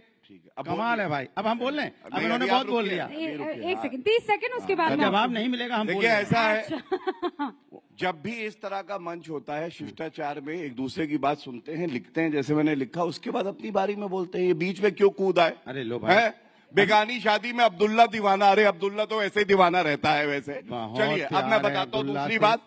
सुप्रीम कोर्ट की इन्होंने करी, कोई भी कानून हो जो कि संसद में पारित होता है, प्रिजम्पशन ऑफ कॉन्स्टिट्यूशनैलिटी होता है, वो वैध माना जाता है और स्टे नहीं होता है। तीसरी बात मैं इनको बता दूं, इन्होंने कहा भू माफियाओं से कौन सी जमीन ली, तो मैं आपको बताता हूँ, बीच में ना बोलिए। इंटरिम स्टे मिलता है, आपको पता ही नहीं। कोई सीखेगा बोलेगा क्या? अच्छा, दोनों वकील है पेशे से, ये बता देना चाहती हूँ। पिटीशन डाला है हमने के स्टे दो, आप बोल रहे हैं, रुकिए ना 1 सेकंड। किसी भी कानून की वैधता में स्टे नहीं होता है, इनको पता नहीं है। हो सकता है वकालत ये कोर्ट की नहीं करते हो। स्टे होगा, शांत। झूठ मत बोलिए आप। ये मत बताइए कि आप समझदार हो, आप यहाँ गौरव जी, आप दोनों रुक जाइए। अब सुनिए, नहीं एक मिनट बात पूरी कर लूं। पहले एक बार ओपनिंग रिमार्क, फिर मैं मौका दूंगा। अपनी बात पूरी करना चाहूंगा। देखिए एक सवाल है, जब ये देश को विभाजित करते हैं धर्म के आधार पे, ये इनका संविधान लेके आया हूं, ऑल इंडिया मुस्लिम जो पार्टी है, मुस्लिमीन, और ये क्या कहती है? ये कहती है इनका कॉन्स्टिट्यूशन, ये पार्टी बनी है मुसलमानों का नेतृत्व करने के लिए, मुसलमानों का सशक्तिकरण करने के लिए और मुस्लिम एकता को बढ़ाने के लिए। मैं पूछना चाहता हूँ, चुप हो जाइए, बीच में ना बोलिए, बीच में ना। इसलिए गलत है कि हर पॉलिटिकल पार्टी संविधान की शपथ लेती है कि वो एकता लाएगी तो सभी भारतीयों में लाएगी। नेतृत्व करेगी तो हिंदू मुस्लिम से सत्ता करेगी, बीजेपी और एकता लाई। लेकिन आप दोनों ये बहस जो संविधान है, इनकी जो पार्टियां है, ये भारत के संविधान के खिलाफ काम करते हैं। ओके ये इनके संविधान गौरव से जी, दिखाई। आपको भी रोक रही हूँ, वारिस पठान आपको भी रोक रही हूँ। अब अनुराग जी, आपने कल बयान सुन लिया था प्रधानमंत्री बिल्कुल नरेंद्र सुन मोदी लिया का, लेकिन कई ऐसे दर्शक हैं जिन्होंने नहीं सुना था। मैं एक हल्का सा वो बयान आपको सुना देना चाहती हूँ प्रधानमंत्री नरेंद्र मोदी का, ताकि दोबारा डिबेट ट्रैक पर आए। उन्होंने कहा, वक्फ में आज तक इस तरह के तगड़े संशोधन इसलिए नहीं हुए क्योंकि तुष्टीकरण उसके बैकड्रॉप में, बैकग्राउंड में था। एक बार सुनवा दीजिए प्रधानमंत्री नरेंद्र मोदी ने राइजिंग भारत के उस मंच पर क्या कहा। तुष्टीकरण की इस राजनीति में कांग्रेस को सत्ता मिली, कुछ कट्टरपंथी नेताओं को ताकत और दौलत मिली, लेकिन सवाल ये है, आम मुसलमान को क्या मिला? गरीब पसबंदा मुसलमान को क्या मिला? उसे मिली उपेक्षा, उसे मिली अशिक्षा, उसे मिली बेरोजगारी। तो ये सुना आपने बिल्कुल भदौरिया जी, आम मुसलमानों को आपने सिर्फ इफ्तार पार्टी के अलावा और दिया क्या? देखिए, मैं पूरी बात बताऊंगा और इसका जवाब भी दूंगा, लेकिन उसके पहले दर्शक बैठे हैं तो शायद वो हमारी बात अच्छी तरह समझ पाएंगे। ये संजय निरुपम जी का एक बार सुन लीजिए, हमें तो उनको भी डिबेट में आना है क्या? मैं बोल लूं? अरे आपके पीछे संजय निरुपम बोल रहे हैं भाई, वो रुकवाने की कोशिश कर रही हूँ, बोलिए। हमें तो चाहिए सिर्फ काम, ना भाषण, ना झूठा ईमान। नौकरी हमें लौटा दो, सस्ता गैस सिलेंडर दिला दो, मजदूरी बढ़ा दो, 2 रोटी के भाव, 2 रोटी के भाव मजदूरी बढ़ा दो। हमें नहीं चाहिए धर्म के नाम की ये राजनीति के घाव। हम जानते हैं इनका क्या है किरदार, कुर्सी पे पाने के लिए कुछ भी कर सकते हैं। मेरे यहाँ मेरे दोस्त, मेरे यार, ये कुछ भी करेंगे, इन्हें कुर्सी चाहिए। ये कुर्सी जीवी लोग हैं, ये कुर्सी किसी कीमत पे चाहिए। मैं कहता हूं, अच्छी बात है प्रधानमंत्री जी ने बोला, बेरोजगारी की बात की, तो मैं आपसे पूछना चाहता हूं कि हिंदुस्तान में क्या हम नहीं है? इतनी चिंता आज मुसलमानों की हो गई। कैसा लगता है सुन के मुसलमानों की चिंता? सिर्फ वोट के लिए? कौन वोट की राजनीति करना चाहता है इस देश के अंदर में? आप मुसलमान वोट की राजनीति के लिए आप कह रहे हो कि बेरोजगारी की बात करो। मैं कह रहा हूं पूरा हिंदुस्तान तो बेरोजगार घूम रहा है। आप पूरे हिंदुस्तान की बेरोजगारी की बात क्यों नहीं करते? पूरे हिंदुस्तान की में शांति की बात क्यों नहीं होती? पूरे हिंदुस्तान में भाईचारे की बात क्यों नहीं होती? पूरे हिंदुस्तान के विकास की बात क्यों नहीं होती? क्यों इस बीच में राजनीति की बात करना चाहते हो? ये हिंदू है, मुस्लिम है, सिख है, ईसाई है। आज अब वक्फ बोर्ड बिल लेके आए, कल सिख का लेके आ जाओगे, परसों जैन का लेके आ जाओगे, बौद्ध का लेके आ जाओगे। अगर आपको बाकी लोगों का सम्मान करना है तो मैं कहता हूं हिंदू में यहाँ पे नहीं, बहुत न्यास हैं, बहुत यहाँ ट्रस्ट हैं, बहुत सोसाइटियां हैं। आप लाओ उसके अंदर में आप दलित का आरक्षण लाओ, आप उसमें बैकवर्ड का आरक्षण लेके आइए, उनको भी आगे बढ़ाइए। इसके मतलब आप हमेशा नहीं, समाज में जब से भारतीय जनता पार्टी की सरकार आई है, अनुराग भदौरिया जी, चर्चा देखिए, अनुराग भदौरिया जी, नॉन स्टॉप मत बोलिए, झूठ फैलाने की कोशिश मत कीजिए। देश के कई बड़े मंदिर और मठ, वहां पर आपको पता है ना, डीएम और कमिश्नर, वो लोग सदस्य होते हैं। आपको पता है गवर्नमेंट का कंट्रोल होता है। रूबिका जी, अरे लोगों को आप बोल बनाइए, अरे क्या बात हुई? मेंबर बनाइए। ये क्या बात हुई? मेंबर को बनाते हो, डीएम कमिश्नर टेम्परेरी आए हो, चले गए, लेकिन हम कहते हैं जो वहाँ समिति बनी तो जो न्यास होते हैं, एक सेकंड, आप ये बोल रहे गवर्नमेंट कंट्रोल, परमानेंट मेंबर बनाइए। गवर्नमेंट कंट्रोल की बात कर रहे हैं ना मेंबर। ये है, ये दर्द होता है जब सही बात बोल दो तो दर्द निकलने लगता है, डीएम याद आने लगते हैं। यही तो दिक्कत है, तंत्र से सरकार चलाना चाहते हो आप, जनता के मन से नहीं चलाना चाहते, जनता का विश्वास से नहीं चलाना चाहते। आपने विश्वास खोया है, सच में तोते की तरह बोल रहे हैं, खोया है। अब आप सच में तोते की तरह बोल रहे हैं जनता और रुक नहीं रहे हैं। शक होता है। अनुराग जी की आवाज डाउन कर दे प्लीज, मत बचाइए। अनुराग जी की आवाज डाउन कर लीजिए, मुझे और करना आपकी है, बस हो गया। आनंद रंगनाथन जी, सीधा सवाल ये है, जब सबको कहा, वारिस भाई को कहा चुप हो गए ना सर, हैं? इनको कहा चुप हो गए ना। अरे तो आपको यहाँ पर बैठे हुए तानसेन और ये राजा अकबर हैं कि आप तानपुरा बजाते रहेंगे और हम सुनते रहेंगे? आपने अपनी बात बोल दी। बेरोजगारी की बात कर रहा हूँ तो बजाना हो गया। अरे तो आप सुन लिया ना, महंगाई की बात की तानसेन। अरे सुन लिया, आप रिपीट, आपने अपना टेप रिकॉर्डर ऑन कर दिया है, आवाज डाउन कर लें। मैं हूँ राजा अकबर, अभी रुक जाइए। आनंद रंगनाथन जी, इन्होंने कहा कि कल सिख आ जाएंगे, कल सिखों को लेकर ये कोई नया कानून ले आएंगे, ये हिंदुओं को लेकर नया कानून लेकर आ जाएंगे, क्रिश्चियंस को लेकर आ जाएंगे, पारसी को लेकर आ जाएंगे, और हम ऐसे ही चुपचाप बैठे देखते रहेंगे क्या? आनंद जी, सबसे पहले तो अरे रुक तो जाइए प्रभु, रुक जाइए। अच्छा, मैं आनंद जी के पास जाऊं कि ना जाऊं? हाँ कि ना? ले आप जनता की सुनेंगे ना? आप आएंगे आनंद जी। अनुराग जी बोलने दीजिए प्लीज, थैंक यू। देखिए 20 मिनट बाद मेरा समय आ रहा है। रूबिका जी, पहले तो आपको बहुत धन्यवाद देना चाहता हूं कि आपने मुझे इस पैनल पे आमंत्रित किया। 2-3 चीजें मैं कहना चाहूंगा। एक तो बहुत दुख की बात होती है जब हर चीज जो आदमी सामने ला के डिस्कस करना चाहता है, वैज्ञानिक के तौर पे कोई भी चीज डिस्कशन के अवे नहीं होती। हर चीज को टेबल पे लाओ, डिस्कस करो।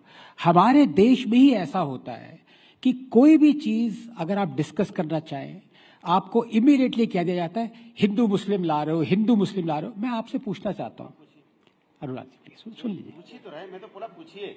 मुझे लगता है हम एक सभ्य डिबेट करते हैं यहाँ पर, चीख चिल्ला खूब लिए एक दूसरे पर, एक की सुनते हैं, दूसरे की जवाब देते हैं। ठीक है, ऐसा करते हैं।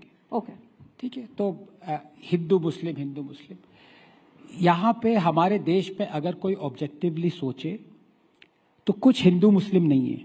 मैं आपको सच बता रहा हूं, हम सब एक हैं। अगर मुझे फिरनी या सेवैयां खानी होती है तो आपके घर से आती है। अगर वारिस पठान साहब ने जो विग पहना हुआ, ये तिरुपति के हिंदूज के बालों से बना हुआ है। हर कोई एक दूसरे का, नहीं सॉरी हंसते रहिए, सच में बता। आप वारिस पठान, मैं आपको व्हाट्सएप मैसेजेस दे। अनुराग, वारिस पठान साहब का क्या बताना चाहते हो? वारिस पठान साहब इतना अच्छा हेयर स्टाइल किए बैठे, आपने बिग बता दिया उनका। बताइए। मैं आपकी नकली मूंछों की बात नहीं कर रहा, मैं विग की बात कर रहा हूँ। आनंद भाई आप खींच के देख लीजिए, असली बाल है। हटक के नहीं, सुन लीजिए बात को एक बार सुन लीजिए। आनंद भाई आज अच्छी बातें कर रहे हैं आप, आज तो कम से कम अच्छे, लेकिन लास्ट में कुछ लेकिन मत लगा दीजिएगा। पर आपने इतना कन्विक्शन से कहा कि अनुराग भदौरिया सच में टेढ़ी आंखों से देखने लगे। अनुराग भदौरिया साहब नहीं, वारिस पठान साहब भी ऐसे करके चेक कर रहे हैं। बात को सुनिए। मैं व्हाट्सएप अपना लीक नहीं करना चाहता जैसे तृणमूल के कर रहे हैं, वरना और सारे और सीक्रेट निकल आएंगे। देखिए, दुख इस बात का होता है कि बात हिंदू मुस्लिम की है ही नहीं। बात है इनजस्टिस और इनइक्वालिटी की। बिल्कुल सही। अनुराग जी प्लीज देखिए, ऐसे नहीं हो, फिर आप बोल लीजिए। मतलब आप जरा सही बोला, मैंने कुछ गलत कहाँ बोला भाई? सही बोला। Let's get back. हाँ, अनुराग जी वो माइक रखिए, वो कुर्सी नहीं है जो उसे पकड़ के रखना है आपको, माइक रखिए। हाँ, ठीक है। अब आप कवाल की तरह ताली भी बजाना शुरू कर दें। एक बार रुक जाइए, सुन लीजिए, बात सुन लीजिए। मैं बहुत पते की बात कह रहा हूं। बात इज नॉट हिंदू मुस्लिम, बात इज इनजस्टिस, डिस्क्रिमिनेशन और इनइक्वालिटी की है। और दुख इस बात का होता है कि जो हमारी 250 मिलियन मुस्लिम कम्युनिटी है, वो जब इनजस्टिस, डिस्क्रिमिनेशन और इनइक्वालिटी देख रही है तो वो ये प्रोटेस्ट ही नहीं कर रही, वो एंजॉय कर रही है कि ये डिस्क्रिमिनेशन, ये इनइक्वालिटी और ये इनजस्टिस हिंदूज के अगेंस्ट हो रहा है। अब मैं आपको 3 एग्जाम्पल देता हूं। नंबर 1, क्या कभी किसी मुस्लिम कम्युनिटी या वारिस पठान साहब ने कहा कि ये गलत है कि सिर्फ RTE, right to education act का 93rd अमेंडमेंट के साथ जो कंजंक्शन है, वो सिर्फ हिंदू रन स्कूल्स को कहता है कि अपने 25% सीट्स आप इकोनॉमिकली वीकर सेक्शन के लिए रिजर्व करो। हिंदू रन स्कूल्स और क्रिश्चियन रन स्कूल्स को नहीं कहता। ये डिस्क्रिमिनेशन नहीं है। Thousands of Hindu run schools बंद हो चुके हैं इस चक्कर में। कभी वारिस पठान साहब ने नहीं कहा ये गलत हो रहा है। कभी वारिस पठान साहब ने ये नहीं कहा कि स्टेट एक्सक्लूसिवली, देखिए वारिस भाई के बारे में एक बार सुन, हिंदू भाई के बारे में बोल रहे हैं। RTE नहीं, इनको हिंदू नहीं, ये कह रहे हैं कि नहीं, इनका कहने का मतलब ये हुआ कि सिर्फ मुस्लिम हिंदू। अरे हमारे साथ अन्याय नहीं हो रहा है क्या? हमारे साथ अन्याय नहीं हो रहा है क्या? हमें रोजगार नहीं मिलना चाहिए था क्या? हमें महंगाई से छुटकारा नहीं मिलना चाहिए था? हम हिंदू, मेरे साथ अन्याय क्यों हो रहा है? मैं आपसे सवाल पूछ रहा हूँ, लेकिन इसका जवाब नहीं है। हम सफर कर रहे हैं, इसका जवाब क्यों नहीं मिलेगा? अनुराग जी एक सेकंड रुकिए। वारिस पठान, पहले RTE मेरे बारे में बहुत सारी बातें। अच्छा, वो 4 पॉइंट बोल रहे हैं, उसके बाद आप इंटरप्शन। वारिस भाई 4 पॉइंट बोल दें। अब बीच में 5-5 बार इंटरप्शन करेंगे तो फिर कैसे कैसे चलेगा भाई? समय उतना नहीं है सर, जल्दी बोल दीजिए, इतना समय में तो सरकार चली जाएगी। आधा समय आपने ले लिया अनुराग जी। अरे ये सपा की सरकार नहीं है कि टूटी साइकिल चली जाए, चिंता ना करिए। सरकार तो भाई आप बोलिए। सरकार तो जाते जाते बच गई है। आप कॉन्सेंट्रेट तो जाते जाते बची है जल्दी से। मतलब मेरा रोल आपने स्पीकर की तरह बना दिया है लोकसभा के। बोलने नहीं दे, सुनिए आप 5 मिनट से बोल रहे हैं, आपकी बात अच्छा, पूरी नहीं हो रही, तो मैं क्या करूं भाई? मैं 2 मिनट में अपनी बात कह चुका हूं। Anurag ji please, it's a request. अरे मैं 2 मिनट बोला हूं, आपने 20 बार इंटरप्ट किया। ये 5 मिनट से बोल रहे हैं, इनकी बात पूरी नहीं हो रही है। अन्याय नहीं है तो क्या है? आपके मंच पे अन्याय हो रहा है, आप कह रहे बोलने नहीं दे रहे। इधर मेरे ऊपर आरोप लगाने से बेहतर होगा कि आप उनकी बात सुन लें। Okay Anand ji please try to finish it in संक्षेप। बिल्कुल। अभी कभी वारिस पठान साहब ने ये नहीं कहा कि सिर्फ हिंदू टेम्पल्स पे गवर्नमेंट एक्सक्लूसिवली कंट्रोल कर रही है और बिलियंस ऑफ डॉलर्स ले रही है। मॉस्क पे कंट्रोल क्यों नहीं कर रही? क्या ये डिस्क्रिमिनेशन, इनइक्वालिटी नहीं है? वो हटनी चाहिए। कभी ये नहीं कहा या वो हटे या मॉस्क को भी कंट्रोल करो। मॉस्क से पैसा लो। और तीसरी सबसे जरूरी बात, और ये मैं वक्फ पे आना चाहता हूं। देखिए मेरा वक्फ बोर्ड से कोई भी डिसएग्रीमेंट नहीं है। मैं तो कहता हूं हजारों वक्फ बोर्ड हो, कोई there are hundreds of boards, NGOs, charities. Let them run. Point है कि वक्फ एक्ट आ गया जो कि वक्फ बोर्ड को वेपनाइज करता है। अब मैं आपको एक उदाहरण देता हूं। नहीं सर, वक्त की कमी है, जो बातें आपने बोली जवाब दीजिए। मेरे अच्छे दोस्त आनंद रंगनाथन ने 5 मिनट में 50 मरतबा मेरा नाम लिया, तो मैं पूछना चाहूंगा आनंद भाई, आपने बहुत अच्छी अच्छी बातें बोलाई। मुझे बताओ आप लोगों को मुसलमानों की इतनी फिक्र कब से होने लग गई? क्योंकि देश में है। जिनको सुनिए, जिनको मुसलमानों की अच्छा मेरी 2 मिनट की अजान से तकलीफ है, जिनको मुसलमानों के 10 मिनट रास्ते पे नमाज पढ़ने से तकलीफ है, जिनको मुसलमान की बेटियों के हिजाब से तकलीफ है, जिनको मुसलमानों के खाने पीने से तकलीफ है, जिनको मुसलमान अगर दाढ़ी टोपी रख के कुछ ट्रेन में चला गया तो उसको मॉब लिंचिंग कर देते, JRCR नहीं बोलने से तकलीफ है, उनको आज अचानक मुसलमानों से इतनी मोहब्बत आ गई। यही तो सबसे बड़ा शक आ रहा है हमको। यही तो आपकी नियत में खोट है। अगर आपको कुछ करना है मुसलमानों के लिए, दीजिए हमारी बेटियों को डिमांड ड्रिवन स्कॉलरशिप। देंगे आप? नहीं देंगे? दीजिए। क्या जाफरी मरूम को इंसाफ हिंदुओं के लिए भी नहीं दीजिए। आपको डेटा देता हूं, मुसलमानों को इंसाफ दीजिए। 11 साल से आप जितने की मॉब लिंचिंग हुई सबको इंसाफ दीजिए। जिनके घर बुलडोजरों से आपने उड़वा दिए मुसलमानों के, बिना कोर्ट के ड्यू प्रोसेस फॉलो किए, आप दीजिए, उनको इंसाफ दीजिए। और अब इनइक्वालिटी की बात करो, इनइक्वालिटी काउंट मैं बताता हूँ। आर्टिकल 14 का ग्रॉस आर्टिकल 14 का ग्रॉस वायलेशन हुआ। मैं आपको बताना चाहता हूं, कॉन्स्टिट्यूशनल और लीगल प्रोविजन बता दीजिए कि एंटी मुस्लिम है। हिंदू एंडोमेंट बोर्ड में मुसलमान अलाउड नहीं है, गैर कौम अलाउड नहीं, लेकिन मुसलमान के वक्फ बोर्ड में आप हिंदुओं को डाल देंगे। ये क्या अलाउड है? चलिए वारिस भाई, अनुराग जी एक सेकंड। आपने कहा कि आपने एक साथ बोला कि इनको हमारी दाढ़ी से प्रॉब्लम है, इनको हमारी नमाज से प्रॉब्लम है, इनको में हमारे बच्चों के हिजाब से प्रॉब्लम है, लेकिन आपको तो जय श्री राम तक बोलने से प्रॉब्लम है। वो प्रॉब्लम नहीं है, आप बोलिए। आप किसी को नहीं बोलने पे मार डालोगे तो प्रॉब्लम है। इन्होंने गणपति बप्पा बोल दिया था, माफी मांगनी पड़ी थी। आप बोलिए। गणपति बप्पा बोल दिया था, माफी मांगिए। आप बोलिए। जबरन नहीं बोलने से केस से निकाल देंगे, नहीं बोलने से एंटी नेशनल घोषित कर देंगे। चीजें जो आप लाते हैं, कोई चीज से प्रॉब्लम। यही वो जगह है जहाँ पर गौरव जी ये कह देते हैं, रुबिका जी इफ्तार हुई और आना नहीं हो पाया। यही वो जगह है जहां पर सिवैया की बात आनंद रंगनाथन कह देते हैं और आप जय श्री राम को जेसार कहने में भी घबराते हैं। रुबिका जी यही वो जगह है जहां हिंदू का जब परिवार होता है रामनवमी में तो मुस्लिम भाई फूल बरसाते हैं। यही बीजेपी को पसंद नहीं है एकता। तो हिंदू भाई मुस्लिम भाई पे फूल बरसाते हैं, हिंदू भाई मुस्लिम भाई पे फूल बरसाते हैं, मुस्लिम भाई हिंदू भाई पे फूल बरसाते हैं। भारतीय जनता पार्टी के दिल में सांप क्यों लौट रहा है जब हिंदू भाई सांप क्यों लौट रहा है आपके दिल में? गौरव भाटिया इसका जवाब दे दीजिए। देखिए, सबसे पहले तो मेरे भाई ने अभी बात करी कि ये हिंदुओं का भी है, मुसलमानों का भी है, सिखों का, सब बिल्कुल। मेरे भाई जो अभी आनंद भाई बता रहे थे, एक बार टीवी डिबेट में बोला गणपति बप्पा मौर्य 6 महीने तक गायब हो गए टीवी से। फिर ये भी झूठ और एक झूठ। बोलो। मैं अभी आप लोग झूठ बोलते हो तो मैं बिल्कुल हंसता हूँ उस झूठ के ऊपर। फर्क क्या है? 7 साल से झूठ चलता जा रहा है। प्रवक्ता अपने भाई वारिस पठान को आदर देता है, सम्मान देता है, उसकी बात सुनता है, लिखता है, फिर उत्तर देना चाहता है। ये लोग हर लाइन पे टोकेंगे क्योंकि इनको डर ये लगता है कहीं हमारा असली चेहरा सबके सामने हर लाइन पे टोकेंगे, आप देख लीजिएगा। अब मैं बताता हूँ, लोग तो गाना उतर गया है, नकली चेहरा सामने, असली सूरज छुपी रहे। अच्छा, ये बात तो सच है ना, ये बात तो सच हर है लाइन कि गौरव भाटिया ने जब बोला बीच में कोई नहीं बोला। हर लाइन पे अनुराग भाई जब आप बोले बीच में कोई नहीं बोला। अरे वक्त में बताओ ना, आर्टिकल 14 का वायलेशन है नहीं है, 25 का वायलेशन है नहीं है, 26 का वायलेशन है नहीं है, 25, 26 आर्टिकल 14 वायलेशन है कि नहीं है? 7 मिनट बोले हैं और क्या चाहिए, हम 2 मिनट बोले हैं और क्या चाहिए बताइए। ओके, अन्याय तो हमारे साथ है ना। जितनी सीटें उतनी बातें ना, रुक जाइए ना, जितनी सीटें आप रुकिए। रंगनाथन जी कितनी सीटें हैं आपकी? गौरव भाटिया 140 करोड़ सीटें हैं मेरी। तो मेरी भी अरे हमारी एक है लेकिन पूरे का भारी है। आप दावेदार थोड़ी हो जाएंगे। विषय पर लौट कर आइए सर, विषय पर लौट कर आइए गौरव भाटिया। विषय पे रहते हैं, ये गोल अभी एक वक्तव्य खुद का बोला तो शर्मसार हो गए। एक और याद आ गया, कहते 15 करोड़ हैं, 100 करोड़ हिंदुओं पे भारी हैं, ये बोल रहे थे। और जलियांवाला बाग बनाने वाले तुम्हारे साथ बैठे हुए हैं, वो अलाउड है। शाहीन बाग बनेगा तो जलियान बाग बना देंगे, वो अलाउड है, ये गारंटी नहीं करेंगे, गारंटी है। अब सुनिए, उनको रॉन्ग प्रूफ कीजिए ना, बीच में मत बोलिएगा, रॉन्ग प्रूफ कीजिए। अब मैं आपको, क्योंकि वरिष्ठ अधिवक्ता हूं, आपको बताता हूं अनुच्छेद 14 क्या कहता है। हर नागरिक को कानून के सामने एक जैसा देखा जाएगा, कोई भेदभाव नहीं होगा। फिर क्यों ये बिल में डाला? बीच में नहीं बोला, भेदभाव बीच में ना बोला प्लीज। रूबिका जी, इस तरह से कोई चर्चा नहीं कर सकता है।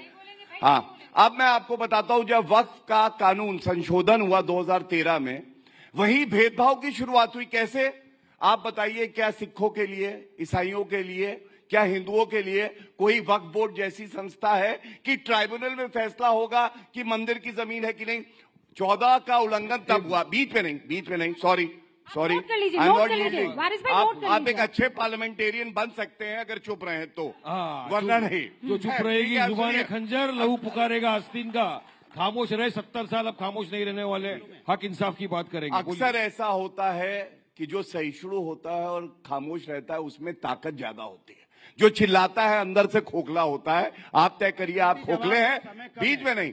अनुच्छेद 25 सुनिए, अनुच्छेद 25 स्टार्ट होता है, सब्जेक्ट टू के वर्ड्स है, subject to public order, morality and health. ऐसा नहीं है, एब्सोल्यूट राइट है। और सबसे बड़ी बात है, उसमें कानून बनाने का विशेष अधिकार है टू कर्टेल रिलीजियस राइट्स, और ये पार्लियामेंट को मिला है। अब सुनिए, इन्होंने बात करी मुस्लिम महिलाओं की। ऐसा नहीं बोल सकते, ऐसा नहीं बोल। How can you cartel my religious rights? अरे कौन से प्रावधान के अंदर कौन से प्रोविजन के आर्टिकल बताओ पब्लिक को, चलो बताइए। कोई मैं लॉ कॉलेज तो हूं नहीं, जो मैंने 20 साल के कड़े अध्ययन से सीखा है वो आपको 10 मिनट में नहीं सिखा पाऊंगा। इसके लिए आपको संविधान पढ़ना पड़ेगा। 2 मिनट में सिखा रहा हूं। सुनिए, अब मैं दूसरी बात करता हूं, मुस्लिम महिलाओं की इन्होंने करी।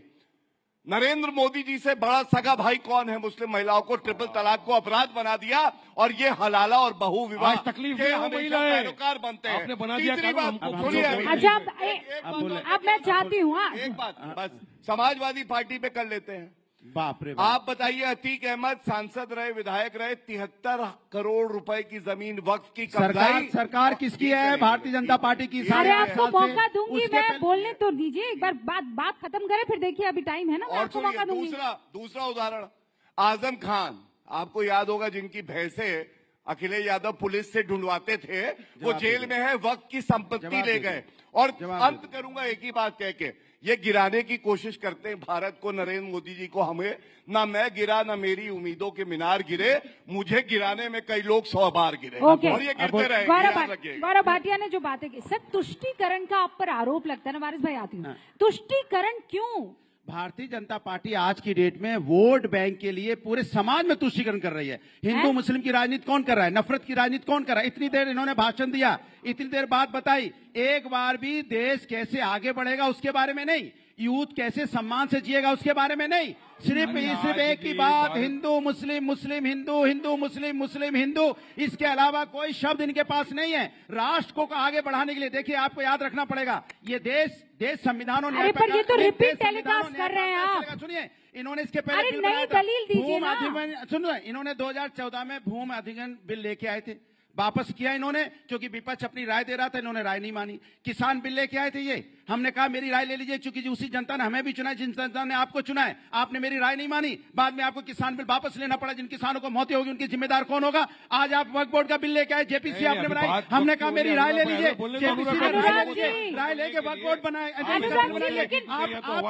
आपको सुनना ही नहीं चाहता। कवि कहना क्या चाहता है, लेकिन इसका कवि कहना क्या चाह रहा है? कवि कहना चाह रहा है, क्या कहना चाह रहा है? कवि बोलना चाह रहा है कि इसको समझ नहीं आ रहा है। तानाशाही अपनाती है, ओके, मन से बिल पास करती है। ऑलराइट, बोलना चाह रहा है पब्लिक को समझ नहीं आ रहा है। भारतीय जनता पार्टी आप वालों को भी समझ में नहीं आ रहा है। आप भी हमारे साथ अन्याय कर रहे हैं, कभी ये कहना चाह रहा है। अच्छा ठीक है, सुन लिया, कोई समझ नहीं तो पा रहा है। आनंद, आपने वारिस से जो सवाल पूछे, वारिस ने उनका जवाब दिया। उन्होंने कहा दिया जवाब? नहीं दिया भाई, वारिस आपने जवाब नहीं दिया। हर बात का जवाब दिया। मैंने आनंद भाई से सवाल किया कि ये जो नया वक्फ का कानून आया है, ये किस तरह से वायलेशन नहीं है 14 का, और आपको मुसलमानों से इतनी हमदर्दी कब से हो गई, जो इनसे इतनी नफरत करते हैं, तो आप मुसलमानों के लिए कुछ अच्छा करना चाहते हैं तो उनकी बेटियों को डिमांड ड्रिवन स्कॉलरशिप दीजिए, हमको भी हमारे हिसाब से आजादी दीजिए, हिजाब पहनने दीजिए, एजुकेशन लेने दीजिए, विकास का काम करने दीजिए, हमारा माइनॉरिटी का बजट बढ़ा दीजिए। आप जो माइनॉरिटी का बजट आप कर्टेल कर देते, और जो असंवैधानिक बिल जो आप लाए, मिनिस्ट्री का बजट डबल हो गया है, इनको ये भी नहीं पता। ये मैं पन्ना लेकर आई हूँ। ओके, जवाब दीजिए। हमारा अधिकार है, हमको हमारा अधिकार दीजिए, यही तो बात है बस। आनंद, रूबिका जी, वारिस पठान साहब इतना झूठ बोल चुके हैं कि असादुद्दीन साहब सोच रहे होंगे अरे तुम इतना झूठ बोलोगे तो मैं क्या बोलूंगा। अब मैं एक एक करके इनका जवाब देता हूं, और बीच में इंटरप्ट मत करेगा, आपको आपके साउथ इंडियन बालों की कसम, मतलब विग वाले। ठीक है, पहली बात, हिंदू मुस्लिम कर रहे हैं। मैंने इनसे क्या पूछा? सीधी सी बात पूछी, जो डिस्क्रिमिनेशन हिंदूज के अगेंस्ट हो रहा है आपको वो दिख ही नहीं रहा है? आपको अब वो हमें नहीं दिखा, अगर आपको दिख रहा है तो अरे काहे आप बीच बीच में परेशान कर रहे हैं? कैसे बोलेगा? रुकिए ना अनुराग जी, मेरे वो आपके बीच में नहीं बोले हैं। कमाल है। अच्छा नहीं लगता आपको? यहाँ वोट देने वाला कोई एक भी होगा ना तो पलट जाएगा, वो देगा, समझिए आप देगा। ओके आनंद, क्योंकि हम गैस की बात पूछेंगे, 50 रुपए बढ़ा है, उस पर कोई बोलने को नहीं तैयार है। एग्जाम्पल मैंने आपको दे दिए। अरे गैस के दाम 50 रुपए बढ़े, आप तो रोजगार पा रहे हो, जिनके पास गैस का पैसा नहीं हो कहां से मिलेगा? जरा बताइए। आप गरीबों से पूछे जाके, आप तो यहाँ बैठे एसी में, उस गरीब से पूछे 50 रुपए कहां से लेके आएगा? जिसके घर में रोजगार नहीं है, पूछो कैसे जिंदगी चलती है। आवाज डाउन करें भाई, सुनिए, हर बार ऐसा ही क्यों होता है? मुझे आवाज डाउन करनी पड़ती है। अनुराग जी, लड़ने से कुछ नहीं होगा, यहाँ सभ्य तरीके से डिबेट हो रही है ना। ओके अनुराग जी, रुक जाइए। आनंद की बात करना आपको आनंद, एक मिनट। सिलेंडर की आवाज क्या उठाई? आप चिल्लाने लगे। अरे सर, आपको सर, आपने गरीबी देखी है कभी? सर सुनिए, गाँव में पूछे लोग कैसे जी रहे हैं? डांट क्यों रहे हैं भाई? डांट ही नहीं, हमको ऐसे नहीं बात करते हैं। समाजवादी पार्टी का ऑफिस थोड़ी ना है। अरे भाई, सम्मानित लोग आ रखे हैं, आप आनंद ले रहे हो, सपा का ऑफिस नहीं है। मैं एक आंकड़े लेकर बताती हूँ, आंकड़े बताती हूँ। आप जिस तरीके से चीख रहे हैं ना, ये सच्चर की रिपोर्ट बताती है प्रशासनिक सेवा में मुसलमानों की भागीदारी 3%, आईएएस और बाकी जो है उनकी 4%, आईपीएस जो है वो 4%, पुलिस बल में मुसलमानों की भागीदारी तब 7%, रेलवे में 4%। आज मोदी सरकार 2025 में ये आंकड़े मैंने निकलवाए, यूपीएससी क्रैक करने वाले मुस्लिम छात्र 5.12% बढ़ गए, यानी 3% से आगे गए। रेलवे में जो 4.5% मुसलमानों का आंकड़ा हुआ करता था, वो 14.16% पहुंच गया है, जिसमें 463 गैजेटेड ऑफिसर हैं। अगर मोदी को सच में मुसलमानों से इतनी एलर्जी थी तो ये आंकड़ा बढ़ते हुए कैसे दिख रहा है? आनंद रघुनाथन, सीधी सी बात है, देखिए डेटा कभी झूठ नहीं बोलता। अब जॉब्स की कोई बात कर रहा है, अब ये भी बात झूठ बोलेंगे कि जो केम्स रिपोर्ट है आरबीआई की कि पिछले साल 47 मिलियन जॉब्स वर क्रिएटेड, ये भी झूठ है। जीडीपी भी, हर चीज झूठ कहेंगे तो उसका कोई इलाज नहीं है। और आप ठीक कह रहे हैं, अगर आपको पावर्टी देखनी है ना सर, तो आप वहां जाइए सफाई में, जहां फेस्टिवल हुआ था सफाई में, जहां पे बॉलीवुड को अब सुनने, अब देखिए ये गलत बात, आप गलत बात बोलेंगे। आपको देखना है तो बोलेंगे गोरखपुर जाइए। आप कैसी बातें करते हैं? आप कल्चर प्रोग्राम बोलेंगे, सैफई जाइए, सैफई से इतना प्यार, चले जाइए आप, आइए आप देखें क्या क्या हमने गांव का डेवलपमेंट किया। अरे तो आप एंग्री यंग मैन की तरह क्यों बिहेव करते हैं? चले जाइए, गरीबी देखनी है तो। अरे गरीबी देखनी है, आपको इतना गुस्सा होने की जरूरत नहीं है, आपको पता है, कमाल की बात कर रहे हैं। आपको पता है, सुनिए मेरी बात सुनिए, उत्तर प्रदेश में नहीं है, अनुराग जी, देश में नहीं है, अनुराग जी, ये रेगुलर डिबेट नहीं है। कैसे हो गया गाँव, कैसे उन्नति कर गया? अनुराग जी, ये नॉर्मल, ये अनुराग जी अनुराग जी, अनुराग जी हद कर रहे हैं, क्या कर रहे हैं आप? अनुराग जी एक सेकेंड, ये एक तो ये कॉन्क्लेव है, और जाट मूवी कल रिलीज हो रही है। सनी देओल की एक्टिंग आप ना करें, वो जाट मूवी कल रिलीज हो रही है। की बात होगी तो क्या किस बात में टॉकिंग है? क्या कर रहे हैं आप? करेंगे बैठ के गांव में, अगर वहाँ बॉलीवुड आ गया, इनके पेट में दर्द हो गया। चलिए अब समय हम लोग ओके, अब समय ओवर हो गया है। मैं आखिरी 30 सेकंड सबको देना चाहती हूँ। पहले आप ले लीजिए पेड़ पहले आप बोल दीजिए 30 सेकंड, ठीक है? 30 सेकंड, ओके? देखिए, मुझे दर्द इस बात का होता है जब आप सैफी चले जाते हैं, एक ऐसा गांव जिसको एक मॉडल की तरह से पूरे देश को लेना चाहिए कि एक गांव में क्या क्या सुविधाएं हो सकती हैं, ऐसा गांव आपको हर भारतीय जनता पार्टी बॉलीवुड वालों को कितने पैसे बनाइए। ओके, आपको रोका 30 सेकंड ओवर, ठीक है? आनंद, गरीबी देखनी है ना तो सफाई में जाके देखिए, 500-600 करोड़। सैफी तो बोलना सीख जाओ, सफाई नहीं है, सैफई है। अच्छा ठीक है, सैफई। सैफई, यही दिक्कत है। शहर वाले लोग प्रोनाउंसिएशन हिंदी नहीं कर पाते गांव का, तो गांव की बात करेंगे। ओके, अब मैं तमिलियन हूँ, अब आप कहेंगे कि मुझे हिंदी अच्छी बोलनी नहीं आती, तो धिक्कार है मुझ पे मेरी तमिल। आप तमिल में बुलवाऊं आपसे? तमिल तेरी माँ, आप सफाई बोल रहे हैं तो आप तमिल तेरी याद है। देखिए अब ये भारतीयता है, ये सीखिए आप रूबिका जी से। हर चीज में चिल्लाने का मतलब ये नहीं होता कि आप अपना पॉइंट्स रख रहे हैं, लोग समझ रहे हैं। आपने गरीबी की बात करी, मैं आपको सैफई की बात बता रहा हूं कि जो आपने 100 की तादाद में करोड़ों रुपया खर्च किया, वो गरीबों को भी दे सकते थे। बॉलीवुड हीरोइंस को क्यों दिया नाचने के लिए? अरे भैया, ये बता, इसका आंसर करिए। अरे तो इसके मतलब बॉलीवुड यहाँ जो बुला रहे हैं, तो इसके मतलब क्यों बुलाते हैं बॉलीवुड? ओके सर, अब आखिरी कुछ मिनट में देना चाहती हूँ वारिस पठान, और उसके बाद जवाब देंगे गौरव भाटिया। देखिए, बात गरीबी की हो रही है ये बात गरीबी की हो रही है, इसलिए बताना चाहूंगा कि हम लोग जो लड़ाई लड़ रहे हैं वक्फ के लिए, ये गरीबों के लिए तो लड़ रहे हैं जिनके ऊपर इनका अधिकार है वक्फ की जमीन के ऊपर, बेवाओं का, यतीम बच्चों का, उन्हीं के अधिकार के लिए लड़ रहे हैं। और हमारे यहाँ पे वक्फ बोर्ड है, वक्फ ट्रिब्यूनल है, और आप जो झूठ फैला रहे हो कि ट्रिब्यूनल के ऑर्डर के नहीं जा सकते, गलत है। हाईकोर्ट के अंदर आप रिवीजन फाइल कर सकते हो। अब ये जो कानून आपने लाया है पर से असंवैधानिक है, आर्टिकल 14, 24, 25, 26 का ग्रॉस वायलेशन है गौरव भाटिया जी। हिंदू एडवोकेट बोर्ड के अंदर आप किसी मुसलमान को रखेंगे, नहीं रखेंगे? मुस्लिम बोर्ड के अंदर आपको क्यों लाना है? बात नंबर तो दूसरा, एक खाली 10 सेकंड में अपनी बात कंप्लीट कर दूंगा रूबिका जी। वहां पर कोई भी डोनेशन दे सकता है, कोई भी वक्फ कर सकता है, लेकिन अब यहां पर आप मुसलमान वक्फ के अंदर आप वक्फ नहीं कर सकता। 5 साल के लिए आपको प्रैक्टिसिंग मुस्लिम बताना पड़ेगा। प्रैक्टिसिंग मुस्लिम कैसा होगा बताइए मुझे? यहाँ पे आपने लिमिटेशन डाल दिया, बल्कि आपको हटा देना चाहिए थे जो वहाँ पे बैठ गए हैं एनक्रोचमेंट करके, उसको तो बल्कि 12 साल से जो बैठा उसको आप पक्का बना रहे हो। तो इस तमाम चीजें को मद्देनजर रखते हुए हमारा ये बोलना है कि मोदी सरकार ये बिल वापस ले ले, जिस तरह किसानों का बिल वापस लिया था, इस बिल को वापस ले ले। सुप्रीम कोर्ट, सुप्रीम कोर्ट शांत हो जाए, मेरे भाई वाला गुस्सा हो जाएंगे। धन्यवाद। देखिए, सबसे पहले तो इन्होंने विरोधाभास बात करी। इन्होंने कहा वक्फ बोर्ड पे नॉन मुस्लिम्स कैसे आ गए? जब हिंदू, सिख, ईसाई अपनी जमीन देते हैं वक्फ बोर्ड को तो कहते हैं लाओ लाओ लाओ लाओ ले लेंगे, लेकिन बोर्ड पे रहेंगे तो कैसे रहेंगे? हटाओ इन्हें। तो ये विरोधाभास है। दूसरी बात, ये हिंदू वर्सेस मुस्लिम नहीं है, ये है संवैधानिक और गैर संवैधानिक की लड़ाई। और सबसे बड़ी बात मैं आपको बता दूं, ये कहते हैं कि इसका समर्थन जो है केवल हिंदू कर रहे हैं। नहीं, आप बताइए, केरला में बिशप जो एसोसिएशन है, कैथोलिक बिशप एसोसिएशन, उसने समर्थन किया। 70 साल के मुस्लिम बुजुर्ग ने आके समर्थन किया, उसको पीटा गया। और अंत करूंगा, कश्मीर में क्या हुआ, वहां पे घर जला दिया गया एक मुस्लिम आदमी का, क्योंकि वो समर्थन कर रहा था। तो गुंडागर्दी बीच में नहीं बोलिए, मैंने देखिए पूरी इज्जत दी थी, घर में नहीं मिलती, मैंने तो दी थी, लेकिन हाँ, थैंक यू। नहीं, आप अपनी बारी में, मैंने भी लिखा, बहुत करेक्शन है। अरे नहीं, ऐसे नहीं चलेगा। तो सकारात्मक बात करते हुए सिर्फ अंत करूंगा।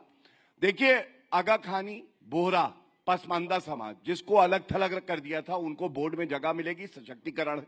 महिलाओं को बोर्ड में जगह मिलेगी, सशक्तिकरण है। तीसरा, कानून पढ़ा नहीं होगा इन्होंने, पहले ज्यादा किया, अब तो है बीच में नहीं। ये अच्छा किया आपने, नहीं, वाह, पहले नॉन अवेलेबल था, अवेलेबल कर दिया, अच्छा किया। सर, मेरे पास वक्त की कमी है, वक्त की कमी है, वक्त की कमी है मेरे पास, की जमीन के ऊपर आ गई, वक्त की कमी है, पर अब वक्फ के पास दलीलों की कमी है। बहुत बहुत शुक्रिया आप सभी का मेरे साथ जुड़ने के लिए। गौरव जी, वारिस पठान, अनुराग भदौरिया, आनंद रंगनाथन। मुझे पता है वक्त की कमी थी, लेकिन यहाँ अपनी अपनी दलीलों की नहीं। देखते रहिए न्यूज़ 18 इंडिया। बहुत बहुत शुक्रिया।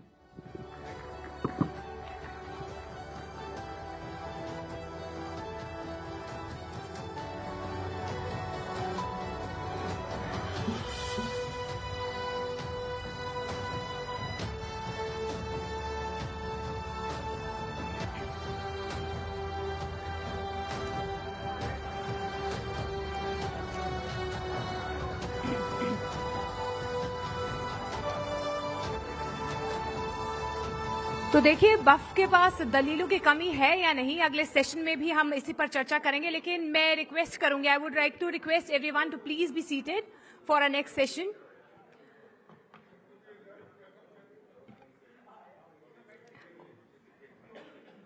तो क्योंकि हम राइजिंग भारत समिट के मंच पर हैं और ऐसी इंटेंस डिस्कशंस हम कर रहे हैं, लेकिन वक्फ को और बेहतर समझने के लिए हम अपने अगले सेशन की तरफ बढ़ते हैं। क्योंकि भारत एक ऐसा देश है जो संस्कृति और धर्म की विविधता से समृद्ध है। यहाँ पर वक्फ संपत्तियों और उनके मैनेजमेंट से जुड़ा सवाल बेहद अहम हो जाता है। और हमने जितनी भी डिस्कशंस अभी की, हमने देखा है कि सबसे ज्यादा हीटेड टॉपिक इस वक्त वक्फ ही बना हुआ है। वक्फ एक्ट आज उन चर्चाओं के केंद्र में है जो वक्फ संपत्तियों के एफिशिएंट यूज और उनके गवर्नेंस से जुड़ी हैं। क्योंकि इन संपत्तियों का मकसद ये है, क्या ये लोगों के हित में काम हो रहा है, या जो मैनेज कहा जा रहा है कि जिन चीजों को मैनेज किया जा रहा है वो उस उपयोग में आ रहा है। ये सबसे बड़ा सवाल यहां पर बना हुआ है। लेकिन आज इस सत्र में हम ये समझने की कोशिश करेंगे कि क्या वक्फ एक्ट अपने मौजूदा ढांचे में देश और नागरिकों के बेस्ट हितों को पूरा करता है, या फिर जरूरत है किसी सुधार की, ताकि अकाउंटेबिलिटी, ट्रांसपेरेंसी और हमारे समाज की बदलती जरूरतों के मुताबिक इस सिस्टम को ढाला जा सके। इस सेशन को आगे बढ़ाने के लिए मैं स्टेज पर आमंत्रित करना चाहूंगी राहुल शिवशंकर को। प्लीज वो मंच पर आए, बिकॉज वही इस अगले संवाद को मॉडरेट करेंगे। और मैं पैनल से भी आपका तारुफ करवा देती हूँ। हमारे अगले पैनल में सुधांशु त्रिवेदी होंगे, राज्यसभा सांसद। वारिस पठान जी हमारे साथ होंगे, AIMIM का पक्ष रखेंगे। विष्णु शंकर जैन हैं हमारे साथ, सुप्रीम कोर्ट के वकील हैं। और शाहिद अली लॉयर हैं, समाजवादी पार्टी की तरफ से हमारे साथ, वो अपना पक्ष यहां पर रखेंगे। Welcome everyone, thank you so much.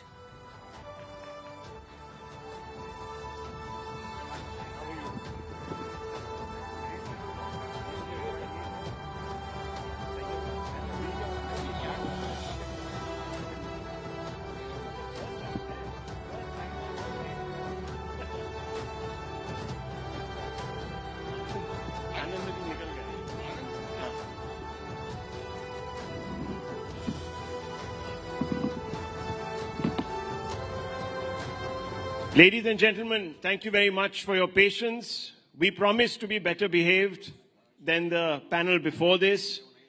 But we're going to discuss something very interesting. The Prime Minister has spoken for the first time on the Wakaf Amendment law. And he's come out and said that it is the Congress that perpetuated iniquity in our society, and it is because the Congress believes in appeasing the hardliners that the Wakaf Act of 1995 came about, giving one community privilege over all others. How does our panel this evening react to this statement by the Prime Minister and the debate that it has sparked across the political spectrum? Let's get a sense of that. I want to first begin with Waris Pathan, who is, of course, the irresistible force on this panel, and he will, of course, be taking on the immovable force, Sudhanshu ji. So, Waris Bhai, I want to understand something from you. You say that the Wakaf bill perpetuates inequality and discriminates against Muslims. Can you explain how? Well, Rahul, the apprehensions which we are having regarding the Wakaf Act, they are coming true now. As we rightly said that by incorporating Article 3D in the amendment, they will now say that it is ASI protected thing and they will take away the property. Their intentions were right. And so what happened yesterday? In UP, the ASI came there at the Sambal Mosque. They removed the green board. They put a blue board and that instead of Jama Masjid, now they have written it Juma Masjid. This will go on and on. That is why we say this bill, which Act now is totally unconstitutional. It is a violation of Article 14, 24, 25, 26 of the Constitution, which is given to us by Dr. Baba Sahib. And I say why? Article 14 talks about equality, Rahul. Equality should be everywhere, whether with the Hindu Endowment Board or with the Muslim Waqf Board. In Hindu Endowment Board, you cannot have a non-Muslim, non-Hindu. In Waqf Board, you can have Hindus. In Hindu Endowment Board, anybody can give Waqf. But in Muslim Waqf Board, only a Muslim who is practicing 5 years as a Muslim religion is only entitled to live. Now, why is the discrimination? That limitation period. Now, Modi said that we want to remove encroachment and all. There was a bill brought in 2015, but they have removed that. Now, if a person is there encroaching the property for 12 years, he will become the owner of that property. You have removed that, whereas this is not there in that property. So here also there is a discrimination. The right to practice religion is a fundamental right guaranteed to us by the article which is given to us by the Constitution. Article 26, I have my right. You cannot interfere into what I am doing in my religious affairs. This is the private property. This is the personal religious affairs. You cannot just enter and say, no, we will take up. You talk about corruption. Well, corruption is not there. Corruption is everywhere. When the last time what we saw in the video which is viral everywhere, a judge's home, 15 crore rupees, more than that were stashed in a storeroom. So corruption is, does this mean to say that Modi government take away the entire judiciary? Okay. If corruption is there, what did you do for 11 years to remove those corruption? Okay, so you should have taken steps to remove the mafia and everybody. That's why we say it's per se illegal and this has to be repealed. Okay, so you're making 3 points. Number one, that the state gets through the back door control over Muslim properties, especially religious properties, exclusively religious properties. You're saying also that on Hindu temple boards, you have now a new dispensation in which you cannot appoint non-Hindus, while this is going to happen on our Wakaf board. And the third, which is a point that you have been making for a while now, that fundamentally you have a situation where you feel, and I find that strange, because for 75 years, the state has exercised control because they apprehend corruption in Hindu temples on temples. So I don't see how you're being singled out as Muslims, because the majority has suffered this for 75 years. But Sudhanshu ji, जरा आप विस्तार से ये बताइए कि ये bill जो ये कह रहे हैं कि मुसलमानों के राइट्स को सर्कमस्क्राइब करता है, वो आप क्यों इससे डिसएग्री करते हैं? There are three aspects. One is a technical aspect, one is a political aspect, another is a moral aspect. On technical ground, it is categorically clear. Number one, it has nothing to do with the committees of mosque, dargah, and qabristan. They are going to be unaffected by this. It has to do only with the management of the land. And it is being categorically and unequivocally stated by several high courts. In 1964, Allahabad High Court has used the word that the Mutawalli cannot be an equivalent of Mahant because it's not a religious act. In 1976, Calcutta High Court has clearly said that it has having no religious connection and it is not come under the purview of Article 26 of the Constitution. And in Kerala High Court judgment of 1993, they have also clearly said that this is not a religious activity. It is just doing with the management of the land. And now, come to the political question. It's a very peculiar thing to understand that from 1913 to 2013, first I would like to say there is a statement that since the matter is related to the Mohammedans and related to Mohammedans law, so there is no question of public policy arise. Means government should not have any role. You know whose statement this is? This is the statement of Muhammad Ali Jinnah in April 1913 in Imperial Legislative Council while trying to pressurize the British government, and with the help of Congress, they try to get it done. Today, they are the same language in 2025. From 1913 to 2025, nothing has changed. So, strictly on politically speaking, I would like to ask that they are having from 1913 to 2013 17 lakh acre land. And 2013 is the date in which such a committee recommendation came. And it said that the Muslims are in a worse condition than scheduled caste. But from 2013 to 2023, 21 lakh acre land has been added. It's a very peculiar, you can say, mind-boggling logic. And second thing, out of this 39 lakh acre land, I would like to ask, now political question, how many institutions, hospitals, universities, how many libraries, even the centers of Islamic excellence are there? How many for orphans, for widow, for divorcee, for the poor? Nothing. And what is the earning? Just net profit is 1 crore 25 lakhs from 39 lakh acre land. On the other hand, Ram Janmabhoomi is having 2.77 acres, 3,000 crores earning, and 400 crore contributed to the tax. So that shows they are not having any apathy even towards the Muslims. And one more thing. If they are having so much of sentiment for Islam, why there is a separate Muslim Shia Waqf Board and Central Waqf Board? It means no is having any trust if the issue of land has come. There are several examples. There are several examples of having this farmhouse, just one line, farmhouse on land. There are several examples of having commercial property, mall. Lalu Prasad Yadav ji has said, Patna mein sab kabja kar liya gaya hai, kada kanun chahiye. There are examples of 5-star hotel, but quote me a single example of hospital, library, orphanage or others. That shows कि ये सिर्फ जमींदार बनने की एक ललक है और वोट के ठेकेदार बनकर जमीन पे जमींदारी। सुना आपकी बात जरा, मुझे एक सवाल का जवाब दो सुधांशु भाई, आपको अचानक से मुसलमानों से इतना प्रेम कैसा हो गया? ये तो शक की बात है। आपको हमारे 2 मिनट की अजान से तकलीफ है, 10 मिनट अगर कोई रास्ते में नमाज पढ़ लिया उससे तकलीफ है, आपको हमारे हिजाब से तकलीफ है, आपको हमारे खाने पीने से तकलीफ है, आपको हमारे दाढ़ी टोपी से तकलीफ है, आप अगर कोई चला गया शक की बुनियाद पे JSR नहीं बोला आप उसको मारते हो, आपको इतनी सारी चीजों से तकलीफ है, आप बिल्किस बानो के बलात्कारियों को खुले फिजाओं में छोड़ देते हो, जब छूट के आते बेल पे आप उनको गार्लैंड करते हो, टिकट देते हो, जकिया जाफरी इंसाफ मांगते मांगते मर गई, उनको आपने इंसाफ नहीं दिलाया। आपको अचानक से मोहब्बत ये जो आई है ना सुधांशु जी, ये वफ को बचाने के लिए, ये वफ को खत्म करने के लिए आप कर रहे हो, झूठ फैला रहे हो, आप भरम फैला रहे हो देश में। आप अगर आप यकीन में इंसाफ की बात करते हैं आपके तो जवाब मुसलमान बहनों को दीजिए, डिमांड आपके जवाब देने से पहले मैं एक चीज छोटी बात कहना चाहता हूं। मुसलमान जेल में बेकसूर बंद है, वारिस छोड़िए पठान उनको, क्यों नहीं देते हो बेल उनको? वारिस पठान साहब नहीं देंगे नहीं, आपको उन मुसलमानों से आज तकलीफ है जो वकफ एक्ट को सपोर्ट कर रहे हैं। मणिपुर में घर जला दिया, नहीं आप मेरी बात सुनिए। वायलेंस इज कंडेमनेबल, मैं बोल रहा हूं आपको। That is not easy to say, no, because the chilling effect of that act, and it's not just against one Muslim in Manipur.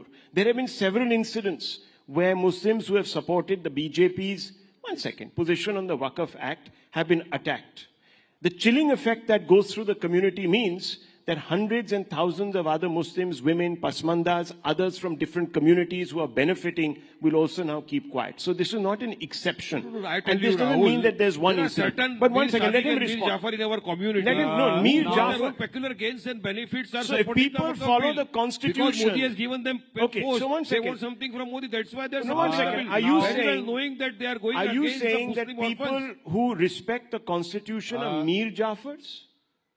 No, this is the question of not respecting the Constitution. We are respecting the Constitution, and that is why we have moved the Supreme Court.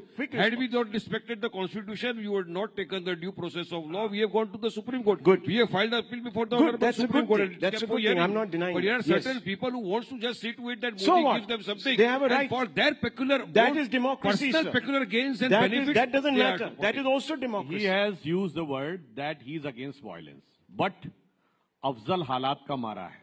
Who was the mastermind of attacking parliament. याकूब मेनन की judicial killing हुई है, जाकिर नायक शांति का मसीहा है, इशरत जहां बेटी है, हाफिज साहब है, भारत तेरे टुकड़े होंगे इंशाल्लाह कहने वाले भटके नौजवान हैं।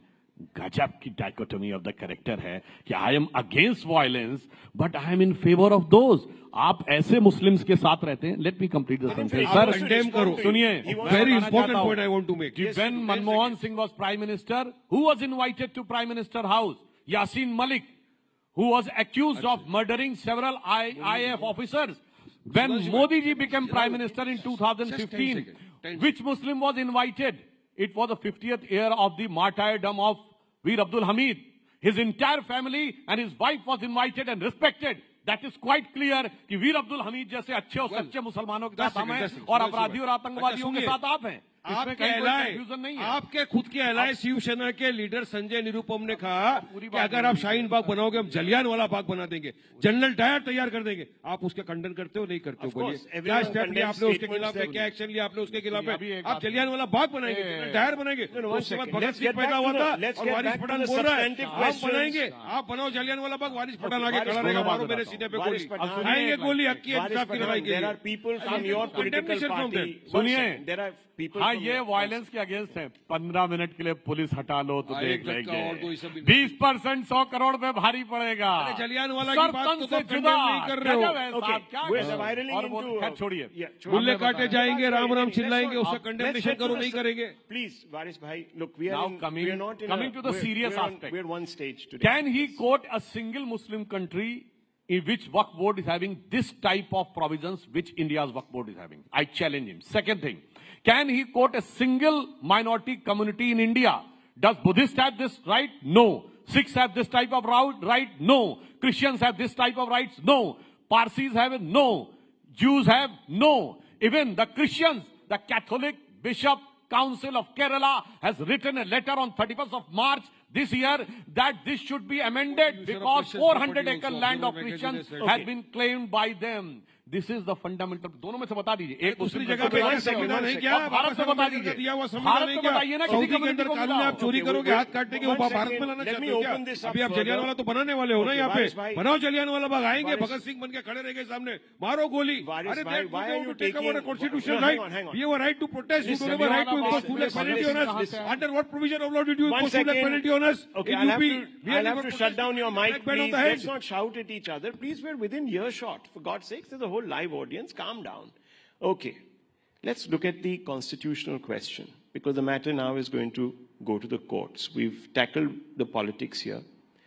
Let's go to the constitutional question. Vishnu Shankar Jain, you've been arguing. In fact, you might even be moving the courts. I want to ask you, is this bill legally infirm? I see certain precedents that have been cited, and I have them here.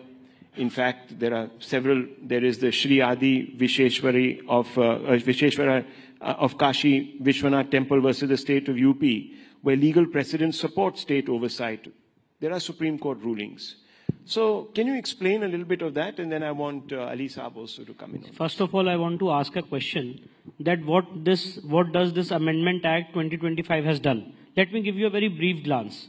Section 40 used to say, Rahul, that Waqf board has the power to declare any land as Waqf property. That has been deleted.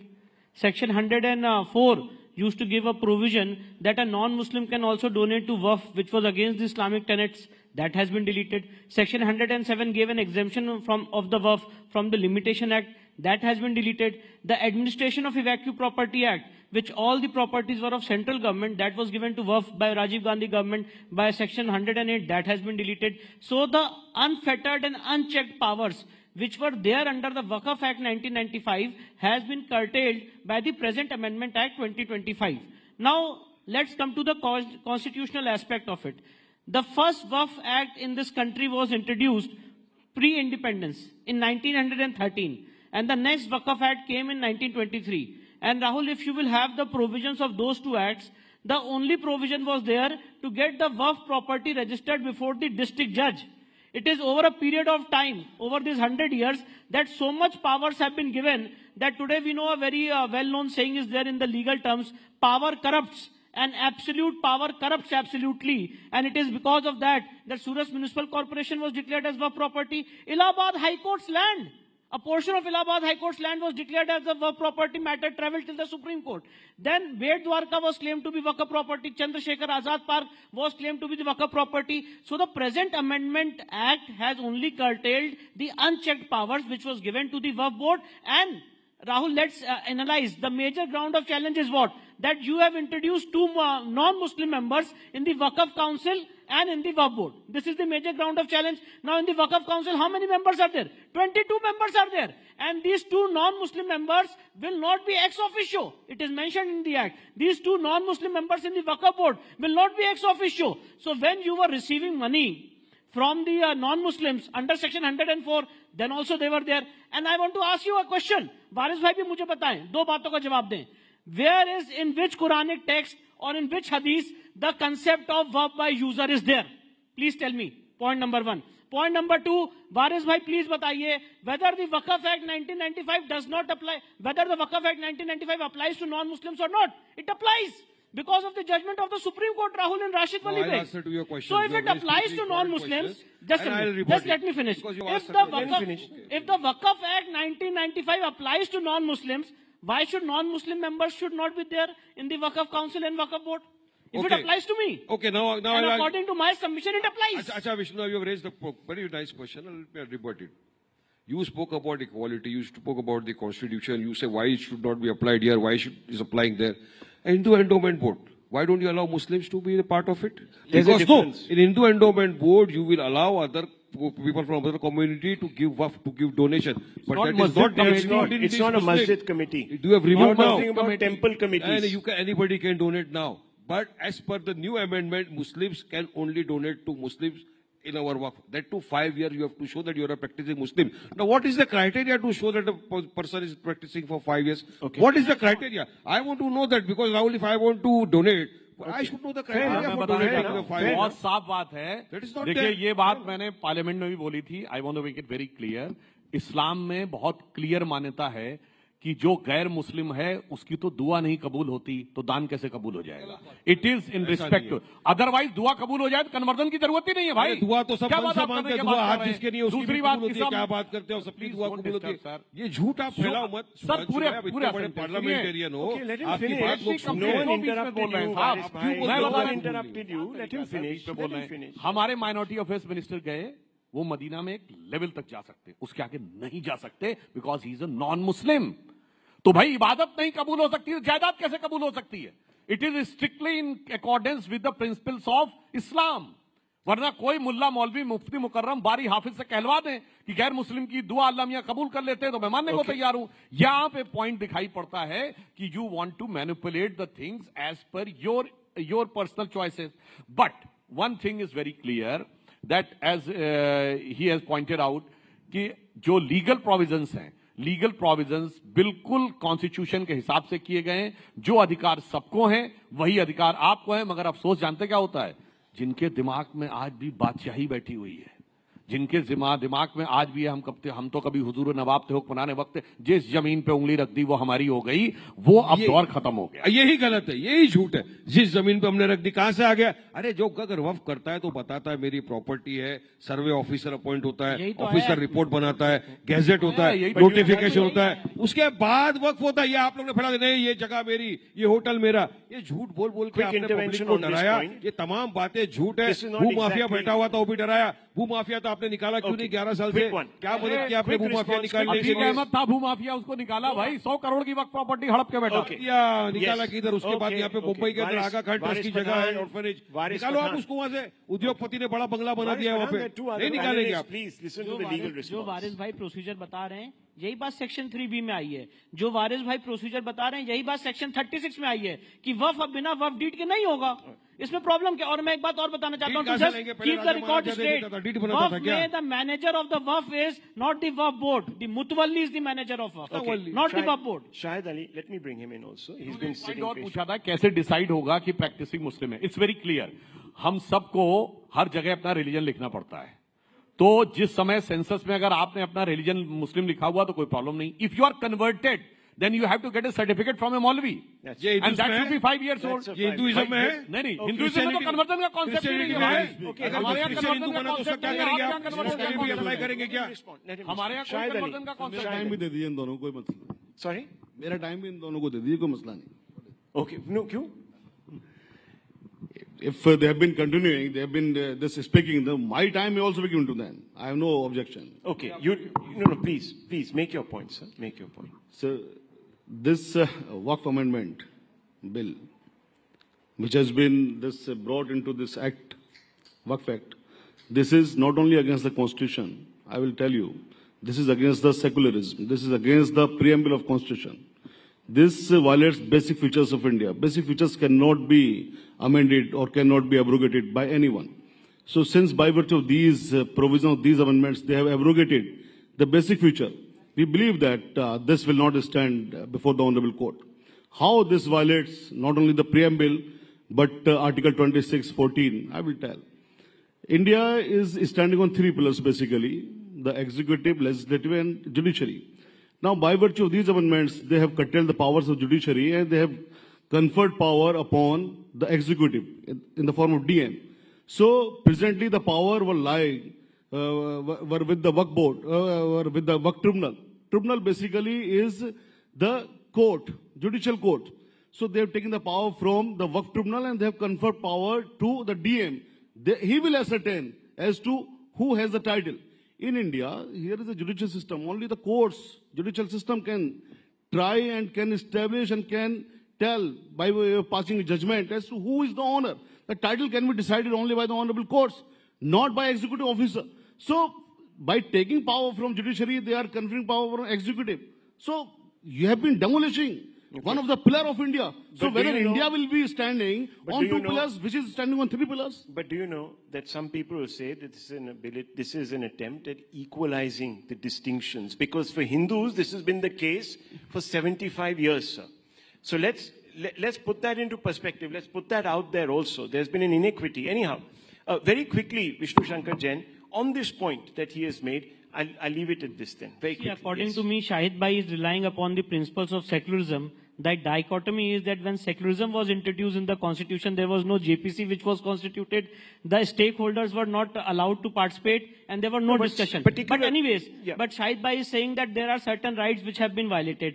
So point is this, Rahul, according to me, according to my legal scrutiny, this present Amendment Act is completely in consonance with the provisions of the Constitution. Only those provisions have been deleted which were violating the principles of fundamental rights and which were making the other sections of the society feeling discriminated in violation of Article 14, 25 and 26 of the Constitution. Well, viewers, this is an unending debate, as you can see. One thing I would like to ask, he has asked about secularism. I challenge anybody, even the listeners. I accept the challenge. Sir, let me complete. Can he quote a single secular country in the world which is having provisions like Waqf Board, Triple Talaq, Mehram, Halala, Hajj subsidy? And if there is a conflict between Sharia and Supreme Court, Shabano case, then the Parliament trounced the Supreme Court and established Sharia over the Supreme Court. I challenge, just name one secular country. I accept this challenge. I accept this challenge. I accept this challenge and the debate may be convenient. No, but I'll just say one example. I accept all this. It happens only in Muslim countries. So they tried to convert India a partial Muslim country in the garb of secularism. Absolutely not. Otherwise, we leave it at this. We'll close the debate. Run out of time. Run out of time. Run out of time. I've run out of time. In the Constituent Assembly debate, anybody can go and check the secularism what was proposed by Mr. K.T. Shah and who has participated in the debate. Okay, we are going off track. It was rejected Gentlemen, because please. Dr. Ambedkar said, अगर minority होगा तो secular नहीं होना चाहिए, secular होगा तो minority नहीं होता. Okay, किसी so secular देश में minority नहीं होती. We're off out of time and we're off topic now. I'll leave it at this, please. Too quarrelsome, please. Calm down, everybody. Calm down. It's all over. Thank you very much. Thank you very much. Okay. Okay, let's cut this. Thank you. It's over. The debate is over, sir. The debate is over. Clearly said, I would like the audience and your entire nation to know that Mr. just said that they want to remove the secularism from the constitution. अरे आवाज आएगा ऐसा भी है. Outside also जा सकते.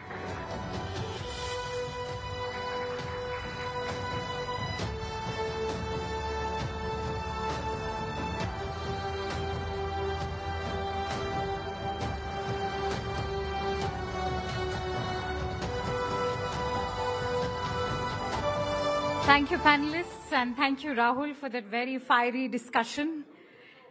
As many of you are aware, the global trade environment has become increasingly complex in recent years, as has the politics of our nation. And one of the most significant shifts has been the imposition of reciprocal tariffs by the United States.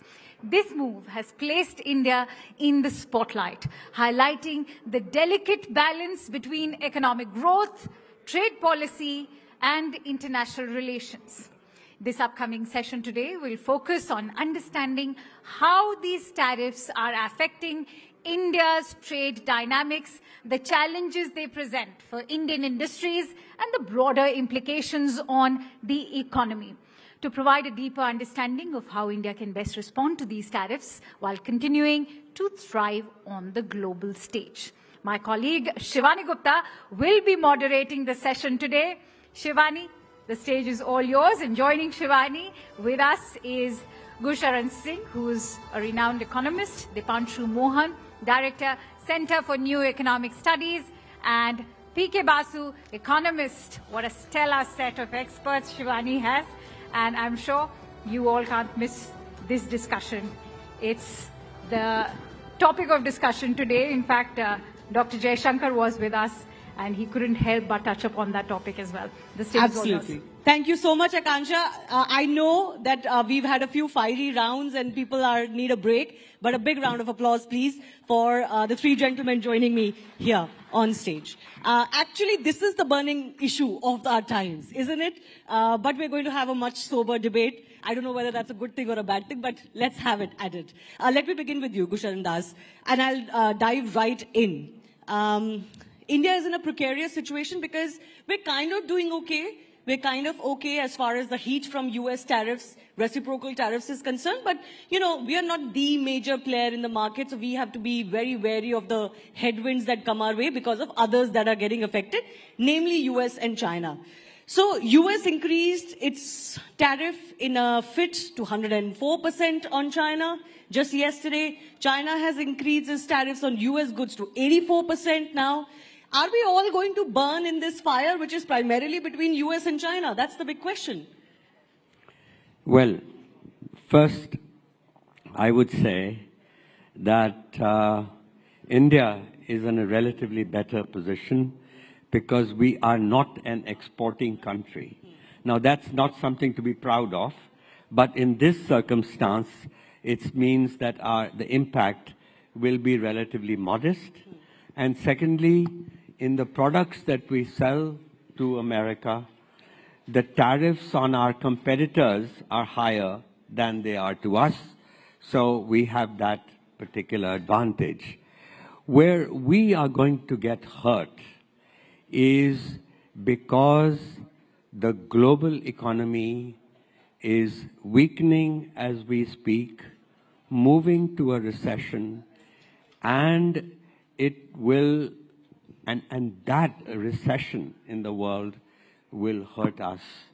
But actually, Gusharan Das, interesting you talked about a global economy. Many believe the global economy is dead. There is nothing called globalism going forward. Well, I wouldn't say quite that, but I would say that this is also an opportunity for India.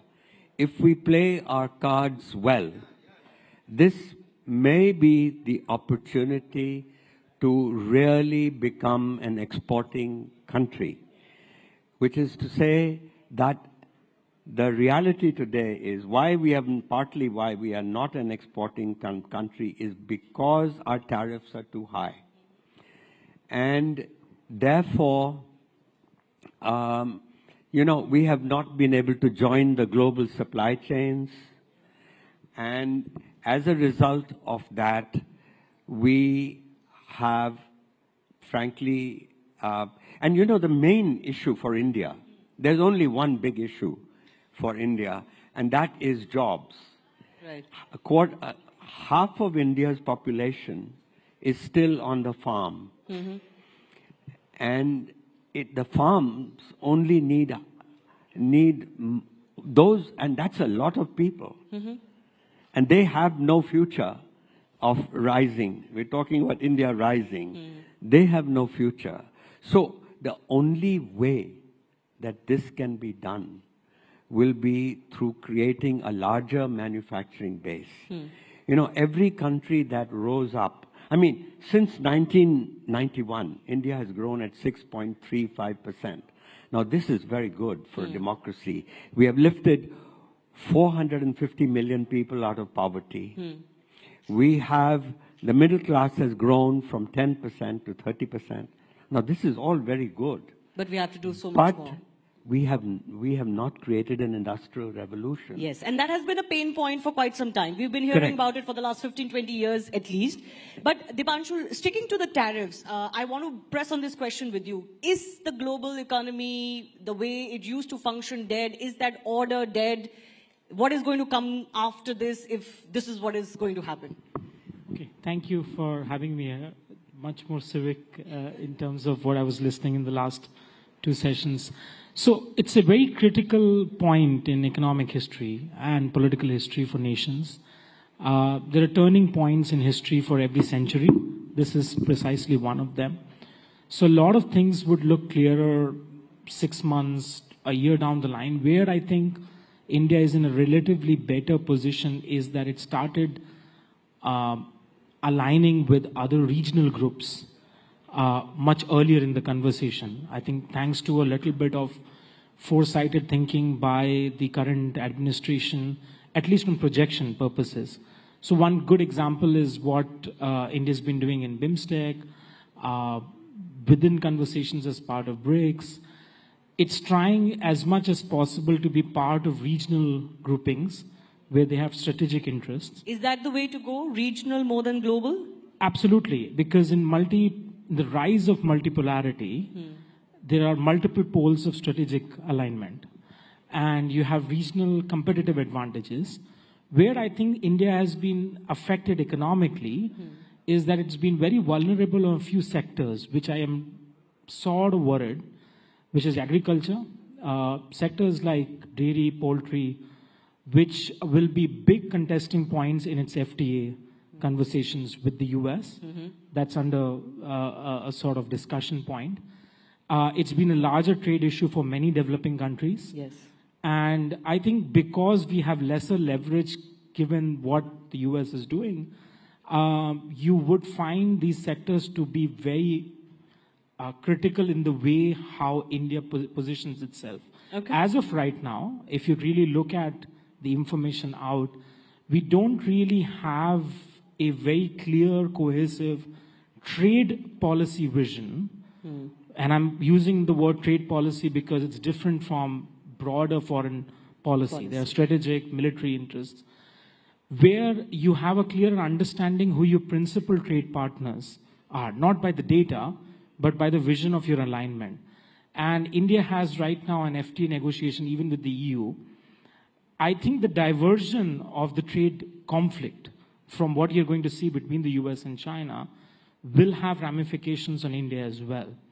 And I think it is there where there is a case for a better alignment of India's partnership within the Asian continent and in Southeast Asia. Yeah, you know, of course, a lot of people are also suggesting why don't India and China get together better and kind of ride this out. But we all know the problems we have, the geosecurity issues, the national strategic issues that we have. So if I have time, I'll try and touch on that. But PK Basu, I want to ask you this.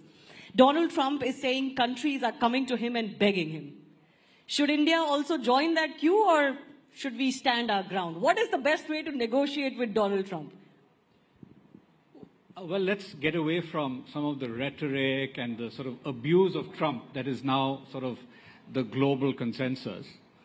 Donald Trump has been very clear, since 1988 at least, that America is being taken for a ride. I think in 1988 he was perhaps a little bit ahead of his time. But the simple fact is that what America faces and the world faces is one economy, China, that is not a market-based economy. And I have been saying this for 25 years, and I'm glad that Donald Trump now also says something similar in roundabout ways. But the simple fact is this. So if you look at China, in the year 2000, I'll just start with steel. Steel is a very basic thing that is produced all over the world. In the year 2000, world steel production was 840 million tons, of which China produced 128 million. And it was already the largest amount of steel produced by any country in history. By 2007, that went to 400 million tons for China.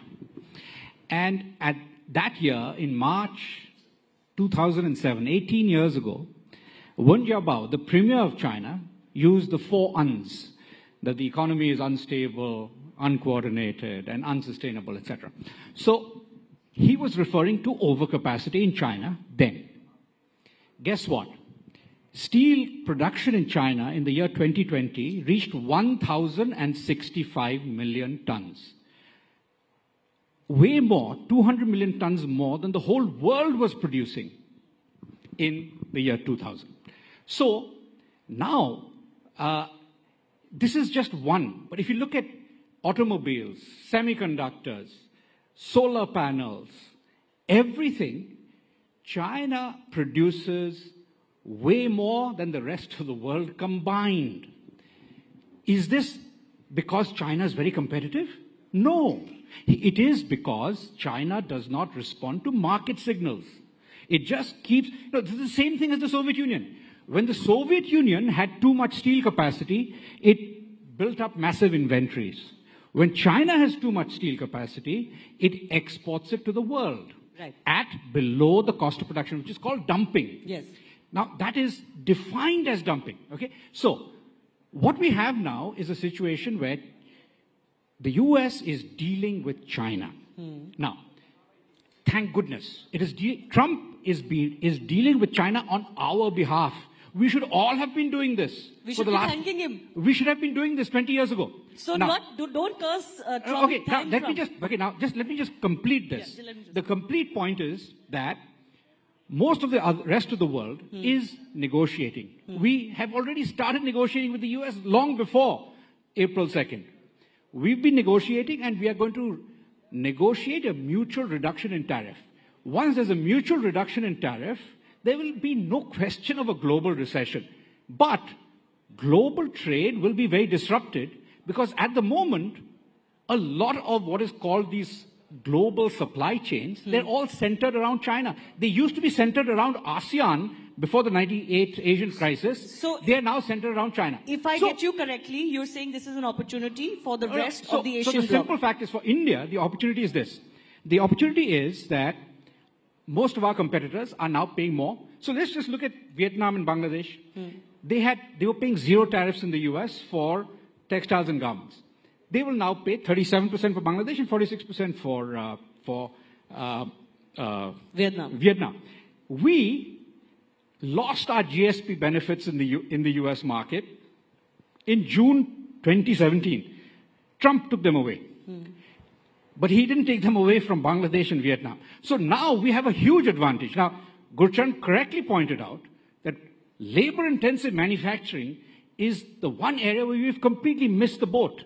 We've missed the boat. We find every opportunity once a decade to miss the boat there. This time we have a real opportunity to do that well. Now, I also saw. Minute each to both of our guests. They've raised their fingers. Yes. So, I would just say, let's think of this moment as another 1991 moment for India. Trump could be our best friend because ultimately, and PK has shown the way, that really it is only through labor-intensive manufacturing via the global brands, because we forget Indian market is actually relatively small, and we need the best story for India today is Apple, the iPhone. If we just duplicate the iPhone model to all the labor-intensive sectors, and it can be done, but it means work. Forget the work of reforms but you know, when the Prime Minister of Vietnam heard that India had got the iPhone, he flew to Cupertino, California to talk to the head of Apple, and he said, now we have lost the iPhone, give us the tablet, give us the iPad. And he got it. Now, every chief minister in India has to behave in that way. And it can be done. So opportunity, but it needs to be grabbed. And as you were saying, gentlemen, that we have missed those opportunities in the past. Dipanshu, very quickly, I have a final round of questions. But one thing we have to be clear. We have 10 years of data. of the current government and what it has done. My problem is a lot of this has been said year after year. They've had number of opportunities. What you would find it difficult to understand is the issue around precursor to labor-intensive manufacturing is human capital development. And if you see year after year, the natural weightage of budgetary allocations towards areas of human capital development has repeatedly been falling. Now, where you would find India to become ready is investing in a medium to long-term vision, which I feel is more or less lacking. And I think unless and until, because you're talking about Rising Bharat, if you don't have a long-term vision to become another Vietnam, or to become another Bangladesh, or to become another, South Korea, the evidence right now is we're falling more in a Latin American trap of high debt, government putting a lot of money, private sector not investing enough, consumption demand weakening, and you have a situation where you're sort of battling for yourself. So we have to be very clear that what is our vision, not just in policy, but in action. And I think I am not convinced by looking at the last few years that we're able to do it. We started doing it in 2014. The first 2 years of FDI data is very promising, even for private investment. But America is facing its demonetization moment now, like we did in 2016. Okay. So you have a big issue with the intent being there to do the right thing, but the way this is being done is going to erode a lot of good faith. Let me ask a couple of rapid fire. P.K. Vasu. But can I just respond to this? Okay, go ahead. You see, the basic thing that most people don't understand is that private, we lament the fact that private investment hasn't really picked up in India. In India, yeah. Private investment has been stagnant pretty much around the world for 25 years because of China. You look at the level of investment spending in the United States today compared to 25 years ago. The CAGR is less than 3%. You look at Korea, CAGR growth, compound annual growth rate for private investment spending in Korea is less than 1%. So Indonesia, Jokowi was president for 10 years. And during that time, he came in saying, I want 7% growth. What did he achieve? Less than 5%. Why? Because he couldn't get investment spending going. This is not specific to us. In fact, we are the second fastest growing in terms of investment. He doesn't agree with you. Second point is, it's completely, this is data. Now, the final point I'll make, one more, is that, we often say that we haven't industrialized. We missed the industrial revolution. Not true. India is the second biggest producer of steel, aluminium, cement in the world. We're the fourth biggest producer of cars in the world. Electronics and labor-intensive manufacturing are the two areas where we failed. Electronics is picking up. If you look at electronics, they're now about 10% of our merchandise exports. This year, they've grown about 40%. They've continued to grow strongly for the last 5 years. So we're beginning to see a pickup there. Okay. But there's a lot of I'll take space to grow. precursors from previous panels. If the government has to do its bidding, let the government do its bidding. I mean, you have to look at the facts. Indonesia has done remarkably well in drawing private capital formation. India has not invested enough in human capital development. There have been studies last 3 decades of higher functional illiteracy. You have more enrollment in schools, colleges, but you have a situation of higher youth unemployment than ever before. Okay. And this is something we have to be very practical about. Okay, I have a rapid fire question set for you. So, Gushan, very quickly, please add to this, then I'll go to my rapid fire. You wanted to add to this? Well, all I want to say is, let's not worry about why we failed so far to become a manufacturing powerhouse, why we seem to have skipped from a green revolution, making agriculture a surplus sector, to a leader in the IT economy. What now is a golden moment, because with the tariffs against China being so high, every multinational company is scared. And China plus one, which we have not been able to harvest that strategy, this is almost like waiting, a fruit that's almost falling on the ground that we should grab. But we said that after COVID too. Yes, that's exactly my point, sir. We have been saying this year after year. I've been part of so many budgetary discussions as well. This is your 91 moment. This is an intellectual bankruptcy because I've been part of those conversations back and forth. Disagree with what he's saying. And I think this has to be put in I think we have on my left I didn't know this a was going to Senate. be so heated. Sorry. Okay, one by one. No, so let me just point out.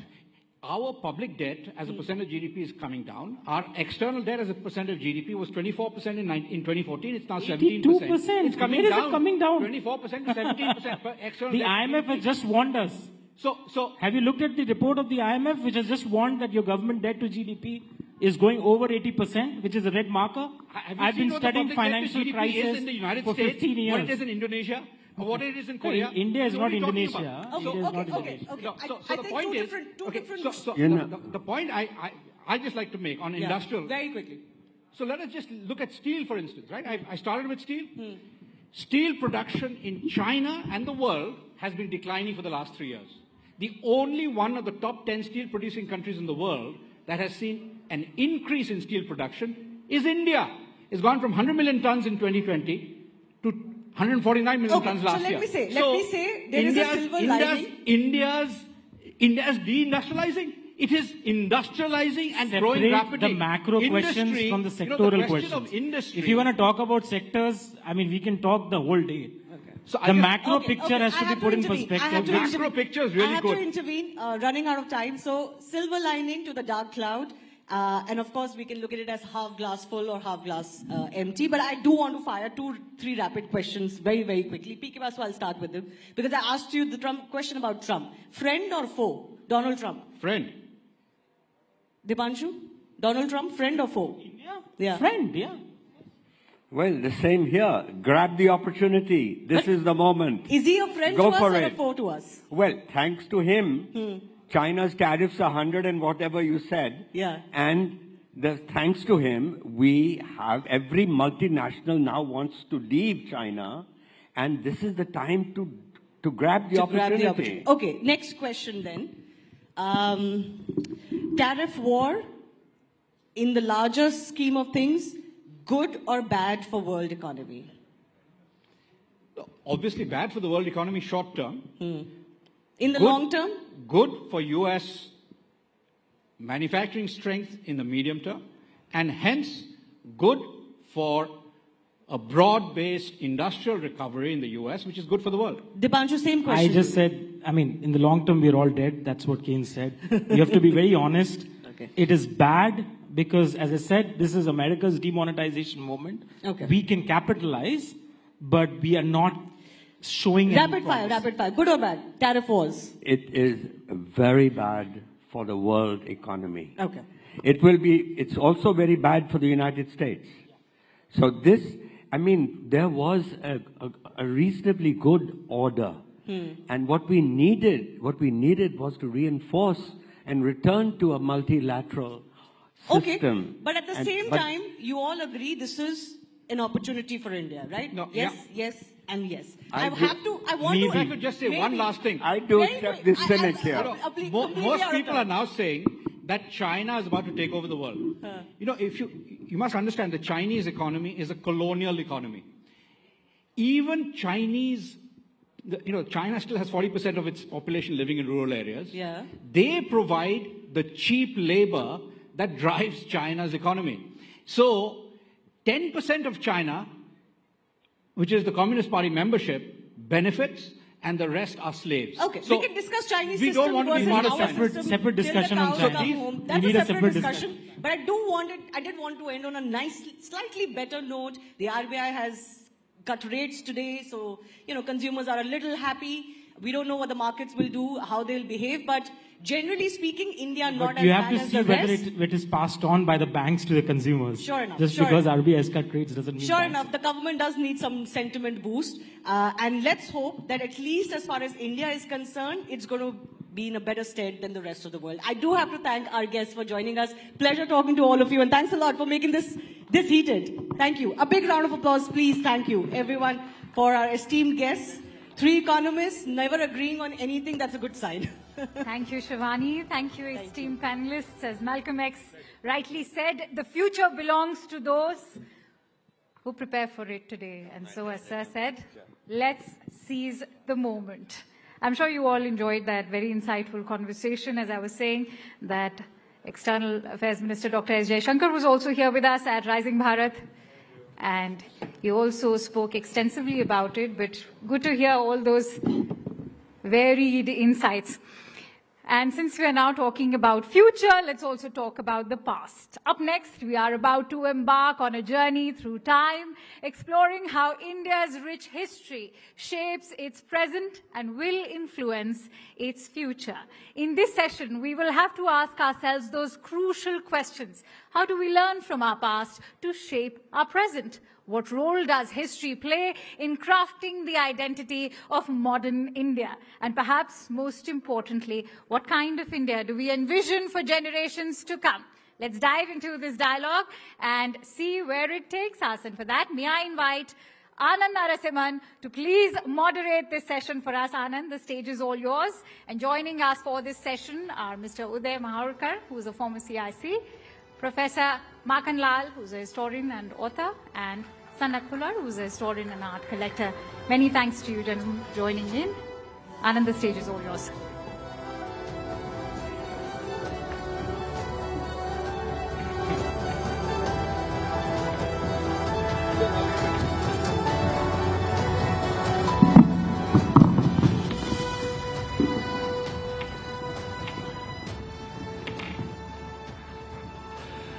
Namaste. This is a conversation I've always loved to speak about. Our history. The past, present and the future, let's have a historical dialogue. That's the thought process. Uday Maharkar ji and Makanlal ji and also Sanat. Thank you very, very much. My first question is, to understand our past, कहते हैं कि अतीत को समझना आवश्यक है, यानी भूत को, we have to understand. और भूत, if you are able to understand our past, reconcile with our past, accept it, that's when we can live in the present and perhaps look ahead to the future. How much do we know our history? And how much do we need to know our history to even be able to perhaps understand the present circumstances so that we can course correct for the future? I think there are many false and true narratives going around, in terms of history. I think if we don't interpret history properly based on true history, then our future is difficult. You need to identify true history and then interpret it properly.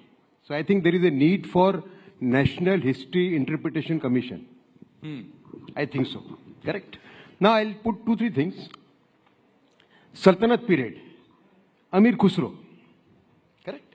Amir Khusro is sold as a great Sufi and great symbol of Hindu-Muslim brotherhood. But he was supporting Alauddin Khilji also. If you look at the Sultanate period, you see one big, we have a very ordinary sense of history, Now, entire Muslim period is clubbed as Mughal period. It is not correct. Sultanate period is the worst period for Hindus in their entire history. There is not a single ruler during Sultanate period from Iltutmish to Lodi, Tughlaq, Firoz Tughlaq, Muhammad Tughlaq, who can be called secular by any yardstick. So this you're saying... So that is the most painful period. Then comes Akbar. No, I'll tell you. I am not pitching for a ultra-right narrative as such. Then comes Akbar. Akbar initially is a fanatic, and after 1570, he turns to modern interpretation of Islam and, becomes a moderate for that matter. Now, Akbar is the first person who withdraws jizya tax. He is the first person who puts a stop to temple destruction. So now this whole narrative where Akbar is being compared virtually with Aurangzeb, I think it's not correct. Aurangzeb was certainly most fanatical person, but he was only half fanatical as compared to Khiljis and Tughlaqs. Okay. Get your point? Okay. Second, you see, the period between 8th and 12th centuries, when these Khajuraho-like temples were made, where even orgies were, depicted on the walls, correct? That is being sold as a golden period. My sense of history, my understanding of history, based on very good books, says that that was a decadent period of Indian history. Because Vamachari Tantric cult had taken over the society. There were Kapaliks who were doing sex in the open in the 8th and 9th century and 10th century. Correct? And that was the reason why Islam got a foothold in India. So what is being sold, by people who want to serve perverted content, sexually perverted content, that we are a land of those temples. Liberal values, open values. I don't think so, because that is the decadent period, because it was the period where Vamachari Tantric cult took hold of the society. Correct. What I am asking you, Udayji, is why is it that a nation or a civilization, and Professor Makhanlalji, I'm going to ask you this question again, that we have an itihasa of more than 7,000-8,000 years if you were to go by what Rakhi Ghadi has shown us. How is it that that is all concised into 500-600 years, 1,000 years, jo hamara atit tha? Is that what is going to help us define who you are going to be in the future? Is 10,000 years of history, is that so difficult to accept, understand, grasp, that कि इसको अब इतने में ही सीमित कर देते हैं, भाई ये वाला पीरियड है, इसको निकाल लो, जैसे इंस्टा शॉर्ट्स हो गया, तो हिस्ट्री शॉर्ट्स नहीं हो सकता. That's exactly what's happening. I'm very grateful to you for asking this question, and this question I answer you as a university professor for 45 years. I taught in Banaras Hindu University, Cambridge University, Aligarh Muslim University. So this question is very dear to me. Why history? Why 500 years history or 10,000 years history? Let me explain it in simplest possible word, which I learned as teacher. Every time you fill a form, you write your name, you write a date of birth, you write your village name or city name, you write your father's name, mother's name, your qualification. What that form is, that's your history. That's your identity. Remember that. That little form is your identity. Because of that, एक column उसमें और रहता है. Is there any criminal case against you? That also is part of your own history. And therefore, same is applicable on nations. Whichever nation it is, they are your identity. History is your identity. And deeper the identity, deeper you are more stable. I will explain that briefly. But at the same time, always remember, why history is identity. Imagine a person who has lost his memory. ऐसा नहीं है कि we do not know. हम अब सब लोगों का वास्ता ऐसे लोगों से पढ़ा है जिनकी मेमोरी नहीं है. जिसकी मेमोरी नहीं है, is he able to relate himself with anybody? Memory जिसकी खो गई है, क्या वो अपने पिता को, अपने माता को, अपने बहन को, अपने रिश्तेदारों को पहचान पाता है? He has lost his complete identity. आप उसको कहीं भी ले जाइए, he will not be able to understand कि जहां मुझे ले जा रहे हैं वो मेरे फायदा का है, गलत है. Same thing happens with a nation which forgets its history. History is not only its identity, history is also its future. And therefore, all the time I am asked this question, why history? क्या देती है हमको? अरे history gives you your identity, who you are. And that is why it's very important to study history, to know history. Believe me, to go to England, go France, go Germany. Even the most smallest house will have a rack full of history books to know their own people. Now I'm coming on very briefly, I will tell you why 500 years, why not 6,000 years.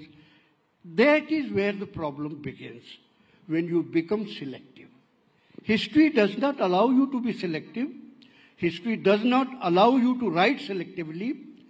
History does not allow you to write balanced history. No, history should be written as it is.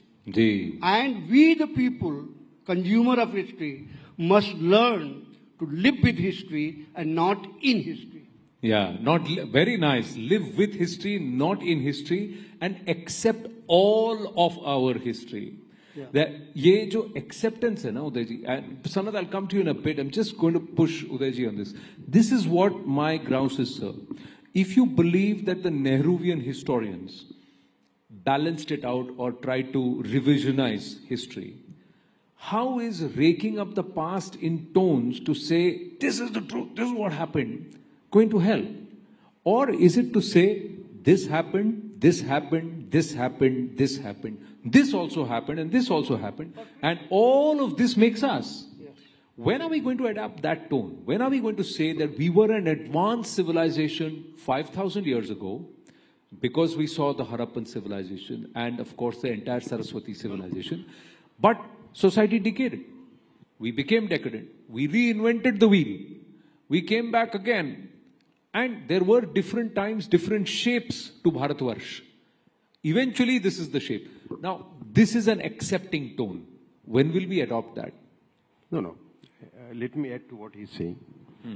That it is, very essential that we know correct history and we interpret history in the right way. Correct. Now, you see, in that sense, Gandhiji's murder was a big jolt to the nationalist movement. Because those who did not believe in the original ethos of this country, they took over. And then this narrative started coming, Now, in Harappan civilization, there is always an attempt to whitewash the positive aspects of the Harappan civilization. Right. Idea is to ensure that India doesn't become a great nation. It is being done by a set of leftist historians, communist historians, and Islamist historians. Okay. The first thing which happened after independence, R.C. Mazumdar and Sir Jaishankar Sarkar, two very balanced historians but patriotic people, they were sidelined soon after independence. No, Udayji, what I'm saying is, I'm not contesting all of this happened. Let's accept this happened. Jadunath Sarkar ji, R.C. Majumdar ji were not allowed to present Itihasa as it happened. There were people who corrupted the interpretation to say as it should be interpreted or as we want them to read it. ठीक है. How are we going to correct that? To tell all of Bharat, it's not with an agenda, it's not with venom, it's not with spite, nor is it with pride or arrogance. It's with a sense of realism to say all of this is what has made us who we are today. Ye kab hoga? And I'm asking you this again is, unless this happens, I will repeat. Do you ever think that by 2047, that generation will be an accepting Bharatiya generation which knows कि ये मेरा भूत था, ये सब कुछ हमारे साथ हुआ है. How history is taught? And this is how it is. History is taught through schools. Right. The first lesson of history a child gets is from the school. Correct. So I'll repeat again. We need a National History Interpretation Commission based on scholars who will identify correct history and draw correct lessons from them. Otherwise, these false narratives, you can't tackle them. They'll continue. Ji Makhanlal ji. Can I intervene? Ji. Very simple way history is narrate the facts, all facts, first. So that people know what are the facts. There is lot of space for your own opinion, for interpretation, and always remember, you people have equal right to interpret the facts, not only historians. Correct. Therefore, I have always been of the view that first job of the historian is narrate the bare facts. Ji. Don't say this, that, and facts alone. Afterwards, you give the opportunity for people to make up their own mind about the fact. Ji. After that, you have all the time for interpretation. You have all the time for balancing. That will be history written by you, not necessarily the history itself. Right. That is your opinion of history, but public which reads the facts, they will be also able to form their own. Now the point is, how do I teach these facts? How do I make sure that every person sitting here understands the same set of facts and it is left to their interpretation how you want to interpret those facts? So that means a half glass full, half glass empty, and an empty glass after you drink it. No, There are three Anand, possibilities. Anand, that can only happen when we set up a National History Interpretation Commission. So the point is, again, that is the only way. Now, Otherwise, there all is sorts Let of me material give- is there in the okay, market. okay. Let me give just one example what is history, because he is also sitting quietly and very shy, not so aggressive like us. History, I'm telling you how to write. You may have a different opinion. He pointed out Gandhiji's murder. One fact is Gandhiji was murdered by Nathuram Godse. Other fact is court case went on. Those files are there.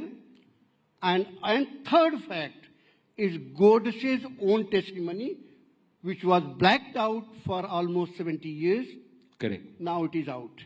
Now, these are three bare facts. You cannot amend any of this. You cannot hide away. Exactly. You cannot hide away Godse's statement. You cannot hide away. G.D. Khosla was the judge. He said, if there was a jury and all the people sitting in the hall were made part of jury, Godse would have been acquitted. That's Justice Khosla. I'll just, Anand, Let me complete it. Let me complete it. Give chance, I'll add something. Let me You complete see, it. Let me complete it, sir. But Justice Khosla gives a different judgment. Beyond that is all interpretation. Why Godse killed, what Godse meant in his testimony, why G.D. Khosla said if the entire hall was jury, Godse would have been acquitted. Now, all this is matter of your own interpretation. But Correct. Facts have to be there. Correct. So what you are saying is put out rather than Anand, I want to add one point. Ji, One ji. point before giving a chance. Ji. You must give me a chance now. Yeah, ji. You see, take Savarkar's example. Savarkar is still being accused of Gandhi murder. Correct. In spite of other commissions, Right. declaring him innocent, Correct. Now, in 1978, Manohar Malgaonkar, the great author, literary figure, he wrote a book, The Man Who Killed Godse. By no means he was a Hindutva person. Correct. He was an honest, patriotic Indian, Right. He met Digambar Badge, the person on whose statement Savarkar was arrested. Right. The one who became approver. Right. Badge told him in 1978, 30 years after Gandhiji's murder, that Savarkar had no role to play, had given the statement under the pressure of the then government. Right. No, I understand. What I am saying is, our itihas or history is... He was not part of the... Savarkar was not part of the trial. He was acquitted right in the beginning. Yeah, he was not. What I'm saying is, this has got to be history.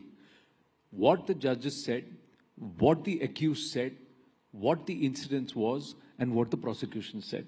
All of this, should it not be out for us to consume? If some of it is masked, that means you are being fed partial information, so that your opinion, our opinion, as a society, as a people, is doctored in a particular direction. Now, thank you for your patience, Sanat. Now, he is doing something which is very different. What he is doing, he's collecting art. Because art is a huge representation of our history. Over a period of time, how art evolves, how art is shown, and what happens also is a reflection of how we evolved, what were our influences on us, our society. So you got a lovely book, what's called Gems of Indian Art, Sanat. So let's talk about it, and let me understand your perspective. How would you want us to understand our itihas, our history, and what kind of a dialogue would you want on our history, say, 20 years down the line? First of all, thank you so much for having me. I would like to thank you, the fellow panelists, and the entire News Rising Bharat team for giving me this platform where I could talk about the book, Gems of Indian Art, which was unveiled by the Honorable Vice President of India, including various other senior cabinet ministers. And this book actually was written in the memory of my late grandfather, who started in our house the process of collecting art, because he was the person who believed in Indian history. And he said that art is something which will stay till eternity. If the artist is not alive, but the painting created by the modern contemporary artist, or the artists such as Raja Ravi Verma or Amrita Shergill, who were of the pre-colonial era, exist, we can see the painting and understand the artist's perspective and their view, what they used to think of an ideal Bharat. The old Bengal school was set up as History of Indian Modern Art of the Bengali artists, set up by Sri Arvind Tagore ji, and Rabindranath Tagore ji was also a part of it.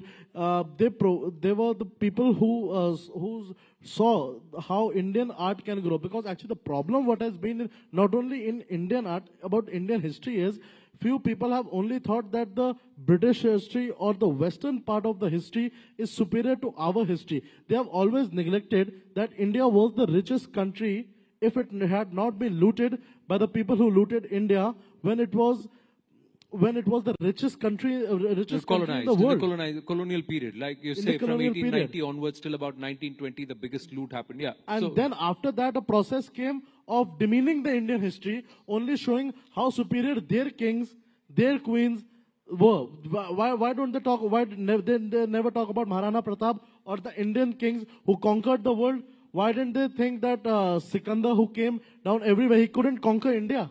Why don't they realize that? Because of the way the Indian Maharajas fought. Correct. So that aspect, is it captured in art? Have you been able to collect art that shows the interpretation of how we would like to say, as Bharatiya, how we interpret those times and also the previous periods? Have you been able to collect from those periods? Of course, they have been art. I have an artwork of renowned artist M.B. Dhurandhar, and I would like to talk about that. That is a painting, that is a huge canvas painting showing the Darbar of Chhatrapati Shivaji Maharaj and how he used to... Is it there in the book? It's not there in this book. It will be there in the volume 2 of this book. Volume 2. So we look forward to that is the treasure which we have. And that painting, actually what it reflects is how Chhatrapati Shivaji Maharaj used to conduct his court. Now I'm unfortunate not to see how Chhatrapati Shivaji Maharaj used to conduct his court, but he is an inspiration for us to see that how actual governance is done. Chhatrapati Shivaji Maharaj and the Maratha Empire set up the principles of governance, how rape accused or how people accused of murder or serious heinous crimes should be convicted, should be punished, and how an ideal Bharat should exist.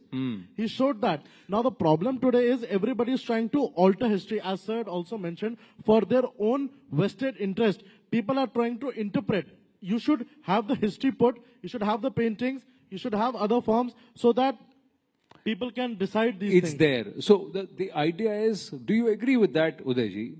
Yes, we should have people who interpret the history in the right perspective. That is a Bharatiya perspective. I would like to add one thing. Yes, please. Yes, Anand, complete. For the same thing, I also, as Sir said, I would like to urge from your platform, the Ministry of Culture, to make up a platform where Indian art and culture could be moderated by a regulatory body where Indian history can be preserved. Because today what is happening is people are preserving only their business interest. Because it has been regulated by private individuals, few people who are actually intermediaries are trying to control this art market, thinking that they are, because there is very less government interference. Because the government feels that Indian art is only $144 million in India. They don't see what the larger picture we are forgetting is, it is $60 billion in the world. Yeah. Because the world market is always trying to demean Indian artists, because of which artists such as F.N. Souza, M.F. Hussain had to take inspiration from Picasso. Right. Indian artists have now become something for which the newer artists which are coming will take inspiration from the Indian artist, the great history of India, to make paintings of the great history of Bharat, so that the future generations, 1,000 years down the line when we are not there, but the history, that painting exists, which is a part of the history, that should tell the world how the ideal Bharat looks like. Right. Very, very, very nicely put together there. But at least overall, do you agree that yes, we need to have someone who would interpret the facts based on how we want to shape the narrative for our country? But most importantly, we need to put the facts out, not dress it up, not darken the lines, not shade what certain versions, but all of it should be out for everyone to consume. Because when you accept something, you have to accept all of it. Correct history is something which is the need of the hour. If we want to become a great nation, then we need to know correct history. However bad or good it might be for our needs. Yeah, final word. You see, I think we are ending. We all are stakeholders in history for one very simple reason. History is our identity. Our means each and everyone. So therefore, we must be gracious enough to accept our history the way it is. Because there is no country in the world which does not have history, but only those people become great, those who accept the failures, successes, and everything else in the same spirit. You cannot be selective in history. Again, I will repeat one sentence. Please, please learn to live with history, not in history, and own everything. Good, bad, ugly, that is part of us. Not that this is not mine, this is not yours, this is yours. No. Collectively, it belongs to all of us. I would like to add one more thing. Live with history, don't live in history. One thing I want to add. I've got to wind up. Yeah, final words. Yeah, Ji. You see, take example of Akbar. Akbar is today compared with almost with Aurangzeb, you know. Now, Akbar is the most hated figure in Deobandi madrasas. If you go to Deobandi madrasa, Akbar is, you know, sold as a non-Muslim almost. Right. You get my point? So this shows what kind of history is being narrated, you know. Correct. So from both the sides. Yeah. So I'm just saying one has to have the understanding and we need to see all of what happened. So in a lifespan of about 30 years, lifespan about 40 years, lifespan about 20, 25 years, everything hasn't been good, even in our own personal history. We've all made mistakes. We've all shown colors of gray, colors of black, shades of black, but largely we've always been green or we've always been good, right? So we have accepted ourselves as to who we are. So that is the same thing that we need to do as a country. And yes. I would just like to add one more thing, that talking about history, history shows us, history does two things. First of all, it gives the other person and ourselves an idea of what we actually are and what mistakes we did in order to correct those mistakes for a new future. Correct. Because if you have done one mistake, it doesn't mean that you have to continue doing that mistake. You can correct yourself as well. And one more thing on history, I would like to add, the Western influence, during the previous era, when I was not there and nobody in this room was there, the Nalanda Vishwavidyalaya was considered one of the best universities in the world. People from abroad used to come in to the Nalanda Vishwavidyalaya. They used to see that how can we get admissions. They were not admitted in our great university, Nalanda Vishwavidyalaya, or universities such as Banaras Hindu universities or other. They were not admitted over there. But today what the trend has started is that you have to go to Harvard, you have to go to Oxford to study, and then only you are considered of that level. I'm not saying that those universities are bad, but what I want to make that the is point again where is, we are. It's a fact that there were great universities like Takshashila and Nalanda in Bharat. It's a fact that today we lack some of those kind of universities. It's also a fact that there are still potential to build such universities in our country. Now, all these three are facts which we need to put forward. How you look at it and how you interpret it, that we should leave it to the people. We need to correct our immediate history, you know. So, correction, the role of revolutionaries. Sir, correction is very simple. Correction is you saying this is right, I saying this is right. My point is, the problem is everybody is dialogue on history the way can they only want to happen interpret when it. everything is put forth and we accept कि ये सब हुआ था. ये हुआ था, जो fact हुआ था वो सब हुआ था. सिर्फ इसको देखो फिर उसको मत देखो, इसको देखो उसको मत देखो. That we shouldn't do. That's where I'm trying to. Some authority has to do it. You see, it can't be done by people themselves. Yeah. So, therefore, the National History Interpretation Commission. Sir, I think there will be people who will question the word interpretation. The National History Factual Commission or Revelation Commission. That is perhaps a better word than saying interpreted, because there again it is colored. That's where finally we are having a conversation about our history, and it's an engaging one. It's not a boring lecture. So I think that's why I need to thank all of you that putting perspectives here. And itihas mein bahut kuch hai seekhne ke liye. And all these facts, I think as a generation, we need to have the curiosity to learn, to know, so that हम कौन हैं, कहाँ से आए हैं, कहाँ पर हैं और कहाँ तक जाना है, इसमें absolute clarity है. Thank you very much. Thank you.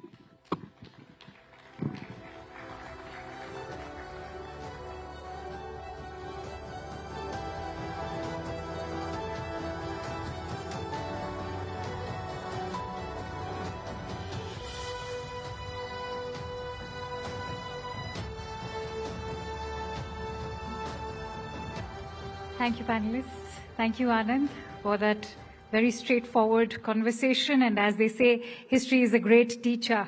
We've learned quite a bit today as well.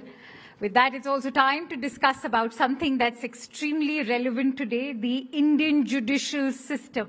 The judiciary is the backbone of any democracy, entrusted with the responsibility to uphold the rule of law and protect citizens' rights. But in order for it to remain effective, it must not only be impartial, but also accountable to the people it serves and transparent in its processes.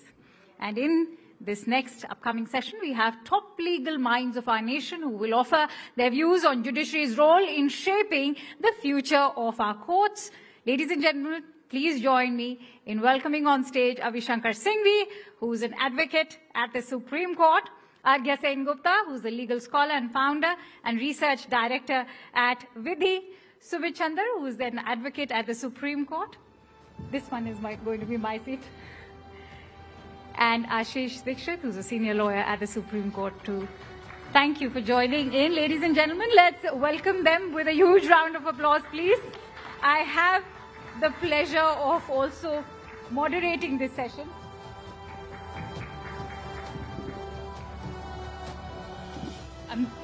I've been very economical over here, MC, and also moderating. Jaishankar. Avishkar, okay, so you've been spelt as Avishkar. But Avishkar, if I may begin with you, I just want to keep the tonality very informal because I happen to be a mother to a 13-year-old who always tells me, I want to learn more, but the legal jargon sort of gets boring. But I want to actually bring to the point why we are having this discussion is, of course, the month of March, which saw some international headlines, and that was also the case of Yashwant Verma. And that's why I want to ask you, when the Allahabad High Court says that you can't make us the dumping ground, where is the onus? Who takes accountability? Well, I'd start by saying that the Supreme Court is currently cognizant of the matter and a 3-member committee has been formulated. So I would exercise restraint in saying anything about the impending investigation. But the about the larger accountability issue, bit. Yes, precisely. On the larger issue of, judicial independence and accountability and transparency, these are two constructs that go hand in hand. You cannot have one or the other. The independence of the judiciary lies at the heart of our constitution, and it is part of the basic structure. And it is an uncompromising value that and a virtue that we must all live by, because the judiciary is the foremost institution when it comes to protecting the liberties and freedoms of our citizens. When it comes to accountability of judges, the Indian system is unique insofar as it has the collegium as opposed to the other jurisdictions in the country. The Indian courts, function by judges appointing judges, and there's a long evolution of the law. I don't want to take you through the judgments, but the upshot of this whole thing is that today we have a system where the collegium, the top 5 judges of the Supreme Court, appoint all the judges. And it happens in a rather opaque manner. So the collegium is not the best system that is there.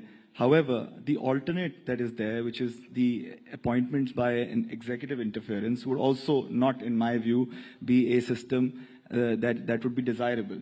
Because the collegium, for whatever follies it is still the best option in safeguarding the independence of the judiciary. But when you're talking about the follies, I want to bring you in on that note. In the year 2022, the law minister shared a figure of 1,600 cases where there were complaints against High Court and Supreme Court judges, but there could be no action taken.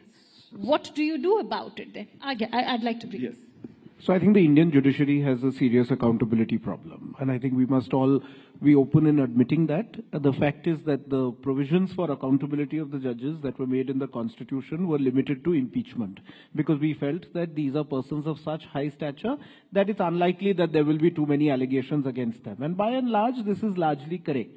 But over the course of time, as society has gone in the way in which it has, it's foolish to think that judges will become islands of excellence and will remain immune from the rest of what we see in society. Judges are part of the society, and so also, if the society is going to become more and more corrupt, then the judiciary is also going to go the same way. So if you were to come to the immediate instance of the Yashwant Verma case that you're talking about, my three co-panelists are argue in court every day, so they may be a little bit more restrained. I don't have that restraint. But the point is, while not commenting on the case itself, because as he rightly said, there are three judges who are inquiring into the matter, I think there are 2 points that need to be made. The first is that we can't transfer judges about whom there is some suspicion. Transfer of judges cannot be done on the basis of the fact that there is something problematic about a judge, because an Allahabad High Court or earlier a Sikkim High Court or Guwahati High Court has a right to have judges who are entirely above board. So just because there is a cloud transfer, the gentleman somewhere, is not a solution. So my sympathies with the Allahabad So where is the solution? Perhaps pause a bit and think what should have been done. Maybe demand the resignation, maybe just pause the transfer, go for an inquiry. Wait for the inquiry? So the inquiry is happening, and I think the answer lies in 2 things. The first is that I think there needs to be a quick time-bound inquiry that needs to take place with a quick resolution as to whether the gentleman is, in this case, is that cash which is allegedly been found burning in his house, did that cash in any way belong to him? Because it's really unfair on the gentleman. We all know Justice Yashwant Verma is one of the finest judges in the Delhi High Court. This is if by any chance he is innocent, then this has damaged his reputation irreparably. So we need, not only from the point of view of judicial accountability, but also fairness of the person. And the previous gentleman was talking about fairness during Chhatrapati Shivaji's time. I think fairness in constitutional democracy in India requires the fact that there be a quick and speedy resolution. If the person is guilty, then make sure that impeachment proceedings happen quickly. And if the person is not, then please make sure that he can continue doing his work in the Delhi High Court. You used a very interesting word, impeachment proceedings. I want to bring Sumit on that note. Impeachment. So far, we've not seen any impeachment of a Supreme Court or a High Court or a lower court judge. Why so? Should they be enjoying such impunity? See, there is a provision in the Constitution which provides for impeachment in certain cases. Now, just because in the impeachment process, you need majority of both the houses of the parliament, if they feel that yes, a certain judge needs to be impeached, by all means that process should go on. Now, just because that is not happening or not happening at a greater speed doesn't mean that you start getting involved into the collegium system. You start blaming the entire judicial system. There's an investigation process that is happening. Impeachment is an act of the parliament. The parliament needs to do it. If the parliament is taking time to do it or not doing it in certain matters, you can't again go back to the judiciary and say that, listen, it's because of the judiciary that the parliament is not acting upon. Impeachment is a process in law. It can happen. It should happen in cases where it is deserving. All right. But Ashish, if we look at the overall process of in-house inquiries also, proponents would, in fact, of those who feel that this can also be an executive decision, say that as far as in-house inquiries are concerned, they lack transparency. And that, is this going to be reliable enough a procedure? Questions are being raised about the authenticity of an in-house inquiry as well. We've had multiple cases where judges have been exonerated. The Karnataka High Court judges who were exonerated from sex scandals some years ago. I think it was 2014. So now they're saying that it's high time that the NJAC should be brought in. Your take. See, we have to see the background in which all these provisions were included in our constitution. We have to understand that initially, before this first judge's case came, the appointments were being done by the executive. But it is only when in the 1970s, the judges were superseded and executive and the parliament and the government of that day exercised much greater influence.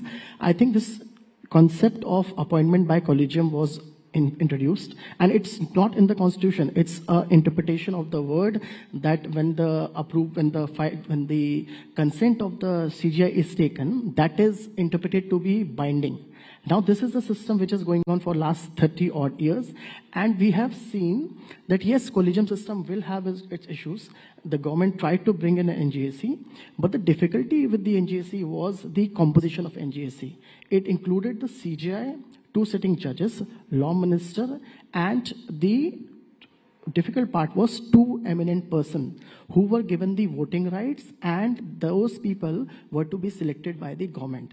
So this was the situation wherein the Supreme Court said that if these people who are so-called eminent people are not given voting rights, then it can be considered. And there is a misnomer in the general public that the government has no role in the appointment. In every appointment, government has a very important role, and government views are taken, IB views are taken, and it is a consultative process.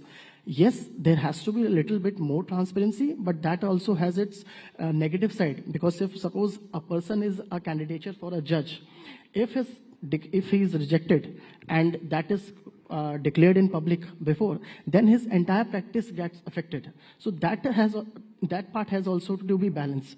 Now, coming to the specific case of Justice Verma, as my friends have said, he is one of the finest judges we have seen in Delhi High Court. We all are surprised, and the inquiry is on. Perhaps the judges who were conducting the inquiry have now gone back and started holding their courts. Maybe we are going to see something very soon. But the difficulty is the protection which has been given to the judges in the Constitution, and the purpose for which the judiciary is there, that it is the watchdog of the Constitution. Eventually, it is the judiciary where everyone will go when their rights are violated. So we need to create a mechanism where those people are also protected. If you see Election Commission of CIC and all those people. I think that's a very valid point. Because these people have to be protected. How do you weigh in on that? And when we look at the collegium being challenged, many are saying that, it is going to be anti-constitutional also because it is diluting the division of powers. See, ultimately, we have to follow the dicta of the Supreme Court. The Supreme Court has said authoritatively with 9 judges. The NJAC was merely following the earlier judgment of the second judge's case in the 9 judges. So there was no doubt in my mind that the NJAC would have been struck down and the 99th constitutional amendment would be declared unconstitutional on account of it being violative of the earlier judgment. Now, the issue today is more fundamental. It is at the stage of selection of the judges. That is the area where you can employ more safeguards in the collegium system and actually have a more, robust mechanism where it is not as opaque as it is today. Today, the collegium system suffers from opacity, it suffers from arbitrariness, it suffers from a lack of judicial oversight, it suffers from other follies, but those follies are not, to my mind, equivalent to render the entire system undesirable and to have an NJAC sort of system, because as Soli Sorabji famously said that these are all human beings. Ultimately, human beings will be, they'll be falling foul to the integrity, to other issues. So you cannot ensure or legislate independence. Independence comes from within, and independence of the judiciary will only come by selecting the right people. And that is what should be emphasized today. And whatever happens in a particular case is not the reason for you to take a knee-jerk reaction. It must be well debated. So I'm not for a particular system. I think the current system must be reworked, tweaked, but you cannot go to NJAC, definitely. No, but has that been a knee-jerk reaction, what we saw earlier, when Prime Minister Modi during the 2014 tenure brought it in? That. Also, when you look at talking about a corruption-free India, is the onus just left on to the executive? We expect each and every organ of the government to be corruption-free. Why should the judiciary be granted this kind of impunity? So let me put it a little bit differently. So your daughter is 13 years old and she wants to know more about the judiciary. But she feels that this is stuck in this legal jargon, and everywhere you talk about the judges, people say that, "Arey, ye to lawyer wali baat hai." So, you suddenly feel that, oh, this is a no-go area for me, because this is a technical matter. Now, this is the mindset that we need to change, because law is not something that is filled with mystique. Law is an instrument that is meant to order society and meant to make our lives easier. This seems a laughable proposition today in India, right? Because if anything, law doesn't make your life easy. No one wants to go anywhere near a court of law if they can have their way. So how do we make this easier? How do we reduce this shroud of opacity and make sure that law is something that the lay person can engage with? Three things, which is related to appointments and accountability. I mean, there are many more. But on appointments, I mean, I have a different view from Avishkar. I think the collegium system started with all good intention, but is completely discredited at this point of time. And the reason is that it is a closed system. There is a view that it's only people appointing themselves, and there is a kind of closed brotherhood that is appointing people. Some merit to it, maybe not entirely. But I think every system has its time. This had its time. This is a system that needs to go. There needs to be a bipartisan commission of some kind. As Ashish was saying, we could think of the NJC with some tweaks. It doesn't have to be exactly the same composition, though I must point out that the eminent persons were not appointed by the government. They were appointed by the Chief Justice, the Prime Minister, and the leader of the opposition. But we can still tweak it. But we need some kind of system that is neither the government nor the judiciary on its own. On accountability, as I said, that this appointments commission also needs to be an appointments plus accountability commission, so that inquiries are held in a manner that doesn't feel like judges are only judging themselves. So you feel like nothing will come out of it. If you looked at the Chief Justice of India, Gogoi, had a 3-member inquiry committee that was set up against him. No one really believes that that was a credible process. I mean, whether it is credible or not is a different matter. It's a great disservice to the judges also who did that, because no one believes that it was credible. So we need to ensure that this commission, which is in charge of appointments, also takes into account accountability. And the last point on transfer, transfer should not be done in these kinds of situations. I'm taking it those cannot as be closing punitive. thoughts. Yes, that's fine. See, please keep in mind, I think there's been independence of judiciary is, I think, one of the core factors which should be respected. There is the 3 pillars of the Constitution, as we say it. We have the executive, the judiciary, and the legislature. We all the 3 pillars have their own roles for the governance. The 4th pillar, of course, being the media. Now, when there will be an interference between one pillar and the other, that itself will create a chaos. Any kind of a control over one over the other will go to the very premise of creating a situation where things may not work independently. If there is an involvement of the government in judiciary in any manner, whether be it appointment or in any other manner, towards the end, would that not influence judiciary? Then we are depending again on an external factor. And you think that today, if there are incidents, which are of course being taken care of, but if there are incidents, will the involvement in the appointments by the government in any manner, do you think it will create a purest form of system? No. There is a system which is created and created in a manner to protect the very institution itself. But why hasn't the judiciary been able to ensure that, if the collegium was so reliable? Yes, so investigation is being taken place, at least in this case. But then again, we are questioning how reliable are the in-house judicial processes I'll answer themselves. that. I'll answer that. Why? Because see, everybody deserves a fair investigation. There are accusations, of course. In this case, there was allegedly what we call a purple banana being found in one of his rooms. And of course, that bag full of money, should be, just because it was found there, no investigation should be made at all. Secondly, who came out with that video? Towards the end, it came from judiciary itself. They said, yes, let this come to the media. There have been calls for a CBI or a TD investigation. Why not go ahead with that? Exactly. So executive is already doing the investigation. Judiciary is, of course, keeping a check on what the investigation is. There are judges from different states who have been appointed for the purpose of this investigation. Okay. I'm running short of time, so I have to quickly wrap that. Ashish, I want your closing thoughts, but as we discussed earlier, Mr. Chandrachud was here.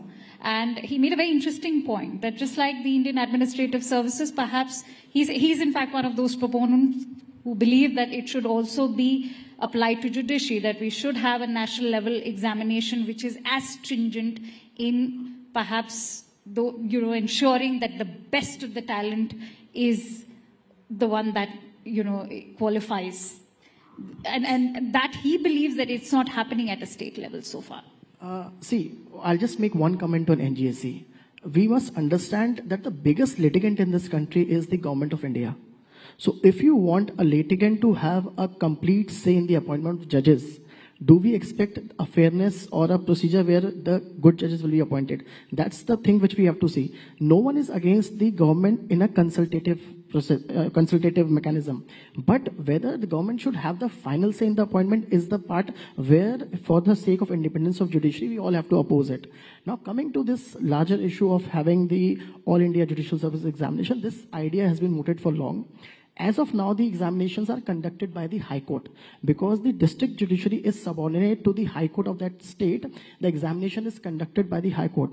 And High Courts have resisted this thing because eventually it is the High Court who is responsible for the implementation of law and the manner in which the cases are decided. When we say that there is a huge pendency, government is not blamed. It is the judges who are the blamed. So they have to see whether which kind of candidates are appointed. Justice Chanchud has a view. He did say that yes, there should be a commission, there should be a exam. And I must tell you, the examination which is done by the High Courts is equally tough, if not more. So it can be said that there can be a different mechanism, but I think as of now, the High Courts are doing a good job. The results are there. We are finding new judges. There is so much of diversity, and so many women have come forward in the district judiciary. 30 to 40% we see that there are women judges in the district judiciary. And High Court is also cognizant of this. I'd like to give you 15 I'll just seconds. say that if independence of the judiciary is part of the basic structure of the Constitution, then no matter what law Parliament brings, the Supreme Court will always have the right to strike it down if that law falls foul or impinges on the independence of the judiciary. And that was the precise reason for striking down NJAC. Today, they are free to bring any law in Parliament under 368, but that law must be within the structure of the Constitution, and it should not impede in any manner the independence of the judiciary. All right. I'm sure, ladies and gentlemen, all of you will agree that institutions are just not known by the strength of their decisions, but also by the integrity of their designs. Thank you so much for a very insightful conversation. As we all know, as far as Bharat is concerned, dharma is historic for us. It's in our civilization. Many thanks to you all for being part of Rising Bharat. It was a pleasure having you all over here.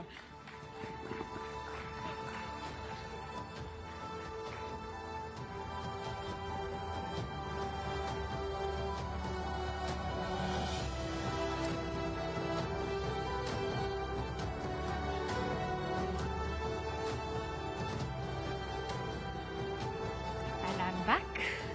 Last session tonight, we have a very special guest over here, a master chronicler of the forgotten and often overlooked stories that have shaped our world. His work has always sought to illuminate the complex and sometimes forgotten pasts of cultures, empires, and individuals whose stories are too often sidelined.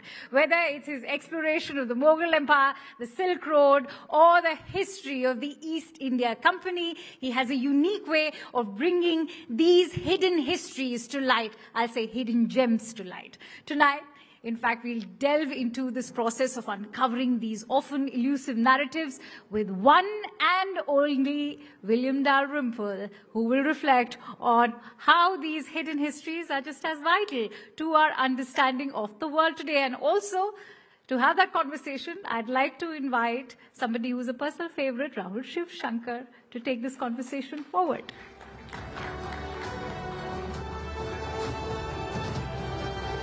Yeah, enough.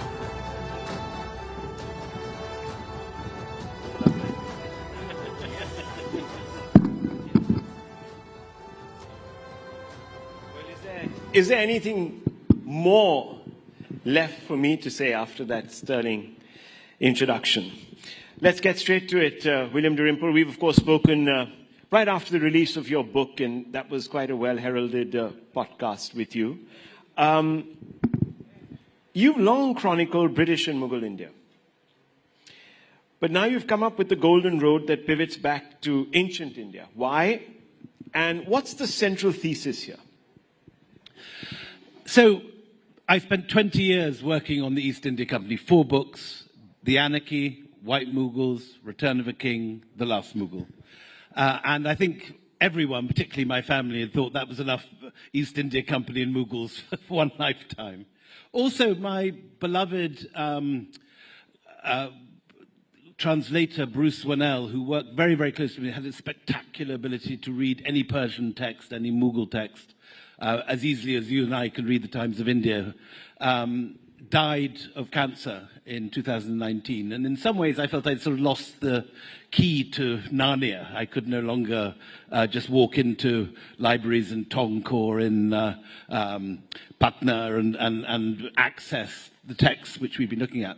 So I went back to the subjects which had interested me as a teenager. I was originally keen on archaeology and ancient history. And it was very exciting after 20 years, really, working the same world, to completely discover a new world, the world of early India, of this extraordinary period when India was completely the center of Asia. It was the center initially of the trade and the economy. The monsoon winds blowing in one wave 6 months and back again for the next 6 put India very literally in the center of things, connected to the Roman world, where it was Rome's principal trading partner, but also connected to Southeast Asia and to China. And one of the main ideas in the book is that the Silk Road has come to dominate our understanding of ancient Asia. The idea that there was this sort of motorway overland running from the Mediterranean to the South China Sea. But the idea of the Silk Road is entirely Sino-centric. It connects everything with China, and the idea that silk was the principal trading commodities is nonsense. It isn't reflected in any of the sources. And in fact, the idea of the Silk Road was invented in 1877 by a German geographer called von Richthofen. It's an entirely modern idea. No ancient source talks about it. But the ancient sources say is that India is the center of things. Pliny talks about a major balance of payments problem, just like Trump today worrying about America's balance of payments and inflicting tariffs. In the Roman period, Pliny is worried because he says India is the drain of all the world. Great Indian exports like pepper, cotton, ivory, nard, and silk, because actually Chinese silk came to Rome via India, were major exports, and they suffered a 30% tariff at the border, not so different from what Trump is proposing for this country now. And this provided as much as a third of the entire Roman imperial budget. So the idea in this book is that the Silk Road never actually existed before the Mongol period, when Genghis Khan's conquest did create a motorway that linked Mediterranean with the South China Sea. Before that, maritime routes rather than overland routes, and India rather than China. Well, it's interesting because I would have thought that for someone coming in from the West, you would have been at least passably acquainted with this huge legacy, and therefore would have been curious about it. But you seem to suggest that it's the translator's fault, that you sort of did not, that ancient India remained marginal in your work. No, it was the first thing that I loved when I came.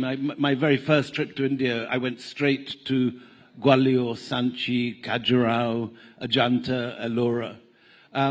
But over the course of time, got obsessed with the East India Company. The idea that a corporation could take over a continent seemed to me an extraordinary thing. And of course, it's something that's happening at the moment. We're worrying about this, the oligarchs in Trump's world, the way all the tech moguls were there at the inauguration. These huge companies like Amazon and Meta, and Apple and Microsoft, all of whose annual profits are greater than the GDP of most continents. This extraordinary power that corporations now have. It seemed to me a very interesting subject. But I have loved going back to this. And this was a lockdown book. We were all locked down. I had my library, and it gave me a wonderful opportunity to read very widely across different fields. And what I found was that the history of this period is often locked into different silos. So the Buddhist history is often told as part of a Chinese story, the Silk Road. The story of Sanskritization of Southeast Asia, how Indian epics, Indian language, Hindu kingship spread to Angkor Wat, where the largest Hindu temple in the world is built not in India but in Cambodia. But the largest Hindu empire in the world is the Khmer Empire. The way that Indian mathematics spread through the Arab world to to give us the number system we all use, the nearest thing we have to a universal language. These seem fascinating ideas, and what I was trying to do was bring them all together under one roof and connect the dots, which I think people haven't done. The last time a book like this was written is probably A.L. Basham's Wonder That Was India, which is written in 1954. Of course, we've had some historians that have looked at that, but at that period. But wanted to ask you, because it's an interesting thought experiment, and it points to the rising Bharat that we see today. So it's not an accident, is it? So my view is that, I mean, if you look at Angus Maddison as the historian who studied trade figures historically, GDPs per head, and tried to work back from present figures to the sort of thing that was going on in Mughal India or medieval Ming China, for example. And it's unequivocally the case, although you can quibble details in these figures, because obviously ancient economic figures are hard to come by and don't have the same veracity as modern figures. But nonetheless, it's completely clear that for most of history, maybe as much as 70, sometimes 80% of the world economy was generated by the lands that are now India and China. That both of these had terrific trading traditions, both over land and by sea. Both of them had extremely advanced credit systems, groups in society who dominated the mercantile world.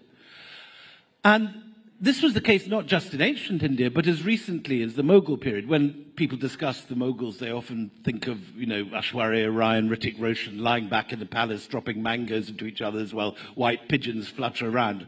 What people forget is that those sort of riches, that incredible wealth, was generated, as anywhere else, largely by trade and industry. And so in the Mughal case, it's the incredible textile trade. Something like 1 million handlooms in Bengal alone, which is why the Portuguese and the Dutch and the British and the French and the Danish all turned up in the 17th century, because India was a major manufacturing center and was making the greatest, for example, cotton in the world. And the East India Company realized that the Mughals didn't have a navy, that they could be the exporters. So for most of history, India has been the richest region of the globe. Sometimes China pips it to the post, as in the Ming period. Sometimes India is ahead. But the dip comes, the freak comes, if you like, when the Europeans turn up. And with gunboats, from the moment that Vasco da Gama starts bombarding Calicut, India and China and Southeast Asia, all of them end up seeing gold for the first time in history pour into European pockets and disappear into distant parts of Europe. Then in 1947, the British disappear, the whole colonial system begins to self-destruct. It takes 20 or 30 years, it spreads through Africa, but by the late 70s, decolonization has largely happened. And what we see now, 75 years later, is not some freak of either of the brilliance of the administration in this part of the world, nor some strange quirk of economic history. It is things reverting to their natural place. India has always been a rich country. It has 2 harvests a year. It has rich minerals. It has gemstones. It has spectacularly fertile soils. It has innovative people. And so, seen from the long view of history, the rising Bharat that this summit is celebrating is not anything at all surprising. It's just the natural equilibrium of the world reasserting itself after 400 strange years of European colonialism. I want to ask you a little bit more about, you sort of talked a little bit about, a lot about the trade aspects of things, the economy. But this was also a knowledge system of vast study. Correct. So build on that a little bit. You've really delved into that in your book. There's Nalanda, and before that also you sort of talked about other stuff. Yeah, no, so Nalanda is the subject that the last panel but one was talking about. And they were quite correct to say that Nalanda was the main center of learning in Asia. Our main source for Nalanda is the Chinese monk Xuanzang, who comes overland by foot in the 7th century. And he leaves a very detailed account of this place, which he regards as the NASA, the Harvard, the Ivy League, the Oxbridge of his day.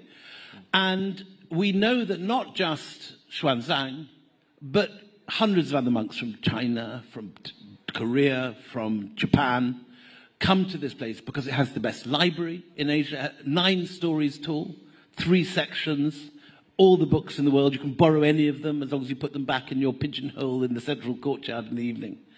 And Xuanzang is like some sort of bright-eyed undergraduate that's just turned up at Harvard for the first time. Everything is wonderful. Everything is extraordinary. The monks are men of genius. They all work hard. They all study. And it's something which I think has been forgotten. And when people go from this country to Southeast Asia, to Vietnam, to Cambodia, they see the effects of this period. From the 7th century right through to about the 12th century, Sanskrit is the common language of both culture and diplomacy, all the way from Kandahar to Java to Bali. And the renown of Indian literature, like the Mahabharata, the Ramayana, the Puranas, are being read in all these countries. Men are renaming themselves. The small kings at the edge of an estuary in Malaysia, a chieftain in Java, suddenly becomes not Kadunga like his father, but is Mahendravarman, Suryavarman. They take these Sanskritic names, and the landscape is renamed and reimagined. So you have a new Ayodhya outside Thailand, outside Bangkok, a new Kurukshetra in Laos. The Mekong, some etymologies say, is just the Khmer pronunciation of Ma Ganga. So, and most of the main Shaivite shrines in India find their names cropping up again with the new Khmer pyramid temples that are being built in the jungle in Cambodia. So India has terrific prestige during this time. It starts with the economy and with trade, but it grows into a whole civilizational diffusion. And the most remarkable conquest, if you can call it that, of the imagination, important to say this is a conquest of ideas, not a conquest of swords. It was not done with jackboots and spears and shields and swords.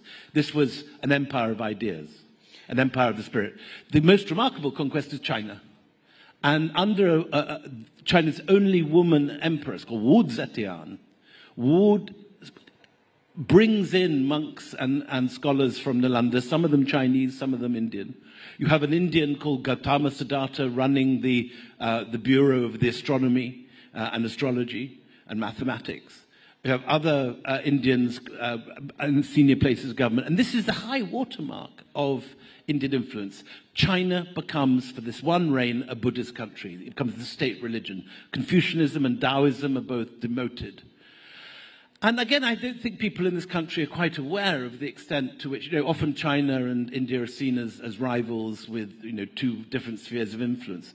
I don't think many people have taken in the fact that an Indian religion born in Bihar becomes the state religion of China for a period of history.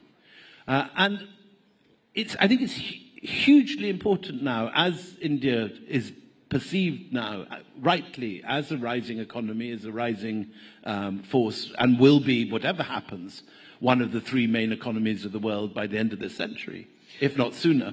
It's very important to understand that it's not something, it's not a freak or kind of some weird quirk of modern politics. This is the natural order of things reasserting themselves.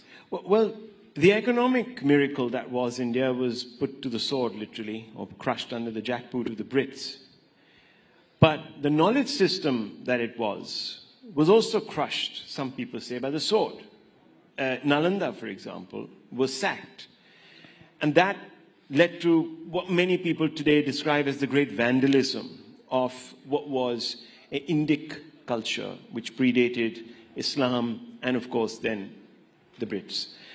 How is it that we have not looked back and examined that sort of got lost in time?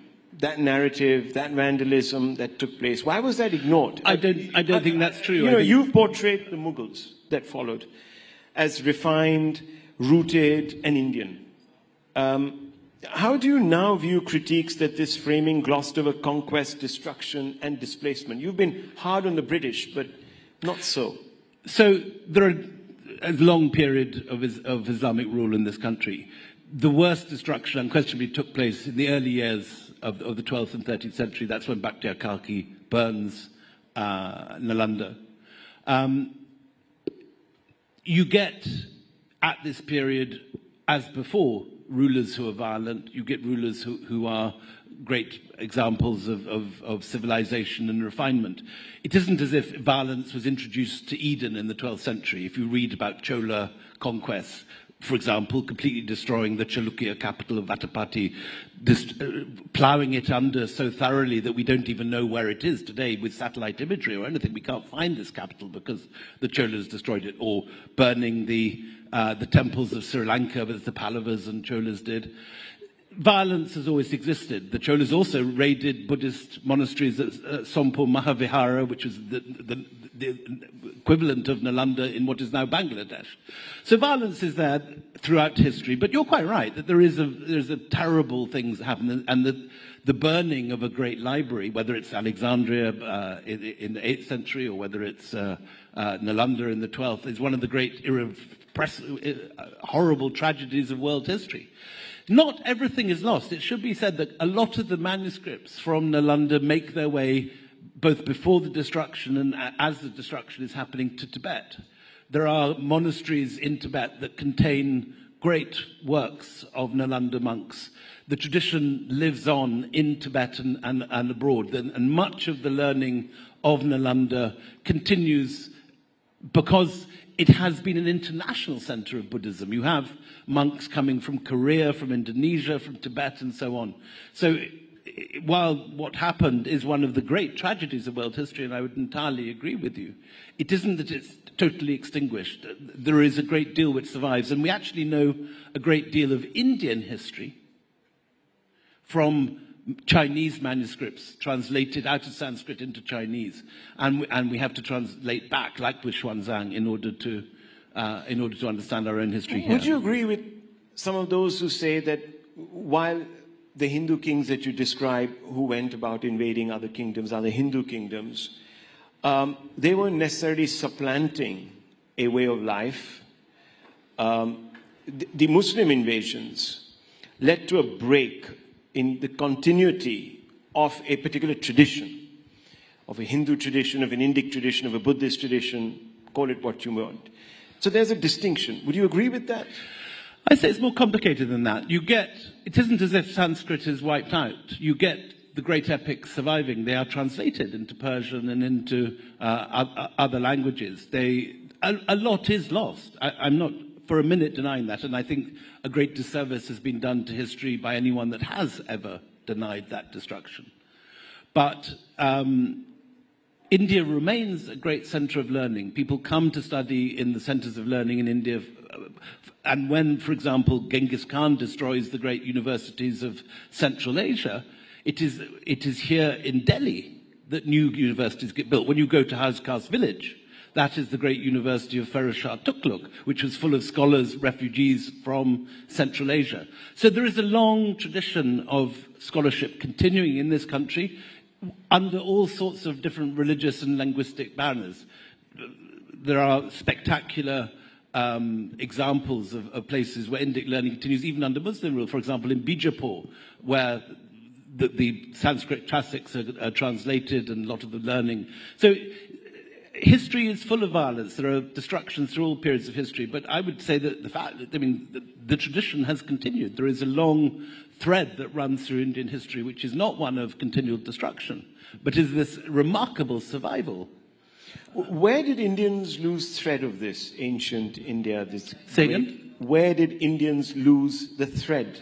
I think it's here. I think it is very much retrievable. I don't feel that I'm living in a country which has lost its civilization or lost its civilizational bearings. I think the fact that it is here, the fact that we are discussing this all now, and that India has still a rich tradition. I mean, it'd be not true to say that India has the same reputation it had during the age of Nalanda when all the great scholars were coming here. But it's possible to imagine that that will happen again, that there are traditions of learning and knowledge here which are remarkable and which can still teach the world a huge amount. And I think we need to... That is, we also, I think we should also, I should say, be more aware of our history and do more to preserve it. For example, Nalanda itself, only 10% has been excavated. 90% remains unexcavated. How is it that in the 21st century there is a tiny site museum there with strip lights and a couple of dusty cabinets? There should be, I mean, even in countries like Turkey you go today and you find enormous provincial museums, beautifully spot-lit, fantastic displays of objects in glass cases. Nalanda is a remarkable example of how India can showcase its past and show off its incredible traditions of soft power, traditions which have been lost, but which can be taught again. I'm very optimistic. I think there is so much that can be done. There are so few really first-class, world-class museums in this country, but there is great material here. A decision by government to invest more in museums and archaeology could see this become a major centre of tourism and of cultural display. So let me lead you on to the two final questions because we're running out of time. Obviously, there's a growing movement within India to reclaim civilizational memory from colonial and Islamic overlays. And you know that there's been a thrust, even politically. How do you view some of these efforts? Which efforts are you referring to? This reclamation of the ancient history. And there are now obviously some amount of tensions that are building up in certain sites across the country where people are hoping that one community would abet in this great reclamation project by giving up their own control, so to speak, or their own rights. India is not unique in that it's a country with many different layers and civilizations, many different periods of different dominance. If you go to, for example, an island like Sicily in the middle of the Mediterranean, there are successive Arab, Byzantine, Spanish, Neapolitan. That island has been ruled from many different places.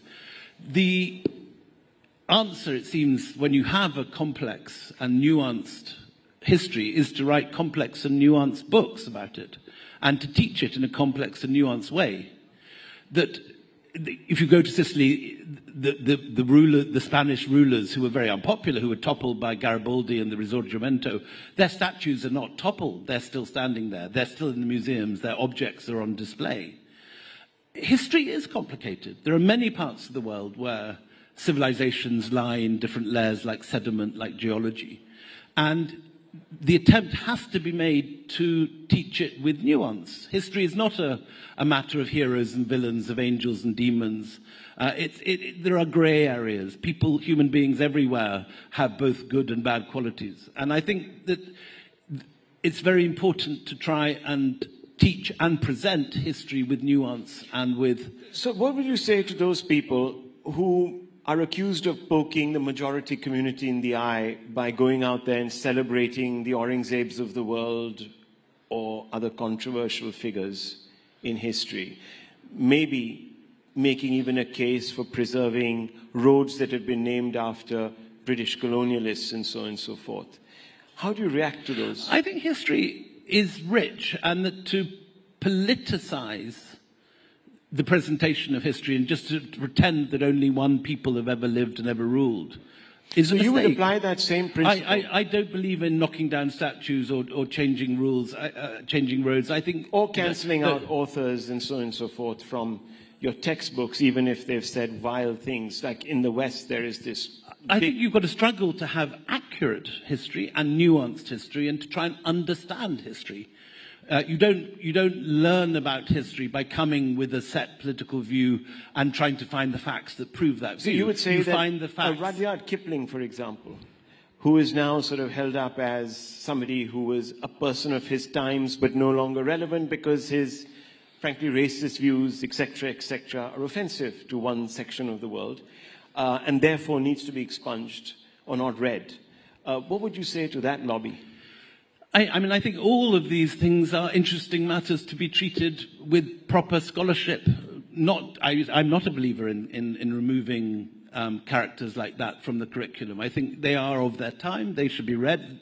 Ditto with Aurangzeb. He's not someone that I admire or hero worship, but he's someone who is part of history, who did certain things, and we should try and understand what he did. History is all about understanding. It's not about lecturing and sort of turning people into whiter than white saints and darker than black villains. It's the science of trying to understand the complexity of our past. And so to cancel people, to knock down statues, to remove things from a complex history which is full of complexity and variety and many grey areas seems to be completely the wrong way to approach these matters. Well, William Dalrymple, thank you for resurrecting the Golden Road, and a road that takes us back to the glories of ancient India and hopefully runs right through and connects us to the present. As a foreigner coming to this country, I am in awe of the variety of the different periods of history. In the sense, I don't have a dog in this race. I don't support one team or the other. And I can get as much pleasure from visiting the Taj Mahal or watching a Mughal manuscript as I can from visiting Vijayanagar or going to the Tanjore Great Temple and being amazed by the Buddhist frescoes of Ajanta. It's all a very rich history, and it should all be celebrated. We leave it at that. Thank you very much. Thank you very much.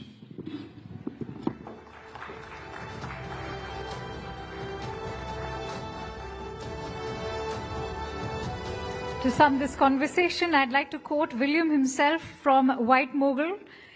India has always had a strange way with her conquerors. In defeat, she beckons them in, then slowly seduces, assimilates, and transforms them. Many thanks to you, William, for those precious insights. Now, as we come to the end of these 2 impactful days at the Rising Bharat Summit, I want to take a moment to express my heartfelt gratitude to each and every one of you for being part of this incredible journey.